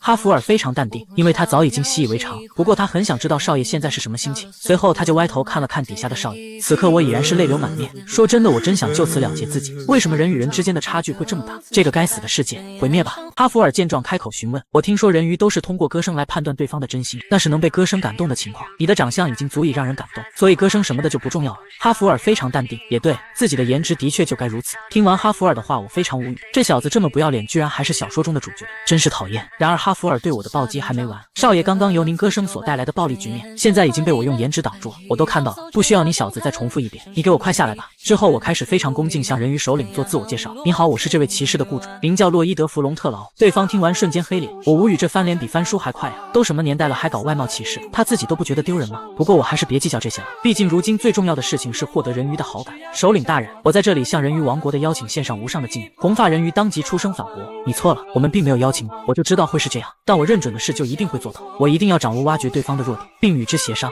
然后抢先占领甲方的高地，而这个方法就是让哈弗尔跟他谈。我拜托您也不行吗？红发人鱼此刻已然又换了一副面孔，脸上也是泛起了红晕。当然可以啦，怎么能不行呢？我知道自己现在很难堪，但我一定要坚强。没错，一定要坚强。但为什么我的眼角不知不觉流下了泪水啊？明明自己并不想哭的呀，难道是因为海水盐分太高了吗？总感觉眼睛很干燥。这次哈弗尔并没有出声嘲笑，因为他内心是真的同情少爷的遭遇。原来您是需要努力生活的长相啊，少爷你未来要加油了呀。之后人鱼头领亲自给哈弗尔戴上了一种贝壳，并且细心的开始讲解用途。这个可以帮助你在水下呼吸，也可以减轻水压过高或体温过低带来的影响。红发人鱼讲解完之后，无情的就将另一枚贝壳朝我扔了过来。我与哈弗尔的对待形成了鲜明的对比，那是对我人格的践踏，以及对我心灵的摧残。就这样，我们成功被邀请了。虽说过程中我承受了巨大的委屈，但是这都没关系，只要能找到真实的宝玉就行，只要能守护我领地内的一切，我都无所谓。片刻过后，突然我发现这深海底居然有亮光，原来这下面有一只巨型八爪鱼，并且手中还抱着一整座城市。我很好奇地询问那个八爪鱼是什么，果然对方听到我问话直接黑脸，根本没有任何要回答的意思。不过还好有哈弗尔，哈弗尔开口询问，对方瞬间又变了一副面孔，那是保护着人鱼王国的守护八爪鱼，很久前就与我们共存了，那里就是宫殿了，先去给我们的王请安吧。就这样，我们被他们带到了人鱼之王的宫殿，欢迎你们，帅男与丑人，我就是人鱼之王艾伊利亚。此刻我悄悄地跟哈弗尔说，帅男你去找对方借用一下真实的宝玉。哈弗尔表示自己是颜值担当，这些话应该由您来说。我无语，你没发现我在这个地界没有发言权啊？突然人鱼之王哈哈大笑了起来，别担心，即便你丑陋如斯，我也不会差别对待的，我准许你说话，不过你要把头转过去。我心中真想给他一下，这还不是差别对待吗？这简直是惨绝人寰好吗？在下是洛伊德·弗隆特劳，为求真实的宝玉才来到此处，不知您是否愿意借我们一用呢？突然那人鱼之王又大笑了起来，要是真的有那东西，我当然愿意借你用，但那东西只存在于神话故事里。听完我非常吃惊，难道自己折腾了这么多天，到头来只不过是一场空吗？人鱼之王接着开口，一个传说罢了，你不会真以为这世上还会有那东西，然后特地找到了这里来吧？可是那是龙王告知在下人鱼王国有那东西的。龙王吗？那不过是一个只知道睡觉的懒鬼，看来你的脑子和你的长相一样不太好使，他肯定没跟你认真说明过吧？听完我瞬间飙泪，心中大骂龙王这个混蛋，他这个死鬼。此刻人鱼之王再次开口，你好像十分迫切呢，或者你去问问这儿的守护八爪鱼吧，他也是从神话时代起就存在于世上的，难道说还有转机？那我能跟他对话吗？傻小子，你在说什么傻话呢？这世上哪有能说话的八爪鱼？说真的，如果不是打不过，我真的很想上去痛扁他一顿，但是对方还是提供了一些有用信息。按照您刚刚说的内容，那也就是说真实的宝玉是神话时代存在过的物件，并不是胡诌出来的。谁知道呢？虽然我们的祖辈说那是曾经存在过的东西，但毕竟从来没有人见过。此刻我陷入了沉思，结合目前已知的信息，看样子并不是一点可能性都没有啊，哪怕只有0.1%的概率，自己也必须去确认一下，毕竟靠着执念死缠到底是我的绝招。在下斗胆还想再拜托您一件事，请您允许我在此处探查一下真实的宝玉，如果真的找到，对您来说也是件好事，我倒是无所谓。你在这里滞留的期间，我还能多欣赏一下那张帅气的脸，没什么不好的。不过我无法向你提供任何帮助，我们现在也出现了大问题，头疼得很。听到有问题，我赶忙询问是什么问题。不久前我们海域上空出现了地狱之门，地狱的热气直指北极，对于那里生态造成了极大的破坏，这样下去冰川都会被融化了，所以我们一直在找到底是谁弄的。要是被我找到是哪个家伙打开了地狱之门，我必定要撕碎了他。此刻我表面虽然显得很淡定，但内心早已经慌得一批，因为那地狱之门好像就是我打开的。下一秒我直接义正言辞地开口，那可真是个混蛋，真该将那家伙千刀万剐。那人简直连败类都不如。一旁的哈弗尔人都听傻了，他没想到竟然有人能无耻到这种程度。我还看到古龙出入那个地狱之门，所以开门的家伙必定是个与恶魔不相上下的大恶人。哈弗尔在一旁继续观察，他想听听少爷会怎么回答。我洛伊德·弗隆特劳发誓，如若找到此人，一定会取他的项上人头献给您。哈弗尔听完三观直接被颠覆，他见过不要脸的，但少爷现在已经不能用不要脸来形容了，因为那厚脸皮程度直接超越了世间所有的法术。就这样，我们踏入了寻找宝玉的路。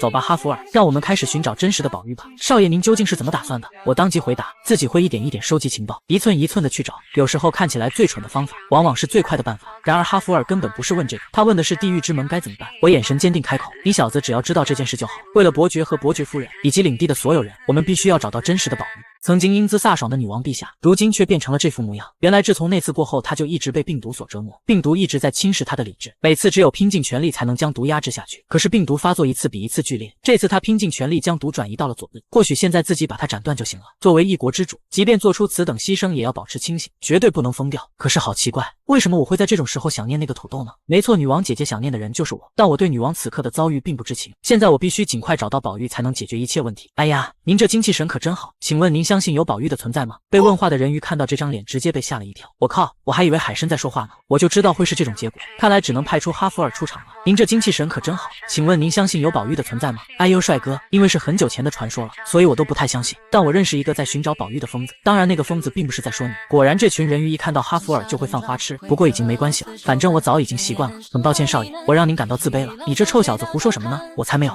可是您在掉眼泪啊，这怎么可能？海底怎么能流泪呢？但是少爷您的眼睛上明明就……你个臭小子就不能假装不知道吗？就这样我们被带到了那个疯子的住处。那个人鱼一听我们是为了找宝玉来的，瞬间就变得非常热情，并且这个人鱼罗托鲁瓦竟然还有好感度系统，只是说了一句找宝玉，那家伙对我的好感度就加了16点。你先冷静一下，我们也不是马上就要加入你，是想先看看你对他了解多少。此刻罗托鲁瓦如同打开了话匣子一样开始讲述了起来。我们家族世代都在挖掘真实的宝玉，即便被众人嘲笑也依然坚守到了现在。准确来说，真实的宝玉存在于第2神话时代，也就是世上只有春夏2个季节时。不过在1万年前的种族大战中，真实的宝玉轰然倒塌了。听完我非常疑惑，为什么一块宝玉会倒塌？宝玉不应该是碎掉或者不见了吗？原来这所谓宝玉并不是一块宝玉，而其实是一座建筑，是一砖一柱精妙排布而成的魔力序列。正是那魔力给了那座建筑自主思考和回答问题的能力。听完我这才明白所谓的宝玉是什么了。原来这真实的宝玉其实就像是一台巨型电脑，只不过驱动它的力量是魔力而并非电力。我思考，既然那东西已经坍塌了，那是不是就没办法了呀？突然罗托鲁瓦再度开口，我现在正在寻找那座宝玉曾存在的地基，那里的某个地方肯定存在着宝玉的设计图。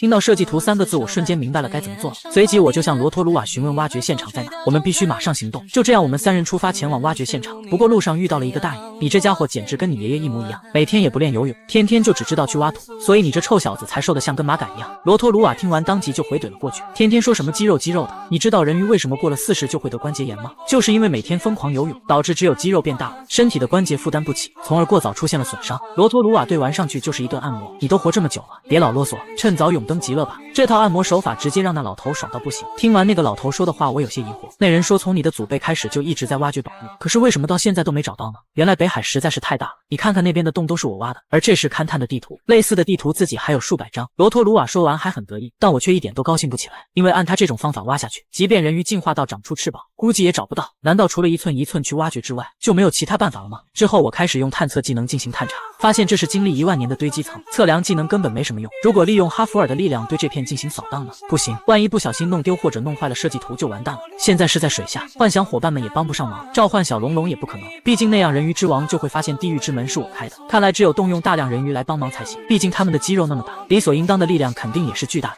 此刻其实我已经有了一个办法，只不过这个办法可能需要牺牲一下哈弗尔了。突然我开口喊了一声哈弗尔，虽然有些掉价，但现在也只有这个办法了。你去引诱一些人鱼过来，让他们来帮忙给我们干活。就这样，哈弗尔召集了一大群人鱼，想要他们帮忙。可是他们个个都面露难色。很抱歉，帅气的人类，我们除了投入训练增强我们的肌肉之外，没有时间去做别的事情了。就这样，没有一条人鱼同意帮忙。同样，哈弗尔也是第一次被拒绝。此刻的他陷入了深深的沉默。长这么大第一次被女生拒绝，他并不是因为被拒绝而不开心，而是他知道自己马上就要被少爷嘲讽了。一旁的我早就哈哈大笑了起来，哈哈哈！你这臭小子原本不是很自信来着的吗？你现在的脸色怎么这么臭啊？然而笑了一会后，我发现不对，作战失败了，自己怎么还有心情笑啊？之后我边走边思考下一步该怎么办。这么大的地方什么时候能挖完啊？自己可没那么多时间浪费了。3年后那些不幸的事情就要发生了。突然哈弗尔疑惑，这个地方怎么这么热？难道是因为那东西吗？我看向哈弗尔所说的东西，那个叫热液喷口，是渗入到岩隙间的海水，在岩浆的加热作用下集中上冲并喷发的现象。突然我想到了什么，或许这个办法可以。之前罗托鲁瓦说过人鱼过了40岁就会得关节炎，瞬间我再度露出地狱般的笑容。哈弗尔，我们在这边建造一个汗蒸房吧，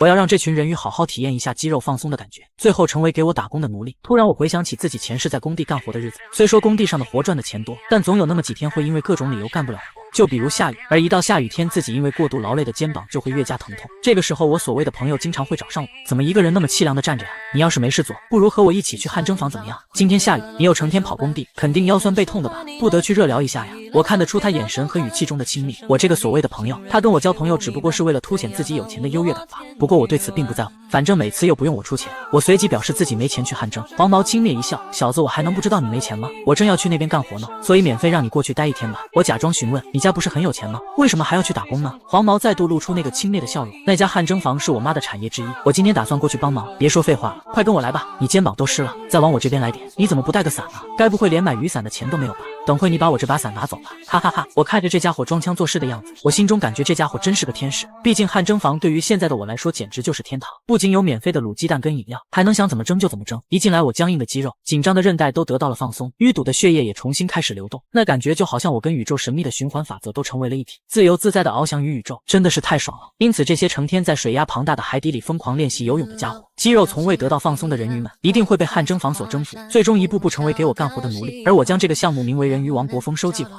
之后，我就找到人鱼罗托鲁瓦，但他疑惑建造汗蒸房跟挖掘真实的宝玉有什么关系啊？我告诉他，这是为了补充人力所需要的必备措施，毕竟光靠我们3个人，不可能将那么大的地方都挖一遍。此刻，罗托鲁瓦表示，恐怕你的方案不太能实现，因为人鱼们都很害怕蒸桑拿的。我疑惑，为什么呀？你看到那些滚烫的烟囱了吗？直到前段时间，还有人被那股热气吸引，在那附近体验桑拿，结果全都死掉，变成蒸鱼了。他们不知道为什么失去了意识，被卷进了更热的地方，结果全都被蒸熟了。所以靠近那烟囱对人鱼来说都是违法的。我思考了一会，热液喷口里出来的水都含有重金属，这也能理解那些人鱼为什么会失去意识。我微微一笑，既然找到了原因，那么接下来就好办了。随即我让罗托鲁瓦放心，自己会解决其中问题的。那么汗蒸房建造计划就此开始，第一步那便是完善地基。之后我跟哈弗尔来到一处洞穴，而这里就是我们选择建造汗蒸房的位置。哈弗尔觉得这里是不是离热液喷口太远了？我告诉他就是要离远一点，这样才能保障安全吗？现在万事俱备，只欠东风了。随即我开始召唤出设计图纸，对这片区域进行规划与设计。完成之后，再使用系统技能施工指南，将洞穴全部覆盖上刚刚设计出来的图纸。哈弗尔，你就按照施工指南上开始挖吧，我还需要去搞一点其他材料。哈弗尔听完之后就拔剑开始了施工。此刻我有些疑惑，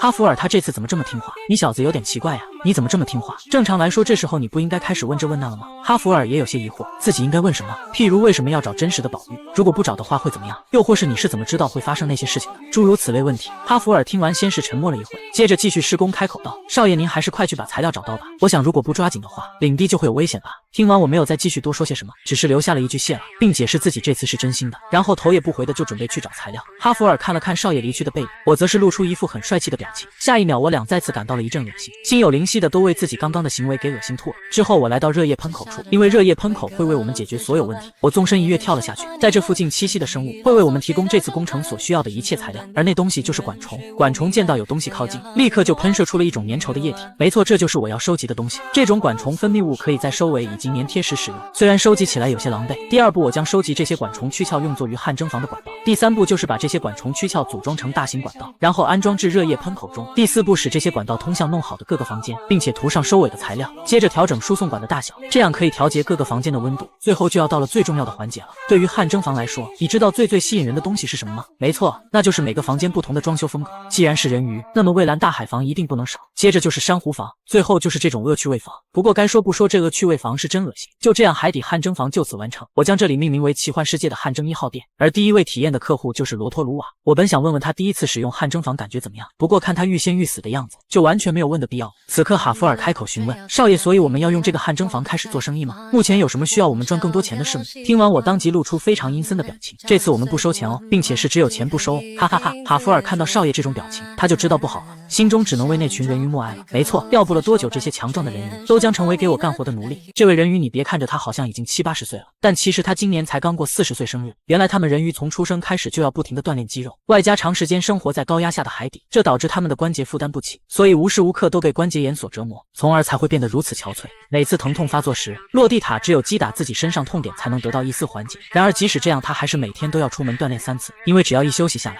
他就感觉自己灵魂好像不在了。虽说自己也想过停下来，但自己这一辈子都是这么过来的，也不是说放下就能放下。要是这肌肉和关节能没这么痛，或许自己就可以快乐的锻炼了。突然洛蒂塔听到下面好像有人在喊着什么口号，走一走瞧一瞧了呀，开业大酬宾，免费开放体验，相信人鱼大大们一定每天都饱受肌肉关节的疼痛。我们这里有安全可靠的汗蒸房，跟你们那边滚烫的烟囱可不一样，大家一定要过来体验体验哦。听完的洛蒂塔半信半疑，他不相信居然有地方可以安全的体验汗蒸，好奇心促使他跟了上去。此刻这里早已经挤满了人鱼，这些人鱼无一例外都需要汗蒸放松一下自己的肌肉。不过洛蒂塔还是很谨慎的，他早就听说人类是最狡诈的种族，像这么好的汗蒸房居然可以免费体验，这其中肯定有猫腻。而且那个人不仅长得丑，还笑得那么夸张，一看就是一个骗子。可是洛蒂塔又看到了那旁边跟他一起的小伙很帅，这么帅的人绝对不可能是坏蛋。他仔细想了想，他们也没必要拿汗蒸房骗人了，反正去体验一把也没坏处。就这样，洛蒂塔准备去体验一下到底是不是真的。半信半疑的他躺在地上，突然他感觉周围好像开始热了起来，之后温度逐步升高，达到一个值后就停了下来。随后洛蒂塔的汗水开始止不住的往外流，这一刻他这么多年的肌肉关节终于得到了放松。此刻他就如同回到了年轻的时候一样，感觉自身此时就处于浩瀚的宇宙当中，没有束缚，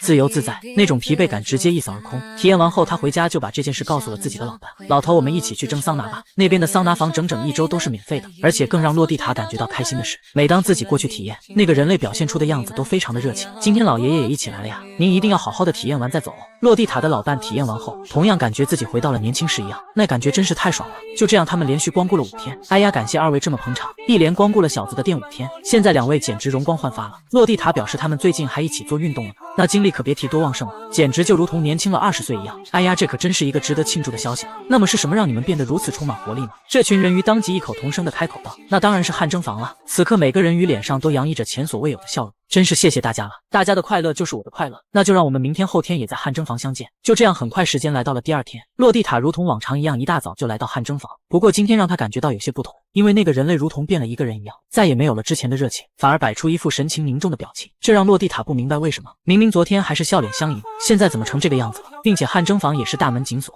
搞什么东西啊？落地塔随即开始询问原因，老板今天为什么不开门呢？之前的活动已经结束了，本来这里就是会员专用，想要继续体验汗蒸就必须加入我们这里的会员。你看一下，这里是入会申请书。落地塔这个时候还并不觉得有什么，不就是加一个会员吗？然而当他看完全部条例后，他整个人都不好了。第一，我们汗蒸房严格遵循会员制，非会员顾客将无法进入和使用汗蒸房。第二，每个会员每天的最长可使用时间为12小时。第三，所有会员在使用汗蒸房时需要支付额定费用。突然，落地塔听到那个人类开口了：“跟你们说一下，这里所说的费用并不是钱，而是劳动力哦。你们要支付的劳动力是当天在汗蒸房所花费时间的一半。如果想用6个小时，就必须要干3个小时的活，并且劳动力需要在使用汗蒸房后的48小时内支付。一次未缴纳就会被禁止进入汗蒸房10天，2次未缴纳会延长至30天，3次未缴纳就会被剥夺会员资格。”落地塔听完再也忍无可忍，他非常气愤，一把就抓起那个人类，朝着对方脸上就是一拳：“你这个该死的混蛋！你把我们人鱼当成什么了？你这个低贱的人类，居然想使唤我们高贵的人鱼，简直就是可笑至极！没有那汗蒸房，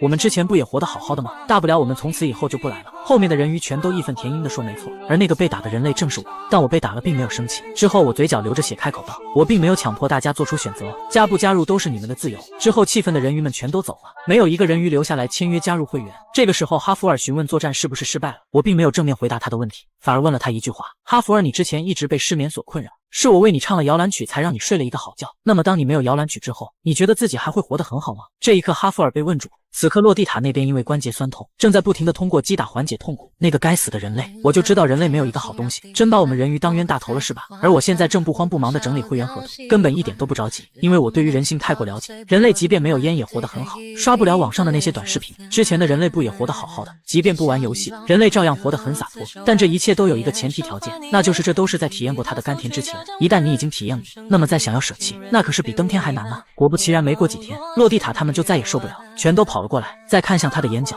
竟然流下了泪水。你这个该死的家伙，把入会申请拿来吧！我缓缓将入会申请表推给对方，接着我慢慢抬头，那副如同地狱般的面容映入眼帘。路可是各位自己选的，并不是我逼的。这群人鱼每天都要来这个海底桑拿房蒸桑拿，但他们手上无一例外都有一个这样的手环。起初手环里的小章鱼是明亮的，随着时间推移，它会逐渐暗淡下来，再过一段时间后，它会整个熄灭掉。而当它熄灭后，就会有一个人类推门而入。4号、12号、13号顾客，你们的桑拿时间已到，想要继续享受桑拿房的服务，就需要前往挖掘现场工作。那个人话语中不带一丝质疑，表情也如同恶魔一般。此刻落地塔心中暗下决心，今天绝对就是自己最后一次来汗蒸房。可恶的人类，我才不会任由你摆布的。大家好，我是挖掘现场管理员洛伊德·弗隆特劳，大家现在可以开挖了。工作的时间越长，那么你们在汗蒸房享受的时间也就越长。就这样，人鱼们为了可以去到汗蒸房汗蒸，全都成了为人类干活的奴隶，发誓再也不去汗蒸房的落地塔。仅仅过了几天，就感觉自己浑身酸痛，不行，这得去放松一下呀。就这样，落地塔违背了自己的誓约，再度来到了汗蒸房。欢迎光临，我是汗蒸房老板洛伊德·弗隆特劳，这是你的手环，希望你今天能待得愉快，享受到汗蒸的落地塔，再度沉浸在舒爽的感觉之中。就这样，落地塔一次又一次的前往汗蒸房，同样他也一次又一次的为人类干活，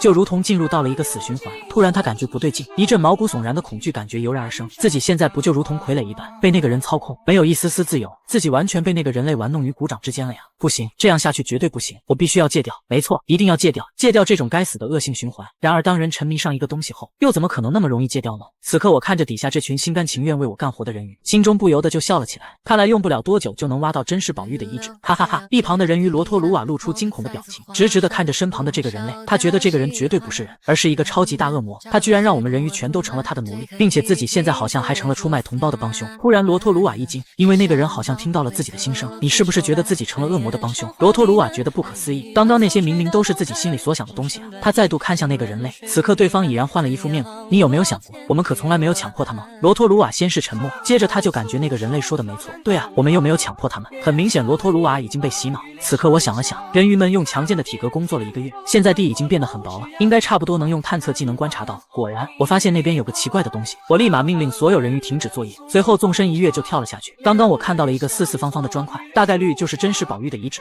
我来到刚才观察到的位置后，就立马开始挖。不一会时间，几片印有花纹的巨大砖块就浮现在了众人面前。看来这就是真实的宝玉曾经所在的位置。然而此刻我并没有很开心，反而很害怕。我害怕那只是一个传说，又或者真实的宝玉也无法解决我遇到的问题。越接近目标，我就越加恐惧。要是我真的阻止不了悲剧的发生，该怎么办？难道只能眼睁睁看着自己失去身边的一切吗？我看着地上印有花纹的巨大砖块，在没人看到的前面默默擦了擦眼泪。很好，现在就让我们来找找设计图在哪里吧。哈弗尔在后面看着，他也很清楚少爷此刻心中的压力有多大。不过话说回来了，罗托鲁瓦，你这家伙怎么哭得这么伤心呢？原来他是喜极而泣。爸爸，原来这东西真的存在啊！我还一直以为你是骗我的呢。罗托鲁瓦哭完之后就开始寻找设计图的位置。根据我宗祖父的记录，设计图应该是在宝玉中间的位置，他保管在魔法仓库里，应该会有个像钥匙孔一样的地方。听完这些，我开始用探测技能寻找，很快我就找到了一处与众不同的砖块，看来就是这里了。挖开之后，罗托鲁瓦确信这就是钥匙孔，打开这个应该就可以得到设计图了。突然我感觉不对劲，如果这是钥匙孔的话，那么钥匙在哪里呢？突然整个宝玉遗址开始震动了起来，震动使周围的海水都引起了共振。罗托鲁瓦不明白这是怎么回事，钥匙孔会告诉你钥匙的所在，记录里明明是这样写到的呀。我发现这震动根本没有要停止的样子。此刻我在思考罗托鲁瓦刚刚说的那段话，突然我想到了什么，当即转头看向了钥匙口的上方，那里是人鱼王国的巨型八爪鱼，并且这震动所指引的方向好像就是那里。难道说钥匙在他身上？正当我这样想的时候，我发现那八爪鱼样子开始变得十分痛苦，并且它肚子里好像发生了一些莫名其妙的共鸣。见状，我瞬间明白那钥匙竟然在它肚子里，这下子可糟糕了。巨型八爪鱼手上可是托举着整座人鱼王国，一旦它松手将玻璃球放开，那么整座人鱼王国就会彻底毁掉。另一边，人鱼之王也察觉到了不对劲，他开始吩咐手下赶紧去疏散百姓，速度要是慢一点的话，搞不好城里面所有的人鱼都会丧命。人鱼之王陛下，现在大部分百姓都被那个人类访客给叫出去了，所以此刻城里基本没什么人。人鱼之王听完心中一喜，看来那个人类虽然长得丑，但人还是很好的嘛。与此同时，另一边，哈弗尔那个难道是我导致的吗？哈弗尔当即表示没错，臭小子，其实我希望你可以否认的。突然哈弗尔一把抓起我，开口道：少爷，我来负责守护人鱼王国，您就专心去寻找钥匙吧。为了您无比想要守护的领地，所以您就放心大胆的去干。下一秒，哈弗尔展开双翼化身超凡大师，提着我朝着上方的玻璃巨蛋就冲了过去。另一边，人鱼之王正在调动自己全身的力量，背部的肌肉如铁甲般显露出愤怒的姿态，他准备徒手接住急速下落的巨蛋，这可是我的家园，我怎么能让它就此毁掉呢？就这样，人鱼之王张开结实的双臂，直接接住了巨蛋，但玻璃巨蛋下落的势头丝毫没有减弱。虽然目前人鱼之王可以稳住，可是他总有没力气的时候，不行，这样下去不行。突然他感觉巨蛋好像变轻了很多，并且还正往回倒退，原来是哈弗尔及时赶到，帮他分担了一半力量。人鱼之王心中大喜，人类，这次真是谢谢你们了，不仅帮我们疏散百姓，还过来帮忙推巨蛋。然而他殊不知这一切的罪魁祸首就是他所感谢的人类。哈弗尔也没有多说什么，只是回了一句不客气。看样子哈弗尔也传染了少爷的厚脸皮。此刻我发现那八爪鱼的状态很奇怪，按理来说仅仅引起共鸣不至于这么痛苦吧。突然我想到了什么，这家伙看样子不会是基石了吧？这是一条体型堪比一座城市的巨型八爪鱼，我在它面前就如同蚂蚁一般。不过它因为吃太多所以积食了，但它手中可是托举着一整座城市，如果不立即帮它解决这个问题，整个人鱼王国都会被毁掉。毕竟哈弗尔跟人鱼之王还托举着掉落的城市玻璃球，以现在的情况他们坚持不了多久。但这么庞大的生物我该怎么弄呢？自己前世的时候也有过积食的情况，那个时候好像是自己的父母帮我治好的。哎呦儿子，看你现在的情况应该是积食了呀。老爸，我现在好想吐，但就是吐不出来。别担心儿子，老爸有个偏方，用上之后立竿见影。此刻我对于这个偏方表示怀疑，毕竟老爸一直都非常不靠谱。突然他让我把手指伸出来，之后我转头就看见老爸拿着一把水果刀。儿子，我用这个给你手指捅一捅，你懂我意思吧？我顿时无语，老爸你这哪是治病啊，是想把我捅穿吧？哎呀，刚刚就是开了一个玩笑嘛，其实是用这银针来扎，这一下让我更加无语。都这种时候了就别开玩笑了呀。就这样老爸扎破我的手指进行放血，儿子你看你这血都是黑的，怎么样，有没有感觉好多了？此刻我也不知道有没有好一些，好像有，又好像没有。老爸你这方法行不行啊？我怎么还是感觉很难受啊？这个时候老妈走了进来，老公你都不看电视的吗？上面都说了那东西不管用。老爸不服气，当即回怼，不可能，我小时候都是用的这招。老妈一把将对方推开，走开走开，这个时候就是要全都吐出来才行，你的那些偏方都没用。儿子你相信妈妈吧。我看着老妈这和善的表情，接着我就看到她把手举了起来，那常年干活的手瞬间青筋暴起。此刻我慌了，赶忙焦急地询问老妈：“你这是干嘛？”然而一切都晚了，老妈沙包大的拳头已然抡了下来，完全不给我一点点准备的机会，就这样直接正中我的心口。瞬间我感觉一股东西直冲我嗓子眼，接着我就真的狠狠地吐了一番。时间回到现在，其实我也不知道那个时候到底是哪个方法比较管用，又或者这些方法对于八爪鱼来说行得通吗？那个时候我问老妈她的方法依据是什么，但她却说没有依据。跟你这种理科生对话真是费劲。老妈的日常经验就是依据。对啊，需要个屁的依据，自己之前的亲身体验不就是最好的依据吗？既然如此，我当即回头想要叫哈弗尔过来帮忙。哈弗尔，你对八爪鱼的脚尖进行爆破攻击，稍微来一下就行，注意别弄穿了。然而哈弗尔现在根本就抽不出手来，他需要跟人鱼之王一起托举住这巨型城市的玻璃球。突然哈弗尔感觉这玻璃球开始变轻了许多，转头看向一旁，原来是洛蒂塔他们过来帮忙了。大家所有人一起上，拿出体力劳动和汗蒸放松的效果，是时候展现我们人鱼肌肉的时候了。随着越来越多的人鱼前来帮忙，那巨型城市玻璃球也终于被稳住，没了再继续下降的情况，并且玻璃球开始逐渐被往回推去。不过这最终还是需要八爪鱼托举住，人鱼们不可能一直举着。此刻哈弗尔也终于空出手来了，化身超凡大师的他，一个氮气加速就朝着八爪鱼冲了过去。哈弗尔如同一颗七彩流星一样划过八爪鱼。随后他开始蓄力，面对这么庞大的生物，必须要凝聚多一些能量，毕竟如果威力小了的话，肯定起不到什么作用。下一秒，8道能量爆破的射线从哈弗尔渐渐打出，这8道射线如同可以定位一般，直直的就冲着八爪鱼的8根触角尖飞了过去。随后这些射线就跟一根根银针一样戳进了他的触角，虽说不会对他造成什么伤害，但还是让八爪鱼感到了疼痛，并且他还打了一个小嗝，看他眼角竟还有泪水。此刻我在想，按理说应该把他腿都绑起来再用这招的，但很显然那是不可能的。不过看他的样子应该是有效果的，不管是因为太疼被吓到了还是怎样，反正他已经打了嗝，这第一关就算是过了。接下来是决胜一击，我心中已经想好了一个计划，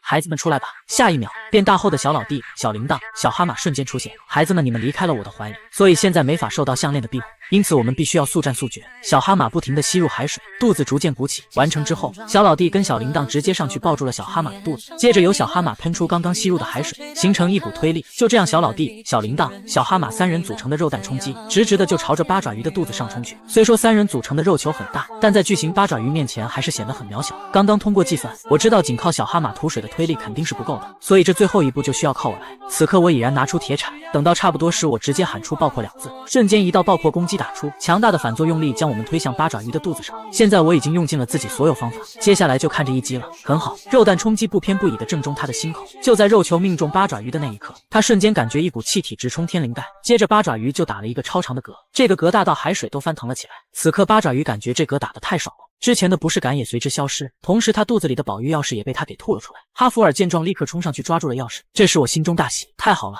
我们成功了。突然系统响起提示，恭喜获得新的称颂，海洋村庄的神医妙手，效果是可以在水中自由呼吸，可以使用特别技能心口暴击，全新特别技能心口暴击，在水中的任何生命体都可以通过对其心口的暴力一击，使其吐出体内的所有东西。打完嗝的八爪鱼舒爽地摸着自己的肚子，此刻他也终于察觉到不对劲，发现自己怀里好像少了一些东西。他看到下方的城市玻璃球，立马就冲过去把它整个抱了起来。周围的人鱼见状全都开始欢呼出声。就这样，这次人鱼王国的危机被我成功化解，而最重要的宝玉钥匙也被我成功拿到。同时人鱼之王也因为我拯救了人鱼王国，对我有了巨大的改观。如今一看，你还真是仪表堂堂的。虽说这场灾难的始作俑者就是我自己，但人鱼之王可不知道，所有人鱼听令，让我们向这个帮助我们提升体力、守护家园的帅小伙致以崇高的敬意。瞬间，所有人鱼都开始为我欢呼。种族开放，五八爪鱼和人鱼族已经将您当成了他们真正的朋友。虽然此刻我有些不好意思，但被人叫帅小伙的感觉真是不错。系统都不免发声吐槽：哇，你这家伙良心被狗吃了，你居然就这样完美脱身了，丝毫不觉得有自己的错吗？我当即转移话题，你说什么我怎么一点都听不懂啊？反正这次事情真的特别难解决，幸好想到了跟我爸妈在一起时的事情，才得以放手一搏，真是太感谢他们了。突然系统回答让我震惊，如果你是这么想的，你的父母应该会更感谢你吧？听完我当即警告系统，你越界了，他们都去世了，还要怎么感谢我？听你说那些话的时候，我的脑子里统统都是没能为他们尽的孝道。不过我从不回首过往，只要保护好现在的家人就行了。随后我直接将钥匙插入钥匙孔洞当中，孔洞当即就闪烁出耀眼的白光，之后真实宝玉的全息设计图就浮现在了我眼前。我看着上面画的东西非常疑惑，因为这不是跟古代的将军种一样吗？难道说这就是真实的宝玉？还有这种为了提高承受重力，从下至上呈阶梯式分布，这不分明是类金字塔建筑吗？突然系统响起提示，请测量设计图，保存真实的宝玉奥特雷瓦的相关信息。见此我当即使用测量技能，随后宝玉奥特雷瓦的详细资料就被我记录了下来。那么现在就让我来看看怎么个事。当详细资料映入眼帘时，让我整个人震惊，因为这宝玉居然还需要我自己去寻找材料，搞什么鬼啊？这时系统再度响起提示，核心材料之一，请问要看陶鲁家的相关记录吗？此刻我飞快地在系统屏幕上进行操作，不过一旁的罗托鲁瓦完全不理解这是在干嘛，毕竟他压根看不到系统屏幕。他怎么了？不会是疯了吧？哈弗尔开口解释，少爷一直都是发疯的状态，所以不会更疯了。片刻过后，我也终于了解了大概情况。本来还以为要成功了，但没想到还差得很远呢。目前看来，找到设计图仅仅只是第一步，后面还有很多材料需要自己去寻找。走吧，哈弗尔，现在时间很宝贵，我们必须要更快一些。哈弗尔很疑惑要去哪，我当即回答马森塔诺王国，我要去找女王姐姐要一样东西，那里有核心材料之一的陶鲁加。此刻另一边的女王还不知道我即将到来，突然她体内的病毒再度发作，病毒迅速开始蔓延，接着女王用力量将它们全部转移到了左手。女王缓缓摘下手套，现在她的这只手已经布满了病毒，她为了掩盖左手的异样，这段时间一直都戴着手套。这毒究竟还要多久才能全部聚集到左手啊？不过现在不是说这种脆弱化的时候，应该没剩多少了，自己很快就能解决掉了。我是这个国家的王，是最应该坚强刚毅的存在，所以在众人面前不能展现脆弱的一面。突然有人前来汇报，陛下微臣有事向您禀告，与我们各南方小国之间的贸易协商案有关。女王戴起手套，随后开口让其进来。报告陛下，他们联合起来无视于我们的所有协商，一直在单方面提一些不正当的要求，其他国家也在逐渐提一些苛刻的贸易条款。女王很气愤，果然是因为那件事吗？之前为了彰显马森塔诺王国的国力所举办的那场宴会，最终却因为古龙作乱收尾，这直接使得我们威信扫地。虽然我已经昭告天下古龙已被镇压，但毕竟没有尸体，他们根本就不相信这件事，觉得我们是在打马虎眼。如果继续这样下去，贵族院当中必然会出现挑战我权威的人，而内忧必会导致外患。但目前我实在是找不到什么解决办法呀。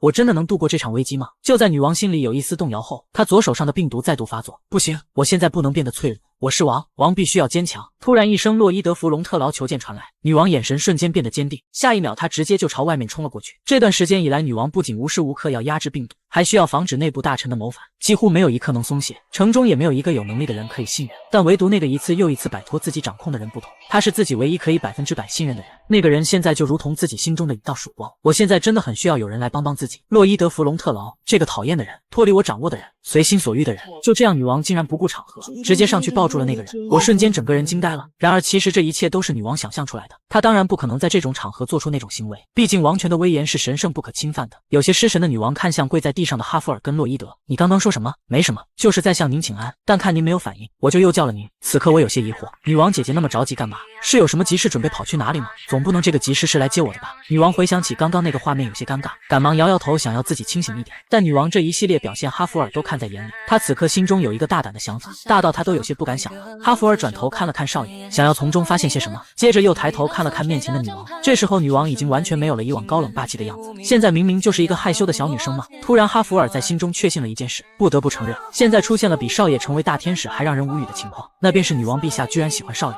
至于为什么这么确信，因为哈弗尔对于那眼神再熟悉不过了，毕竟他被太多女人用那种眼神看过。此刻女王也再次开口，说说吧，你这次来找我又是有什么需求？见状我当即回复，禀报陛下，小人想要几根王城地下的柱子。女王听完瞪大了眼睛，她感觉荒唐，心想这家伙又想要干什么呀？我对于女王姐姐的反应早已料到，随后我接着开口，作为交换，小人可以让不听话的周边诸国再不敢有二心。仅仅这一句话瞬间就说到了女王的心坎里，这不正是她现在所需要解决的问题吗？我万万没想到女王姐姐居然喜欢上了我，但我对此一点察觉都没有。不过哈弗尔这小子倒是看出了女王的心意，然而我现在有更重要的事情要做，毕竟收集宝玉的核心材料才是重中之重。之前我在观看核心材料陶鲁加的详细资料时发现，原来神话时代发生过种族间的大战争，其中的宝玉奥特雷瓦争夺战，当时战争进行到白热化阶段时，有个人向他发出了诚恳的疑问，我想他应该是在问获胜的办法吧。就在那刹那，巨人族用巨长无比的鱼叉将宝玉给摧毁掉，就这样诸多种族纷纷将其残骸收入囊中，当做自己族的战利品。其中有个巨人将陶鲁加据为己有，扛着他上了岸。后来巨人建立王国，企图统治人类，但很快便被揭竿而起的人类赶了出去。再后来人类建造了自己的城池，那时被巨人带出海洋的陶鲁加变成了城邑的基础，也就是现在马森塔诺王国的地基。所以为了可以允许自己合法挖掘王城的地底，我跟女王姐姐做了一笔交易。此刻城中再度举行了大型宴会，宴会中两个别国使者正在交流着什么，真不知道马森塔诺国王是怎么想的。上次不也为了威慑我们设了一次宴会，结果被那古龙搞得一团糟，出了那么大的糗事，现在又来一次，他不会以为自己装得很淡定，我们就会上当吧？说什么已经抓住了古龙，我看他吹牛的本事倒是堪称皇帝级别。他们的对话我在一旁都听见了，但我并不在意，因为我知道等下他们就知道怕了。随后我咧嘴一笑，一声小龙龙悄然念出，没错，想要帮助女王姐姐稳住王权那还不简单，只要叫出小龙龙，周边小国还不直接吓傻掉。下一秒周遭开始刮起一阵阵妖风，他们纷纷抬头望向天空，只见一条硕大的龙形生物正向他们飞来。刚刚还很嚣张的小胡子见到古龙的那一刻，立马直接吓得大惊失色，周围的人见到古龙又来了，全都一窝蜂的往外跑，唯独我稳如泰山，毕竟我可是这条龙的爸爸。随后我便开口道，大家快看，那古龙好像不太对劲。而就是我这一句话，话。刚刚逃跑的人们此时都停了下来，全开始回头看向那从天而降的古龙。这不看不知道，一看吓一跳。曾经凶残无比的古龙，竟然乖巧地站在女王面前，并且发出了一声汪的狗叫，完完全全就是一副被驯化的样子。之后他们就看见女王缓缓抬手，而那古龙也乖乖地将头低了下来。就这样，女王开始抚摸曾经凶残无比的古龙，瞬间场面一片寂静。之前嘲讽女王的小胡子当即就开始通知手下的人，叫他们立刻将这一信息传回国内，并且通知国王必须答应马森塔诺王国的所有要求。毕竟在他们眼里，现在只要女王想，他就可以顷刻间覆灭整个世界。随后周围小国来的特使全部匍匐下跪，异口同声的开口参见伟大的马森塔诺女王。这个时候女王也开口了，今天我以马森塔诺之名起誓，赋予石古龙忠诚于马森塔诺的洛伊德弗隆特劳最高功臣之誉。此话一出，周围全都面带惊愕的看向我。最高功臣是那么年轻的一个小伙子吗？他居然得到了仅次于王族的地位。此刻我非常惊讶，因为我压根没提这个东西啊，我只是要了挖开王城的权限。不明白女王姐姐干嘛要做到这份上。很明显，女王现在一直在故意提高对方的身份地位，毕竟王城最高掌权者不可能跟一个没有地位的人结婚。之后我看向女王姐姐，她此刻也正看着我。随后女王姐姐竟然冲我露出了一个美丽的微笑，见此我满脸问号。这已经不是第一次女王姐姐冲我笑了。后面的哈弗尔也惊了，他心中再度肯定了那个想法。时间来到傍晚，你说陛下要找你。哈弗尔当即回答，没错，陛下说我缺乏修炼，我也刚好有事情想问他。听完我很疑惑，你这家伙能有什么事问陛下？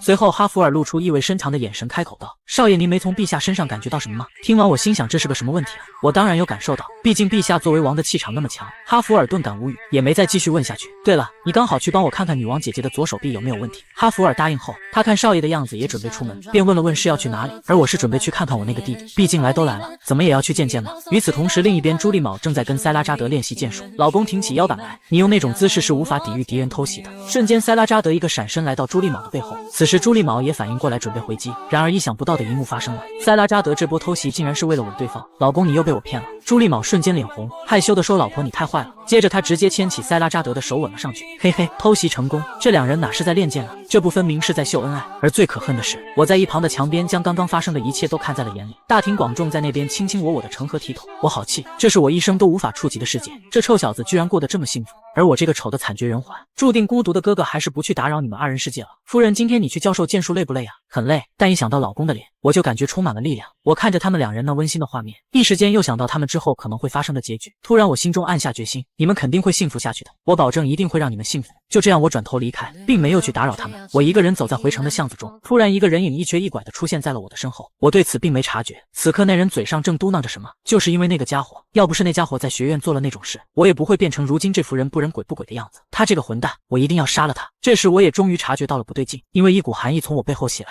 没错，那人已然拿着匕首刺了上来。你这个王八蛋去死吧！这个男人曾是皇家国立学院的最高掌权者，一直以来他在学院无恶不作，任何学生见到他都需要行礼。直到一天，一个红发小子竟然超越他成为了首席。得知后，他心中非常不爽，自己拥有天赐的魔法天赋跟超高的智力，并且还是塔奈斯公爵的儿子。这一个乡下不知道哪个来的垃圾贵族，竟然超越自己成为首席。他当即吩咐自己小弟，我希望这小子不要再出现在学校里了。要是他变成了残废，我倒是不介意再见到他，但如果他下次还全虚全影的出现在我面前，你们家族就等着担责吧。这个沃斯罗德塔奈斯嚣张至极，就连教授和院长见到他都要点头哈腰。然而直到一天，学院来了一个人，那个人将所有学院学生的犯罪证据全都找了出来，最终他连同他的公爵父亲一起被带到了女王面前。塔奈斯公爵，以上就是你和你儿子在国立学院做出的不当行为和非法勾当，你们的行为完全是在侮辱我艾丽西卡马森塔诺，所以我决定剥夺你的公爵之位，并且没收全部财产。沃斯罗德听到这里，知道一切都完了，最终他被自己的父亲绑在了树上。你这个混账东西，毁了我们维系数千年的家业，今日让你以死谢罪，这已经算便宜你了。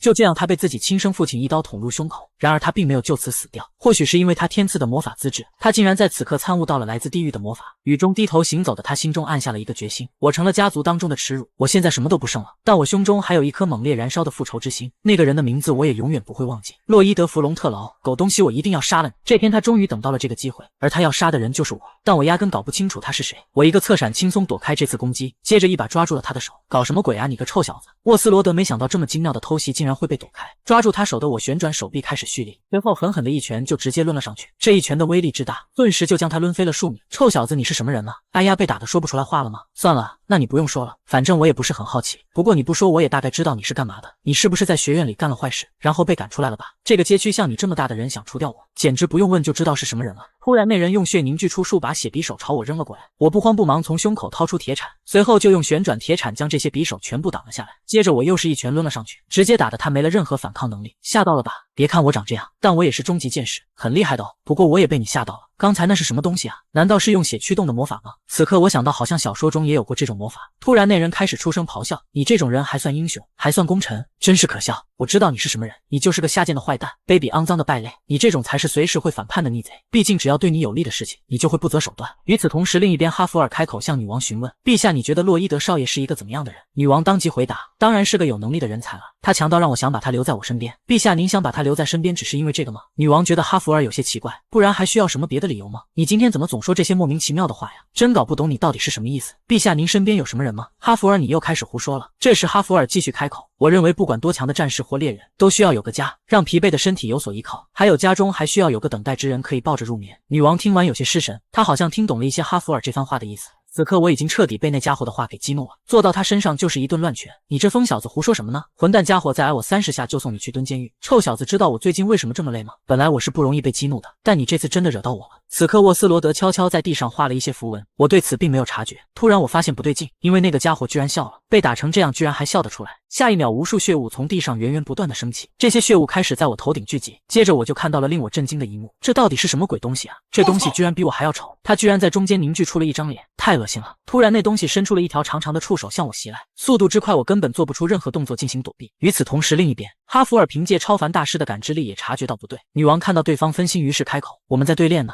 你这是在看哪里啊？只听哈弗尔说了一句，抱歉陛下。下一秒一个爆鼓，展开双翼化身超凡大师就飞身离开了现场。哈弗尔用最快的速度赶路，因为他知道少爷那边遇到了危机，如果慢一点就会多一分危险。此刻我已经被那怪物彻底控制住，并且还给我来了一个捆绑 play。因为距离并不是很远，哈弗尔这时已然来到现场，凝聚斗气剑就准备朝那怪物劈下。仅仅一刹那时间，那怪物就被哈弗尔的无数剑光给切成了碎块。我也终于结束了那该死的捆绑 play。哈弗尔见准时机，一把接住少爷。此刻地上的沃斯罗德已经被切断右手，艰难的爬行，想要拿回地狱匕首。哈弗尔在将少爷送到屋顶之后，立马转头就要去了解刚刚那人。他清楚绝不能让这人给跑掉了，然而还是慢了一步。这时沃斯罗德已经开始施法准备离开，他咬住那只断手就开始施法，接着无数血雾再度升起，将他整个人包裹其中。等到哈弗尔下来后，对方已经消失得无影无踪了。哈弗尔察觉刚刚那家伙的气息居然彻底消失了，可恶，怎么会这样？屋顶上的我一直在思考，到底什么情况啊？怎么还有使用那种奇怪魔法的家伙呀？那家伙肯定是在学院干了坏事才被赶出来的，但我完全想不出使用这种血淋淋魔法的是什么人。此刻哈弗尔非常懊恼，抱歉少爷，我应该马上砍掉那家伙的脑袋的，我让他不要在意。算了，臭小子，谁也想不到他会用这种方法溜之大吉啊！就算那家伙盯上我了，也会有超凡大师随时冲出来保护我的嘛，他不敢随便来搞事情的，所以不要再自责了。另一边，沃斯罗德正在用魔法给自己治疗右手，嘴上不停在骂，他的复仇之心已经到达了顶点，我绝对要杀了那家伙。女王姐姐为了保护我不受任何伤害，竟然直接调集了100名重装骑士贴身保护我，并且吩咐他们任何可疑人员靠近一律除掉。不过女王陛下，我们马上就要开始施工了，您派这么多警卫，我没法开展工作呀。女王当即回应，有人盯上了我们的最高功臣，派这点警卫保护不是基本操作吗？我随即表示，这不是还有哈弗尔在吗？他一个人就能抵得上千军万马。女王一想也对，你说的确实有道理，那个用血驱动魔法的家伙我会单独调查。原来昨晚我突然被一个莫名其妙的人袭击，虽说对方并没有得逞，但却发生了一件诡异的事情。本来拯救的命运数量从那次之后就一直是0，可是昨晚竟然诡异的变成了-1，我不明白这是什么？难道说是因为我来到了这个世界，所以有人因我而死了吗？我不知道那家伙之后又会搞出什么事情，那个因我而死的人又会是谁呢？虽然我现在心中有千万种疑问，但只要找到对抗命运复利的方法，问题就能迎刃而解。所以我现在必须要把心思放在取出陶鲁加上。随后我便召集了一大群工人，毕竟现在时间就是生命，一定要快点动起来才行。所有人听我号令，现在王城挖掘工程正式开始。而真正的陶鲁加在哪呢？其实某根支撑王城的地下支柱就是陶鲁加，所以需要钻到地底把它整个抽出来。当然王国的贵族不可能赞成这种荒唐的工程，不过女王姐姐给他们编了一点瞎话，说要对王城进行维护。总之最终是说服了他们，但如果想最大限度减小王城的损失，坑道就需要这样挖才行。可是这样的挖掘方式稍有不慎还是会出现问题，情况严重更是可能导致王城地基整个塌陷。所以在现代进行类似的工程时，就会通过加固地基来解决此类问题。当然现在这个情况下，现代方法中有很多方法并不能又快又方便，不过其中有种方法可以做到，那便是冻结法，通过注入冷气冻结水分来达到加固地基。而在小说铁血骑士的世界中，能实现这种方法的神器就是冬之星，这是马森塔诺王国3大神物之一，它是很久很久以前冰龙迪勒努斯送给王国的强大战略兵器。小说中甚至提到黑化的姐姐将此兵器用在了敌军身上的场面，威力之大，顷刻之间就能冰封数万士兵。当然使用这种威力十足的东西，肯定需要征得贵族们的同意，而女王姐姐真是对我太好了，可以说是她一人帮我扫清了一切阻碍。毕竟她为了帮我解决问题，不惜动用了庞大的金钱。吴姐万岁万岁万万岁啊！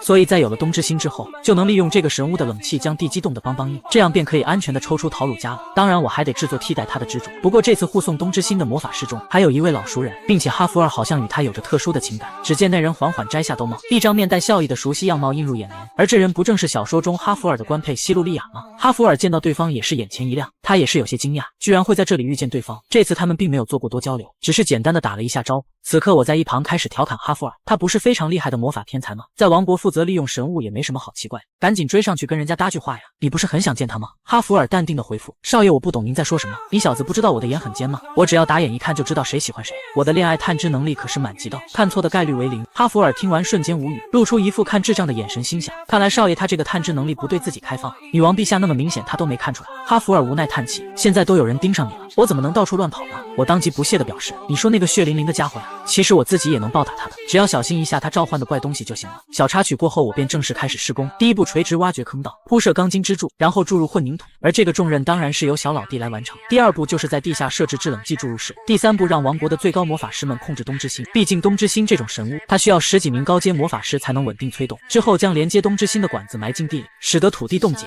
第四步是确定陶鲁加的位置，然后在这个地方向上挖坑道。时间一点点流逝，目前工程进度已经来到了第4步。虽说工程很顺利，但依旧花费了不少时间。此刻哈弗尔感叹这次的速度真是前所未有的快。我心想确实，现在所有事都越快越好啊，毕竟留给我的时间不多了。此刻我心中升起了一种奇怪的想法，其实还有个更快的方法，那个方法瞬间就能拿到陶鲁加。如果直接用上那个方法，是不是？忽然一声巨响传来，那是我自己扇自己发出的声响，我怎么能有那种邪恶的想法呢？一旁的哈弗尔也是被少爷这一突如其来的举动给惊到，为了不让自己这想法继续下去，我当即吩咐钢筋组的人准备，听我指令开始注入混凝土。此刻制冷剂注入室，希路利亚正在与其他魔法师稳定东之心，然而他殊不知自己身后正有危险在悄悄逼近，不知哪里来的一滩血迹慢慢流入了制冷剂注入室，随后那滩血迹竟然从中钻出了一个人，而那人不正是使用血魔法的沃斯罗德吗？之前断掉的右手也已经被他换成一只。就在沃斯罗德出现的一瞬间，哈弗尔也通过超凡的感知力察觉到了不对，随后惊讶的开口，少爷那家伙出现了。这天几个工人突然找上了我，洛伊德大人，我有话跟您说，多亏了您我们才能和阿斯法罕建交，我的妻子才得以学到梦寐以求的陶瓷技术，所以我想跟您道一声谢。一旁的工人也开口道，我参与您的工程后攒了很多钱，真的非常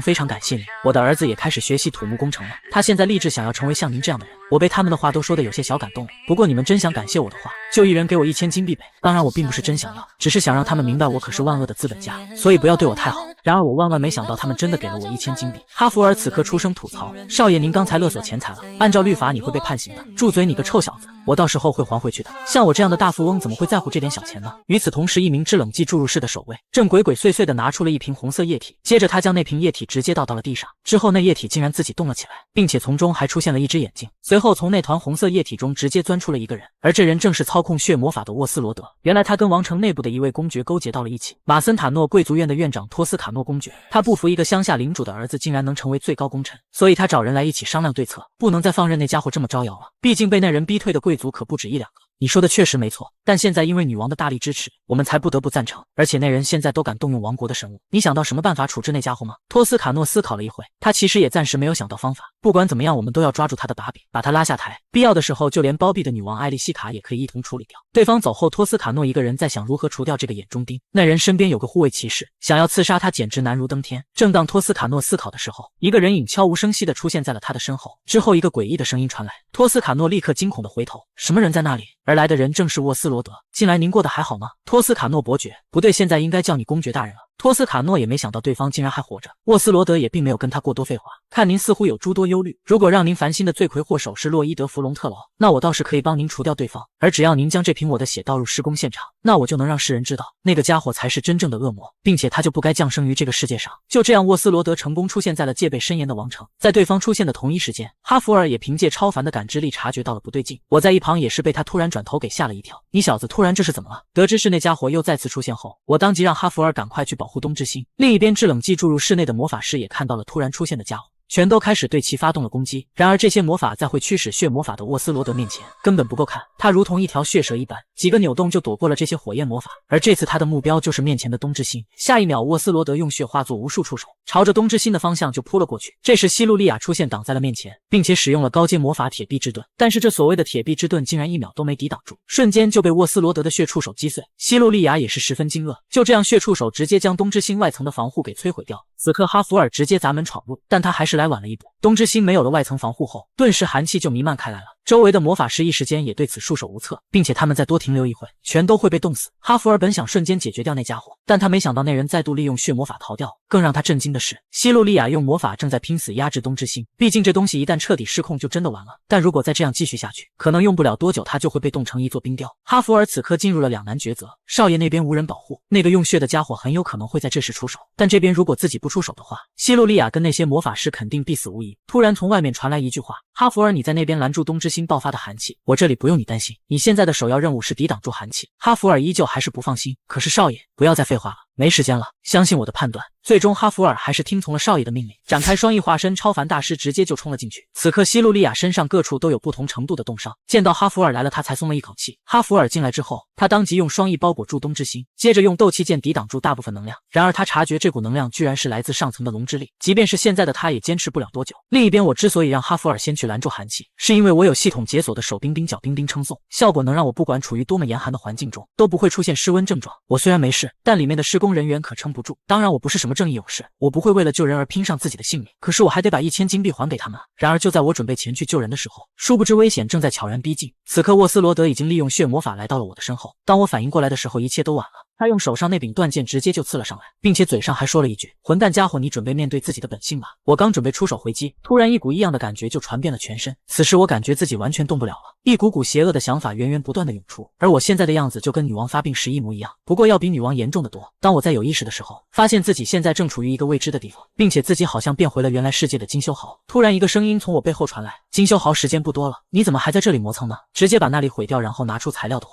根本连1天时间都用不了。我们现在完全有那样的力量，不是吗？你为什么要用最笨的方法呢？穿越到小说，我被人种下了一种古代黑魔法，这种魔法只要有一点点阴暗面，那么就会使其无限增值，直到彻底被阴暗面所支配。原来沃斯罗德一直以来并不想杀死对方，而是想要他身败名裂。像你这种人凭什么受到尊敬？别搞笑了，你就在这里彻底堕落暴走吧，最终亲手毁掉你自己拥有的一切。赶快给我暴露出本性，接受全世界的诅咒吧。此刻在我的内心世界中出现了2个人，一个是原本世界的金修豪，一个是现在世界的洛伊德。只不过那个洛伊德好像有些不对劲。金修豪，你知道你在人鱼王国浪费了多少时间吗？为什么非要建造一座桑拿房，去花那么长时间笼络人鱼呢？你明明有更快的方法不是吗？突然脚下的水面浮现出了一幅画面，那是人鱼王国的巨型8爪鱼。金修豪，你有没有想过，如果当初你直接坐着小龙龙前往人鱼王国，可能连1天的时间都花不了，但你偏偏用坐船的方式前往，而且你压根没必要获得人鱼之王的同意，因为有一种更优秀的谈判手段，那就是让对方感到恐惧，所以你直接命令小龙龙杀掉8爪鱼，那么一切问题不就迎刃而解了吗？况且人鱼之王是哈弗尔的对手吗？答案很明显，对方根本就没有任何能力与你抗衡。至于让人鱼们帮你挖掘北海，武力制服他们又能花费多长时间呢？最长或许不超过2小时，而你却足足花费了10几天时间才完成。最后就是核心材料陶鲁加，直接命令小龙龙摧毁王城不就好了吗？费那么大的劲干什么呢？如果不是你愚蠢的浪费时间，说不定早就重建完真实的宝玉奥特雷瓦。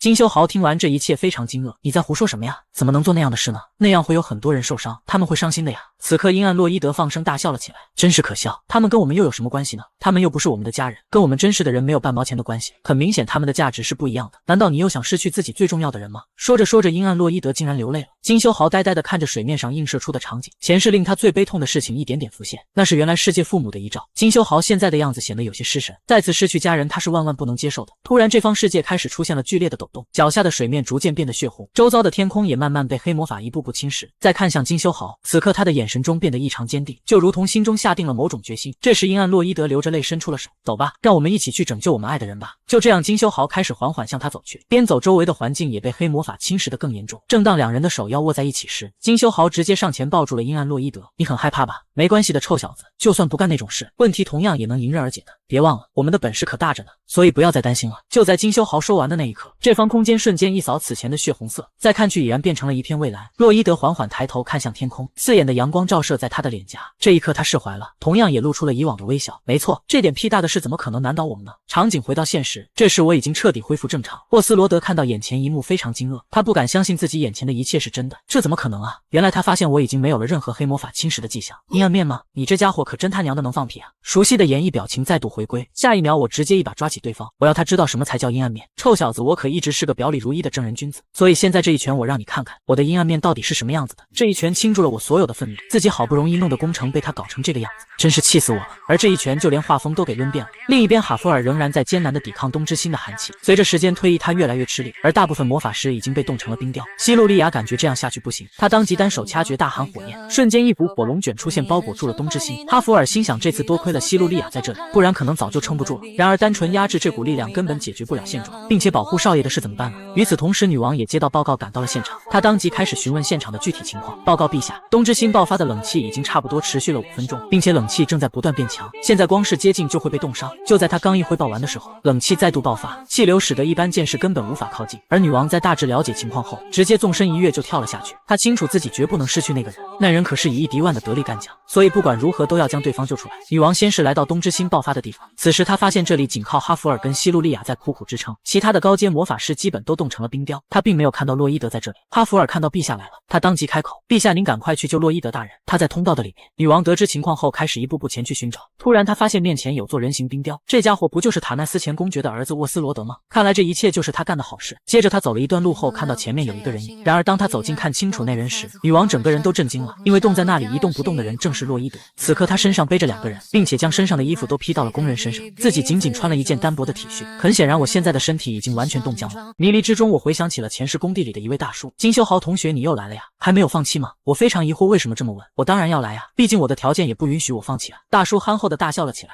像工地这么苦的地方，很多人一觉得累就放弃了，所以我还以为你也是那种想法的人呢。不过我也能理解，谁家没点难处呢？你小子真的很帅，也特别棒。这个大叔在工地里一直以来都非常热情，在这干活的人都很喜欢他的性格，因为他总是笑呵呵的，常常变招法逗大家开心。可他自己明明也是个辛苦的留守爸爸，然而一次意外却让他再也不能走路了。事故的发生的理由也很明确，都是那可恶的安全设备太破导致的，但没有一个人对此负责。施工方和业主方全都在推卸责任，到底为什么呀？为什么一个负责的人都没有呢？那个时候我也明白了，当利益就在眼前的时候，他们为了自己的权利振臂高呼，唾沫星子横飞，只为博取自己的利益。可一旦碰上自己该负责的事情，一个个就都成了缩头乌龟。突然我想到什么，如果在我的施工现场也发生了这种事情，我会选择逃避吗？答案是我一定不会那样做，因为工人也是我的财产，我绝不允许我的财产有任何闪失。虽说我现在好像自身都难保了，不过这个时候我突然看到了希望，那是女王姐姐吗？女王见到冻僵的我，立马就冲了过来，随后上前一把将我抱住，接着用披风将我整个身体包裹其中，开始用体温取暖。突然女王感觉不对劲，她察觉对方的体内居然几乎没有魔力了，难道这家伙把魔力都转给工人们了？自己在用血肉之躯抵抗着刺骨的冷气吗？突然几句颤抖的声音传到了女王的耳中，里面还有8个人，哈弗尔现在也有危险。女王听完一把将我背在身后，接着朝着外面直冲而去。我先送你出去。我微弱的声音再次出现，不行，女王姐姐，通道里面还有工人。女王此刻直接霸气回复，闭嘴，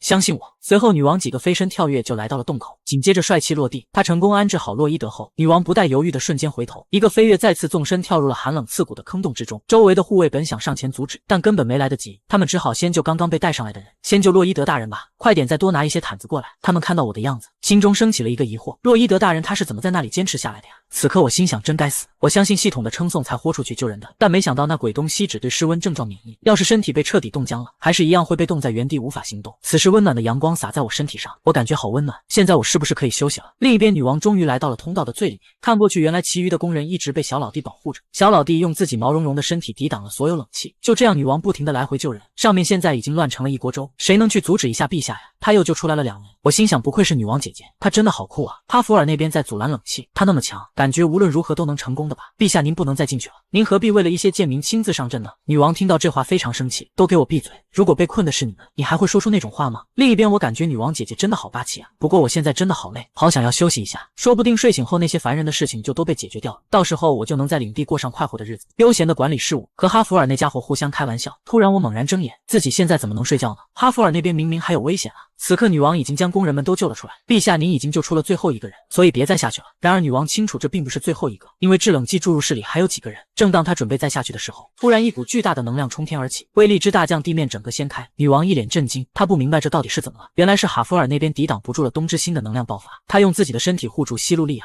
毕竟这是她现在唯一能做的事情。此刻那股冷气能量竟然慢慢形成了一个巨大龙卷风，并且这龙卷风开始不断肆虐，瞬间整个王城就结上了厚厚的冰霜，周围的温度同样开始急速下降。如果再这样下去，整座城市都可能被冰封。天空上的小龙龙见情况不对，准备使用能量射线将这龙卷风给打散。然而小龙龙的射线在这股能量面前根本不够看，打到上面如同被蚊子叮了一下。女王知道这样下去不行，她当即命令所有人赶快撤离，中级以上的剑士转移伤员。突然她看到有人正往这边缓缓走来，那个人女王再熟悉不过了，没错，那个人就是我。此刻我已经再度站起，心中已经下定了某种决心。女王当即大喊，让我不要过来，赶快跑！然而这个时候我怎么可能跑呢？如果不阻止这场灾难，必定会有数不清的人因此丧命，并且哈弗尔还在下面，所以我要保护属于我的一切。随后我大喊急速充电发动，下一秒大量的能量被我源源不断的吸入。女王清楚这个急速充电是干什么的，毕竟她之前体验过一次。快点住手，洛伊德！这是来自上层的龙之力，可不是人类能吸收的东西，你这样下去会死的。然而我根本没有要停下来的意思，反而加大了吸取的力度。女王察觉有些不对劲，接着回头望向天空，她发现刚刚还在到处肆虐的冰龙卷正在慢慢变小，接着它逐渐形成了一道如同流星一般的东西。不过那道璀璨的流星并没有就此消失，反而是如同找到目标一样，朝着地面就俯冲而去。没错，它的目标就是我。那道能量在划过我的瞬间就消失不见。同一时间，天空也在这一刻放晴，阳光照射在这片大地之上，就好像刚刚这里什么事都没发生一样。然而当女王看到自己眼前的一幕时，她整个人呆愣在原地，她不敢相信面前的一切是真的，因为她心中最重要的那个人竟然变成了一座冰雕。女王完全感受不到对方一点气息。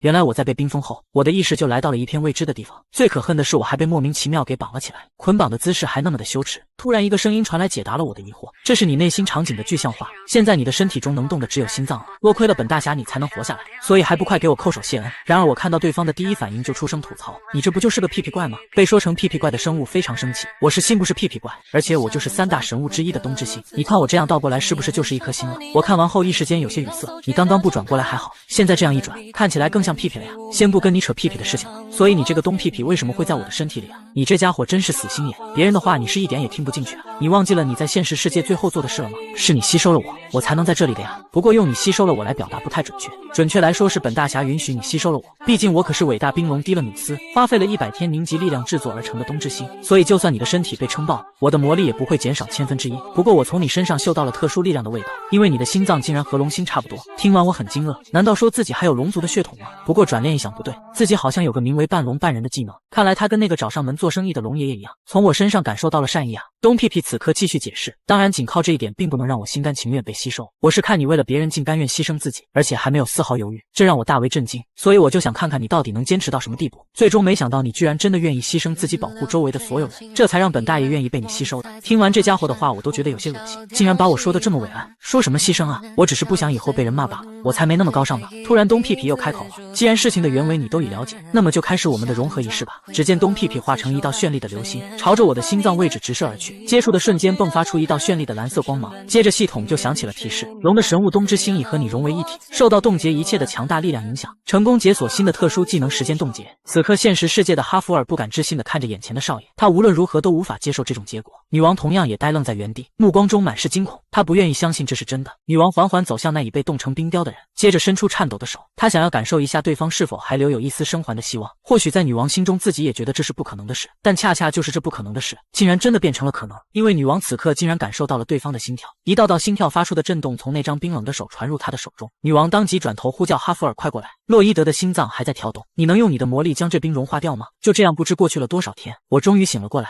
醒来的第一时间我就想到之前获得的全新特殊技能，当即开始观看这时间冻结的效果是什么。此技能可以使时间冻结，施展者可以指定任意地区，将其排除在冻结区域之外，非冻结区域的范围由施展者拥有的魔力总量来决定。非冻结地区的时间会正常流动，配置的维持时间为1年，若施展者离开非冻结地区，技能将被解除。我看着技能的介绍越来越兴奋，这样的话我岂不是能冻结时间，然后光速施工了呀？哈哈哈！并且这是个超级棒的保险，就算以后不幸遇到什么困难，我也可以冻结时间，然后想办法做多些尝试。但唯一的问题是这个技能需要足足3000 RP 点数，自己现在只有2665点，看来以后要上点心积累 RP 点数。不过得到了逆天必杀技固然很好，可是我眼下还有个必须要面对的问题。此刻我往自己床边瞥了一眼，我发现哈弗尔正满脸惊愕地看着我，后面的女王姐姐则是正在安静地睡觉。哈弗尔刚想说些什么，我上去就一把捂住了他的嘴，当即就给他做了一个别说话的手势。哈弗尔完全搞不清楚现在是个什么情况，接着我缓缓歪头看向后面的女王姐姐，看到对方还在睡觉我就放心了。哈弗尔，你听我说，现在我吞掉了王国的神物，就类似于本来这个国家有核弹，但被人悄悄搞没了。哈弗尔压根听不懂少爷在说什么，我也懒得跟他扯。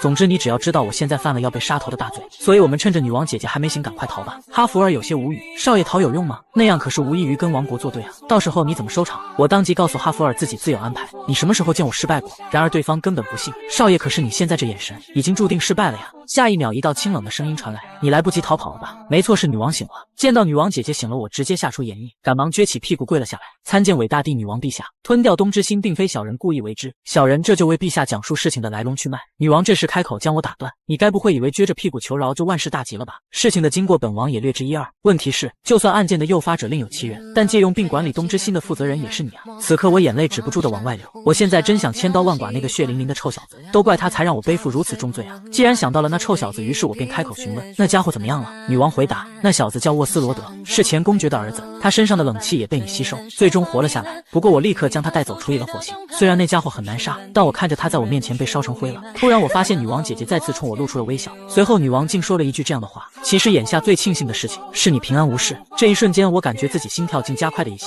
小脸也不知不觉的变红了。我靠，这是个什么情况？吓死我了！肯定是因为东屁屁的原因才让我心跳不稳的。东屁屁被莫名其妙冤枉，很气愤。我不叫什么屁屁，我名字叫哈特。系统栏此刻出声无情吐槽，其实任谁看你都是会到处乱飞的屁屁。就这样两个奇怪的东西竟在我身体里吵了起来，我非常无语，我都感觉自己精神都快要不正常了。原来女王在见到我醒后，她便开始讲述自己审问沃斯罗德的结果。很可惜我没能查清那人用的血魔法，就算我对他严刑拷打，他的伤势也能马上恢复，自首魔法对他也起不到任何作用。可是那种血魔法实在是太危险了，所以必须彻底调查清楚才行。听完女王姐姐说的后，我当即开口说出我自己知道的情报。女王陛下，其实小人倒是听来了一些情报，那家伙用闪着紫色魔力的刀捅了我的腰子，还给我施加了一种名为黑色蚕食的诅咒，然后我血管就全部爆起，接着我便进入到了一个类似于梦境的地方，还出现了另一个我在那里一直跟我逼逼叨叨。女王越听越惊愕，因为这描述的情况不正是自己病毒发作时的症状吗？这段时间她一直在寻求解决方法，但却始终毫无收获。如果再这么继续下去，可能只有斩断左手，最终才能彻底解决问题。女王当即出声将我打断，并且非常严肃的开口，你给我详细讲一下过程，讲你是怎么克服诅咒的。此刻我还很疑惑女王怎么这么激动，随后我就见到了令我震惊的一幕，只见女王开始缓缓摘下她的左手手套，映入眼帘就看见她手上已然布满了暴起的血管。因为我自己经历过这个过程，所以我很难想象女王姐姐竟然能硬生生坚持这么长的时间，我不得不佩服女王姐姐的意志力。傍晚女王走在宫殿的走廊上，本该有很多守卫在的走廊此时却一个人都没有。之后她再走到一处门前停了下来，此刻她心中如同做了一番决定。女王缓缓将大门推开，然而进来后这里并不是一个正常的房间，而是一片无边无尽的天空，地上明明是水面却可以站人，前面还有一位拿着染满鲜血宝剑的红发小女孩，水面上躺了好几个人，很显然他们都已经死掉了。没错，这便是女王的内心世界，那个小女孩就是女王本人。此刻小女王开口了，你知道的，我也是没办法，因为哥哥们想杀了我，而且害死母亲和父亲的人也是哥哥们，他们之前明明一直都对我很好，但结果这一切都是假的，全是他们的伪装，所以你不要相信任何人，必须先杀掉别人，才能不被人杀害。此刻周遭的天空开始泛红，小女王的表情也越加狰狞。那个洛伊德·弗隆特劳，你明知道他是个巨大的威胁，可是你为什么对那家伙那么好？你是不是疯了呀？日后你肯定会遭到他的背叛的。小女王越说越疯狂，你以为别人叫你圣君就一定是尊敬你吗？真是可笑，这世上的任何人都能随时砍掉你的脑袋，所以你想要在他们面前立威，就必须让这些人都恐惧你，只有制造恐慌才能真正威慑住他们，这样任何人就都不敢背叛我们了。忽然女王上前一把抱住了小女王，别露出这么生气的表情了，其实你很伤心吧，很害怕吧，偶尔变得软弱一点也没关系的。一直以来女王心底都埋藏着一份恐惧，这次的诅咒让那份恐惧无限放大，她害怕自己软弱就会被人杀掉。不过这一刻女王跟小时候的自己达成了共识，小女王也流下了释怀的泪水。下一秒小女王化作一道红光消失不见，女王眼中也流下了同样的泪水。场景转换，醒来的女王眼角泛着淡淡泪光，刚刚的画面依旧在她脑海中回荡。之后她缓缓抬起了自己的左手，之前布满恐怖血管的手现在已经恢复正常，看来那个诅咒已经被解除了。不过这一切还是要感谢那个臭土豆。躺在床上的女王回想起那个土豆当时跟自己说的话，其实小子也不知道自己是怎么战胜的，但我知道一个非常重要的点，那就是承认。女王很疑惑承认是什么意思。女王陛下，你需要承认人性本身就有阴暗面，有时候也会变得很软弱，如果非要忽视这些事实，反而会憋出心病来。女王思考了一会，心病吗？你还研究过这种事啊？小人不才，因为心病超乎想象的可怕，所以就稍微做了一些调查。就这样，女王最终承认了自己也需要有软弱的时候。她看着自己那恢复正常的左手，随后叹出一口气，看来这下我又欠了你一个人情呢，真是难堪啊。然而我跟女王殊不知沃斯罗德竟仍然没死。一处废弃古堡的祭祀台，祭祀台的锅中装着一大滩绿色液体，而那不明绿色液体上漂浮着一只断手。突然那只断手竟然自己蠕动了起来，之后就见到手开始逐渐生出组织，片刻过后居然直接长成了一个人。看清楚模样，这人不正是沃斯罗德吗？竟然失败了，就连古代的黑魔法也对付不了那个该死的洛伊德。虽然我复活了，但现在的身体和食尸鬼没什么两样，别说是继续复仇了，就连简单的行动都很吃力。之后我还能做什么呢？看来凭借我的的力量根本不行。突然一个雄厚的声音传来，哎呀，你这是什么丑态呀？一开始我不就告诉过你吗？你只要将我召唤到现实，一切都能迎刃而解，我会负责帮你除掉洛伊德弗隆特劳。而这说话的人竟然是地狱之主，我就是为了那个才告诉你塔尔加城的位置，还帮你习得被遗忘的古代黑魔法。我理解你想自己报仇的心情，但你也知道对方不是那么好对付的，所以只要我能直接前往现实，事情就会变得轻而易举。但从世界的规则来看，我无法越过地狱的界限，所以我再拜托你一次，集齐所需的材料并召唤我，我一定会为你报仇雪恨的。此刻沃斯罗德的眼神变得坚定，显然心中已经下定了决心，等他死后，我会用锁链缠住那家伙的灵魂，让他成为我永远的奴隶。所以放心大胆的召唤我吧，尊敬的地狱之王，我在此发誓定会助您降临于现实。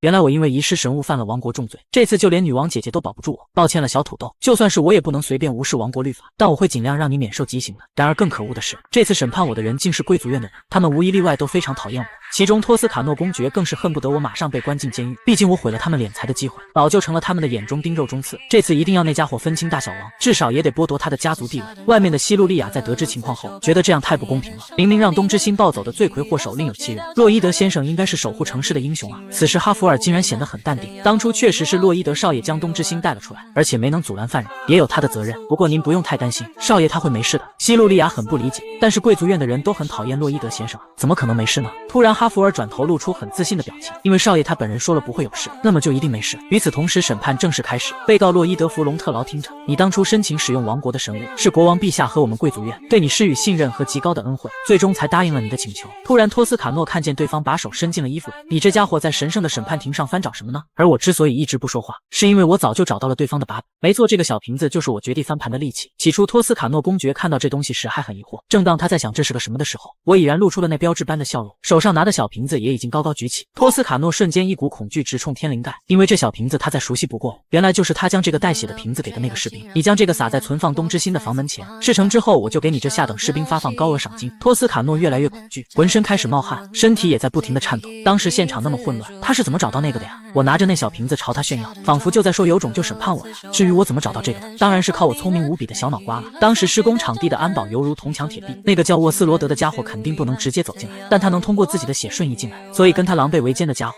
肯定在这里的某个地方给他开了路。只要找到证据，我就能在审判中逆天翻盘。毕竟能和那种人狼狈为奸的人，必定是来自贵族院的那些老家伙，而找东西我可太擅长。5只幻想伙伴一起出动，我很快便找到了关键性证据。此刻托斯卡诺一边宣读着审判词，总之你背信弃义，管理好神物是你的职责，一边看着我将那小瓶子晃来晃去。自始至终他眼睛都没有离开对方手上的小瓶子。突然托斯卡诺发现我撅着小嘴，好像是在示意自己往那边看，接着他抬头望向上方，这不看还好，这一看直接让他彻底崩溃。那上面不正是当初的那个士兵吗？他怎么会出现在审判庭？原来我不仅找到物证，还找到了人证。洛伊德大人，我没想到会引发这么严重的后果，感谢您的救命之恩，我一定会帮助您的。此刻我的表情越加张狂，因为我很清楚对方已经被我拿捏，哈哈哈。再看向托斯卡诺，很显然他就快要崩溃了。不过下一秒他瞬间变脸。虽说洛伊德弗隆特劳有多方罪责，但他是何等崇高之人啊！他是在世功勋，伟大的功臣，他为我们修建洛伊哈浮桥，给居民的出行带来便利。当然这只是一小部分而已。一旁贵族院的其他人都听懵了，之前明明口口声声要把对方搞下台，现在怎么一个劲的夸了起来啊？就连女王也是满脸问号，这家伙不会是疯了吧？而我在他一边说的时候，还一边展示自己。洛伊德弗隆特劳拦住了行刺陛下的刺客，是当之无愧的英雄。他建造的美丽庭院震惊了全世界，不仅保护我们王国免遭古龙的袭击，还在全世界面前展示古龙是王国仆从，让所有人知道马森塔诺王国是最强大的。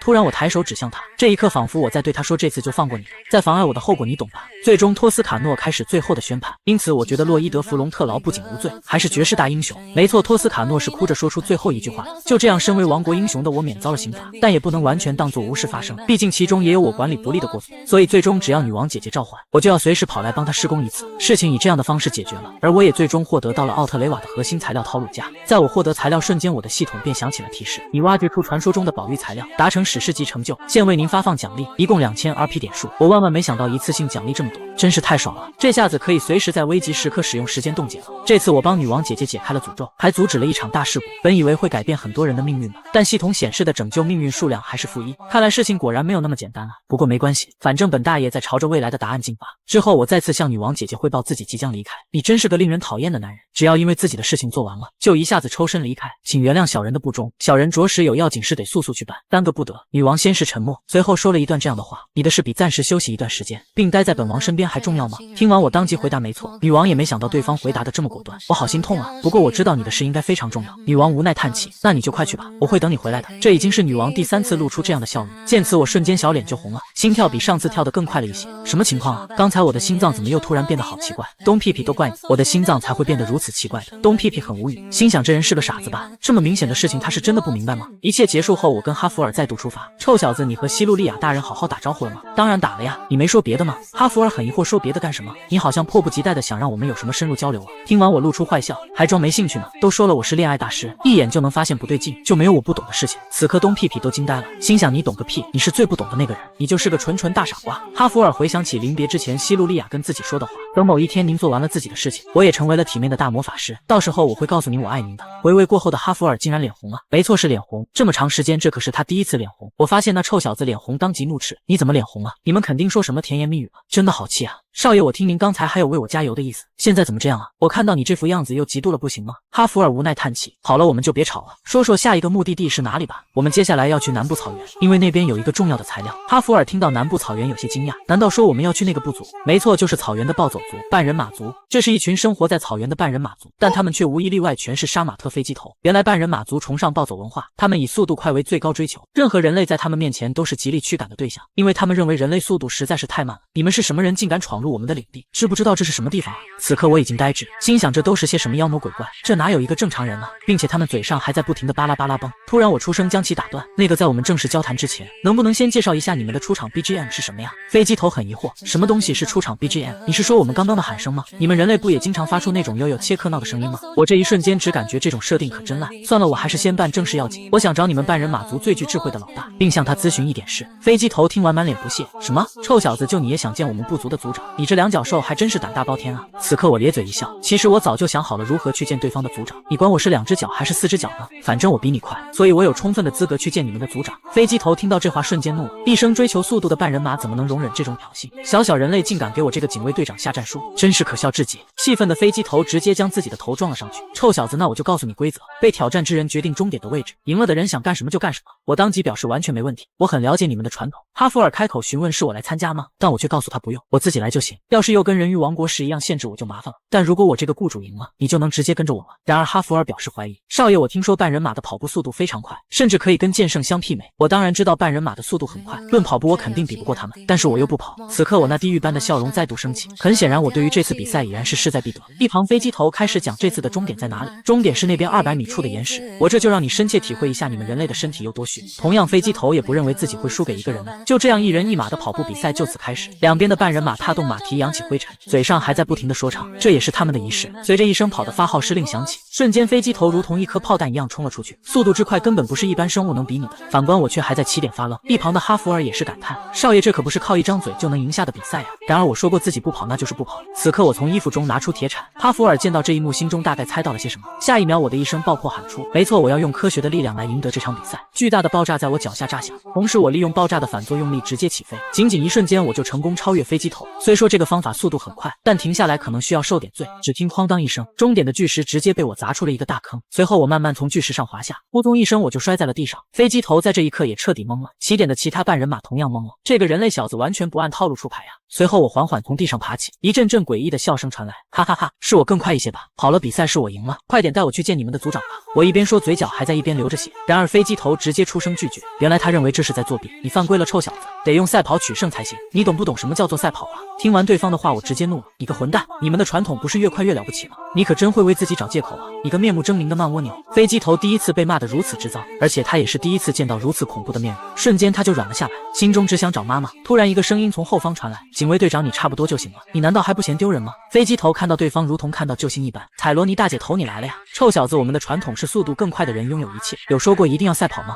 飞机头听完委屈巴巴的，之后也没再敢继续说些什么。那边那个小滑头跟我来吧，我来带你去见我们的族长。就这样，虽说过程中出现了一些小意外，但最终还是达到了我想要的结果。突然我心想，这个半人马姐姐不会是看上我了吧？哈哈哈。之后一路上哈弗尔觉得少爷有些奇怪，少爷你今天尤其意气风发呢。我当即露出一副自信的表情，该怎么说呢，就是感觉我在这片应该很吃得开。半人马族的女性喜欢速度越快的男人，如果遇上2个求婚者，就会选择其中更快的那个，所以那个彩罗尼姐姐肯定是迷恋上我。哈弗尔听完瞬间无语，当即肯定的回复，绝对不是，我知道你小子是嫉妒了，这我能理解，虽然你那张脸总是很吃香。正在我跟哈弗尔那小子理论的时候，彩罗尼一脚就踹了上来，这一脚的威力之大，直接让我翻滚2圈半，飞出数十米才停下来。彩罗尼此刻露出不屑的表情，快有什么用？至少脸要看得过去啊，臭小子！很显然，彩罗尼压根没那个意思。此刻我躺在地上，感觉这个世界都是灰色的，为什么受伤的人总是我呀？少爷，你看吧，我就说他的眼神一点不像是喜欢你的样子。臭小子，你是怎么一眼就看出来的？哈弗尔自信的回复，因为女孩用那种看我的眼神，我自己见多了，所以非常了解。我心想，该死，自己刚刚就不应该问那个问题，又被他小子给装到了。此刻彩罗尼出声吐槽，真是烦死人了，一天到晚说什么速度的，速度又代表不了全部。一旁的我满脸疑惑，按理来说半人马族不是一向以速度快为荣吗？为什么他是这个反应？好了，我们半人马部落到了，你看那边最大的帐篷了吗？那就是族长家，族长名叫彩罗凯，同时也是我爸。就这样，我们见到了半人马族族长。你好，人类，听说你是经我女儿认可的快速人类。您好，族长大人，我是人类洛伊德弗隆特劳，来此地是为了寻找名为陶普的阶梯石，就是传说中真实宝玉奥特雷瓦的一部分。族长听完并不惊讶，随后就表示陶普就在那边好好放着才。听完我反倒有些惊讶，毕竟我没想到这么简单就找到陶普。我当即开口，请您将那东西交给我吧。你果然很快啊，不要脸的话也是张口就来。其实我拿着那东西也没什么用，但我们的传统是就算没有也要先好好保管着，所以不能直接给你。突然彩罗尼开口说话了，没用的传统还传承什么呀？人家可是远道而来的客人，就直接给他们呗。爸，你知道狂速人间的故事吧？说不定他就是狂速人间呢。此刻我完全是一头雾水，赶忙回头询问这狂速人间是什么。就是口口相传的故事，说是早晚有一天会有极速人类到访，帮我们解决半人马的速度问题。一旁族长也来了兴趣，洛伊德，如果你真的是传说中的狂速人间，并帮我们半人马族解决创不了新纪录的速度问题，那么我就心甘情愿将陶普交给你。虽说现在有了突破口，可是他们的速度已经够快了，还能怎么提升呢？难不成要教他们学习阿斯拉罕心法，用爆破攻击让他们飞起来吗？很显然他们肯定不会同意。突然哈弗尔开口，少爷让他们变快未必是件好事，您应该也看到了，这里不管老人还是孩子，全是各种各样的伤员，听说这些人都是速度竞争的受害者。突然我想到了昨天彩罗尼小姐说过的话，他们这些半人马一遇到点小摩擦就会马上用赛跑来解决，在关于女性半人马的问题上更甚，经常不分场合的全力疾走，所到之处寸草不生，一旦比赛开始他们就会不管不顾，即使前面有人也不会因此停下来。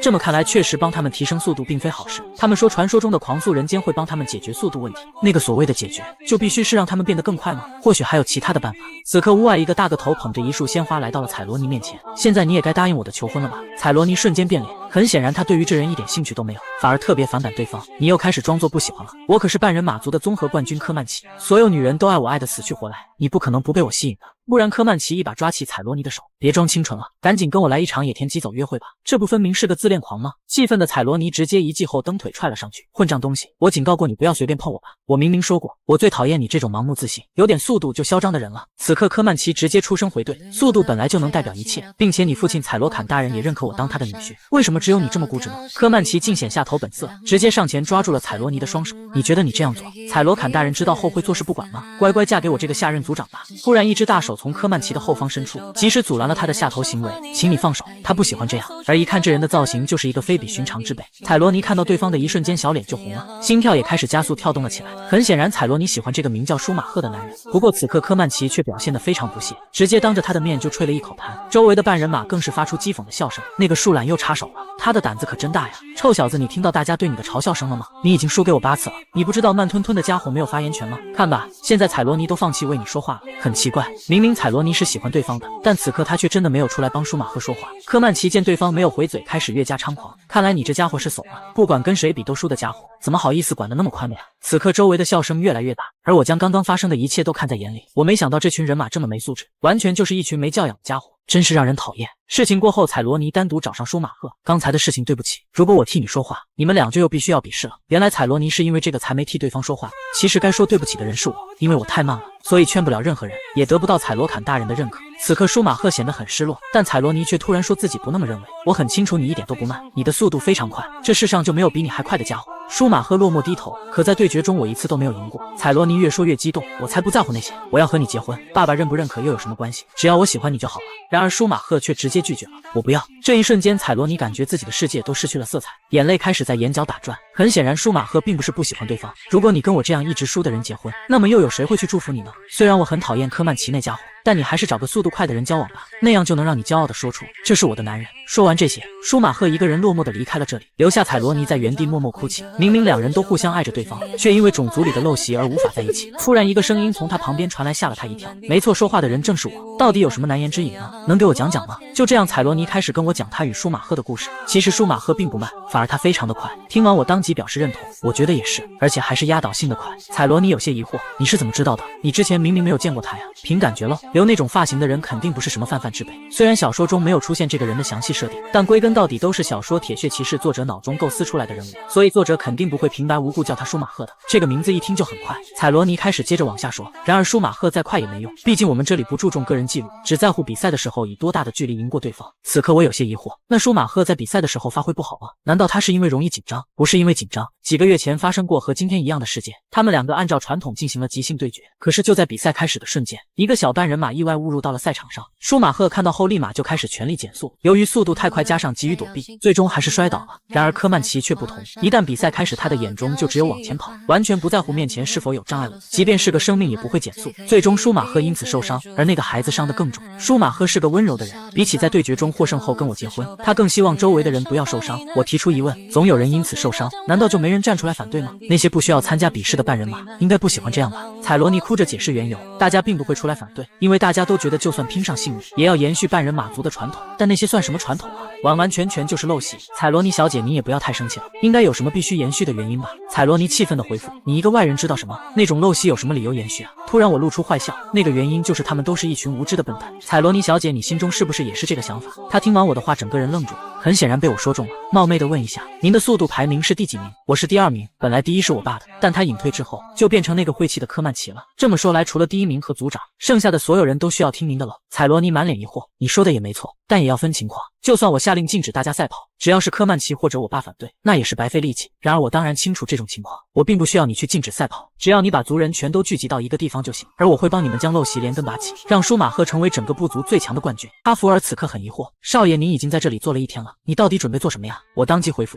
我在等待宏伟计划中的第1个目标。突然我察觉有人正向我这边走来，看过去是一位标准暴走装扮的半人马，手擦口袋，一脸嚣张至极的模样。看到对方菠萝头的样子，我立刻就兴奋了起来，因为这个家伙一看就不错，那么就让你当一下我宏伟计划中的第1个倒霉蛋吧。之后我开始缓缓起身，学着他的模样大摇大摆地朝他走去，在与他擦肩而过的时候，我直接故意撞了他一下。生性好斗的半人马哪里能忍，直接出声叫住了我，你个臭小子是不是找死？此刻我直接朝他露出了一脸不屑的表情，仿佛就在说我就撞你了，你能把我怎么样？他看到对方这么不把自己放在眼里，瞬间就怒了，臭小子你给我过来，跟我一决胜负，如果你输了就要被我后腿踢300下。哎呀，我这种卑贱的人类怎么敢跟您赛跑呢？菠萝头直接怒骂，半人马族的传统里没有弃权2字，所以臭小子赶紧跟我比。此刻一旁的半人马越围越多，全都一窝蜂的开始起哄，比一场比一场。别看我装着一副不想比赛的样子，但其实这都是我计划中的一环。哎呀，真是的，我也不能无视各位的传统啊，没办法了，看来我只能尊重传统才行了呢。菠萝头见状歪嘴开口，你是接受挑战之人，所以你来指定终点。随后我指了指山坡上的树，那就横穿这片村庄到那棵树为止，如何？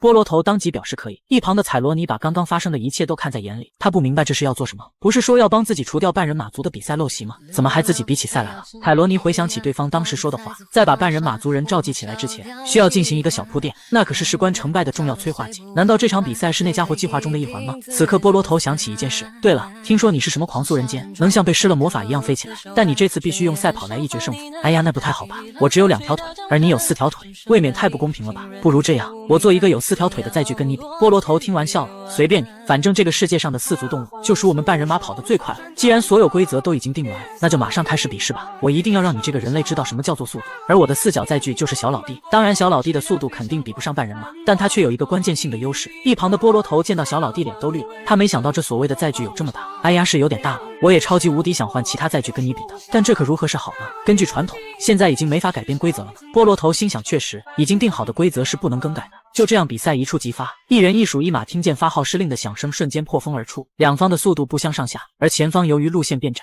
不可能容纳双方一起奔跑，所以谁先过去，那么谁就基本能赢下这场比赛。没错，这就是小老弟的优势所在。只听一个巨大的撞击响声传来，菠萝头直接被撞飞。不过我的计划并不是要赢下这场比赛，此刻我同样也被刚刚的撞击甩飞，当然我是故意的。我朝着下方马群就俯冲而去，其中马群中还有一个小人马。下一秒，我如同一颗保龄球一般，直接一个全雷打，将这群人马全部冲散。虽说我的样子很狼狈，但我的计划其实已经完成了一半。一旁的彩罗尼跟哈弗尔非常惊讶，因为此刻场上比赛的2人都已晕倒，那么就意味着这场比赛是平局。哈弗尔心中中更是有无数疑问。少爷好像本打算赢了比赛之后做些什么，但现在却是平局，难道少爷这次失败了吗？再看向另一边，那个紫发小人马被刚才那一幕吓到，现在整个人都如同丢了魂一样。傍晚，紫发小人马回家后依旧浑身发抖，就连吃饭都吃不下去。孩子他妈见到自己儿子这样非常心疼，怎么办啊？都怪那该死的传统，把我家孩子吓成这样了。孩子他爸此刻出声训斥，别说这种招骂的话，我们从小都是这么过来的呀。孩子他妈瞬间就怒了，孩子都被吓成这样了，你还能说出这种话？这已经不只是受伤的问题了。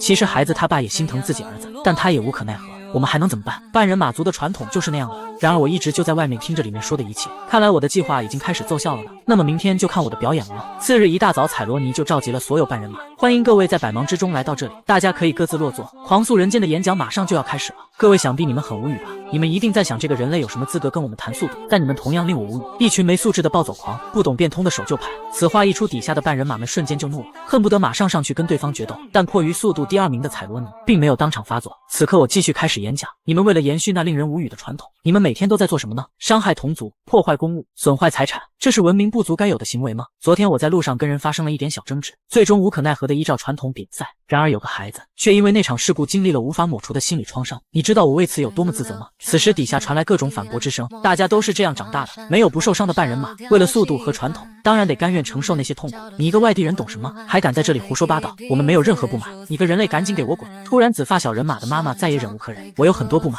你们这群野蛮人，都是因为那些传统害我家孩子变成这个样子。此话一出，底下的争论越加激烈，甚至出现有人扬言要将那位妈妈赶出部族。突然孩子他爸也忍不下去了，说实话，我们确实很野蛮啊，你们真的觉得无所谓吗？难道全都没有怨言吗？之前那个受伤的小人马妈妈也站了出来，其实我也不喜欢那个传统，我家孩子的胳膊到现在都没有长好。就这样，越来越多不喜欢野蛮传统的半人马站了出来，同样争吵声也越来越多。看来我的计划已经完美完成，不过你是不是觉得这个计划其实并不完美？毕竟那紫毛小人马的心灵确确实实受到了伤害。如果你那样想，就大错特错了，因为你有没有想过，那个小紫毛从一开始就是假的呢？没错，他早就被我用金钱给收买了。一个染发纹身的小屁孩怎么可能被一场比赛给吓到？小朋友，你需要钱吗？要不要跟哥哥演出戏？是吗？但雇佣我的价格可是很贵的哦。此刻哈夫尔见到小紫毛的另一面，也明白了一切。他没想到少爷居然如此卑鄙，就连小孩的心理也算了进去。而我将这个计划命名为超级无敌连环计。没错，这就是传说中的舆论战。而我这么做就是为了改进他们部落的传统习俗。此刻下方的半人马分为了2个派系，一个极度保守派，主张把否定部族精神的家伙全部处死；另一个则是极度进步派，主张思想如此老旧的种族就没必要存在。而我一个人就是一个派系，我将这个派系命名为演绎派。哈哈哈！彩罗尼见形势不对，感觉这样下去迟早会出大事，赶忙询问对方到底想干什么，为什么要煽风点火引发矛盾呢？然而我却不这么认为，我什么时候煽风点火了？我只是说了野蛮的比试会引发事故，这样很危险而已。彩罗尼没想到对方这么不要脸，明明就是他引发了这场舆论战，却还能这么冠冕堂皇地说出这么一番话。突然一个雄厚的声音从远处传来，大家在搞什么呢？怎么这么吵啊？听到这个声音，我知道是时候该我出场了。毕竟引发舆论并不能解决他们部族遗留的传统陋习，只有最终的谈判才能彻底解决。没错，来的人正是半人马族族长彩罗凯，只有让他明白改革意义，才能真正达成最终的目的。你这家伙不是说要帮我们部族解决速度问题吗？你这是在做什么呢？我当即恭敬地回应，我在忠实地履行自己的承诺，可族人的意见不一，这让我很是为难啊。他们一边希望可以随时随地自由奔跑，但另一边希望摒弃这种老旧的传统，所以我慎重考虑了一下，我们这样做如何？首先是第一点，要制定和速度有关的规定，禁止在村庄内部全力奔驰，禁止即兴比试。此话一出，下方的半人马立即发出一阵嘘声，别说笑了，快点滚吧，哪有这么不公正的规定？你算什么？你以为自己是谁啊？然而我根本没有理会下方嘘声，直接说出第2点，让我给你们建造一个超级大的赛跑专用竞技场，让所有的比试都在那里进行。您想想看，如果我们建造一个没有任何障碍只用来奔跑的比试场地，说不定有人会在那种环境中创下前所未有的新纪录。彩罗尼听完很是惊讶，此刻他才明白对方之前所做的一切都是为了向族长提出这个方案。你们想一想，那样的话不仅能减少事故造成的被害者，还能更新记录，不就能帮你们解决速度问题吗？我心想，如果这个方案通过，那么我需要的核心材料陶普就也能到手了。但很显然事情并不会如此简单。此刻底下的半人马有些人觉得这个方案非常好，但有些却认为他们是何等不足啊，怎么能用那什么低端竞技场呢？突然族长彩罗坎终于开口说话了，一派胡言，我们半人马族能延续至今，就是多亏了能在任何情况下立刻做出奔跑的本能反应，那是在种族大战中救了我们的悠久传统，我们是绝对不能摒弃的。那么请问族长大人，现在是种族大战时期吗？彩罗坎表示这是他们献给历史和先祖的敬意，所以即使不是种族大战时期，也不能随意摒弃传统。此刻越来越多半人马觉得是时候变革了。开始向彩罗坎提意见。族长大人，那个人类说的对，我们部族是时候做出改变了，得阻止事故继续发生。一旁彩罗尼在听完后，同样开始说出自己的想法。爸，就算你反对，我也要推行这个方案。我同意修建竞技场。至此，半人马族形成了两派，一派站彩罗尼支持推行竞技场方案，一派站族长彩罗坎认为要在竞技场赛跑，那么你们就自己去。此刻彩罗坎开口质问：听到了吗？难道你是想让我们部族分裂吗？彩罗尼表示他别无他法，现在部族必须要有改变。就这样，争吵声越加剧烈，再这样下去就要到了无法收拾的地步。族长大人，直接把那家伙赶出去吧。族长大人，请您允许修建竞技场。突然彩罗坎出声向我对话，都怪你，现在的局面已经无法挽回了，你是要将建设竞技场的事情推进到底了是吧？我当即微笑表示，只要您同意，我会马上行动。那好，我身为半人马族族长，向你狂诉人间下战书，要是我赢了，你就得马上离开这里。听到这里，我心中大喜，终于到了最后一步了。此刻我开口，那么如果我赢了，你就必须同意建设竞技场的方案。就这样，我与半人马族族长的比赛赌约正式成立。你们是不是觉得这场赌约我根本不可能赢？其实哈弗尔也这样认为，禁止使用爆破，禁止乘坐小老弟。少爷，你竟然答应了所有条件，难道你有什么妙计吗？我当即自信的回复，我并没有什么妙计，我这次要堂堂正正的直接跑。可我听说彩罗坎大人横扫380战，从无败绩，我个人觉得你赢的概率为0。当然，如果直接跑，我肯定必败无疑。不过这次的比试要打卡所有检查点，然后再回到起点。作为被指名的人，我可以利用自己的权力决定检查点的位置，所以我们要在这里和马森塔诺王国北部国境之间往返。这次全程足足有600公里。突然我咧嘴一笑，这次并不是短跑，而是超级大长跑，所以这对身为人类的我来说更有利。就这样，我与彩罗坎的长跑比赛正式拉开帷幕。所有的半人马都来到了现场。我知道他们都觉得人类是弱小的动物，力量比不上块头小的黑猩猩，甚至在哺乳动物中很难找到速度比人类还要慢的动物。但是人类却比世间万物认知中都要强大。只听一声发号施令的响声传来，彩罗坎如同一颗炮弹一般冲了出去，只是一眨眼的功夫就跑出几百米。反观我此刻却还在起点慢慢悠悠的起跑。周围的半人马见到这一幕全都呆愣在原地，下一秒场地就响起了铺天盖地的嘲笑之声。大家快看看那家伙，那是什么鬼啊？感觉比试已经结束了，果然是弱不禁风的两脚兽，简直是慢死了。我对于这些嘲笑声压根不在乎，现在我心中只有一个想法，就是跑完全程。那么身材瘦小的人类是怎么战胜别的猛兽并创造文明的呢？第一，肯定是因为脑子好运。第二，人类与其他动物相比，我们拥有无与伦比的耐力，所以我们在长跑方面有压倒性的优势。假如一个人类跟一匹马进行赛跑比赛，你觉得最后谁会赢？很明显马一定会赢。但如果这是一场全程长达600公里的超级长跑呢？那么结果一定是人类赢。虽说跟用4足奔跑的肌肉怪物们相比，人类的爆发性速度是远远不够的，但直立行走能节省很多能量，而且不同于动物皮毛，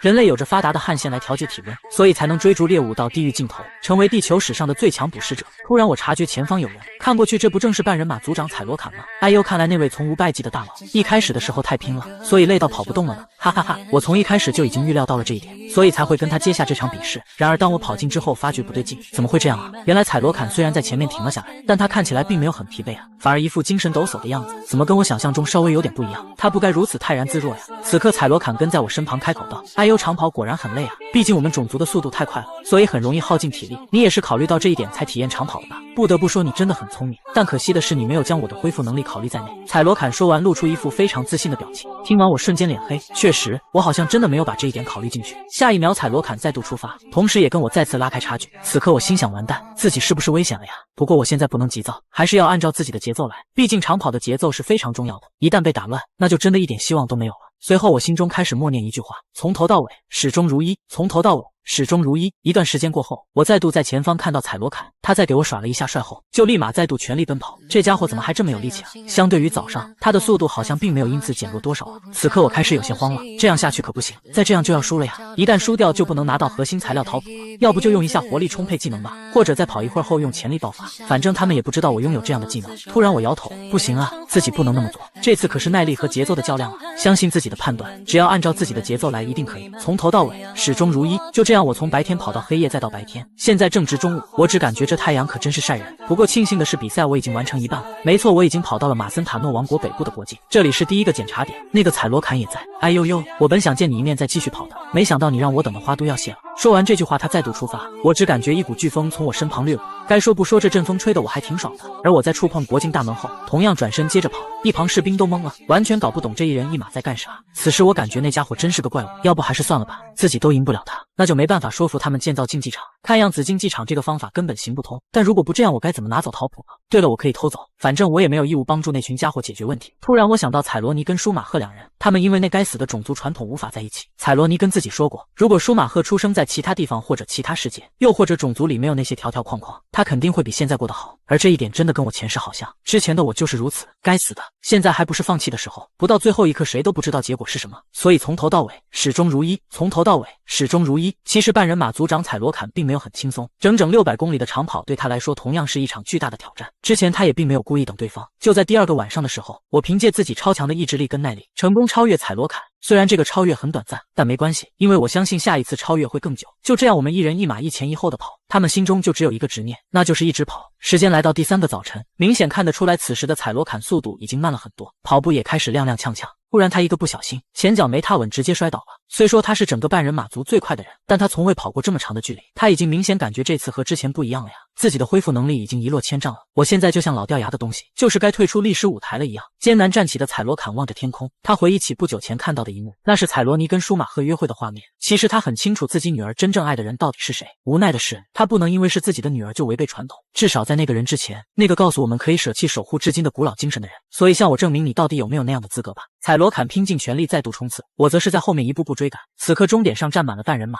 都想要见证这场跨时代的比赛最终谁会赢。随着小紫毛的一声看那边，所有人的目光都看向了前方。没错，两人都进入到了最终的100米，不过两人现在几乎已经到了极限，可能他们随时会直接倒下。不过目前看来是采罗坎稍微领先，周围的一部分半人马开始为自己的组长加油。哈弗尔发觉金修豪的魔力已经见顶了，但他不认为对方会输，他觉得这人肯定还留了什么制胜绝招，毕竟之前他总是能让见底的魔力重新爆发。此刻我的系统响起，您要使用技能活力充沛吗？然而我根本没有理会，因为我现在心中只有8个字，从头到尾始终如一。突然系统再度响起，喂，你在听吗？从头到尾始终如一。我的心中不断的默念这8个字，是这8个字让我这一路坚持了下来。就在这一瞬间，哈弗尔感觉非常惊讶，为什么都已经这样了，还不让自己的魔力重新爆发？难道他自始至终就没有准备那样做吗？为了赢下半人马组长的赌约，我跟他来了一场600公里的长跑。原本以为600公里长跑一定会是人类赢，但我却没考虑到对方半人马的特殊性，而我此时身体机能几乎已经达到了极限。虽然现在距离终点只剩下了几十米，但我现在真的好累，这几十米就如同一座无法逾越的鸿沟，我感觉自己随时都会失去意识。不过话说，那个半人马大爷怎么还不倒下呀？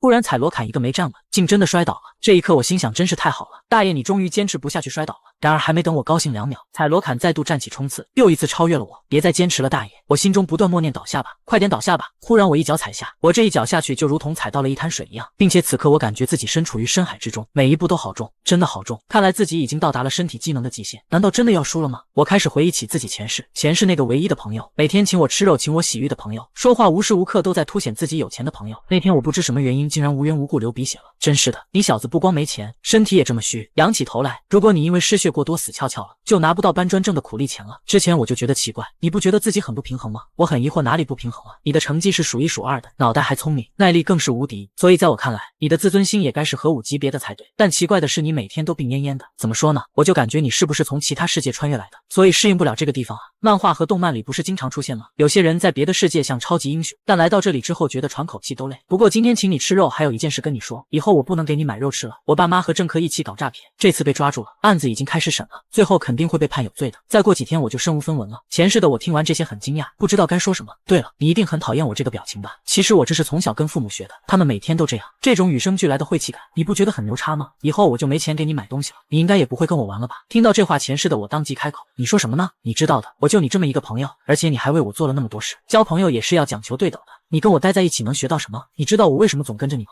因为我觉得你这家伙超级帅，真的，你在烂到爆的环境里也绝对不会放弃。我是富2代，从小就想要什么有什么，如果我生活在和你一样的环境中，早就死了。教教我吧，我该怎么做才能像你这么强？前世的我被他说的都有些不好意思了，我哪里强了？每天都在重复一样的事情，一直以来都是学习跟工作2点一线，根本一点都不强。突然黄毛义正言辞的开口，兄弟你就好好期待一下吧，看看我会不会成为你这么厉害的人。到那天我们再点10人份的烤牛肉，我现在下定决心试一试，然后从头到尾始终如一就行吧。此时他的眼神还是一如既往的奸诈，不过我却从中读懂了什么。对啊，前世在那种环境之下我都生存了下来，接下来只需要我跑几10米，我怎么可能坚持不下来呢？所以就让你们看看我原本的耐力到底有多强吧。我心中默念，从头到尾始终如一，即使每一步都无比艰难也不能放弃，一步接着一步。此刻我身上的衣服早已经被汗水浸透，但我现在每将脚抬起一次，那么就离胜利更近一步。我一定可以的，一定可以的，只剩下最后10几米了。将这些全部看在眼里的哈弗尔，他看到对方每完成一步，心中的惊讶就多一分。哈弗尔不明白为什么他的耐力这么强，虽然之前他总是能渡过难关，但这回还是头一次不依赖神秘能力，普通人人类真的能发挥出那种韧性吗？我之前还以为只要能拯救领地，不管你是谁都无所谓。但我现在想知道，你之前在自己的世界里到底过着怎样的人生了？此刻现场的众人都被赛场上的两人感染到，他们已经不再关乎于谁输谁赢，因为两人都值得他们敬佩。现在两人距离终点只剩下最后的几米，不过彩罗坎依旧在领先位置。我此刻的意识已经开始有些模糊了，不过我看见终点的白线就在我眼前，但我的眼皮好重，不行，还有最后的一点，再坚持一下下就行。只听扑通一声，我彻底失去意识摔倒了。此时我也不知道自己到底赢没赢。一阵刺眼的阳光让我睁开了眼睛，看过去是哈弗尔，意识还有些模糊的我赶忙开口询问：“我赢了吗？”哈弗尔微微一笑，接着转头看向左边。原来彩罗坎在终点最后几米的时候再也坚持不下去了，最终倒在了终点前。少爷，这次也是你赢了。哈弗尔搀扶着我缓缓起身，与此同时彩罗坎也站了起来，并且准备宣布一件事：所有的半人马听着，让我们准备迎接部族的新时代吧。此话一出，顿时就爆发出了激烈的欢呼声。族长彩罗坎也想过改变，但他身为族长需要有人来证明族中的一些传统需要改变。此刻我非常得意，这下子终于可以按照计划建造竞技场了，然后就能光明正大的拿走陶普。哈弗尔开口，看样子这次您的计划好像也不是很顺利啊。接着他问出了自己的一个疑问：你为什么不用自己的神秘力量？那样的话，最后应该能赢得轻松一点了。我听完先是一阵沉默，然后看向彩罗坎的方向，那边彩罗尼正担心地询问自己父亲的情况，不过看样子对方并没有大碍。那个大爷跑得那么用心，我怎么好意思犯规啊？突然系统栏出现无情吐槽：那你的魔力之心不就已经算是犯规了吗？臭小子，那是被动技能，我能怎么办啊？哈弗尔听完这些恭敬的开口：少爷开始施工吧，我会尽自己所能帮助您的。你个家伙什么情况？我怎么又升级成少爷了？之前不是一直喊我喂吗？哈弗尔非常严肃的回应：因为你有这样的价值，所以金修豪少爷，就算拼上性命我也会保护你的。